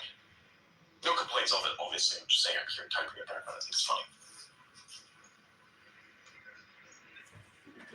Wait, Blythe, are you speaking? I don't know what you do with your mic, but I'm pretty sure your Bluetooth audio is what is connected, and it's probably very, very far away. So I'm only hearing very faint sounds out of you. Yeah, for the past 30 minutes. Like, I didn't initially, recognize. I just started... And then I hear Blythe say, I'm like, bruh. This is the moment I recognize what was happening. Wait a minute. Technical difficulties. Yeah, it's still fucked, by the way. Hilariously so, I might add. It's like an ant. Yeah, it's incredible. It's like an ant that gains consciousness for the first time. Yeah.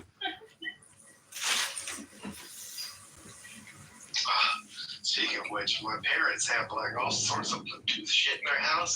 They kept auto-connecting to my phone. So for the longest time, I was calling somebody and I could not figure out where the fuck I was being picked up on. I was being picked up by a smartwatch in a fucking drawer for some fucking reason. Amazing. I don't know what the hell was on with that. I don't even know how to make my own devices auto-connect. This seems like a security problem. You have to, forget the device every once in a while.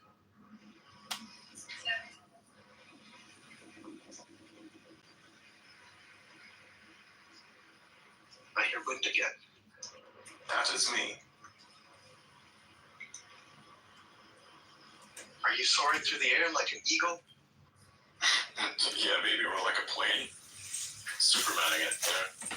That would be so fucking funny.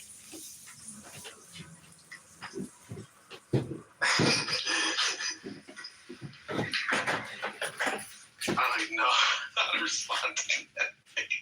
It's fucking Superman flying, having a space.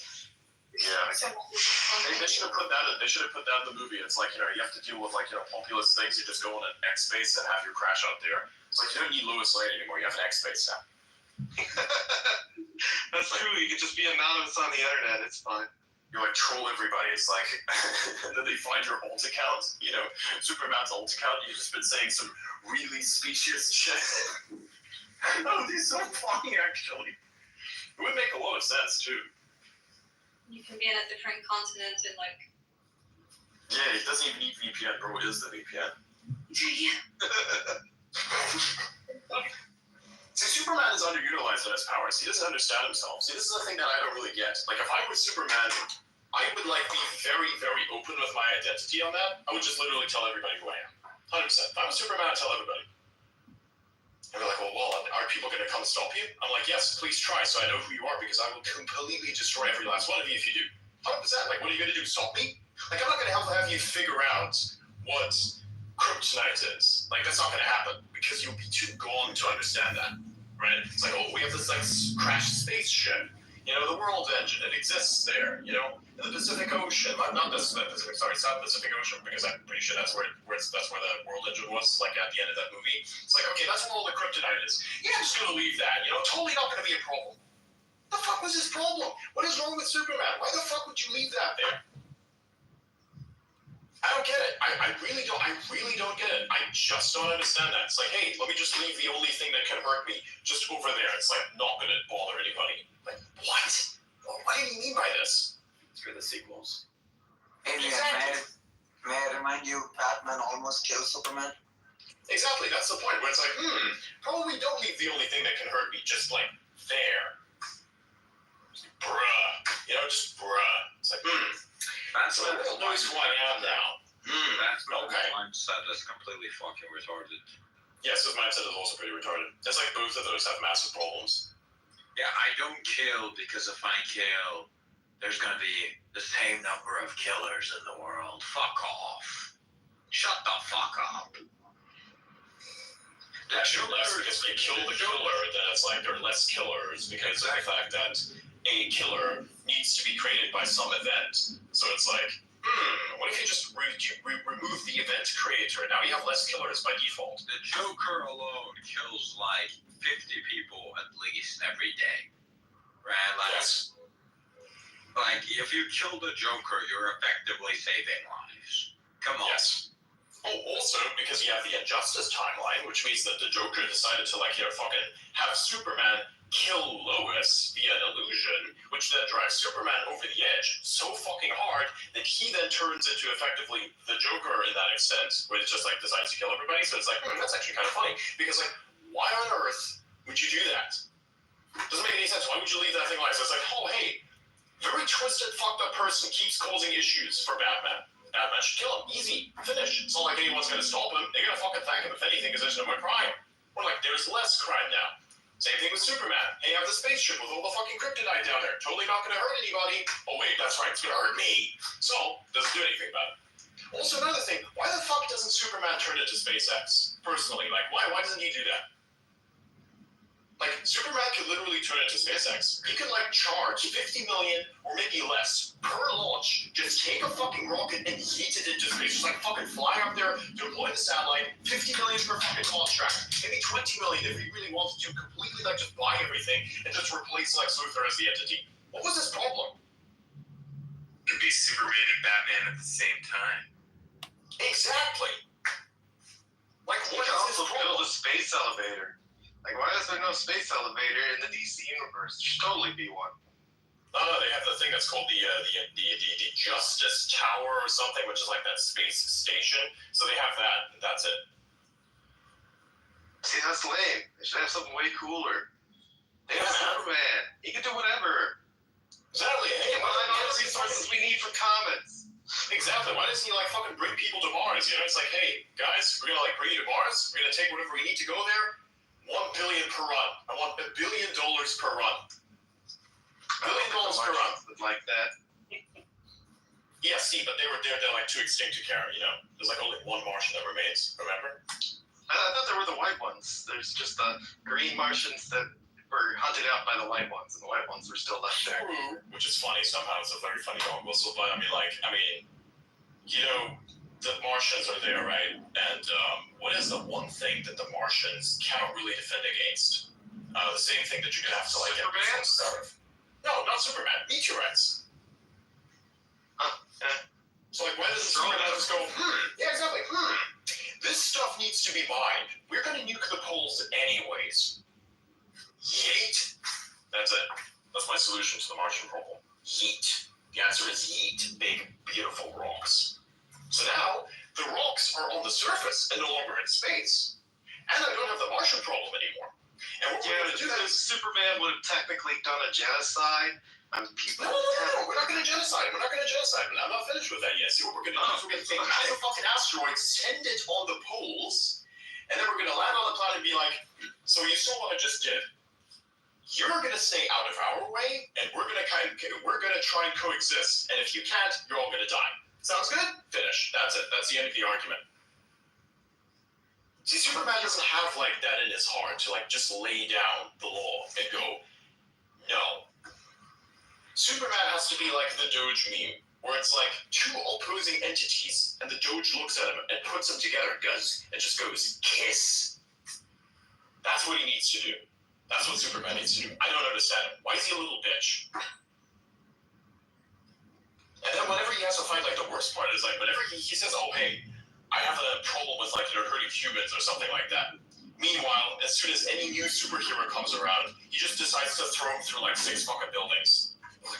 What is his problem?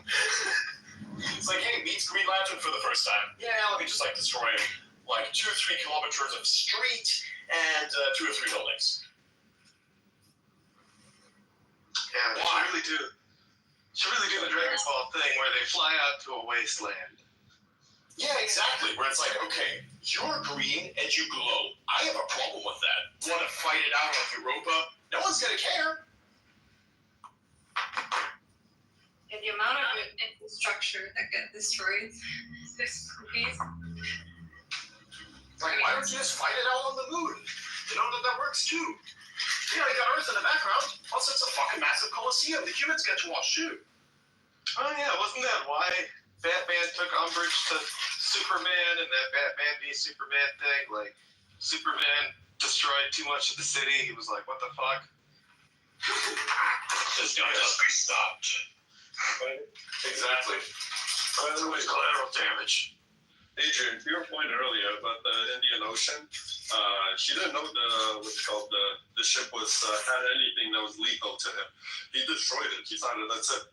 He destroyed the wall. I mean, he's kind of stupid for that because he was literally there. He should have known that there was something that was still left over. It's like, hey, the only thing that can turn this world into Krypton and does things that are Kryptonian, which also hurt me, is the thing that's there. I should probably, over the next couple of years, using my super strength, take all that fucking shit off planet somewhere that the humans can't reach it. And if the humans try to reach it, I would know. Like, I don't know, put it on the light side of the moon. Yeah, but I think like that shit could be made like if you wouldn't have felt the kryptonite, you would have been confused. No, it's not about the kryptonite. Even if you didn't know the kryptonite was there, why the fuck would you leave the space junk there for Earth's military to take apart, who already tried to fuck with you? I mean, he knows that there was a drone tracking his ass that he took down. Well, hold on, forget. That's one thing. The other thing was the one in New York, right, or Chicago, wherever it was supposed to be. Well, like in his own city, actually. You know, it was like they were sending people to take him out there, which is like wild, right? Yeah, I mean, I think so. I like the lighter version of it simply because it showed that he was like Man of Steel. Basically him afraid of his powers to him realizing that holy shit, he is invincible. And Batman versus Superman was him realizing that his invisibility has limits, and then effectively dying to save the race. So yeah, I think that they had to play it like that. But I was going to say, because he should have known he's not invincible, and he should have known that anything from his world could hurt him, because that's literally the first interaction that he came in with. How would he know? Versus Zod. Because he never bled, right? So he never bled. He never got hurt. Even the World Engine, he still was able to overcome it. And Zod, he killed him. He was fighting with Zod for a decent bit there, and he was really fucked up by the end of it. So no blood, no nothing, right? Yeah, I do remember some of it. Like.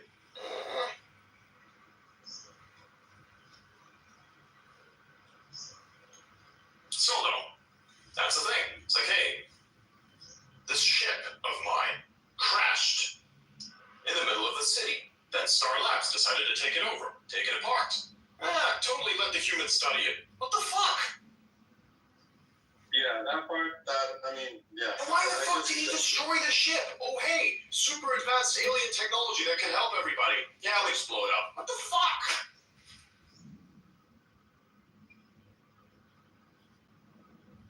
They even hesitated for a second there. It's like, all right, literally you could have just been, we're going to stop this, or I'm going to blow up this ship. Because, Zod cared about the ship. It's like, okay, cool. Let's take this ship, fly it elsewhere. You're going to stop the world engine thing, otherwise I'm going to blow up everything. I'm capable of doing it. I'm going to do it. So let's fucking hash this out, one-on-one. If you lose, well, you lose. And if we want to fight to the death, so be it. If I die, that's on me. If you die, well... Yeah, but I think that was Zod trying to bring him constantly back, right? Because he took him to space and then Zod hit him back in. The one thing actually, I like that idea you said, why the hell didn't you provide launch services? Even better, it's like the reverse. You gotta have massive asteroids out there, a ridiculous amount, just put it in orbit, right? For like whatever material you have. Yeah, exactly. It makes a lot of sense. Like, hey, man, I have this problem. I need to bring things up there for cheap. Also, I have stuff trying to destroy Earth on the regular. Hey, let me just protect you guys for you. Just pay me like $3 billion a year. Actually, make it $20 billion a year, and I will protect Earth from all the asteroids.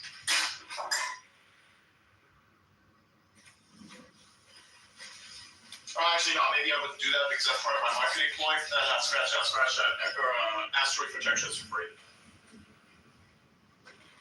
Space transport, that one's on me. That's annoying.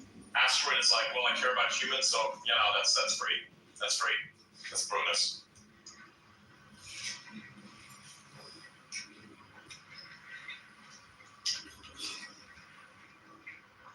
much does insurance cost in that world? That's a good question. That's a good question. That's a lot of doing sometimes. You'd ask the same thing for the Avengers, because like Tony Stark is like, hey Hulk, I see you're having a bit of a freak out. Let me just demolish this newly constructed building real quick. He did have a Stark Relief Foundation, right? Well, he bought that building.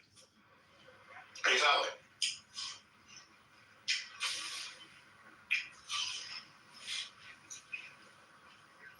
And Batman bought the bank. I like how to get his house.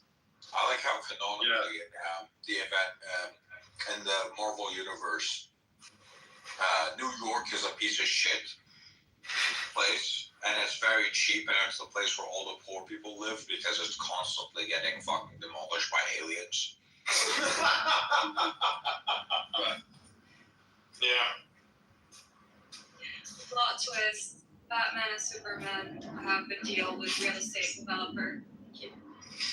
Forget that. No, you gotta look for the Russian connection. Why does Moscow never get it? Yeah. Hey, they're smart. You know why? Because they siloed. They're sanctioned.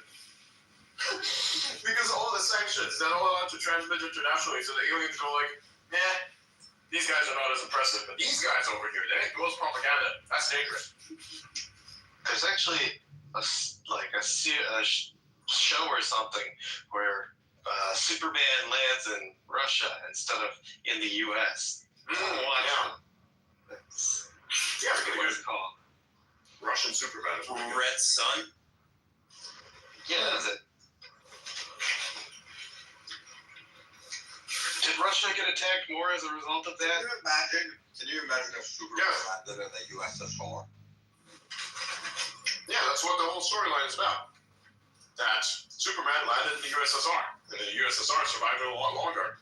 And actually, one of the major attacks on the USSR Superman was by America via their version of Superman, because they kept overpowering and they made him overpowered and retarded at the same time. Very weird.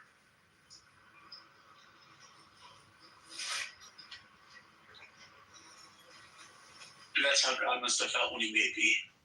Listen, communism, just have one guy called Superman do it all. And just take the fruits of all his labor and share it to everyone. Exactly.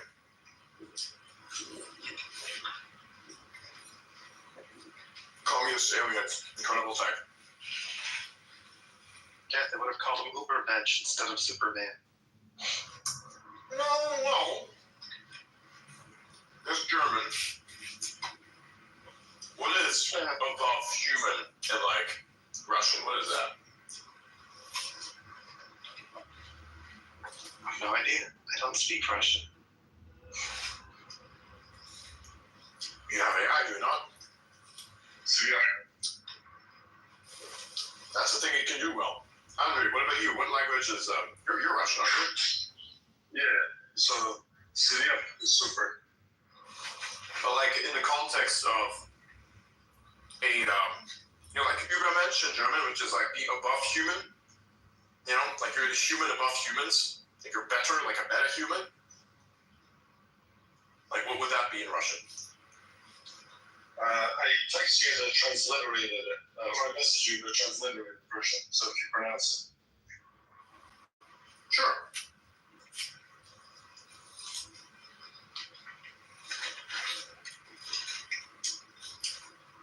It's funny, we're doing DC's legwork here creating Russian Superman. They should pay us. For real, for real.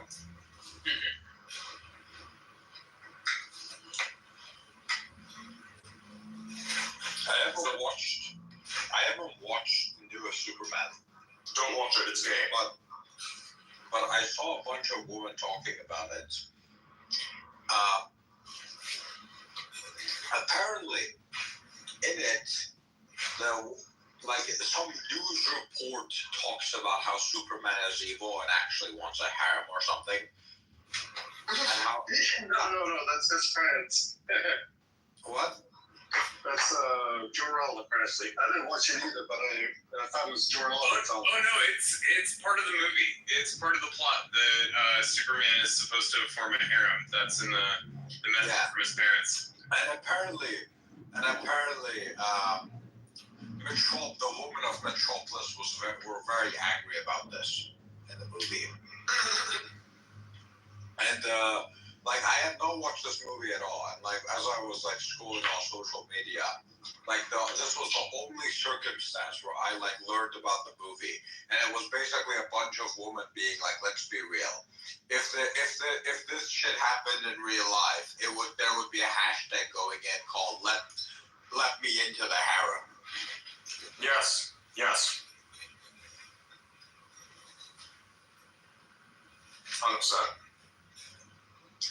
It would probably have a more creative name, but yes. Something catchier. I mean, and if people want to say that's not true, I can actually provide you a real world example of this. Elon. That's it. Yeah, I mean, that was my first thought, is that Elon kind of proved that the reaction would be, it's very interesting. Yeah, exactly.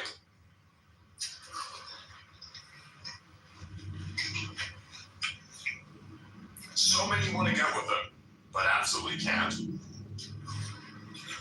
Also, I think for the audience, when you say so many, it's like a number, it's not a percent. A percent will be like a tiny percent, let's say. But out of 3 billion people, 0.00001% is still like, what, thousands? Hear me out. Monetization of the seed. Okay? I'm sorry. How would that even work? Like, does a kid have superpowers? I think so. Yeah, isn't that the story? I don't know. The weirdest theory I've ever seen.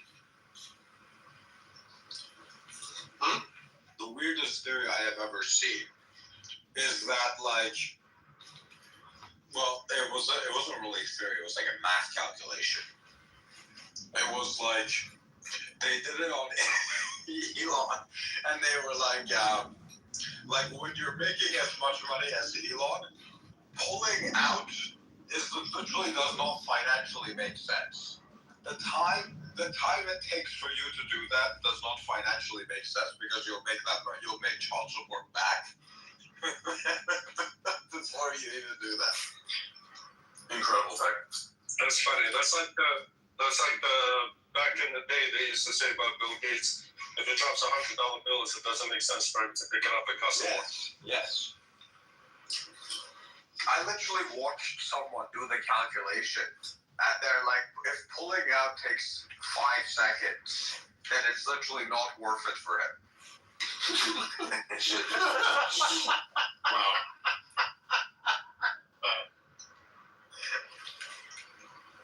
You know what?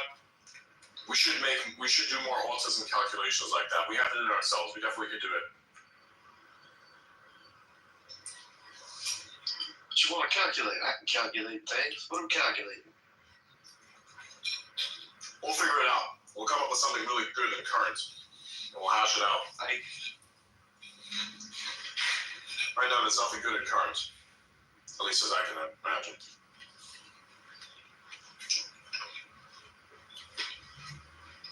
I might even be randomly in the middle of the week.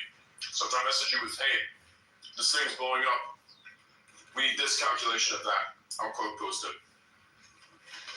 Okay. The fact of the matter is, if you're like famous enough, rich enough, whatever, right? Like whatever characteristic you have that some people like, people will literally forgive anything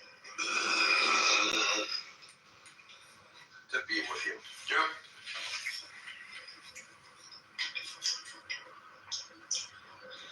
Also, like I remember this like famous celebrity who cheated on his wife, right? And then they went and told his wife, and she's literally like, I don't care. I mean, aren't like all the romantic movies are basically like half of it is like cheating? Yeah, pretty much. Like, pretty much. The Notebook, right? Not the Notebook. Yeah, exactly. The Titanic. Yeah, that too, right? Titanic. That the girl is supposed to get married and runs away with the deathbed. On her deathbed, and she's talking. I'm like, yeah, I'm like, fuck my kid. Yeah, my kids, my grandkids who can benefit from this. No, my husband that I made and loved and had kids with. No, this guy I met 80 years ago or whatever. I fucked on a ship. Yep. Who also, by the way, died because she was a selfish bitch. Because he could have survived on that door. It was physically possible. There was space on that door. And then another thing is throw out that rare blue diamond during, I don't know if it's a true story or not, but basically when they were shooting the movie. Also, like the 365 days sequel as well. Oh god, yeah. Is that the mafia guy? Yes. My personal favorite.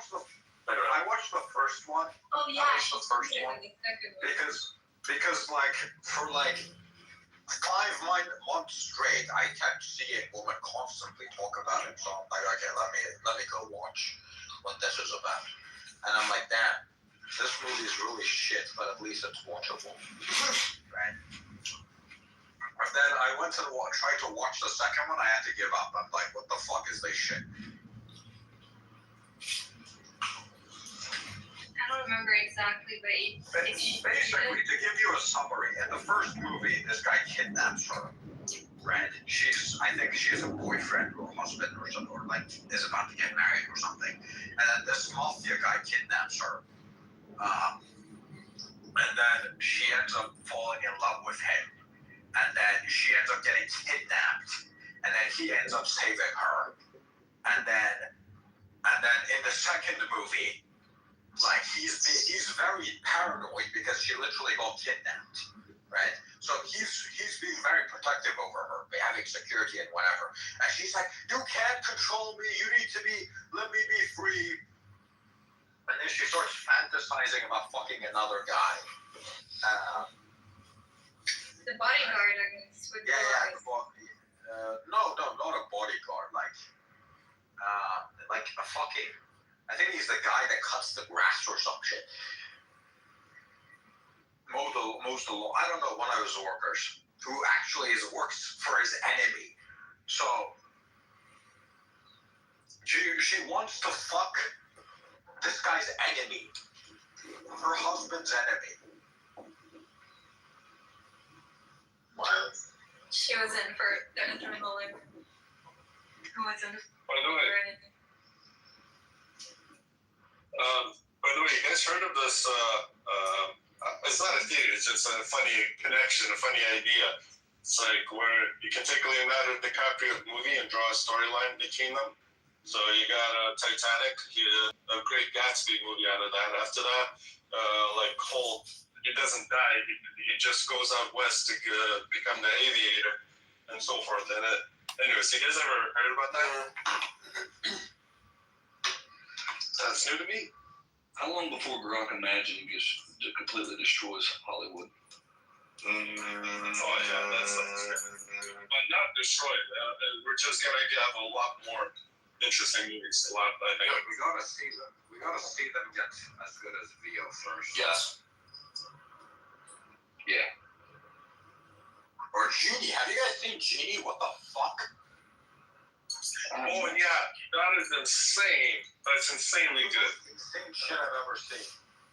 That's impressive. Especially the one where they what's it called? It was like playing a game and then it comes out and it's like the rest of the world is still there. Like it's like it created the game inside the world as well. It's like it's crazy. They took like I think they were like they took like a video of these people playing a game, right? But the game was like the Genie world. And then they took that fucking photo of the people playing in Genie, and then they turned that into another Genie where you can fucking walk around.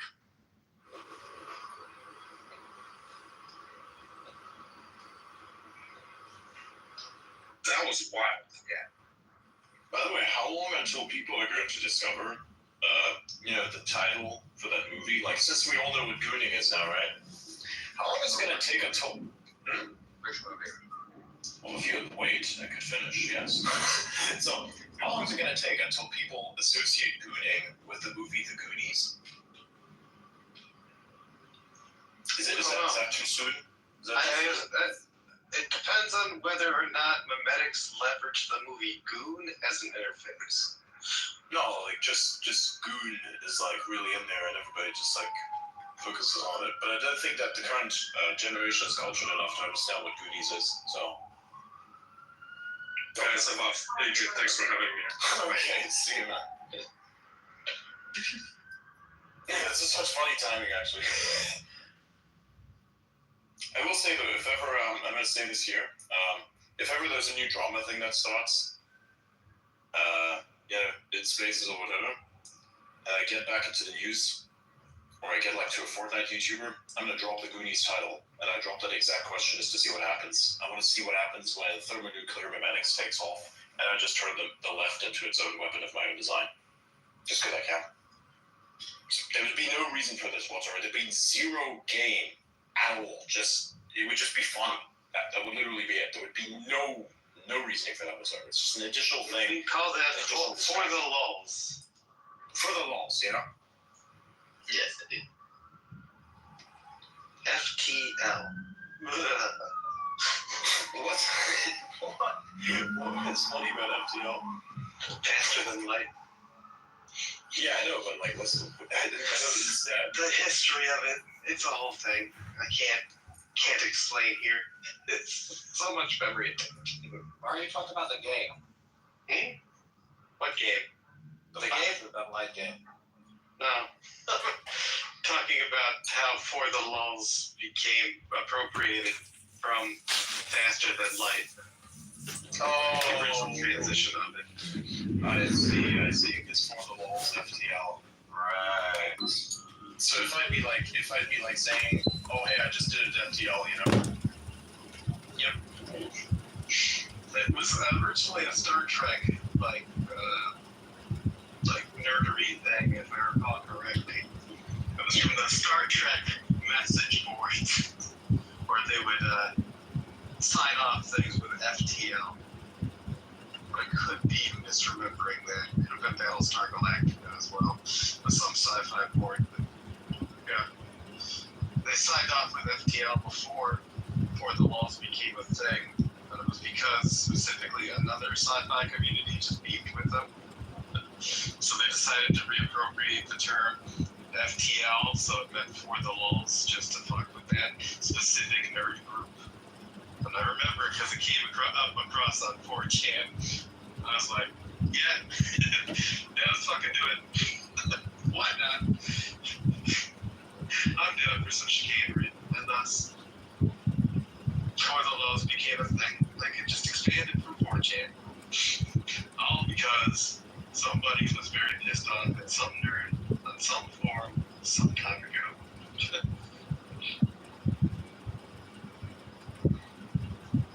Adrian, do you want to check the ether? What? I don't understand. Wait, what? I mean the chat.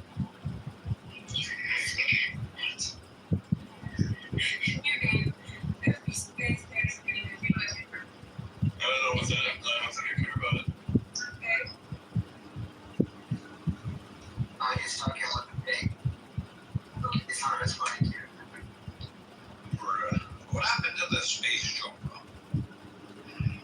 What do you mean?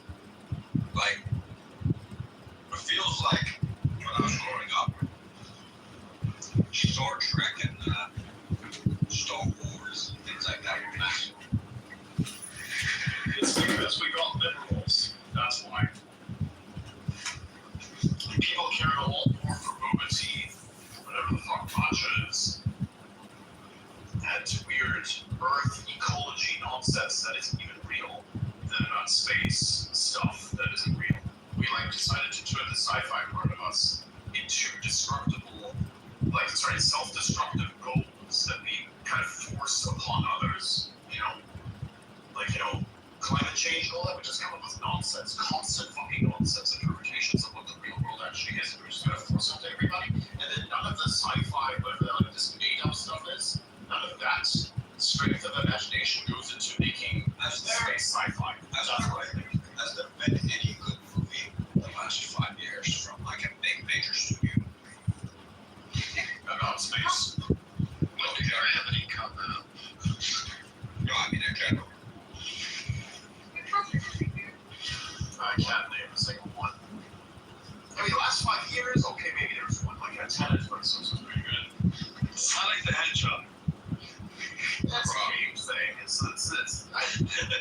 if you have nostalgia played it, then I guess it's a thing you can watch. You go, oh, it's fine. I didn't hate it. I gave it a 7 out of 10. It wasn't great, but I just wanted to say it to see if I could make out a sick bra. Because I like making out a sick bra. It's fun. That's fine. I really like the game. I just love playing the games. I actually used to play all these games, I remember. Guardians of the Galaxy. I like the Top Gun. Yeah, that was a good one. That was great. So what are you doing? No, it's good, yeah. I was going to say something wrong, so it goes like that. No, I mean, it's what he said. Yeah. It was just.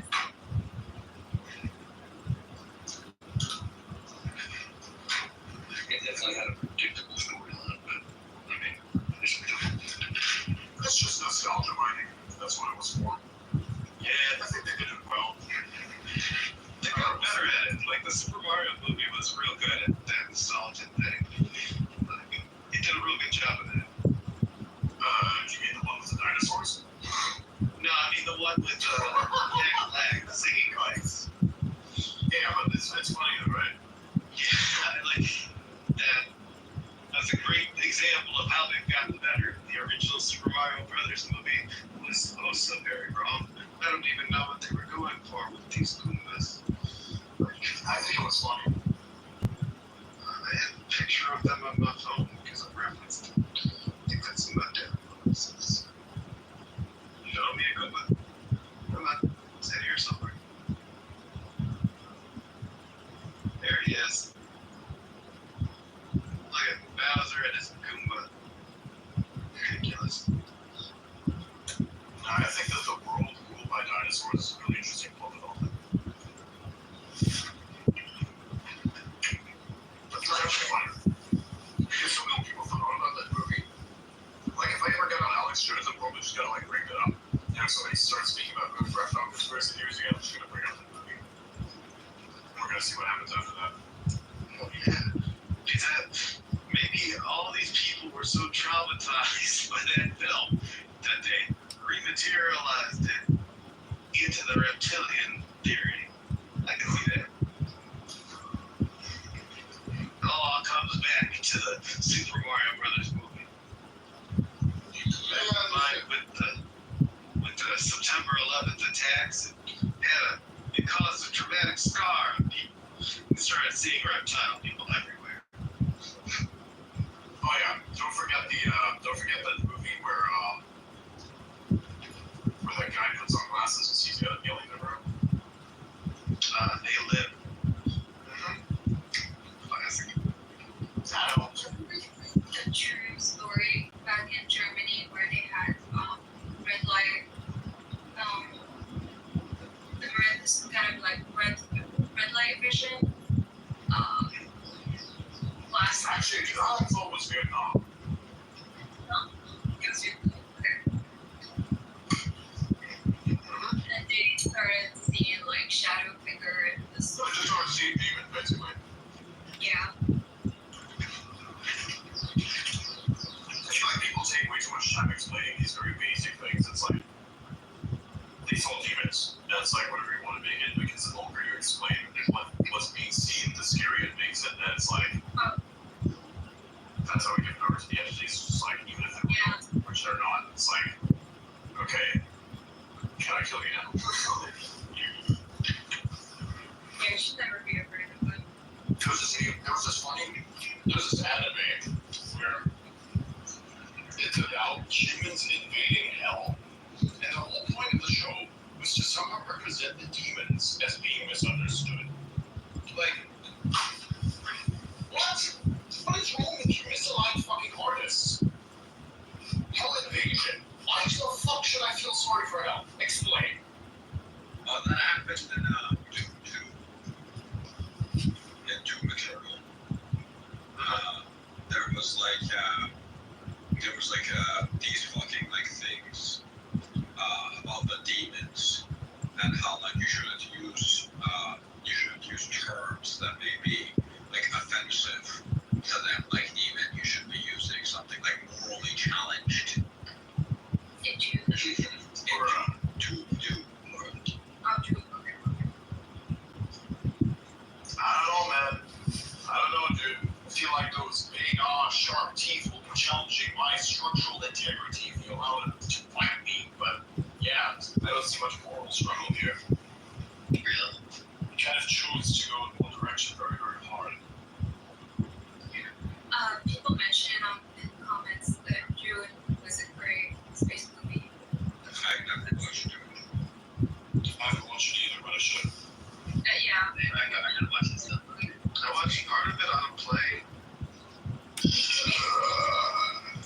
watched it as a kid, but I just totally forget most of it. No.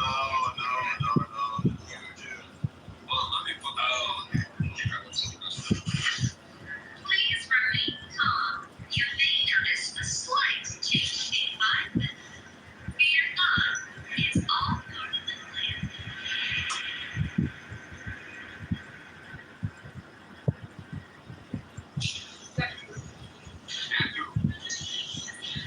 Let's help. Our plan's transition is world number one. Maybe let's help our new friends make the transition in the new world the comfortable one. They're talking about putting demons. Right?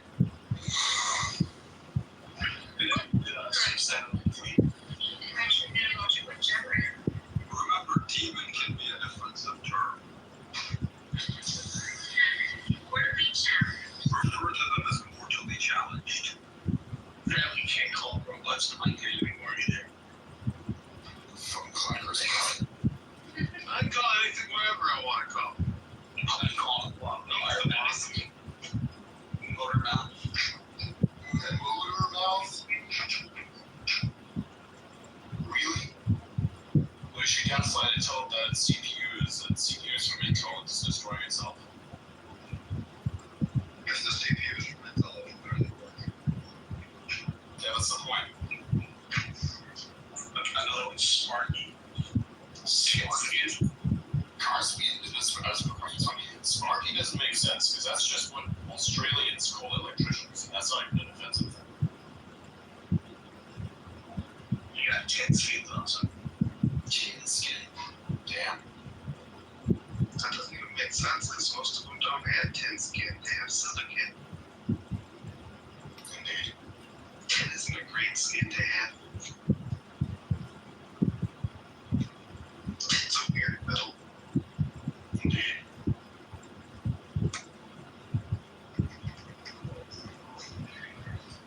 It's also much harder than I always remember it being.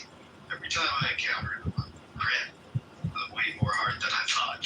Then I'm just getting weaker in between each intermittent experience of 10.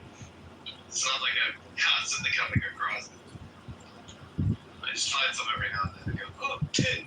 Bend it, burn it, or futz around with it. You know? The thing you do whenever you encounter a metal you haven't seen in a while. That one might just be me.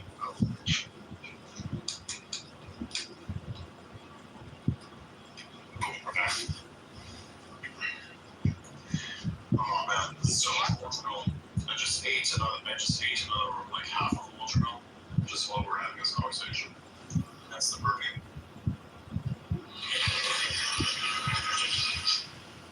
Holy shit. And that sound was you draining your bladder with all of the water from the watermelon, right? No, that is the sound of me slurping what remains of the watermelon out of its shell. How funny you cuts the watermelon and then like 1 minute later you see it on video, it's gone. Mm-hmm. Yeah. People like my Discord server, they know. So yeah, consumption rate, 10-20 minutes, half watermelon, gone. That's a big one too. This one is extra good. So I took my time with this one. With time I mean I ate it extra fast because it was that fucking good. I feel so good right now because that is the fruit sugar hitting my bloodstream. Delicious. Truly fantastic. One half is left, the other half is going in me too. Honestly, I think it's fascinating the fact that all of this mass can somehow be distributed in my body. Like I look at the watermelon, and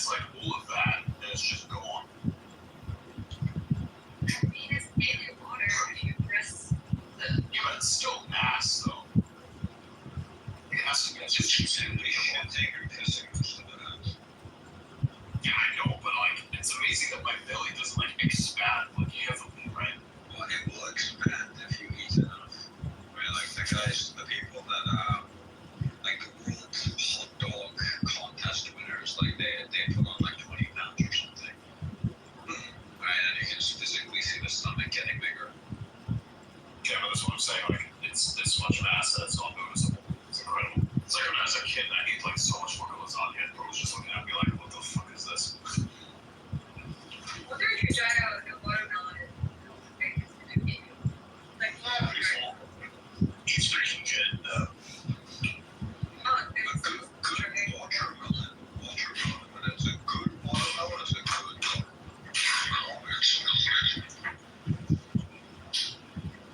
you see, Korea's in like you either have good watermelon or you have shit watermelon. the moment like watermelon exploded with gas near it. So, yeah, that's gonna say watermelon. It tends to do that. never seen that before. It's weird. Yeah, it's probably because they inject things in it to make it look redder. Yeah, there's a chemical that does that. I forgot what it's called, but that's a thing that can be done. Nitrogen. No, like it's different. I think it's red for you. Probably. But you don't see this nitrogen gas to up the redness of watermelon. I remember that from working at a grocery store because I had to refill the nitrogen tanks. Jesus Christ, man. Well, I mean, I don't even understand entirely how that works. Like, our atmosphere is mostly nitrogen to begin with. I don't understand how more nitrogen is like changing things. I don't know. It just been like some weird thing they did to make me hold the weed around the watermelons. It's not just nitrogen, it's nitrous oxide. It's so they're a little bit different. Yes, you can. Nitrous oxide is what turns you into Kanye West if you take it enough. Yeah, that's laughing, yeah. Yes. That's why I when don't he recall says this gas making people do weed. I was just saying that as a joke. true, but still though. I mean, the whole song that he made, the whole Hitler song, like he did start it with "Where's my nitrous?" So Yeah. That's fair. where the fuck's my nitrous? Who knows? He could have just been wanting to drive real fast. I wonder if it's legal. Been spending a lot of time in Japan and China. I wonder if it's legal there. Wait, what? What's legal where? In Japan and China, he's been spending a lot of time. I think they probably don't give a fuck. Right? Like you're a big artist, right? They probably don't care. Plus if you arrest them, Adidas over there. plus if you arrest them, like it's gonna be enough international and then they won't do it. China not as much, but Japan also doesn't really like arresting Americans, right? Like they will like kind of drag their feet when it comes to Americans. They're super strict on drugs there. I know they are, but like they're a lot more lax when it comes to Americans, generally, than they are on like other countries. South Korea and China, they're pretty much like worshiping him right now. He's filling out. Yeah, South Korea or China, he's having like entire stadiums singing the song. And like in those countries, he's actually playing the A-Change song, but it's like hallelujah. He's replaced like the words A-Change with hallelujah. You know the last time It's going to China and South Korea, and he's actually playing the song, so you hear the it's like hallelujah. last time we had a concert in the US was like 2012 or 2013. I guess maybe we don't understand what he's saying on Twitter. That is the funniest line. I just keep like, The Chinese government for some reason seems to love Kanye as well. Right? I think they offered them a deal. We brought in Adidas. They were ready to like mess with them for him and help him set up. Yeah, apparently his mom was like very well respected in China or something. he lived in China, and his mom was very well respected in China. Yeah. So the Chinese government seems to love Kanye West. Yeah. So maybe they just don't like Jews. Bro, what the fuck, man? And it's so insane to see people in all of I'm just saying, he's the number one trending artist on the Middle East right now. I kind of doubt that. How much Kissinger seems like China. Real. So Elon Musk is now platforming Jew hate in his X It's so funny space. seeing people in China, South Korea just singing all the freaking lyrics.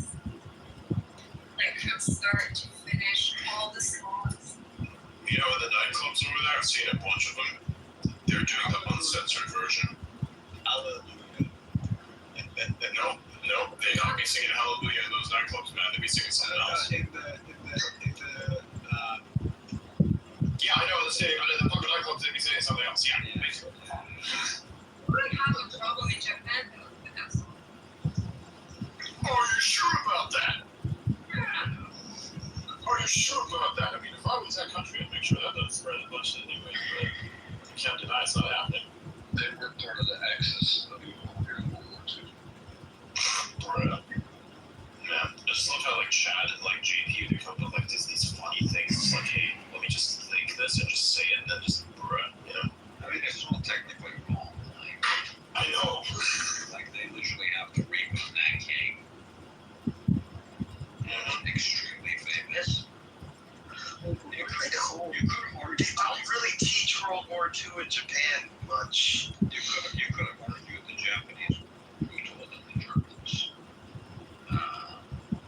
Yeah. Yeah, definitely. Asian war crimes are fucking impressive, let me just say it like that. When you look at what Europe did, that's multi-thousand-year history, and you go to, like, that 2-century period, and you go, like, what the fuck? Yeah, it's like the fucking. Wait, I was reading torture methods, medieval torture methods and shit, and then I read the recent historical events of, like, the Asian part of the world, and I go, holy fuck! Look, it's just kind of like, when you look at, like, what happens in Asia, and then you look at what happens in Europe, it just seems so tame. Europe just so tame, right? You read about, like, China, it's like Emperor Xi Jinping makes himself a sandwich. 500 million people perish. 3 species of humans extinct. 15 empires collapsed. Now you're just like, what the fuck happened here? All of that just before lunchtime. Exactly. The most insane story was that guy that thought he was like the brother of Christ. Yeah, and he was trying to say shit that was very consistent too. Let me see if I can find it. Never heard of it. So, let me see if I can find you. Okay, I found it. Hong Shi-Quan was a Chinese scholar who failed his exams 4 times. One day, he suddenly fell sick and dreamed that he was the younger brother of Jesus Christ. This led him to start a rebellion against the Qing dynasty in the mid-90s. Kitover, how are you today? Hi, Scarlett. Has Mojo been complimenting you and flattering you, you beautiful woman, you? To the consternation of many, yes. Has anyone told you how beautiful you are today? I can smell your beauty through my phone. Oh, a rose you are. Audio app done, so please don't do that. Beautiful.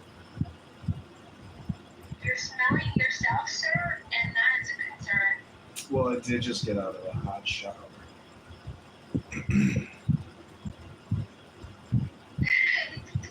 That says you're giving off Joe Biden vibes. That's not good. So, yeah, X is definitely the best. I know Mojo likes to say that Elon and Adrian and his mom were all in the space at the same time, but you know what? You can have more than one phone. One could be on Elon, one could be on Adrian, his mom could be on her phone. And right now, Elon Musk is sitting there talking to his crew of cronies on X Spaces under Adrian Dittman.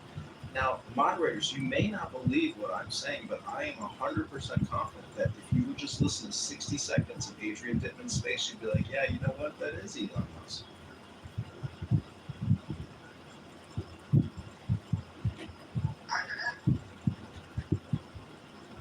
Okay, we're going back to Elon. Here we go.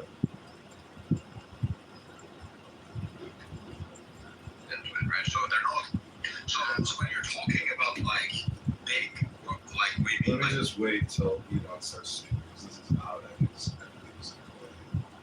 Like in Japan. Let them talk. It's literally like listening to a Conhouse room where they talk about nothing, and that's the show. You know, and Elon sits there and gets angry and talks about wokeism and liberals, and this is his post. You know, I think OpenAI would likely start pivoting harder towards the scaling of biometrics, i.e., WorldCoin, as a means to capitalize on the uncertainty of identity in the age of AI. I mean, it's 100% Elon. Christ, that was the whole ideology of it. Freaking Well, the unification starts. Sun Myung Moon and his. Sorry, we're going to go further on talking about now. I'll let you know when Elon's chit-chat.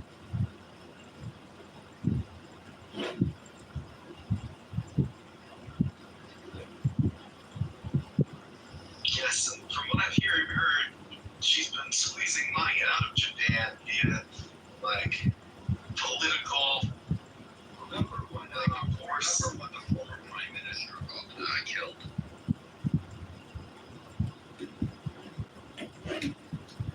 But in terms of fan base and chatter, isn't it interesting how racists started those apps and all they do is come on here? Maybe not Nelson so much, but Isaac Hayes is 100% racist. I've heard him say the most derogatory racist things about the white man, white supremacy, white structural racism, etc. Non-stop bullshit about the white man.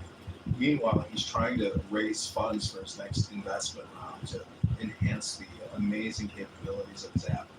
It turns out nobody listens to him or goes to his app. I mean, his rooms are always in conjunction with Clubhouse, the primary social audio app where they were birthed, and no one really cares about what people are talking about on their platforms. You know, I like the book club in the library. I want to be in the university listening to something brilliant as opposed, you know, to listening about how when I look in the mirror I see what looks like white or a big ugly bald head, that like I am the source of all of these people's problems, and that it's, you know, people who look like me that have created this structurally racist, violent, degrading, destructive system for, you know, their people, our people. So I don't know. Tell me if you think I'm off. What I say is, Isaac Hayes III was very welcoming to me onto fan base, and he's a racist guy. He thinks that he's invented social audio named Durand. He's critical of Nelson. He hates Clubhouse, but he talks as if he's like the brains behind all social audio. Do you know what I'm talking about? I think so. If I heard the voice, I'd know for sure. Yeah, he talks like you know, when prison guys get into Islam and then they start speaking an exaggerated vernacular of English. You know what I'm talking about? Yeah, I mean, I don't want to call it Ebonics, but no, it's not that. No, it's actually impeccable English. It's like absurdly impeccable. It's almost unpunctual. oh, he's talking about like a flat Earth room. Yeah, but that's the way Durand sounds. He's so condescending, but he absolutely fucking hates white people. And there was a room where he was criticizing Kelly and I's presence on Fanbase, and Isaac Hayes had to tell him, like, no, you're wrong. These are the people that we need on this app. And so Isaac Hayes was very welcoming. Yeah, I think that like it's the way that they're introduced to new speakers on their app, but truth be told, they should be totally agnostic to whoever uses their app. They should give two shits as long as somebody's using their piece of shit app, recorded their clubhouse rooms, and embarrass them with their racist hate speech. You know, to me, it just reeks of hypocrisy. Wait, are you saying you reported fan-based rooms? You didn't report Isaac saying anything racist, right? Oh yeah, I've reported Isaac saying incredibly racist things on a clown house, not on Fanbase, but on a clown house.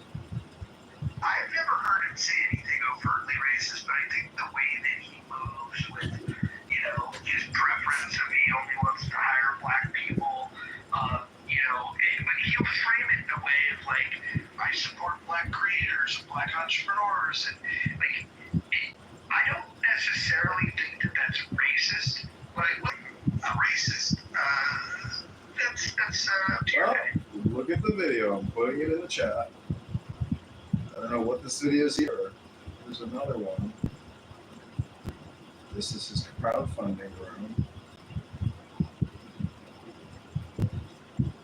I mean, I think it's politics, I just really dislike, there's a double standard that you can hear profound hate speech out of the lips of a black supremacist claiming white supremacy. See, that's the problem with projection is people cannot admit that when you lob insults, you are actually describing your own sentiment, or that is your projection.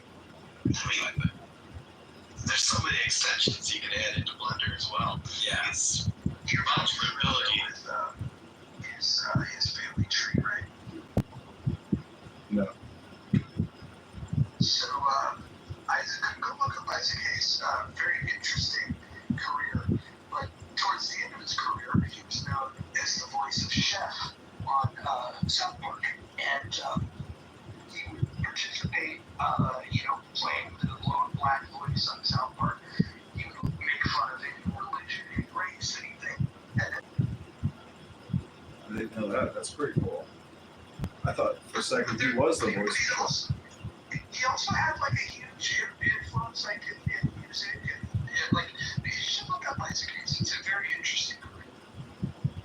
No, I mean I know he's very intelligent, and it's just all racial identity politicking, and to me it's obnoxious and low IQ. But who am I?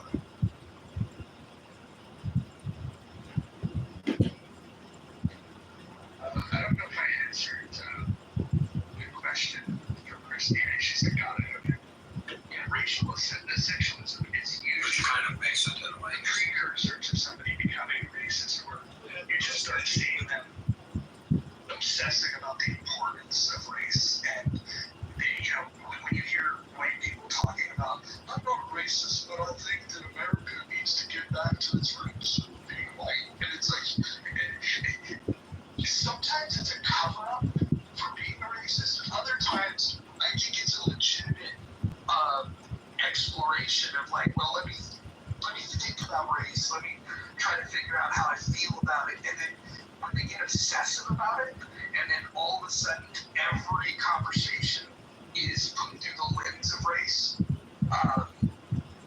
It's like, I don't think 100% of racial essentialists are racist, but 100%. I love when stats of like crime, abuse, all this shit is literally broken down by race, literally by nature. It's just broken down by race. That should make me laugh. Because who the fuck cares what race is doing what most when it's the act of what's happening that's going down. It's wrong. So I think it's just so funny how whenever we get to that, we bring up which race did it the most. That should be You don't find it annoying when the news won't identify a black male and just says a male committed this crime? I mean, the world doesn't want it up. Yeah, it's just the obsession of it.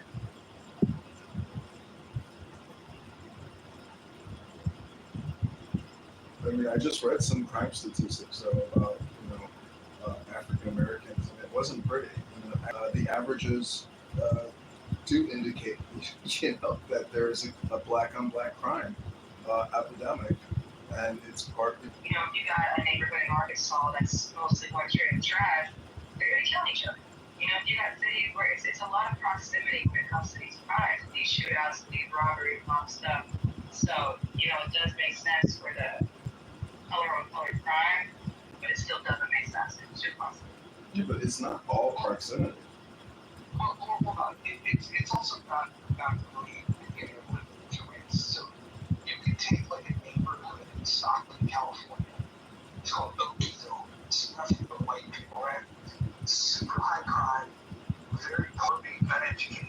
And those two things, by the way, don't lead to violence. But if you have the drugs component and you have those three things going on, it really doesn't education part of you. You can, but hopefully you understood that it's the poor and uneducated together alone without the drugs doesn't necessarily mean it's a problem.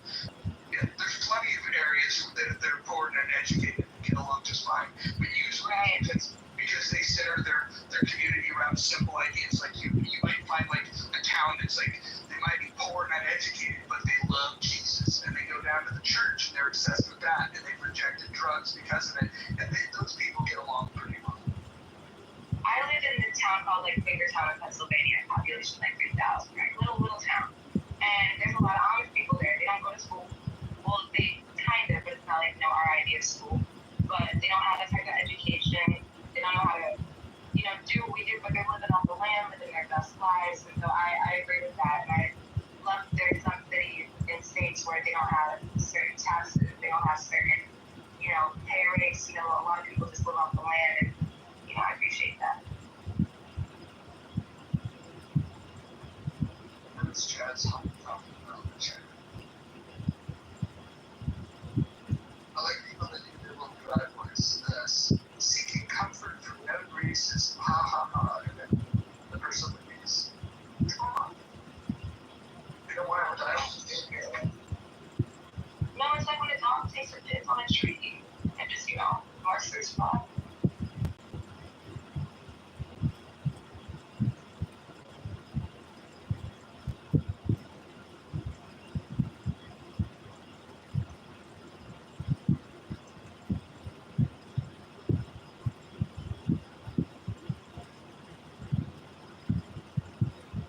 Jazz was talking about Chrissy not being black, so I guess she was saying Chrissy's finding comfort in those races.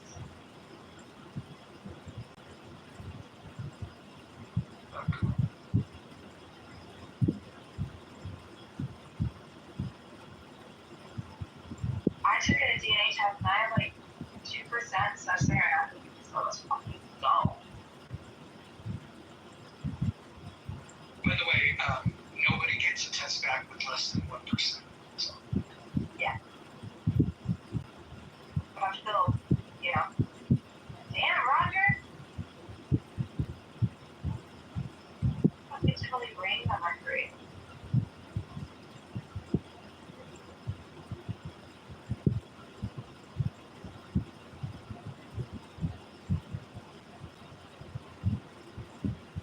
It was like, I don't know if you were high or what the deal was, but those rooms were fucking huge, and I tap into those and just like, who is it? And I would just be like, she's gotta be famous. Everybody's just like captivated by this. And then after I got the like I said, I realized it. So, but your journey on this app has probably been one of the most interesting. Because people don't talk about it anymore, but you were consistently one of the biggest rooms on this app. Consistently, like especially late at night, and talking about nothing really, in my opinion.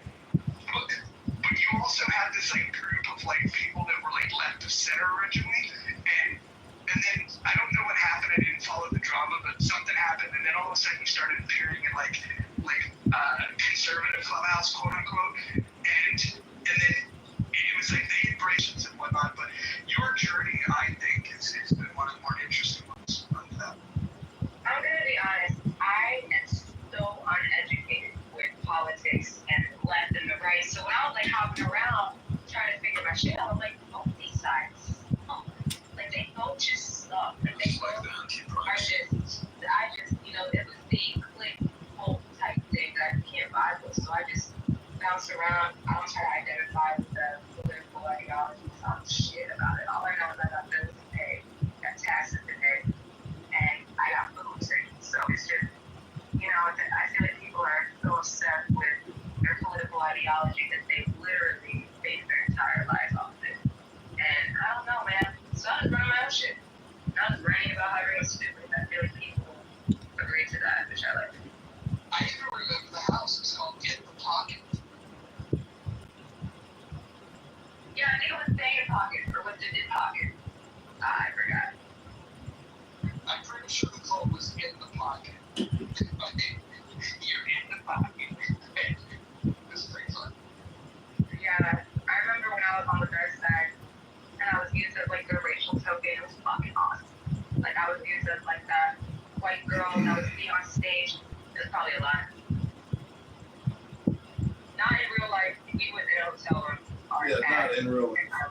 There was a word, something to do with trans. I can't remember what it was. But don't you have like some kind of doctorate or some master's in, you know?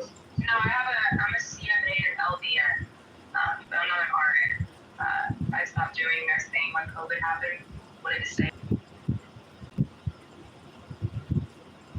It was just so fucking like.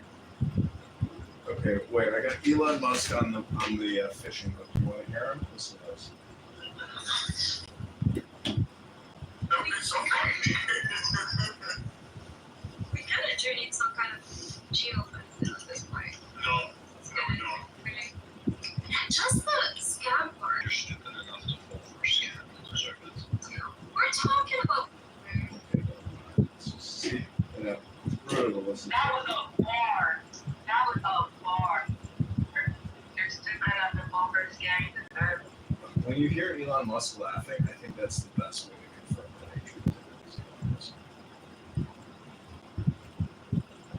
Elon Musk is a freak, man. I don't know. Who do you think has a better laugh? Elon Musk or Musk? Come on, I got it.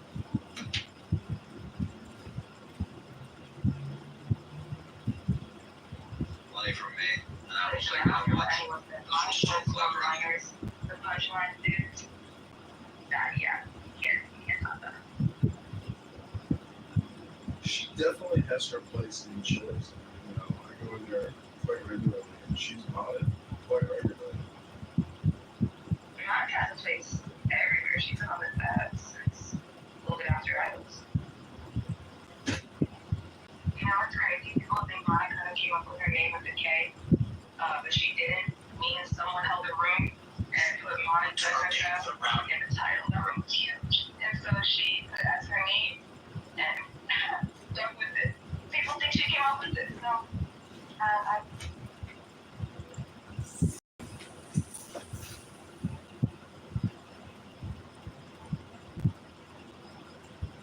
Her name now, Scarlet OK. Hilarious.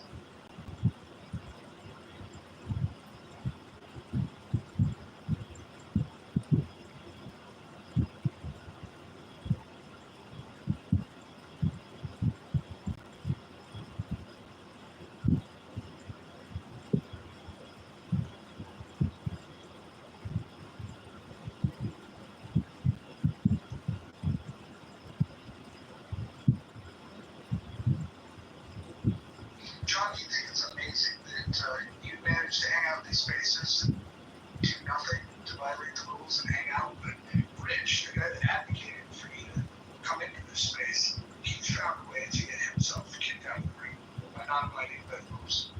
If you talk to him in the back channel, you should point out the irony of this.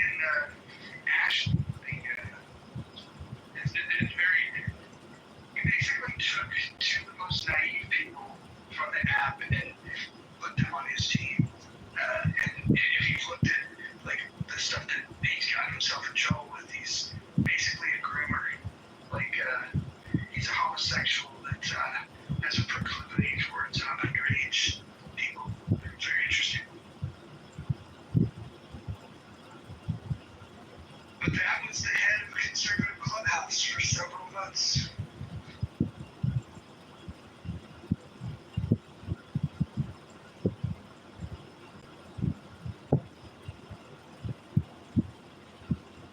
Adams killed off Jazzy.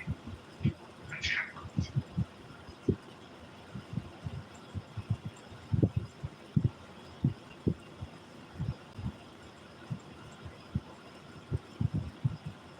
Yeah, I like when Dark Adams appears. When he shows up and he wants his pound of flesh, it's pretty funny.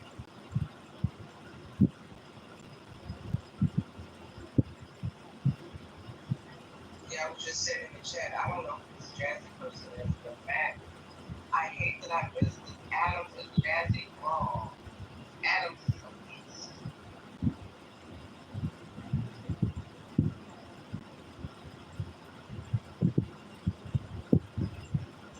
You know, when Adams gets on a roll, it's really hard to stop that onslaught. It's all offense. It's pretty good. Yeah, especially because he's sharp, he's witty, he's very good with his comebacks.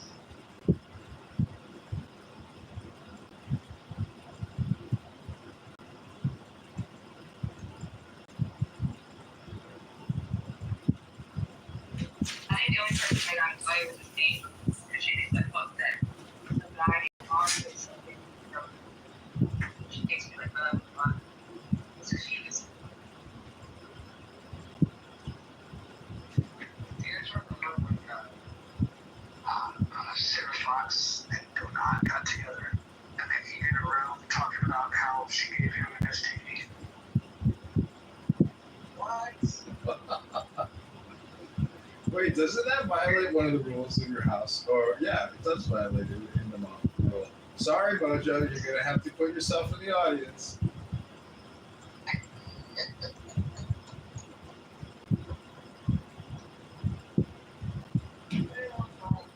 We'll call it non-privilege. Look, you can call me a hypocrite, like,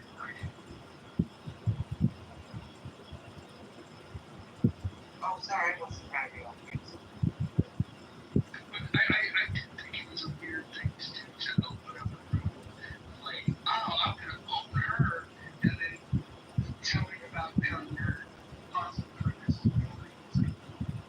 This is your idea of dude, that was great entertainment. They did so well. I didn't know to not like girls. I thought he was strictly naked.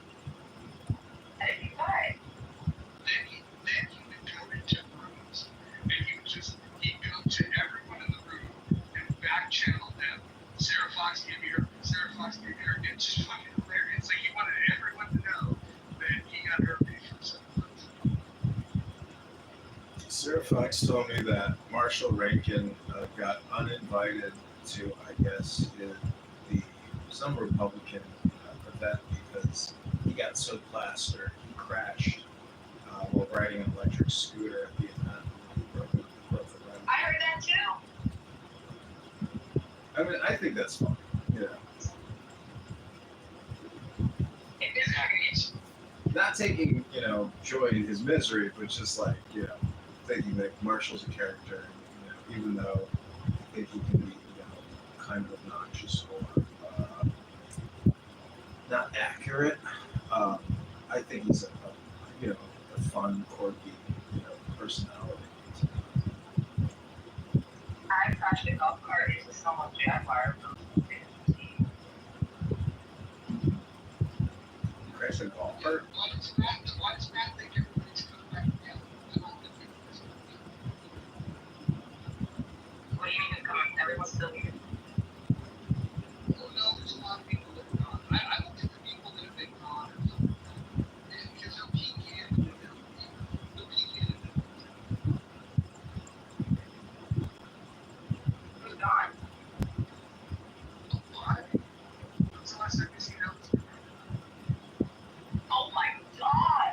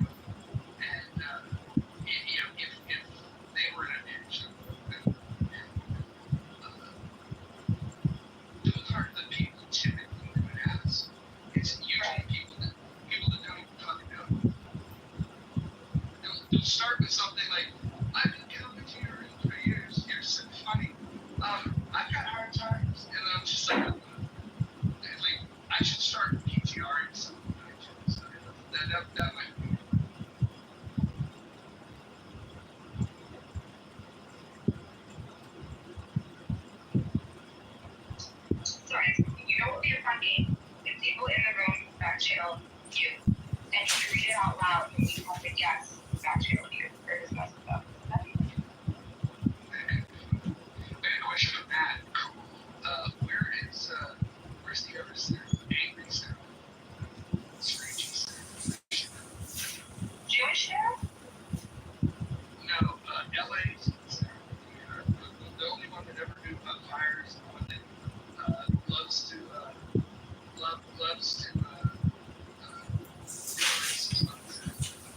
Oh,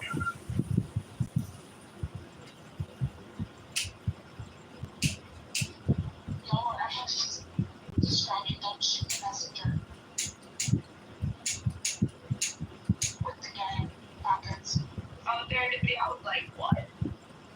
Yeah. Did you ever come in and say that like that? I don't think so. Oh my gosh. We used to run rams late into the night playing Don't Shoot the Messenger.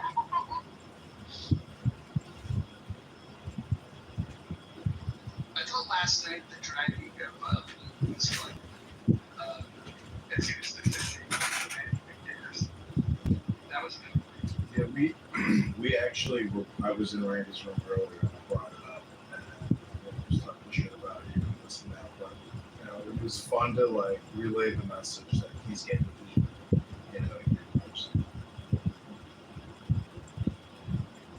Let me guess, he called me a thief.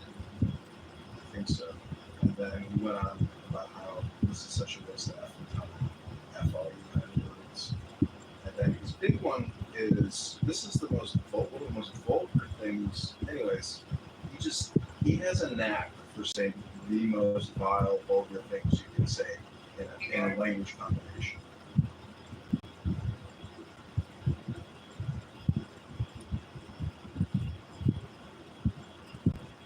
Yeah, the comment she made, he did to Jen was that he wanted to have sex with her 11-year-old daughter. Who is this person? Who's what? Well, no, it wasn't Luke. It was his best friend. Knows that all this stuff happened, but this is assuming he chooses to as best friend. But Randy McNair's is the one that told me and Hero that he wanted to have sex with her 11-year-old daughter.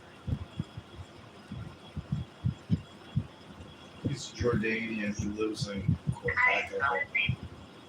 Rabbi Randy McNair. A rabbi?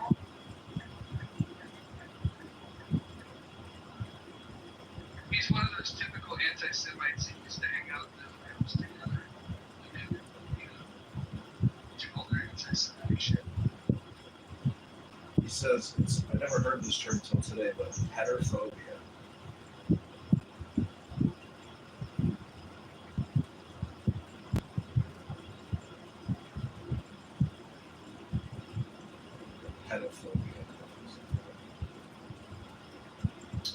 Yeah, if you ever want to put Lou in like a state of hypnosis, just ask him about AI, and he will immediately go into the AI psychotic tailspin. Yeah, I had this conversation with him once, and he was like, I don't know how much you know about it, and then he just kept repeating the word alignment 1,000 times. You gotta understand alignment. Do you know anything about alignment? When it comes to AI, you gotta know about alignment. I was just like,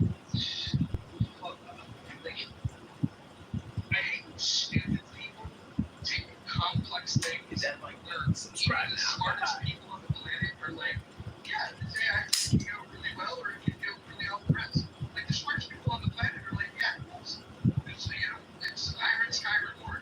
And then you got Lou to be an expert on AI. We're so lucky to have Lou.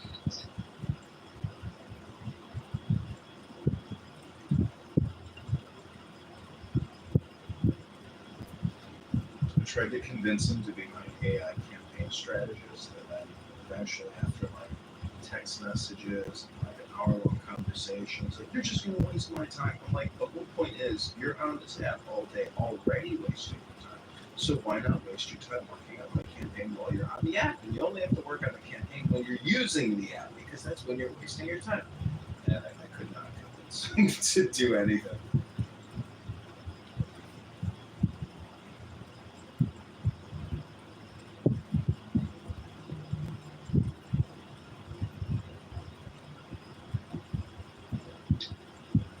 I think his fear around AI is based on the fact that he's got low knowledge, low skill, low ability, and he's reading about how AI and robotics will take jobs, and he's looking at that and he's like, well, shit, what's a dummy like me?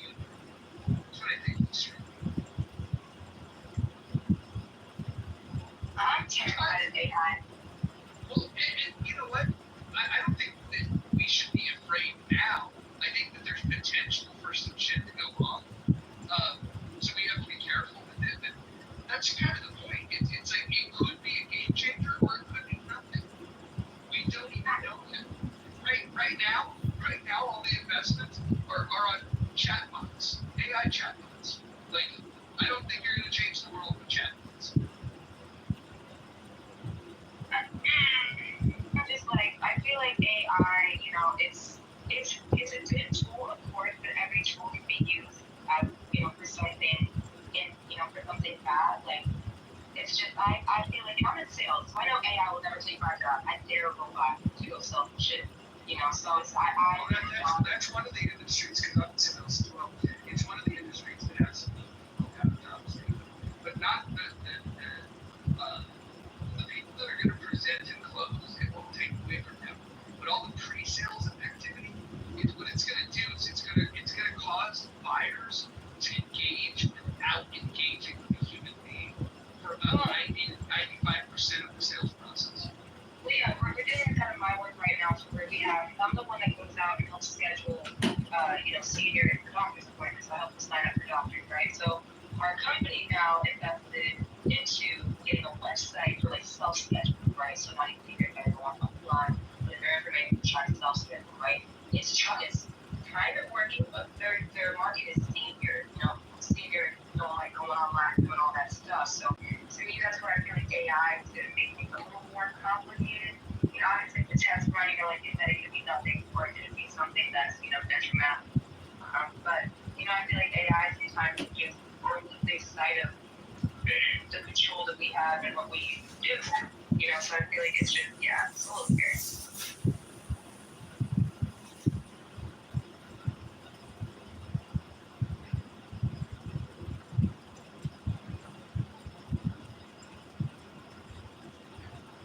Would anybody be interested in doing early learning groups? Looking at the stock market? Would that be too boring for you guys? More like 4 a.m., 5. I think it could be fun. That's the time I'm watching. The stuff that people used to get up and do these rooms, but they wouldn't say anything. There's no real insights, right? They would wait for something to happen and then they react to it. I'm talking about before the market opens to be able to make some predictions and then let people watch in real time if you were right about what you said was going to happen. I think that could be interesting. And people might learn something about the market. I just have to make sure we're careful about not giving stock tips per se. You can put it in paper. Yeah. And we are not professionals. Yeah, we're just speculating. We're just talking shit. But I'm sure for stocks during the week I'm actually broke. During the week I put about almost 334 from my coffee and my cigarette, watching the stocks. I've got one particular one in mind that on Tuesday is going to give, and I'm going to buy a bunch. And then I've already got options out on it, but it's I think it's going to blow up, but it's going to first experience making it. So, I always wanted to ask you this: how'd you do when UHC CEO died? How'd you? I don't care. Oh no, that was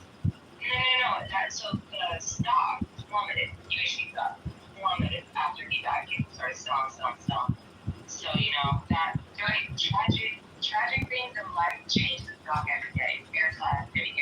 Airplane crashes, you know what I mean? There was a oil plant that blew up a few weeks ago. Their stock plummeted, so people turned on UHC, and I think I made about 59 off of buying the stock via voucher. They were cheap as fuck. So it's really important stock to know the world, things that are going on as well. All the tragedy and shit. People start selling when, you know, tragedy strikes. That's what I've noticed. Roger, didn't I tell you to buy WIN in April? You did. I knew it. It's almost double what it was on April 5th when everything turned. Same with LVS. Did you ever see? I was gonna say, did you ever see the video of Steve Wynn putting his elbow through like $30 million paintings? It wasn't exact. It was the rap, and it was giving a tour with a very famous lawyer that was visiting. And so I will tell you that they repaired the Picasso, and they ended up selling it for greater than he purchased the painting for. No harm, no foul on it. What about how, you know, he basically banged his nail salon and said he had to pay him like $10 for $10 million for an orgasm. And so I'm a real defender of his. I'm sorry. Like, he's a, like, I just want to get, I'm a defender of his. And I just care for what I say about him because it's a small town and a small community and all our families grew up together. But, you know, his ex-wife just passed. So, but the company is building in the Emirates a very big project. It's going to open in about a year and a half. But it's a stock that normally trades in a certain range. And in April, when everything went down, it really was low. I just knew it. Same with LVS. And LVS, a lot of the money is made over in Asia also. I mean, for LVS for sure. So, yeah. I'll give you one. Look up CCLI. The last 5 days, they lost a third of the value. The analysts believe that in the next 12 months, it'll get back to its close, which would mean it'll double from where it's at today. So 100% growth within the next 12 months is what the analysts are projecting. And even if it didn't grow to that, they pay 9% yield. So, that's a great dividend. Yeah, it's a great dividend, but it's a great dividend on a stock that analysts are saying will double in the next 12 months. So you rarely see a growth stock. What industry is it? It's CCOI. CCOI, in the last 5 days, it's lost a third of its value. Yeah. Do you know, I was in the room, it was a couple weeks ago, we were talking about stocks, and I got it wrong, I'm such an idiot. I kept saying Wingstop, but I meant GameStop. So I was talking about that. Remember that whole crazy thing with GameStop? Oh, yes. When I tried to play the market, that's Exactly. And I kept saying Wingstop like an idiot, which is like a really, you know, successful restaurant chain. But GameStop is the one the ones that are so crazy. People were, and like the stock went nuts then. That's because these Reddit folks like realize like there's some smart people with software that look and they try to figure out things that are exploitable. And it was about the amount of available stock and the people that were shorting it. And so if you have people shorting it and you have a bunch, you can just hold. And what they realize is they can just hold. And the people that are shorting it have no choice but to buy more. And so it's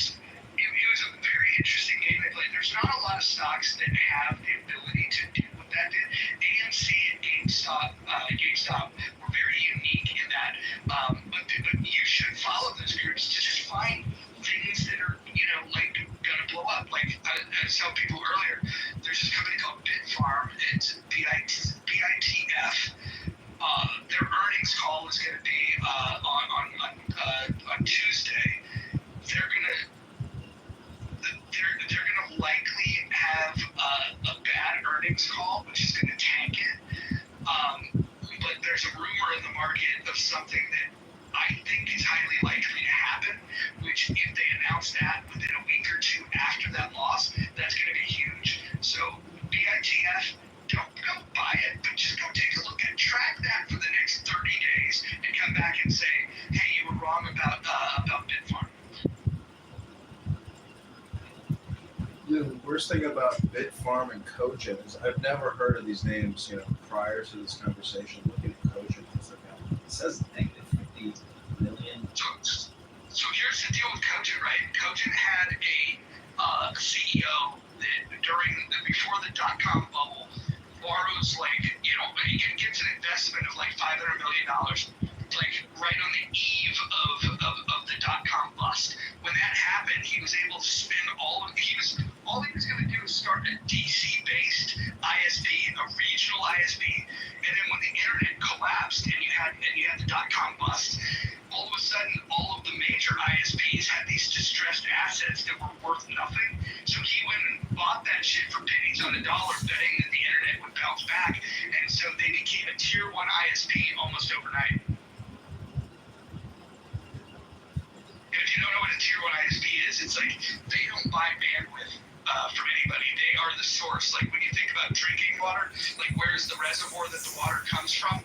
The tier 1s are the source of where bandwidth comes from. And so Cogent's one of 5 global companies to have such a luxury.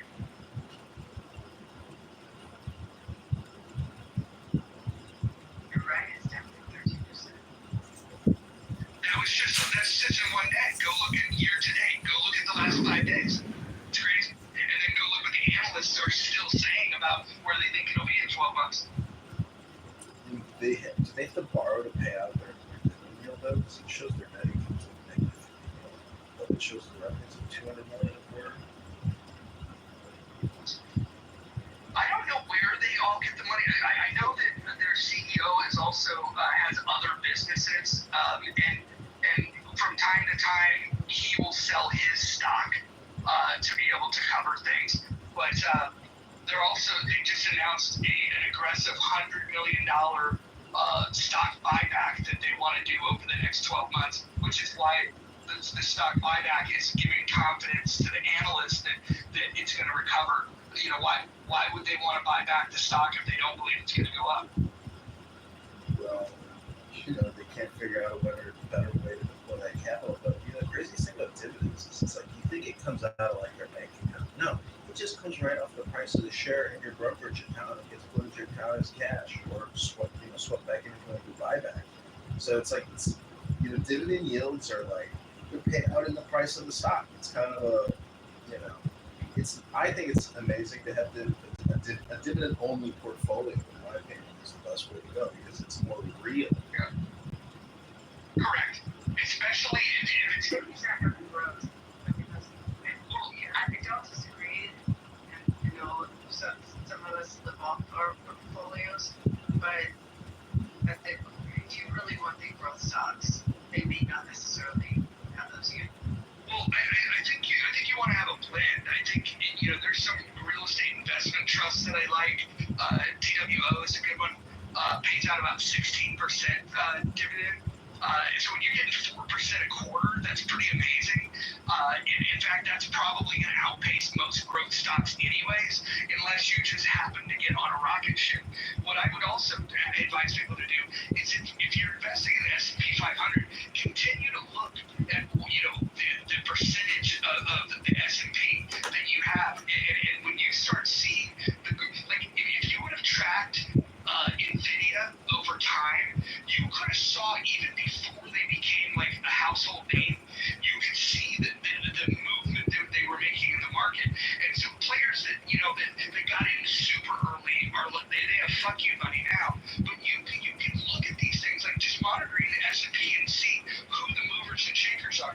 I think one of the biggest lies that you hear in investing is buy low, sell high. The reality is that you want to buy high and sell higher, because if you make a habit of buying low, you're probably buying a lot of losers.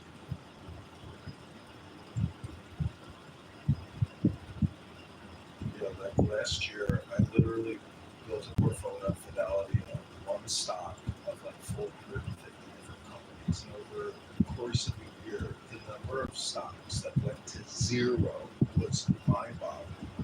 On the opposite end of the spectrum, the number of doubles, triples, and 10x's, it really does follow that normal distribution curve. Do you do your own or do you do some? I just do it myself, and it's amazing that you can buy and sell stocks stuff for $0.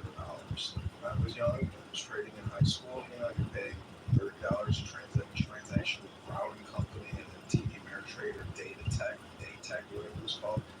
You actually had to pay for your transactions. Now it's like, holy shit, it's all free because they sell your data. And Citadel Investment, they will front load your trades. So they make, that type of data and trading data is like, you can't really win unless you're really just willing to buy and hold and try to build a portfolio that, over a great period of time. In my opinion, to day trade, it becomes like a dopamine addiction, just like clown hustle. It becomes a job, and it's difficult. I think day trading is very dangerous, and unless you have access to really good information and you've got powerful systems to place your trades very, very rapidly, I think day trading is extremely dangerous. Swing trading, though, gives you the same dopamine rush, I would say, but with far less risk. You do your own, or do you use? So my individual brokerage fund that I play around with, I do a lot of weird, risky shit, taking, just doing my own information. But my portfolio that I built throughout my career, that's at my 401k, I moved that over into a management fund. And it's interesting because I have a lot more money in that, which is why I play it safe and have somebody manage it. But for the last 5 years, I've done better on my own percentage-wise. The problem is if I run into a catastrophe because, I make a wrong guess, I don't have the same safeguards, there's a reason why you pay experts, but I would never pay an advisor. I'd only pay a fiduciary. Never hire an advisor. The advisor is not bound by law to do what's good for you. They're so they can do whatever is good for them. And a fiduciary has a responsibility to do what's right for you. I don't know, I've been really happy with it. But Are they a fiduciary? I use Goldman. They've been great, and they got me through, like, Goldman Sachs? Yeah. I think they're great.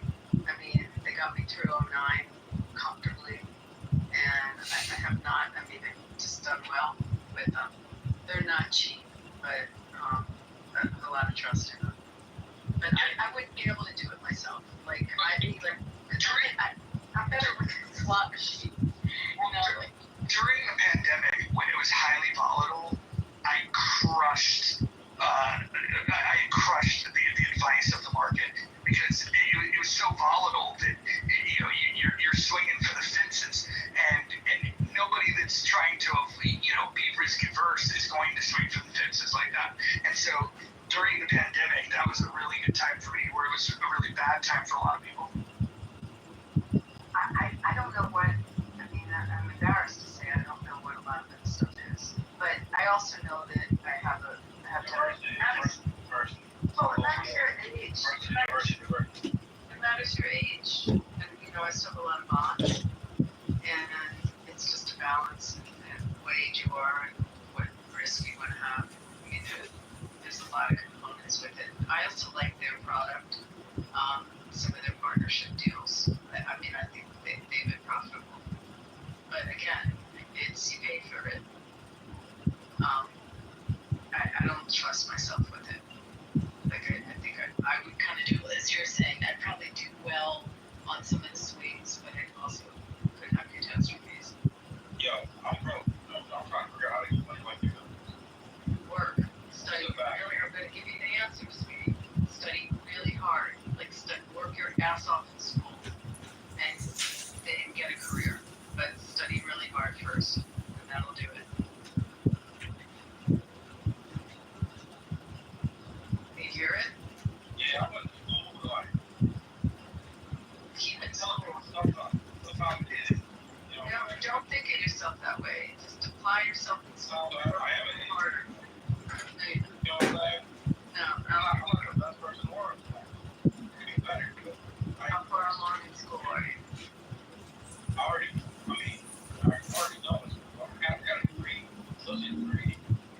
I went to Arizona State when I bullshit. Are you a So, girl? You're a Sun Devil. Son of Jesus. I go shit. Yeah, you're a Sun Devil if you're at Arizona State, right? Nah, that's why I dropped out. So I'm son of Jesus. Well, go back. Study hard. It pays off. Anyway, it's interesting. Just trying to track it. You know what I'm really nervous of? Have you done any of the SPACs? You mean, like the spiders? Is that what you're referring to?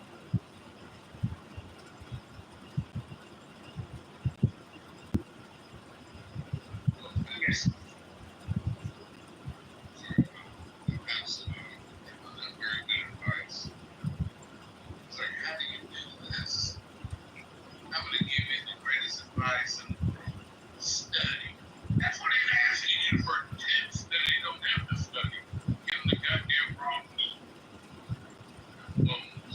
Hey, babe, here's another piece of advice. There's no such thing as free lunch. Yeah, you do. That's no good advice. Now, You need tips. that's my tip. There's no such thing as a free lunch. How's that for a good tip?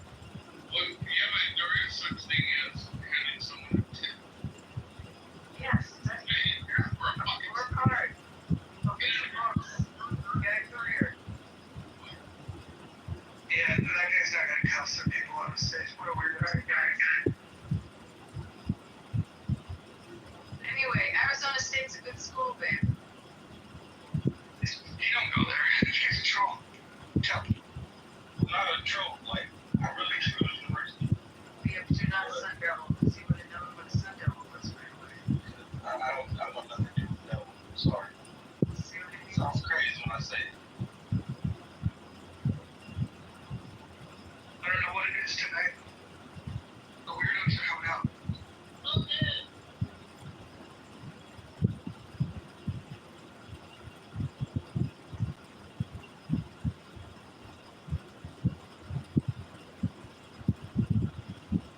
So did you ever act on the stock tip someone gave you? That was just like absolutely like a silly thing, and then it ended up paying off. But like, I don't know, I'm trying to explain. This happened to me. I was very young in my career, just starting to buy some, to, take some savings. And I was on the beach, and someone said there's this pharmaceutical company that makes a cold medicine, and they're coming out with the time they made Sudafed, the cold pill. So they were supposedly coming out with a pill that was going to cure the common cold, and that this is it. It's absolutely like guaranteed. They're already in the cold business, and they're going to cure the common cold. And I mean, again, it was just like the first time really buying stocks as an adult. So I bought stock in this company. I can't remember the name of the company. I think it was like British based originally. Anyway, they never came out with the cure for the common cold, but AIDS was happening around the same time, and they ended up being the company that invented AZT, which was like that first drug for AIDS. So I ended up making money in the stock, but not for the reason that the stock tip was there. So have you ever had something like that happen? Like you find some silly tip and it works out? Well, I got good advice. The first two trades I made, I hit home runs. My cousin advised me to write a company called Kitover Space. The other one was Real Networks. You probably heard of the Real Player for Real Networks. Both of these companies were ex-Microsoft guys. And my cousin worked at Microsoft. It was like, hey, you should follow these guys. These things are about to go public. As soon as they went public, I bought them. If you look at the stock history, like, it was a pretty amazing run. But I didn't know anything about how, like, the stock market worked. I was just thinking, like, oh, shit, I'll just keep these and I'll just continue. They'll go up and I'll just make a ton of money. And then when the bubble burst, those two companies got hit super duper hard. I still made money, but if you look at it on paper where it was at one point, it's kind of nauseating to think about because I was very young, and those were my first two trades, and they were It's still to this day the biggest increase that I've ever seen percentage-wise on anything that I've ever bought. And I just held them too long, and the market ended up doing what the market does, and I ended up losing. But that's what also took me into, like, I should probably learn about this stuff. So losing, when those two stocks lost their value, that was kind of what got me excited about learning about it.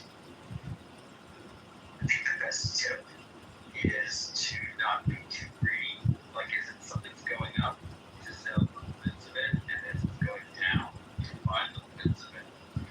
And I've been very successful just being disciplined about that. That's really disciplined. It's hard. It's really hard. In fact, you were talking about the best tip. The best tip I ever had in my life was when I got to Clubhouse. The first couple of weeks in Clubhouse, I met a guy, and we were talking about, I don't know what we were talking about, and we discovered that we both had the same stock. I had a little bit of it, and he had a lot of it. He was in NVIDIA, and I had a little bit, and I had for more than 10 years. And it's gone up, but it was still, it didn't end up much. And but his confidence in the stock, he said he put his whole savings into it, convinced me to, like, quadruple down, like, just to go big on it, because he put his whole life into it. And of course, it's been How early was that? Because I have a hard time believing that people saw the vision of NVIDIA when they were doing video cards. Yeah, no, I bought it 20 years ago, more than 20 years ago, and it was for video cards, and that's why I had it. I was in that industry. I didn't know anything about where they were going. It was just this guy who was into video games and other stuff, and yeah, he had sold a company and put like half of his sales, and everybody made that sale in NVIDIA. So, yeah, sometimes people are good. And if you want a tip, I would say, like, I'm betting on energy. I think if you're going to have AI stocks, you need energy stocks. So I have a small portfolio of low, LEU, SMR. I have like a couple stocks, and they're just betting on that sector that energy is going to be huge over the next 10 years. What about, I heard someone talking about this, I thought it was interesting. All of this has to be housed in places where the energy has to be. Yes, you need water. So they were talking about someone who's in the business of insulation. They do just building insulation. That, something to the effect that would involve the air conditioning systems and the installation systems to keep these facilities cold. And do you watch Shark Tank? You know Mr. Wonderful is? I know who he is. I don't watch the show, but I know who he is. Yeah. So that dude's got this team of people that are trying to build the largest data center in the world, like by magnitude, in Canada. And I have no idea if that's going to be a publicly traded entity or what. But the whole reason of why they're selecting it is, like, energy costs are low and it's super cool anyways. And so they've got all the conditions, and apparently this is going to be like the largest data center. It'll dwarf the things that like Netflix and Apple and these guys have. But I'm interested in seeing if that's going to be a publicly traded entity. Interesting. But you have, if we're going in that direction, you have to house it. You have to keep it cold. You're going to have a whole other industry around the AI industry. Well, it's not these are specifically data centers that encompass all of what you're referring to in terms of the. Yeah, but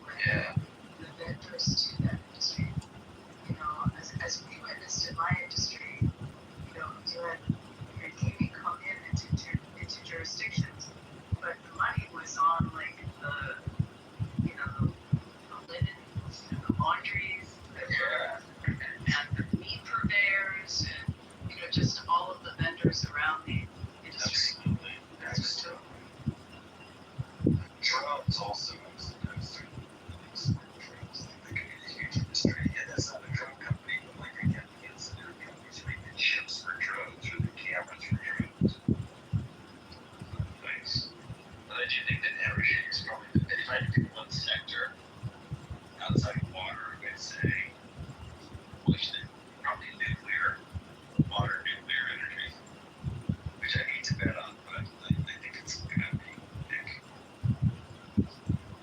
It's funny, someone put in the chat, are we gonna build more nuclear dams?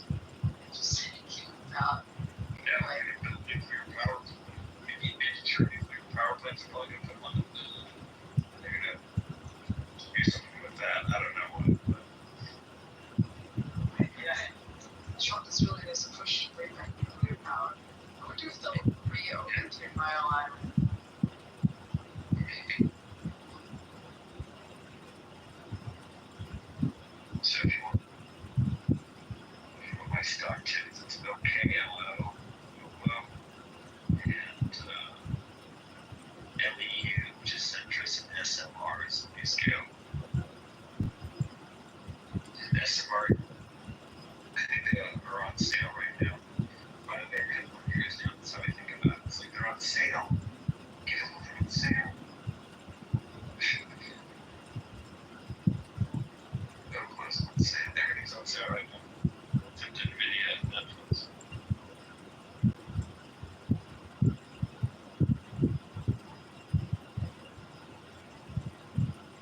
Those are my tips.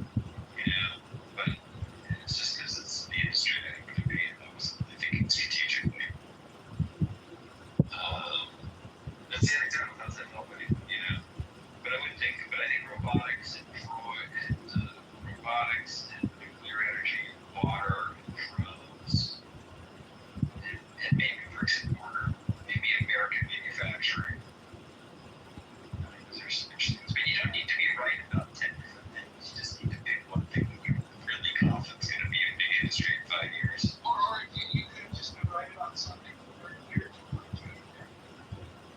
Yeah, I crushed it, but yes, my portfolio has been every good quarter that's ever happened. So, like, I don't know what to say. I couldn't have advised that. It seemed like a stupid idea for many years, but just get lucky. And I have like early founders Netflix shit, so it didn't even matter what else happened.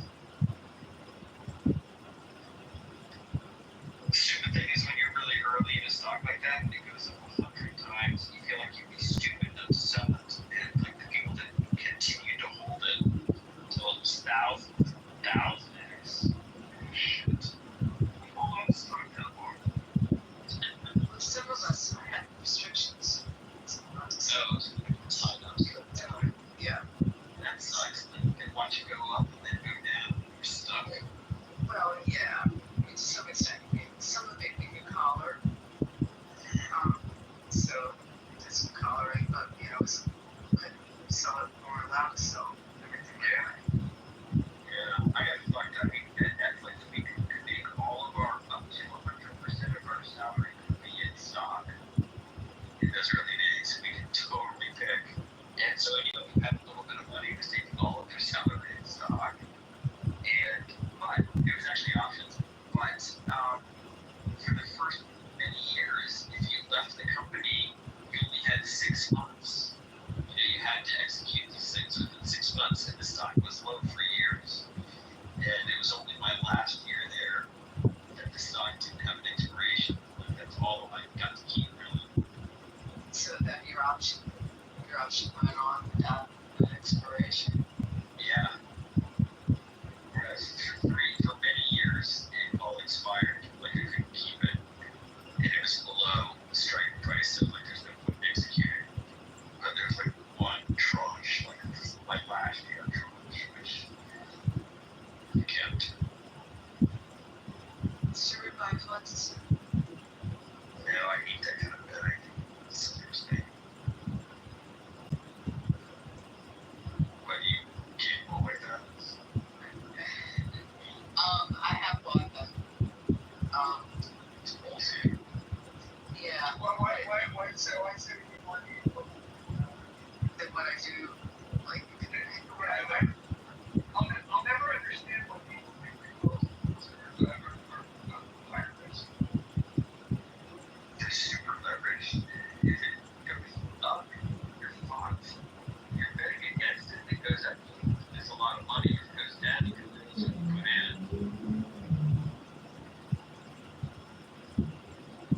I don't know. I find this super scary. Unless you really think, like in the movies, like there's going to be a plane crash and you're going to bet against Boeing or something, I think the point of having that is when there's something where the factors are so predictable that it becomes like a no-brainer move to do. When it's time to pull that trigger, I feel like I like to believe everybody's pulling the same trigger.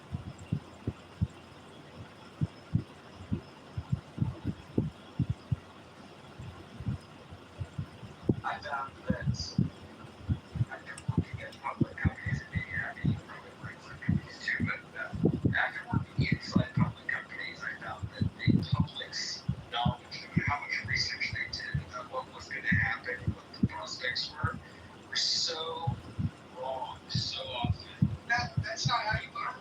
You really want to learn about the stock. If you want to go heavy with the stock, what you do is you figure out who the sales leader is. You take them out for drinks, and then you just, after a few drinks, you ask them,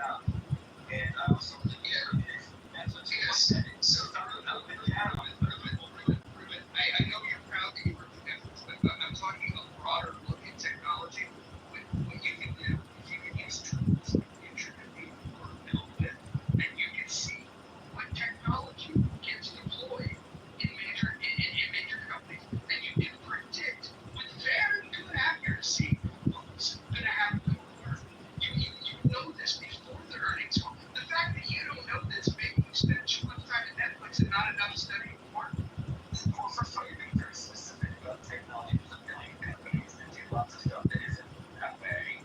That's just true. Even without those things, you wouldn't have any information. I think that if that works, there'll be lots more rich people from that, and it doesn't work like that perfectly, or everyone would do it, so we'll never figure it out, and they tell everyone would do it because we have people like Ruben that don't know that it exists. Dude, I'm crushing the market, like, why are you talking to me? Like, I don't know what I'm doing. I'm doing this for 30 years, and I've got, like, I don't know. I'm presuming I'm doing better than you are in the markets. Yeah, everybody on Clubhouse is managed. That's the thing. I don't know if everyone is. Just some people. Oh, look at that. Is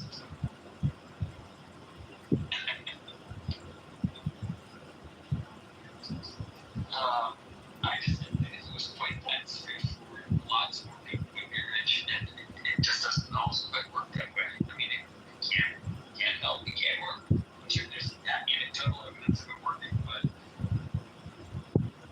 people who trade with algorithms like that, I don't know. I mean, I think your best way is to consider trading. Yeah, take a sales guy out to lunch. You're probably get as good information as you can possibly hope for.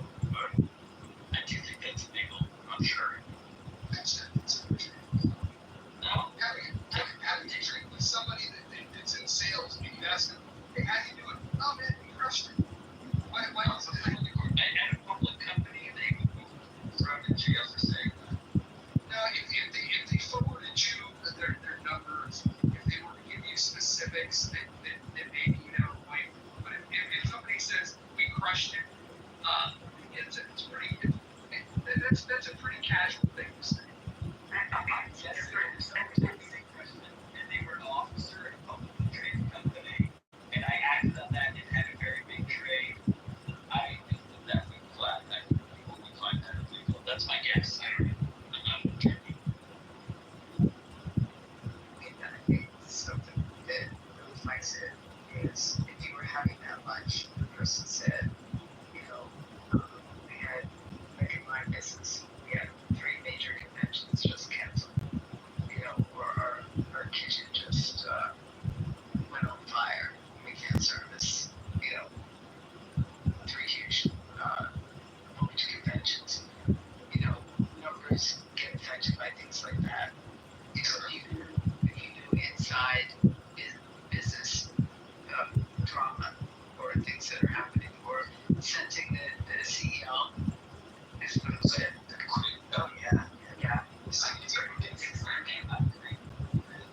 That's what you could track it like a short. That happens in my industry. That's the kind of stuff that happens. It's almost some job.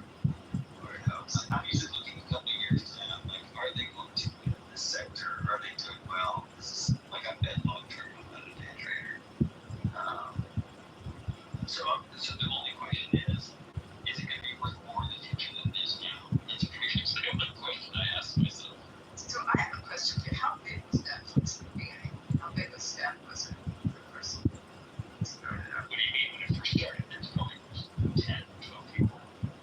You were buying DVDs at Costco and then sticking them in envelopes and on the table. So no, I remember the mail. I remember having the mail with that. Making sure I'd say by the time of the IPO, there was about 100 people there. Plus the hubs for distributing DVDs, which was a different kind of staffing. But the headquarters was about us and 100 people there. Oh gosh. Some technology crossover. I don't know who the bank was.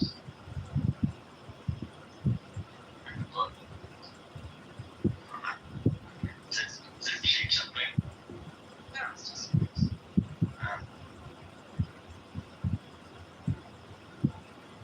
Okay. It was managed by Merrill Lynch. Thomas Weasel Partners, St. Louis Bank Corp, Piper Jaffray. And an IPO at $15. It opened at 15. It did. to times it, the equivalent is probably like $2, something like that, maybe. Now it's 1,000. They want to stream it. It's about 1,000.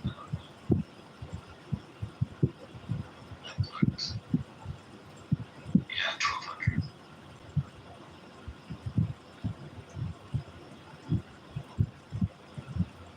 Is the CEO of it? It was Reed, and it was CEO with Ted's Windows. Ted's still there now. Someone else is like our CEO, marketing guy. They do some investment in film.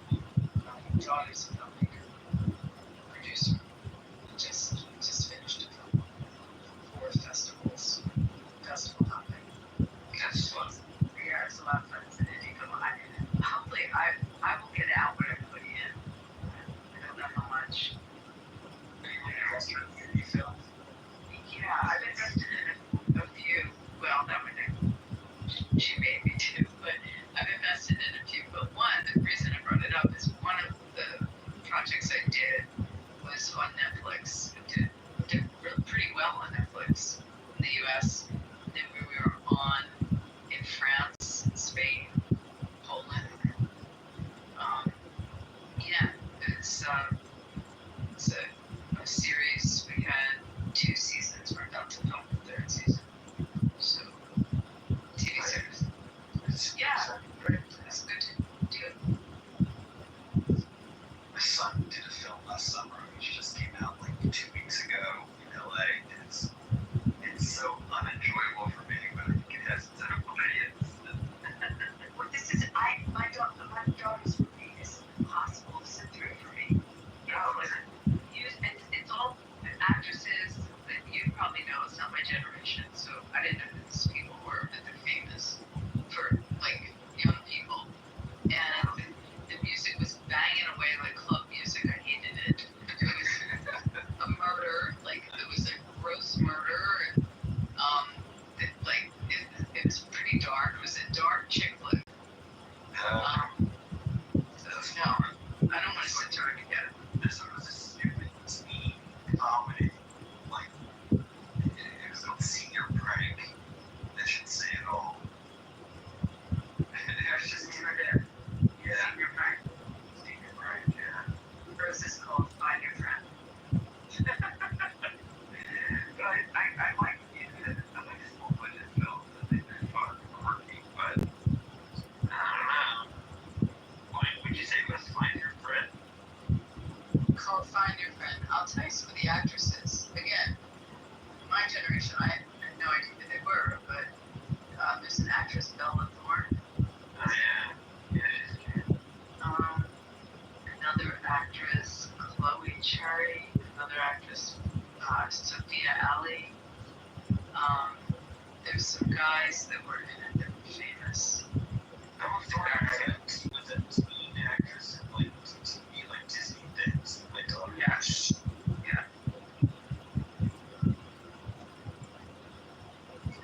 Looking at this, I don't know.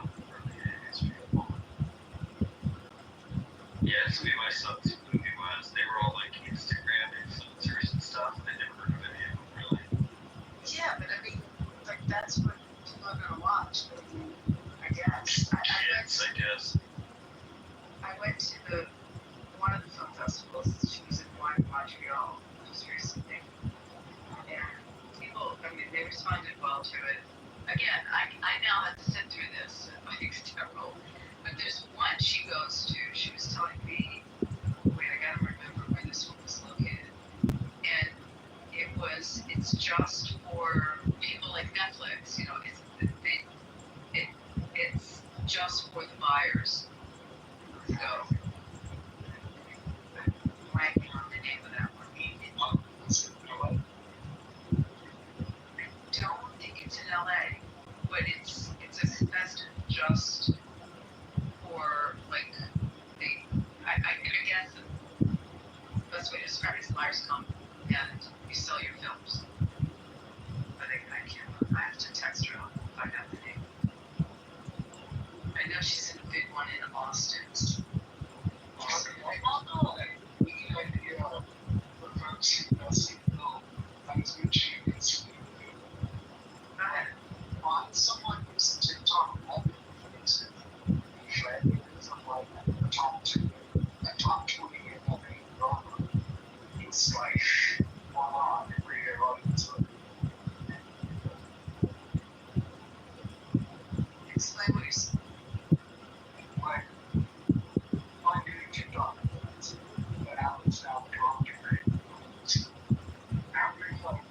asking you things about your story, about working your arms, perspective, and there's a lot of sense. I don't know. I mean, these actresses did a really good acting job. Like, you know, it wasn't just that they're popular with the younger generation. I mean, their acting, it gets very dark. There's, you know, like some pretty stressful things that happen to these girls. It's a girls' chick flick where they go on a trip to Joshua Tree and they run into the locals. That generally makes sense.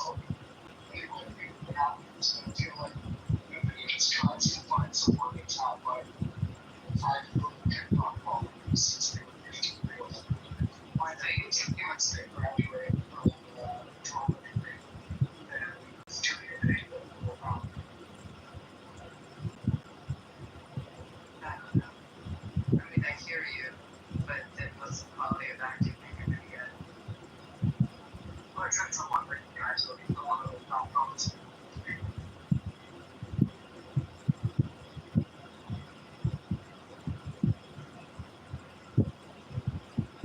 It's two things that do social security.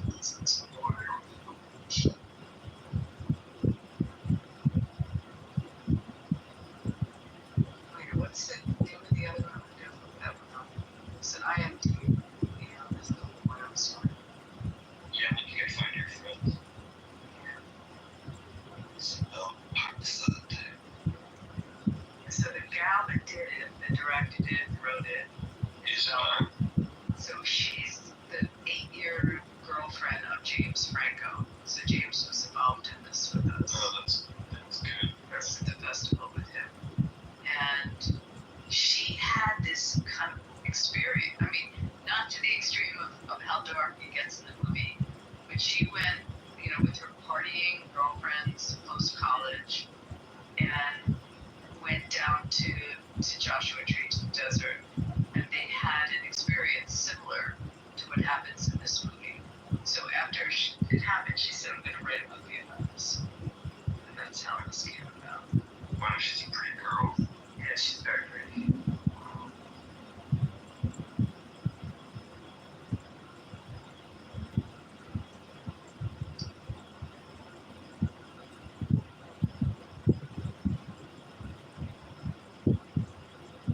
The Netflix one that I did, I was just an associate producer on it. So, big company was involved. Was filmed in Israel. It was called Beauty Queen of Jerusalem. And it was on that. I think we hit like 35 on Netflix, something like that. We did well. It's a TV show. TV series. 2 seasons. We had 2 seasons. We're about to film our 3rd.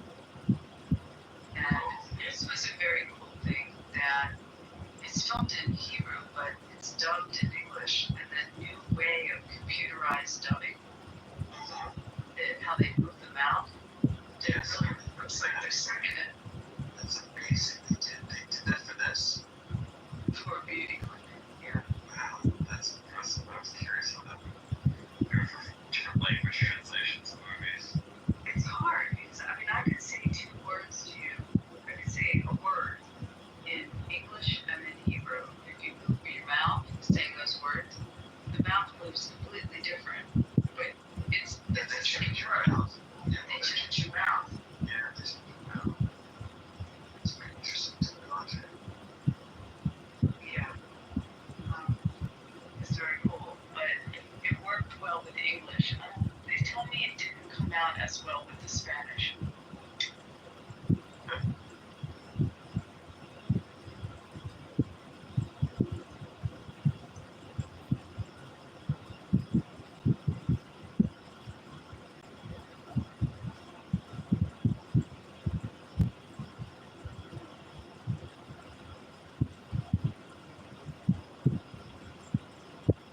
There's a famous guy actor in the Find Your Friend.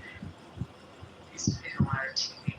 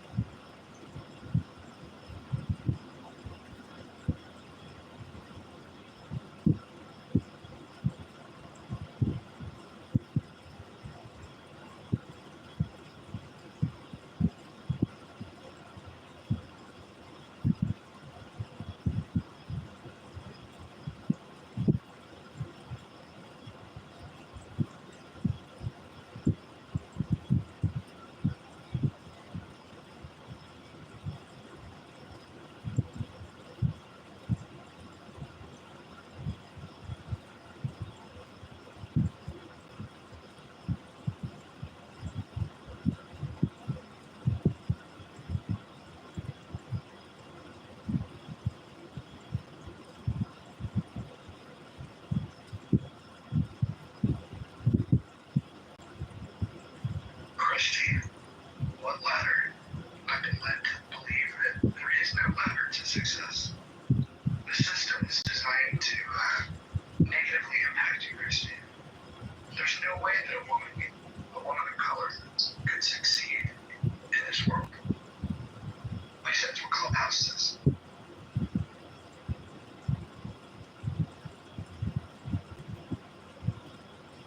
I think the poll's pretty fun. I love the honesty that I'm seeing in there. Shout out to Moose and all his nuggets. Loving it.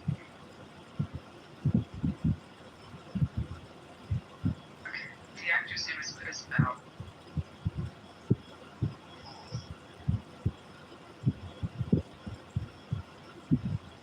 He's good. I just...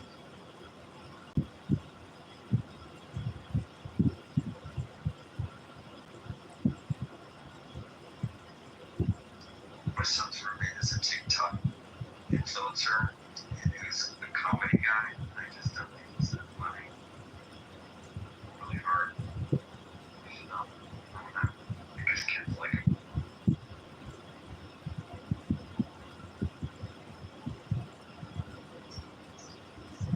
I don't know if I like the idea that maybe because someone's followed so much that they make it big.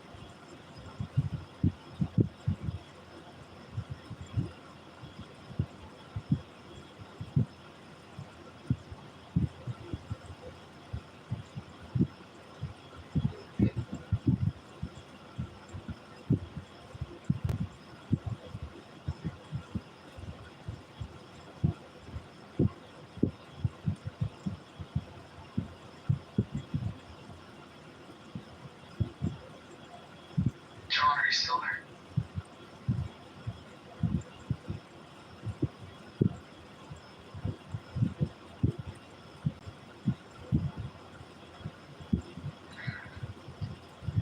Alright. I'm gonna go see Superman.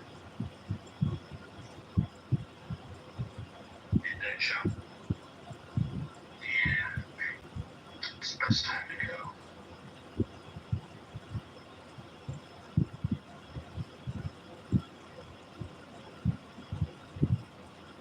I mean, look, it's fine.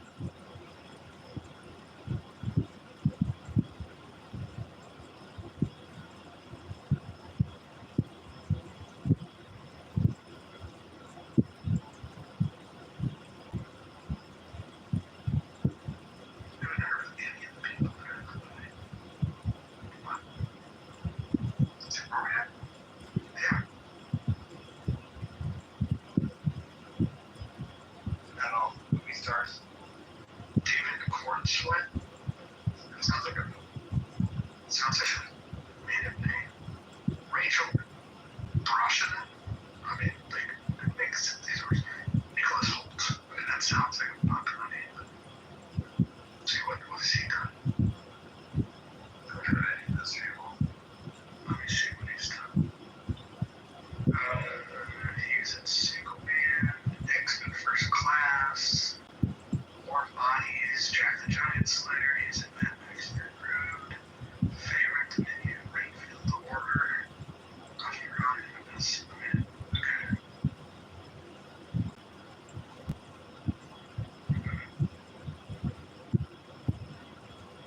Alright.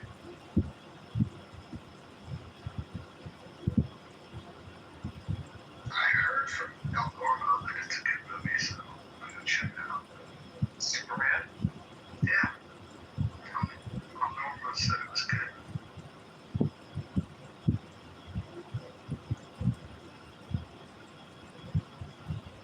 Let's see.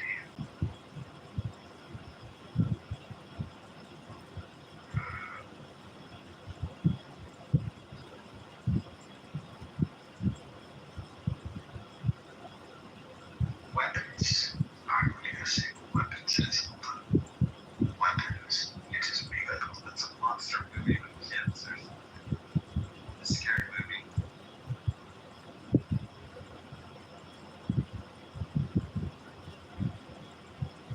I haven't seen it. It's a commercial. I've never heard of people on this one either. Maybe you're just too old. Actually, I take that back. Josh Brolin, I know who he is. But he could have. That was Benedict Wong. No, Benedict Wong. Benedict Wong, he sounds like a city council member or something. That's not like an actor. Carrie Christopher, Austin Abrams. Eldon, Iron Rank sounds like a fucking great guy. This is great. Alden Ehrenreich sounds like a guy that lost World War II.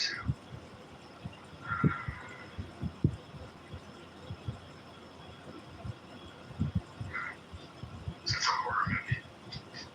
Yes.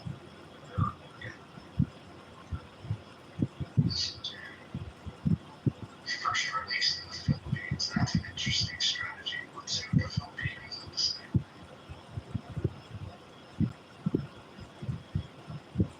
It's almost broke even already, and it was just released a couple days ago, so it's still pretty good. $38 million budget. It's already done 29.7.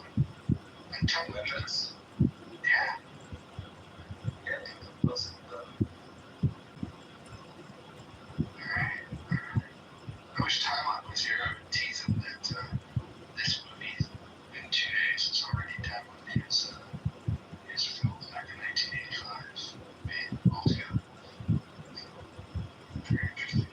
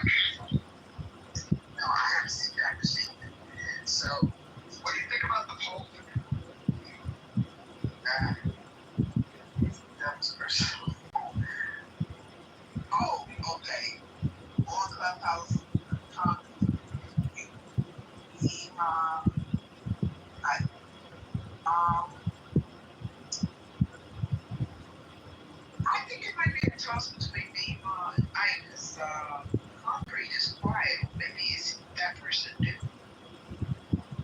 Oh, no, he's not quiet and he's not new. So I'd like to hear. He's going to respond to the poll. It's a new feature. Okay. I picked Ike. It's a solid choice. What is the new feature? Let me in, because I'm new to this. I don't know. The polling feature, the poll up above. The what? The poll. P-O-L-L. Do you speak English? Poll. I think it's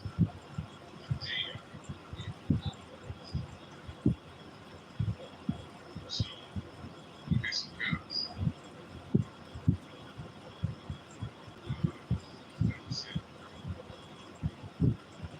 You must not have the latest option, the latest update. You should go update. Well, I'm not club deck, but I'm going to see. So, yeah, maybe it's cool.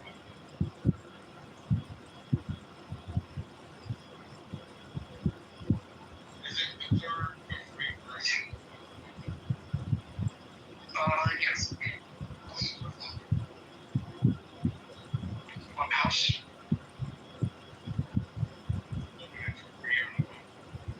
And they were trying to get money. Yeah, you just gotta skip past that. They're trying to get the newbies to subscribe for $5, but you don't get it.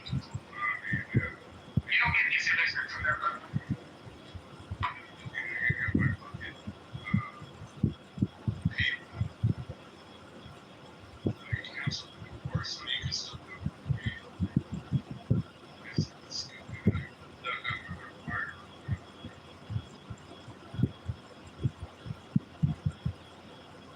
Yeah.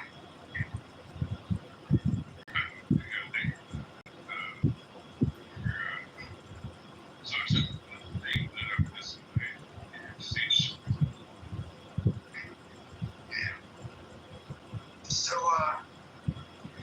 it's one of our more interesting polls. Unfortunately, we don't have a private room right now to be able to take advantage of it. But, I haven't been in there in ages. That's why I'm not saying anything. Well, I don't go in there anymore.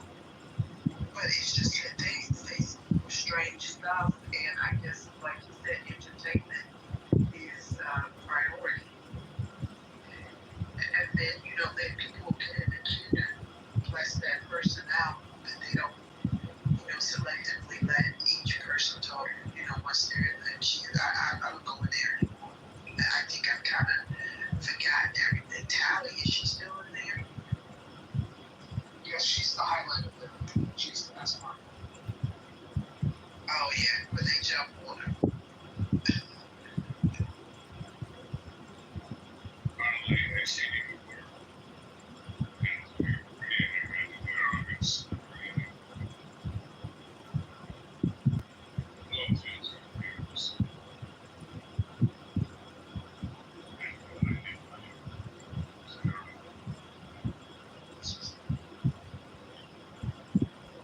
I mean, I'm a public person, so anybody, I'm not married, but anybody that likes me, they would have to understand that position. I'm a public person. Oh, I had my thing. I'm a public person, so, and I'm not married. Yeah, but you would have to understand that if I was in a relationship with a person, when you're a public person, then it's quite normal to, add connections, because I never call them followers. Okay. So now I'm assuming that's not your. It is me, but it's AI enhanced from Family Search. Yeah, it is me, and it's a zero. It's a zero.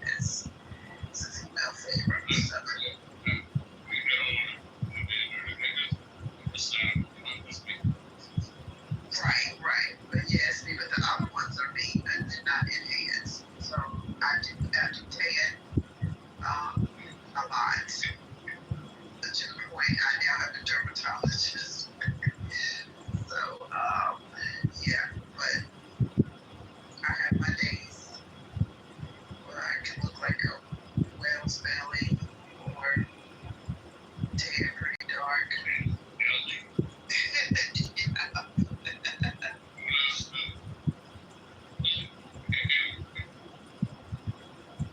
That's what my cousin said when she was describing her daughter.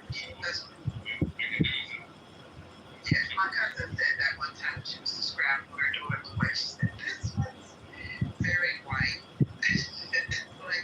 like whale's belly.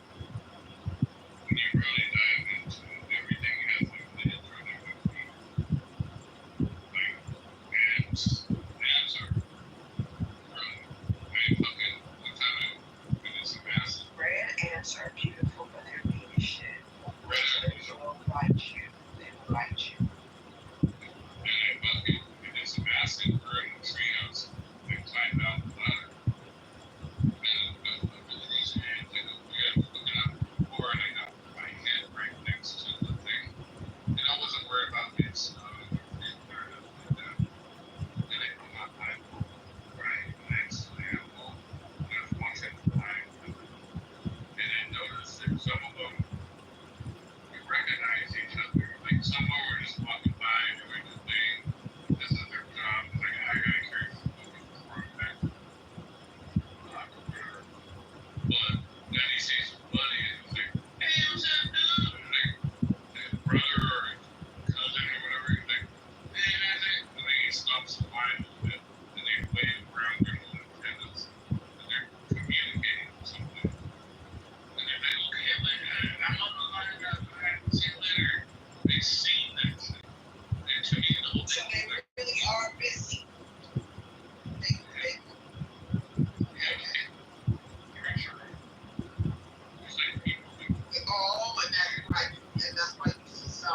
themselves.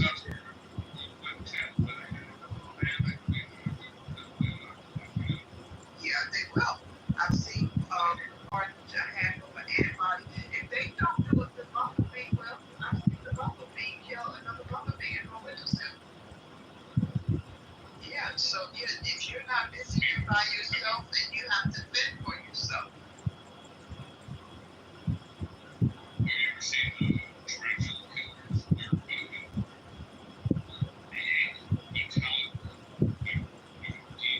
No, I didn't even know they existed. Oh yeah, it's a tarantula killer. Look at it. It's a purple metallic thing. It's the color of a BMW paint called Techno White. It's the exact same color, right? They paint cars. So I know the colors. And it has the metallic. It's a beautiful thing. And it's scary, but it won't bite you. All it's looking for is tarantulas.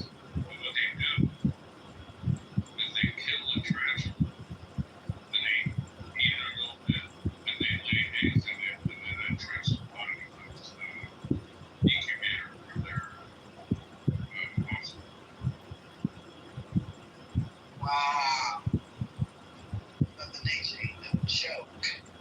Everything is recycled. Everything.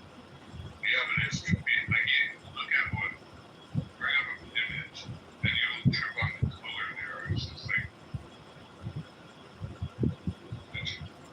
Well, my cats, they still, last time here, they still attack them. And no matter how much food, and I get the organic name brand, no matter how much food is here, they still, I think they was still like the game.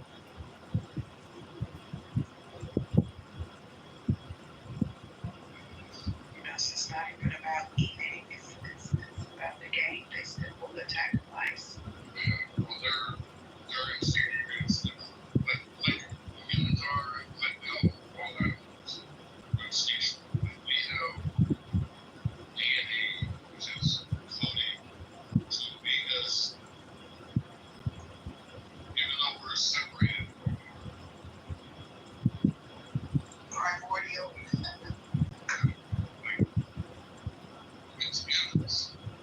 Like how does the bee know how to collect pollen and things like that? And it's accidentally pollinating things, but that's its job. They come back and they make honey and But have you ever seen a dragonfly? Because one day I just raised my hand and have you ever seen a baby dragonfly in the middle of metamorphosis? no, but is it true that if they sting you, they lose their stinger? I don't think dragonflies stink. I could be wrong, but I don't think they do. I don't know what that is with that long needle. And they fly around. But I just my hand and it So if something touches it, well no, it's surreal because I swoop my hand and it grazed the nail and the nail rotted off and I was praying that the hand didn't. So yeah, it's very dangerous. That's the one with the stinger.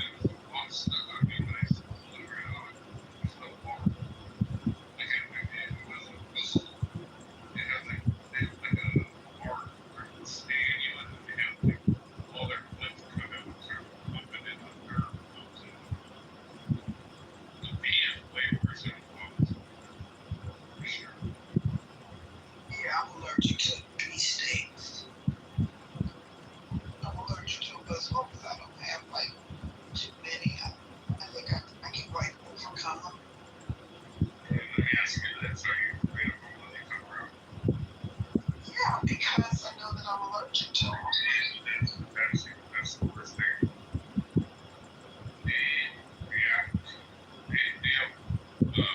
Virgo, Scenting, something. Oh, you grew up in the hood talking about the culture to where because we would have trapped them. When you see a bee, is how I read. And I don't get stuff. See, we just took a bee. I mean, it's, you gotta be wow. It's topic. Say no. You gotta have a flower. Do whatever you gotta do in your head. You gotta maintain the confidence in the bee. And it's just like Space. I've always been cleaning up stuff I need one time in my life. Then it was kind of pause. That's all I can remember. But you know what's worse than that? Just looking good and so it's not that good. How many people are allergic to poison ivy? Oh, everyone. Show me someone who's not. It's gonna crash your ass out. It's gonna infect your. You can be at CVS getting cage. Calamine.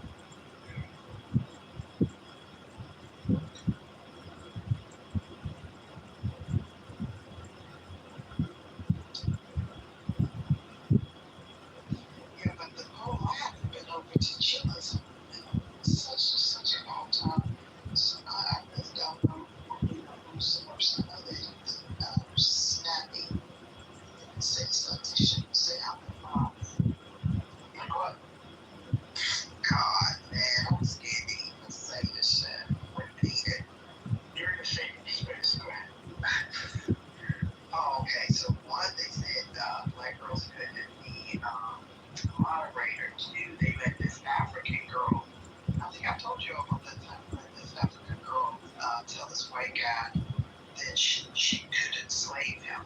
She said, "You just enslaved me." And then the problem was she was telling everybody about a study, and she acted like she did more, and they were trying to correct her or give her information that they had researched on something. I don't know what it was. I don't know, somebody fathers and all what. But I didn't like it. So I was like, you come over here, you think you know more than the people that are here that's experienced it. And she just hold up the mic, but they just they go naked, with the pineapple thing. Saying the best is these artists. And then, they'll report other guys and say they're doing each other. They go hard, but they don't go home. They go hard on each other. I never went hard on anybody, even when I troll. Like, I don't go as hard like they do with each other, but I guess they know each other, so they can take it. Like I said, I don't know. The guy that operates the and he has burning thing. It's like he just burning. He just knows the first out. Let's go.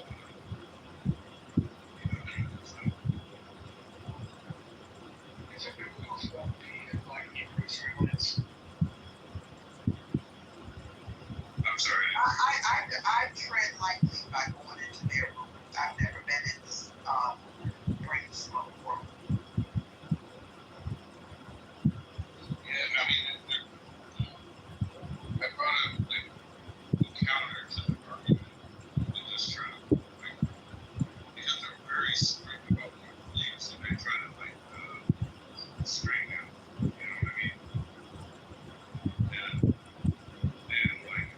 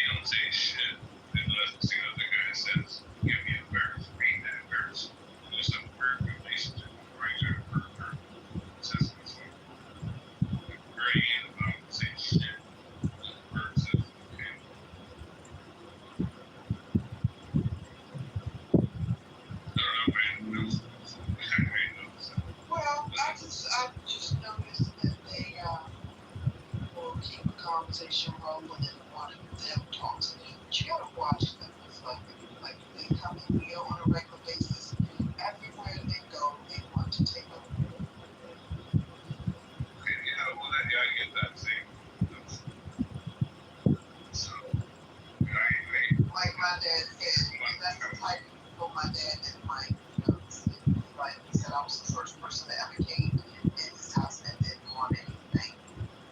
He said that the other people come in, they want, they're looking for something, they didn't come for nothing, and that's how they got. They come and build this farm. Couple of times they come to take over. They cannot take over. They come, pop back in. If they do, it's not going to be consistent. Yeah, I get that. I'm saying, but to me, it's kind of like a challenge. Like, whereas, like, I totally, I guess, through all these different versions and creating King James version, which obviously had reason to change it for the benefit. So I subscribe to that. And then when it's convenient, they go to the Old Testament and get from there. That's it. You guys are. And tell for throughout the scriptures to know not one. And I'm like, if you don't like the New Testament, why are you complaining? It's written for the archetype of the church. But and then they don't like the Bibles that are comprised into one Bible. And I was like, this is a ethnicity.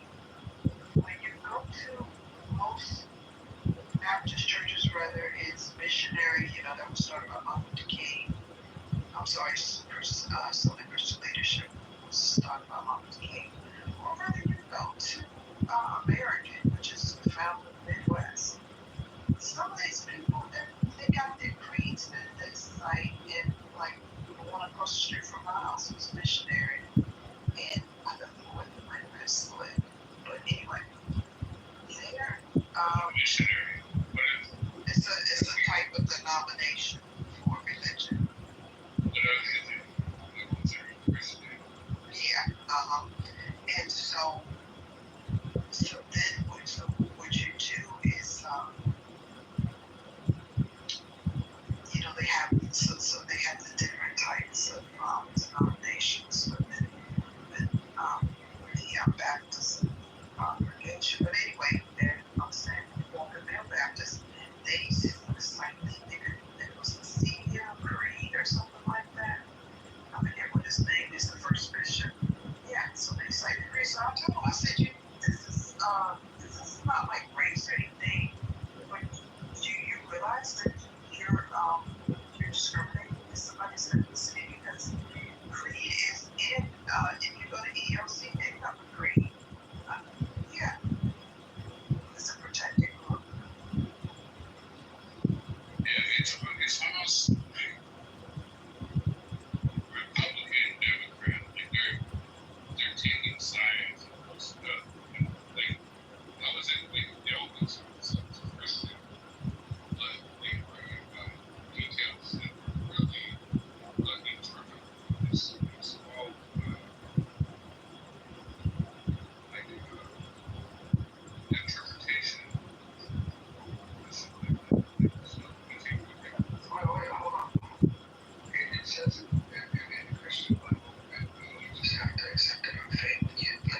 It says that there are texts that you don't have to prove it. So why apply a standard that what they believe has to be proven?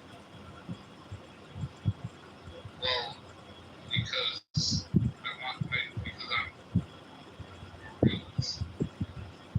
Yeah, so then you don't need to weigh in on their beliefs. It's a belief system. It's not a knowledge system. Well, I think they treat it as a knowledge system. Some people oversee it. Some people oversee their true claims, but it's unimportant. All of that stuff is unimportant. The fact that you want to argue with somebody about that is, I think that's where them making a true claim at the end. Well, right? My motivation for arguing with when I think were inflated beliefs, and I don't think they truly believe them. I think they stand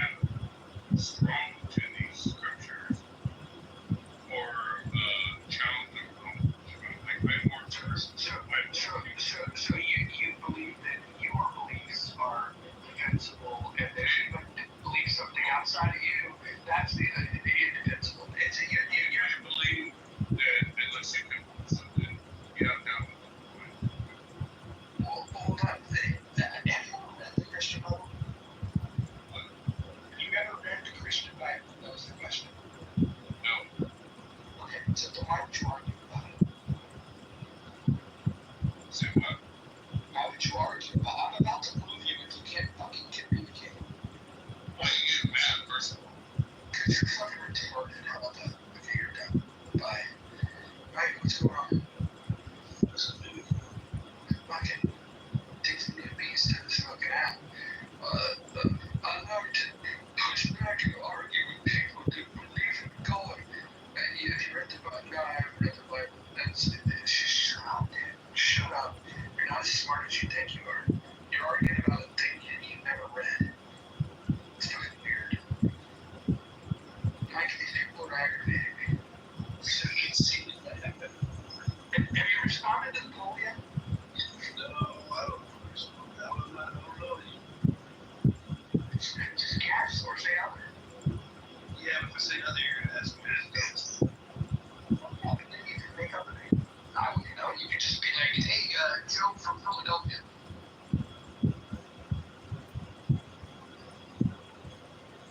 Yes. No other there. This person is nuts.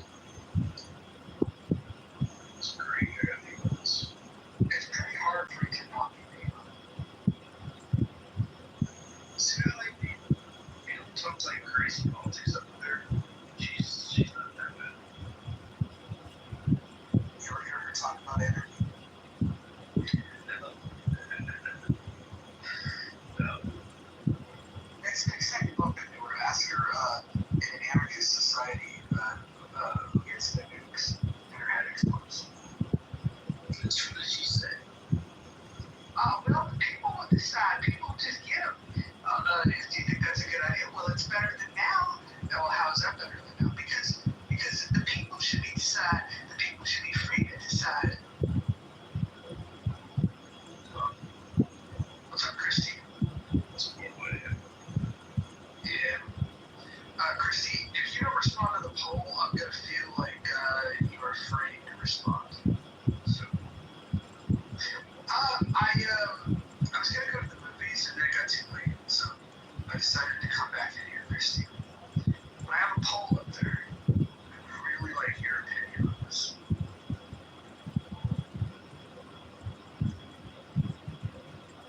Daniel said other. Can you type in the chat, Daniel, who you think is the stupidest?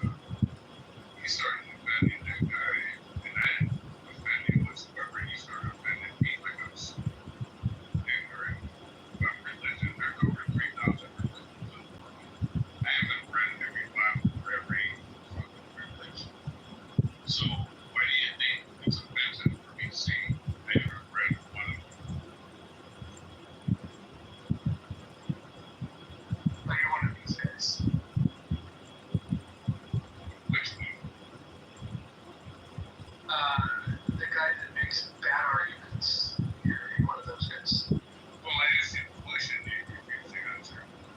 I never refuse to answer. I asked you, why am I a bad guy for not reading the Bible? I didn't say you're a bad guy. I said that you were a stupid guy for wanting to argue with people about the Bible. Hold on. Can I answer? Yeah, you wanted my answer, right? You were so excited to hear my answer. Yeah. I think you're a stupid guy for wanting to argue about something that you've never read. That I think makes you stupid. I've heard the scriptures poured out many levels amongst my life. Then, to me, it's just common sense.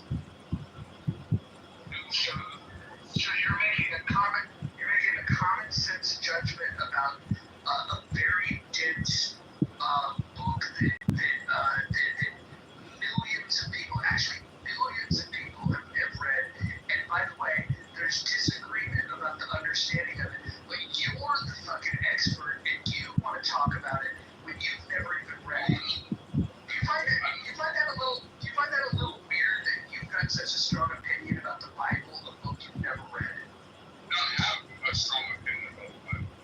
They have a weak opinion about the Bible because there are so many, it's saturated with religious belief amongst human beings spread out across the world. So I have a weak understanding of it because it's watered down. Okay? What's watered down? You've never read it. Anything that is not substantiated. But you've never read it. It doesn't matter if I've read it. Where does your opinion come from if you've never read it? My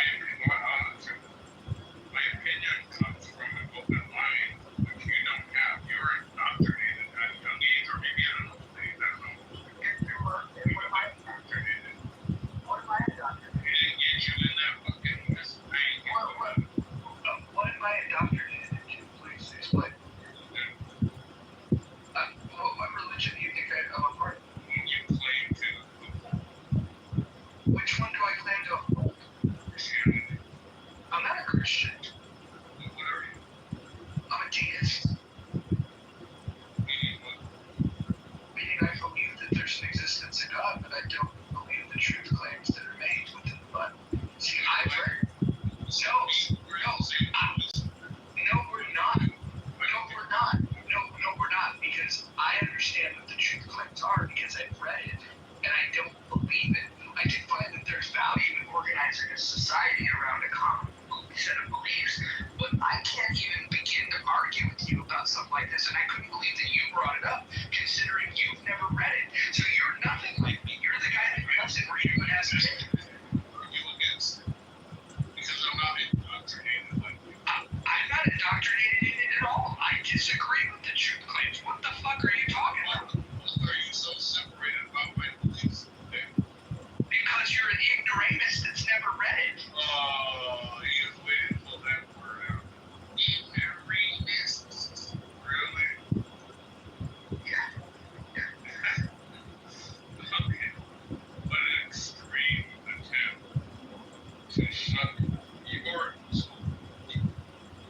What's the difference between deist and agnostic? Can you tell me that? Absolutely. An agnostic doesn't believe or disbelieve. They're on the fence. I'm not on the fence. I believe that there is a God. Okay. When you say God, can we replace that word with creator? Yeah, creator, architect of the universe, whatever term makes you feel comfortable. Okay, well, let me tell you this. Alright, let's first of all, I'd rather have a conversation with you. Can we find a topic that you're knowledgeable about, something you've read about? We already had a topic.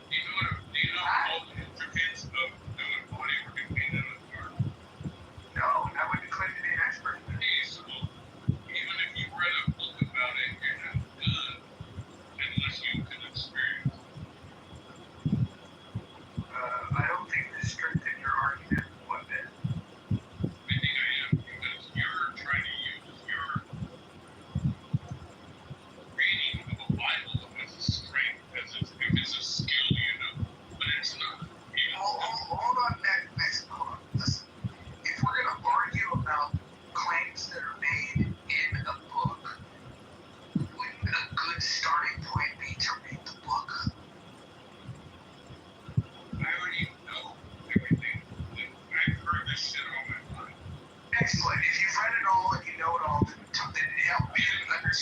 Then help me. Hold on. Listen, if you know so much about it, then help me interpret 2 Kings chapter 2. Thank you. Alright, so go ahead and say it. Well, why don't you go get your Bible? No, I mean, you have one on your phone right now. No, I don't have it downloaded. I actually have. Bible near you. I have many Bibles near me. Which one do you want me to grab? You're referring to the other person. I want you to grab yours. And if you can't grab one, then yes. And that's precisely the point. We're talking about a book. We're talking about next. Don't interrupt me. Don't interrupt me. You're talking about a.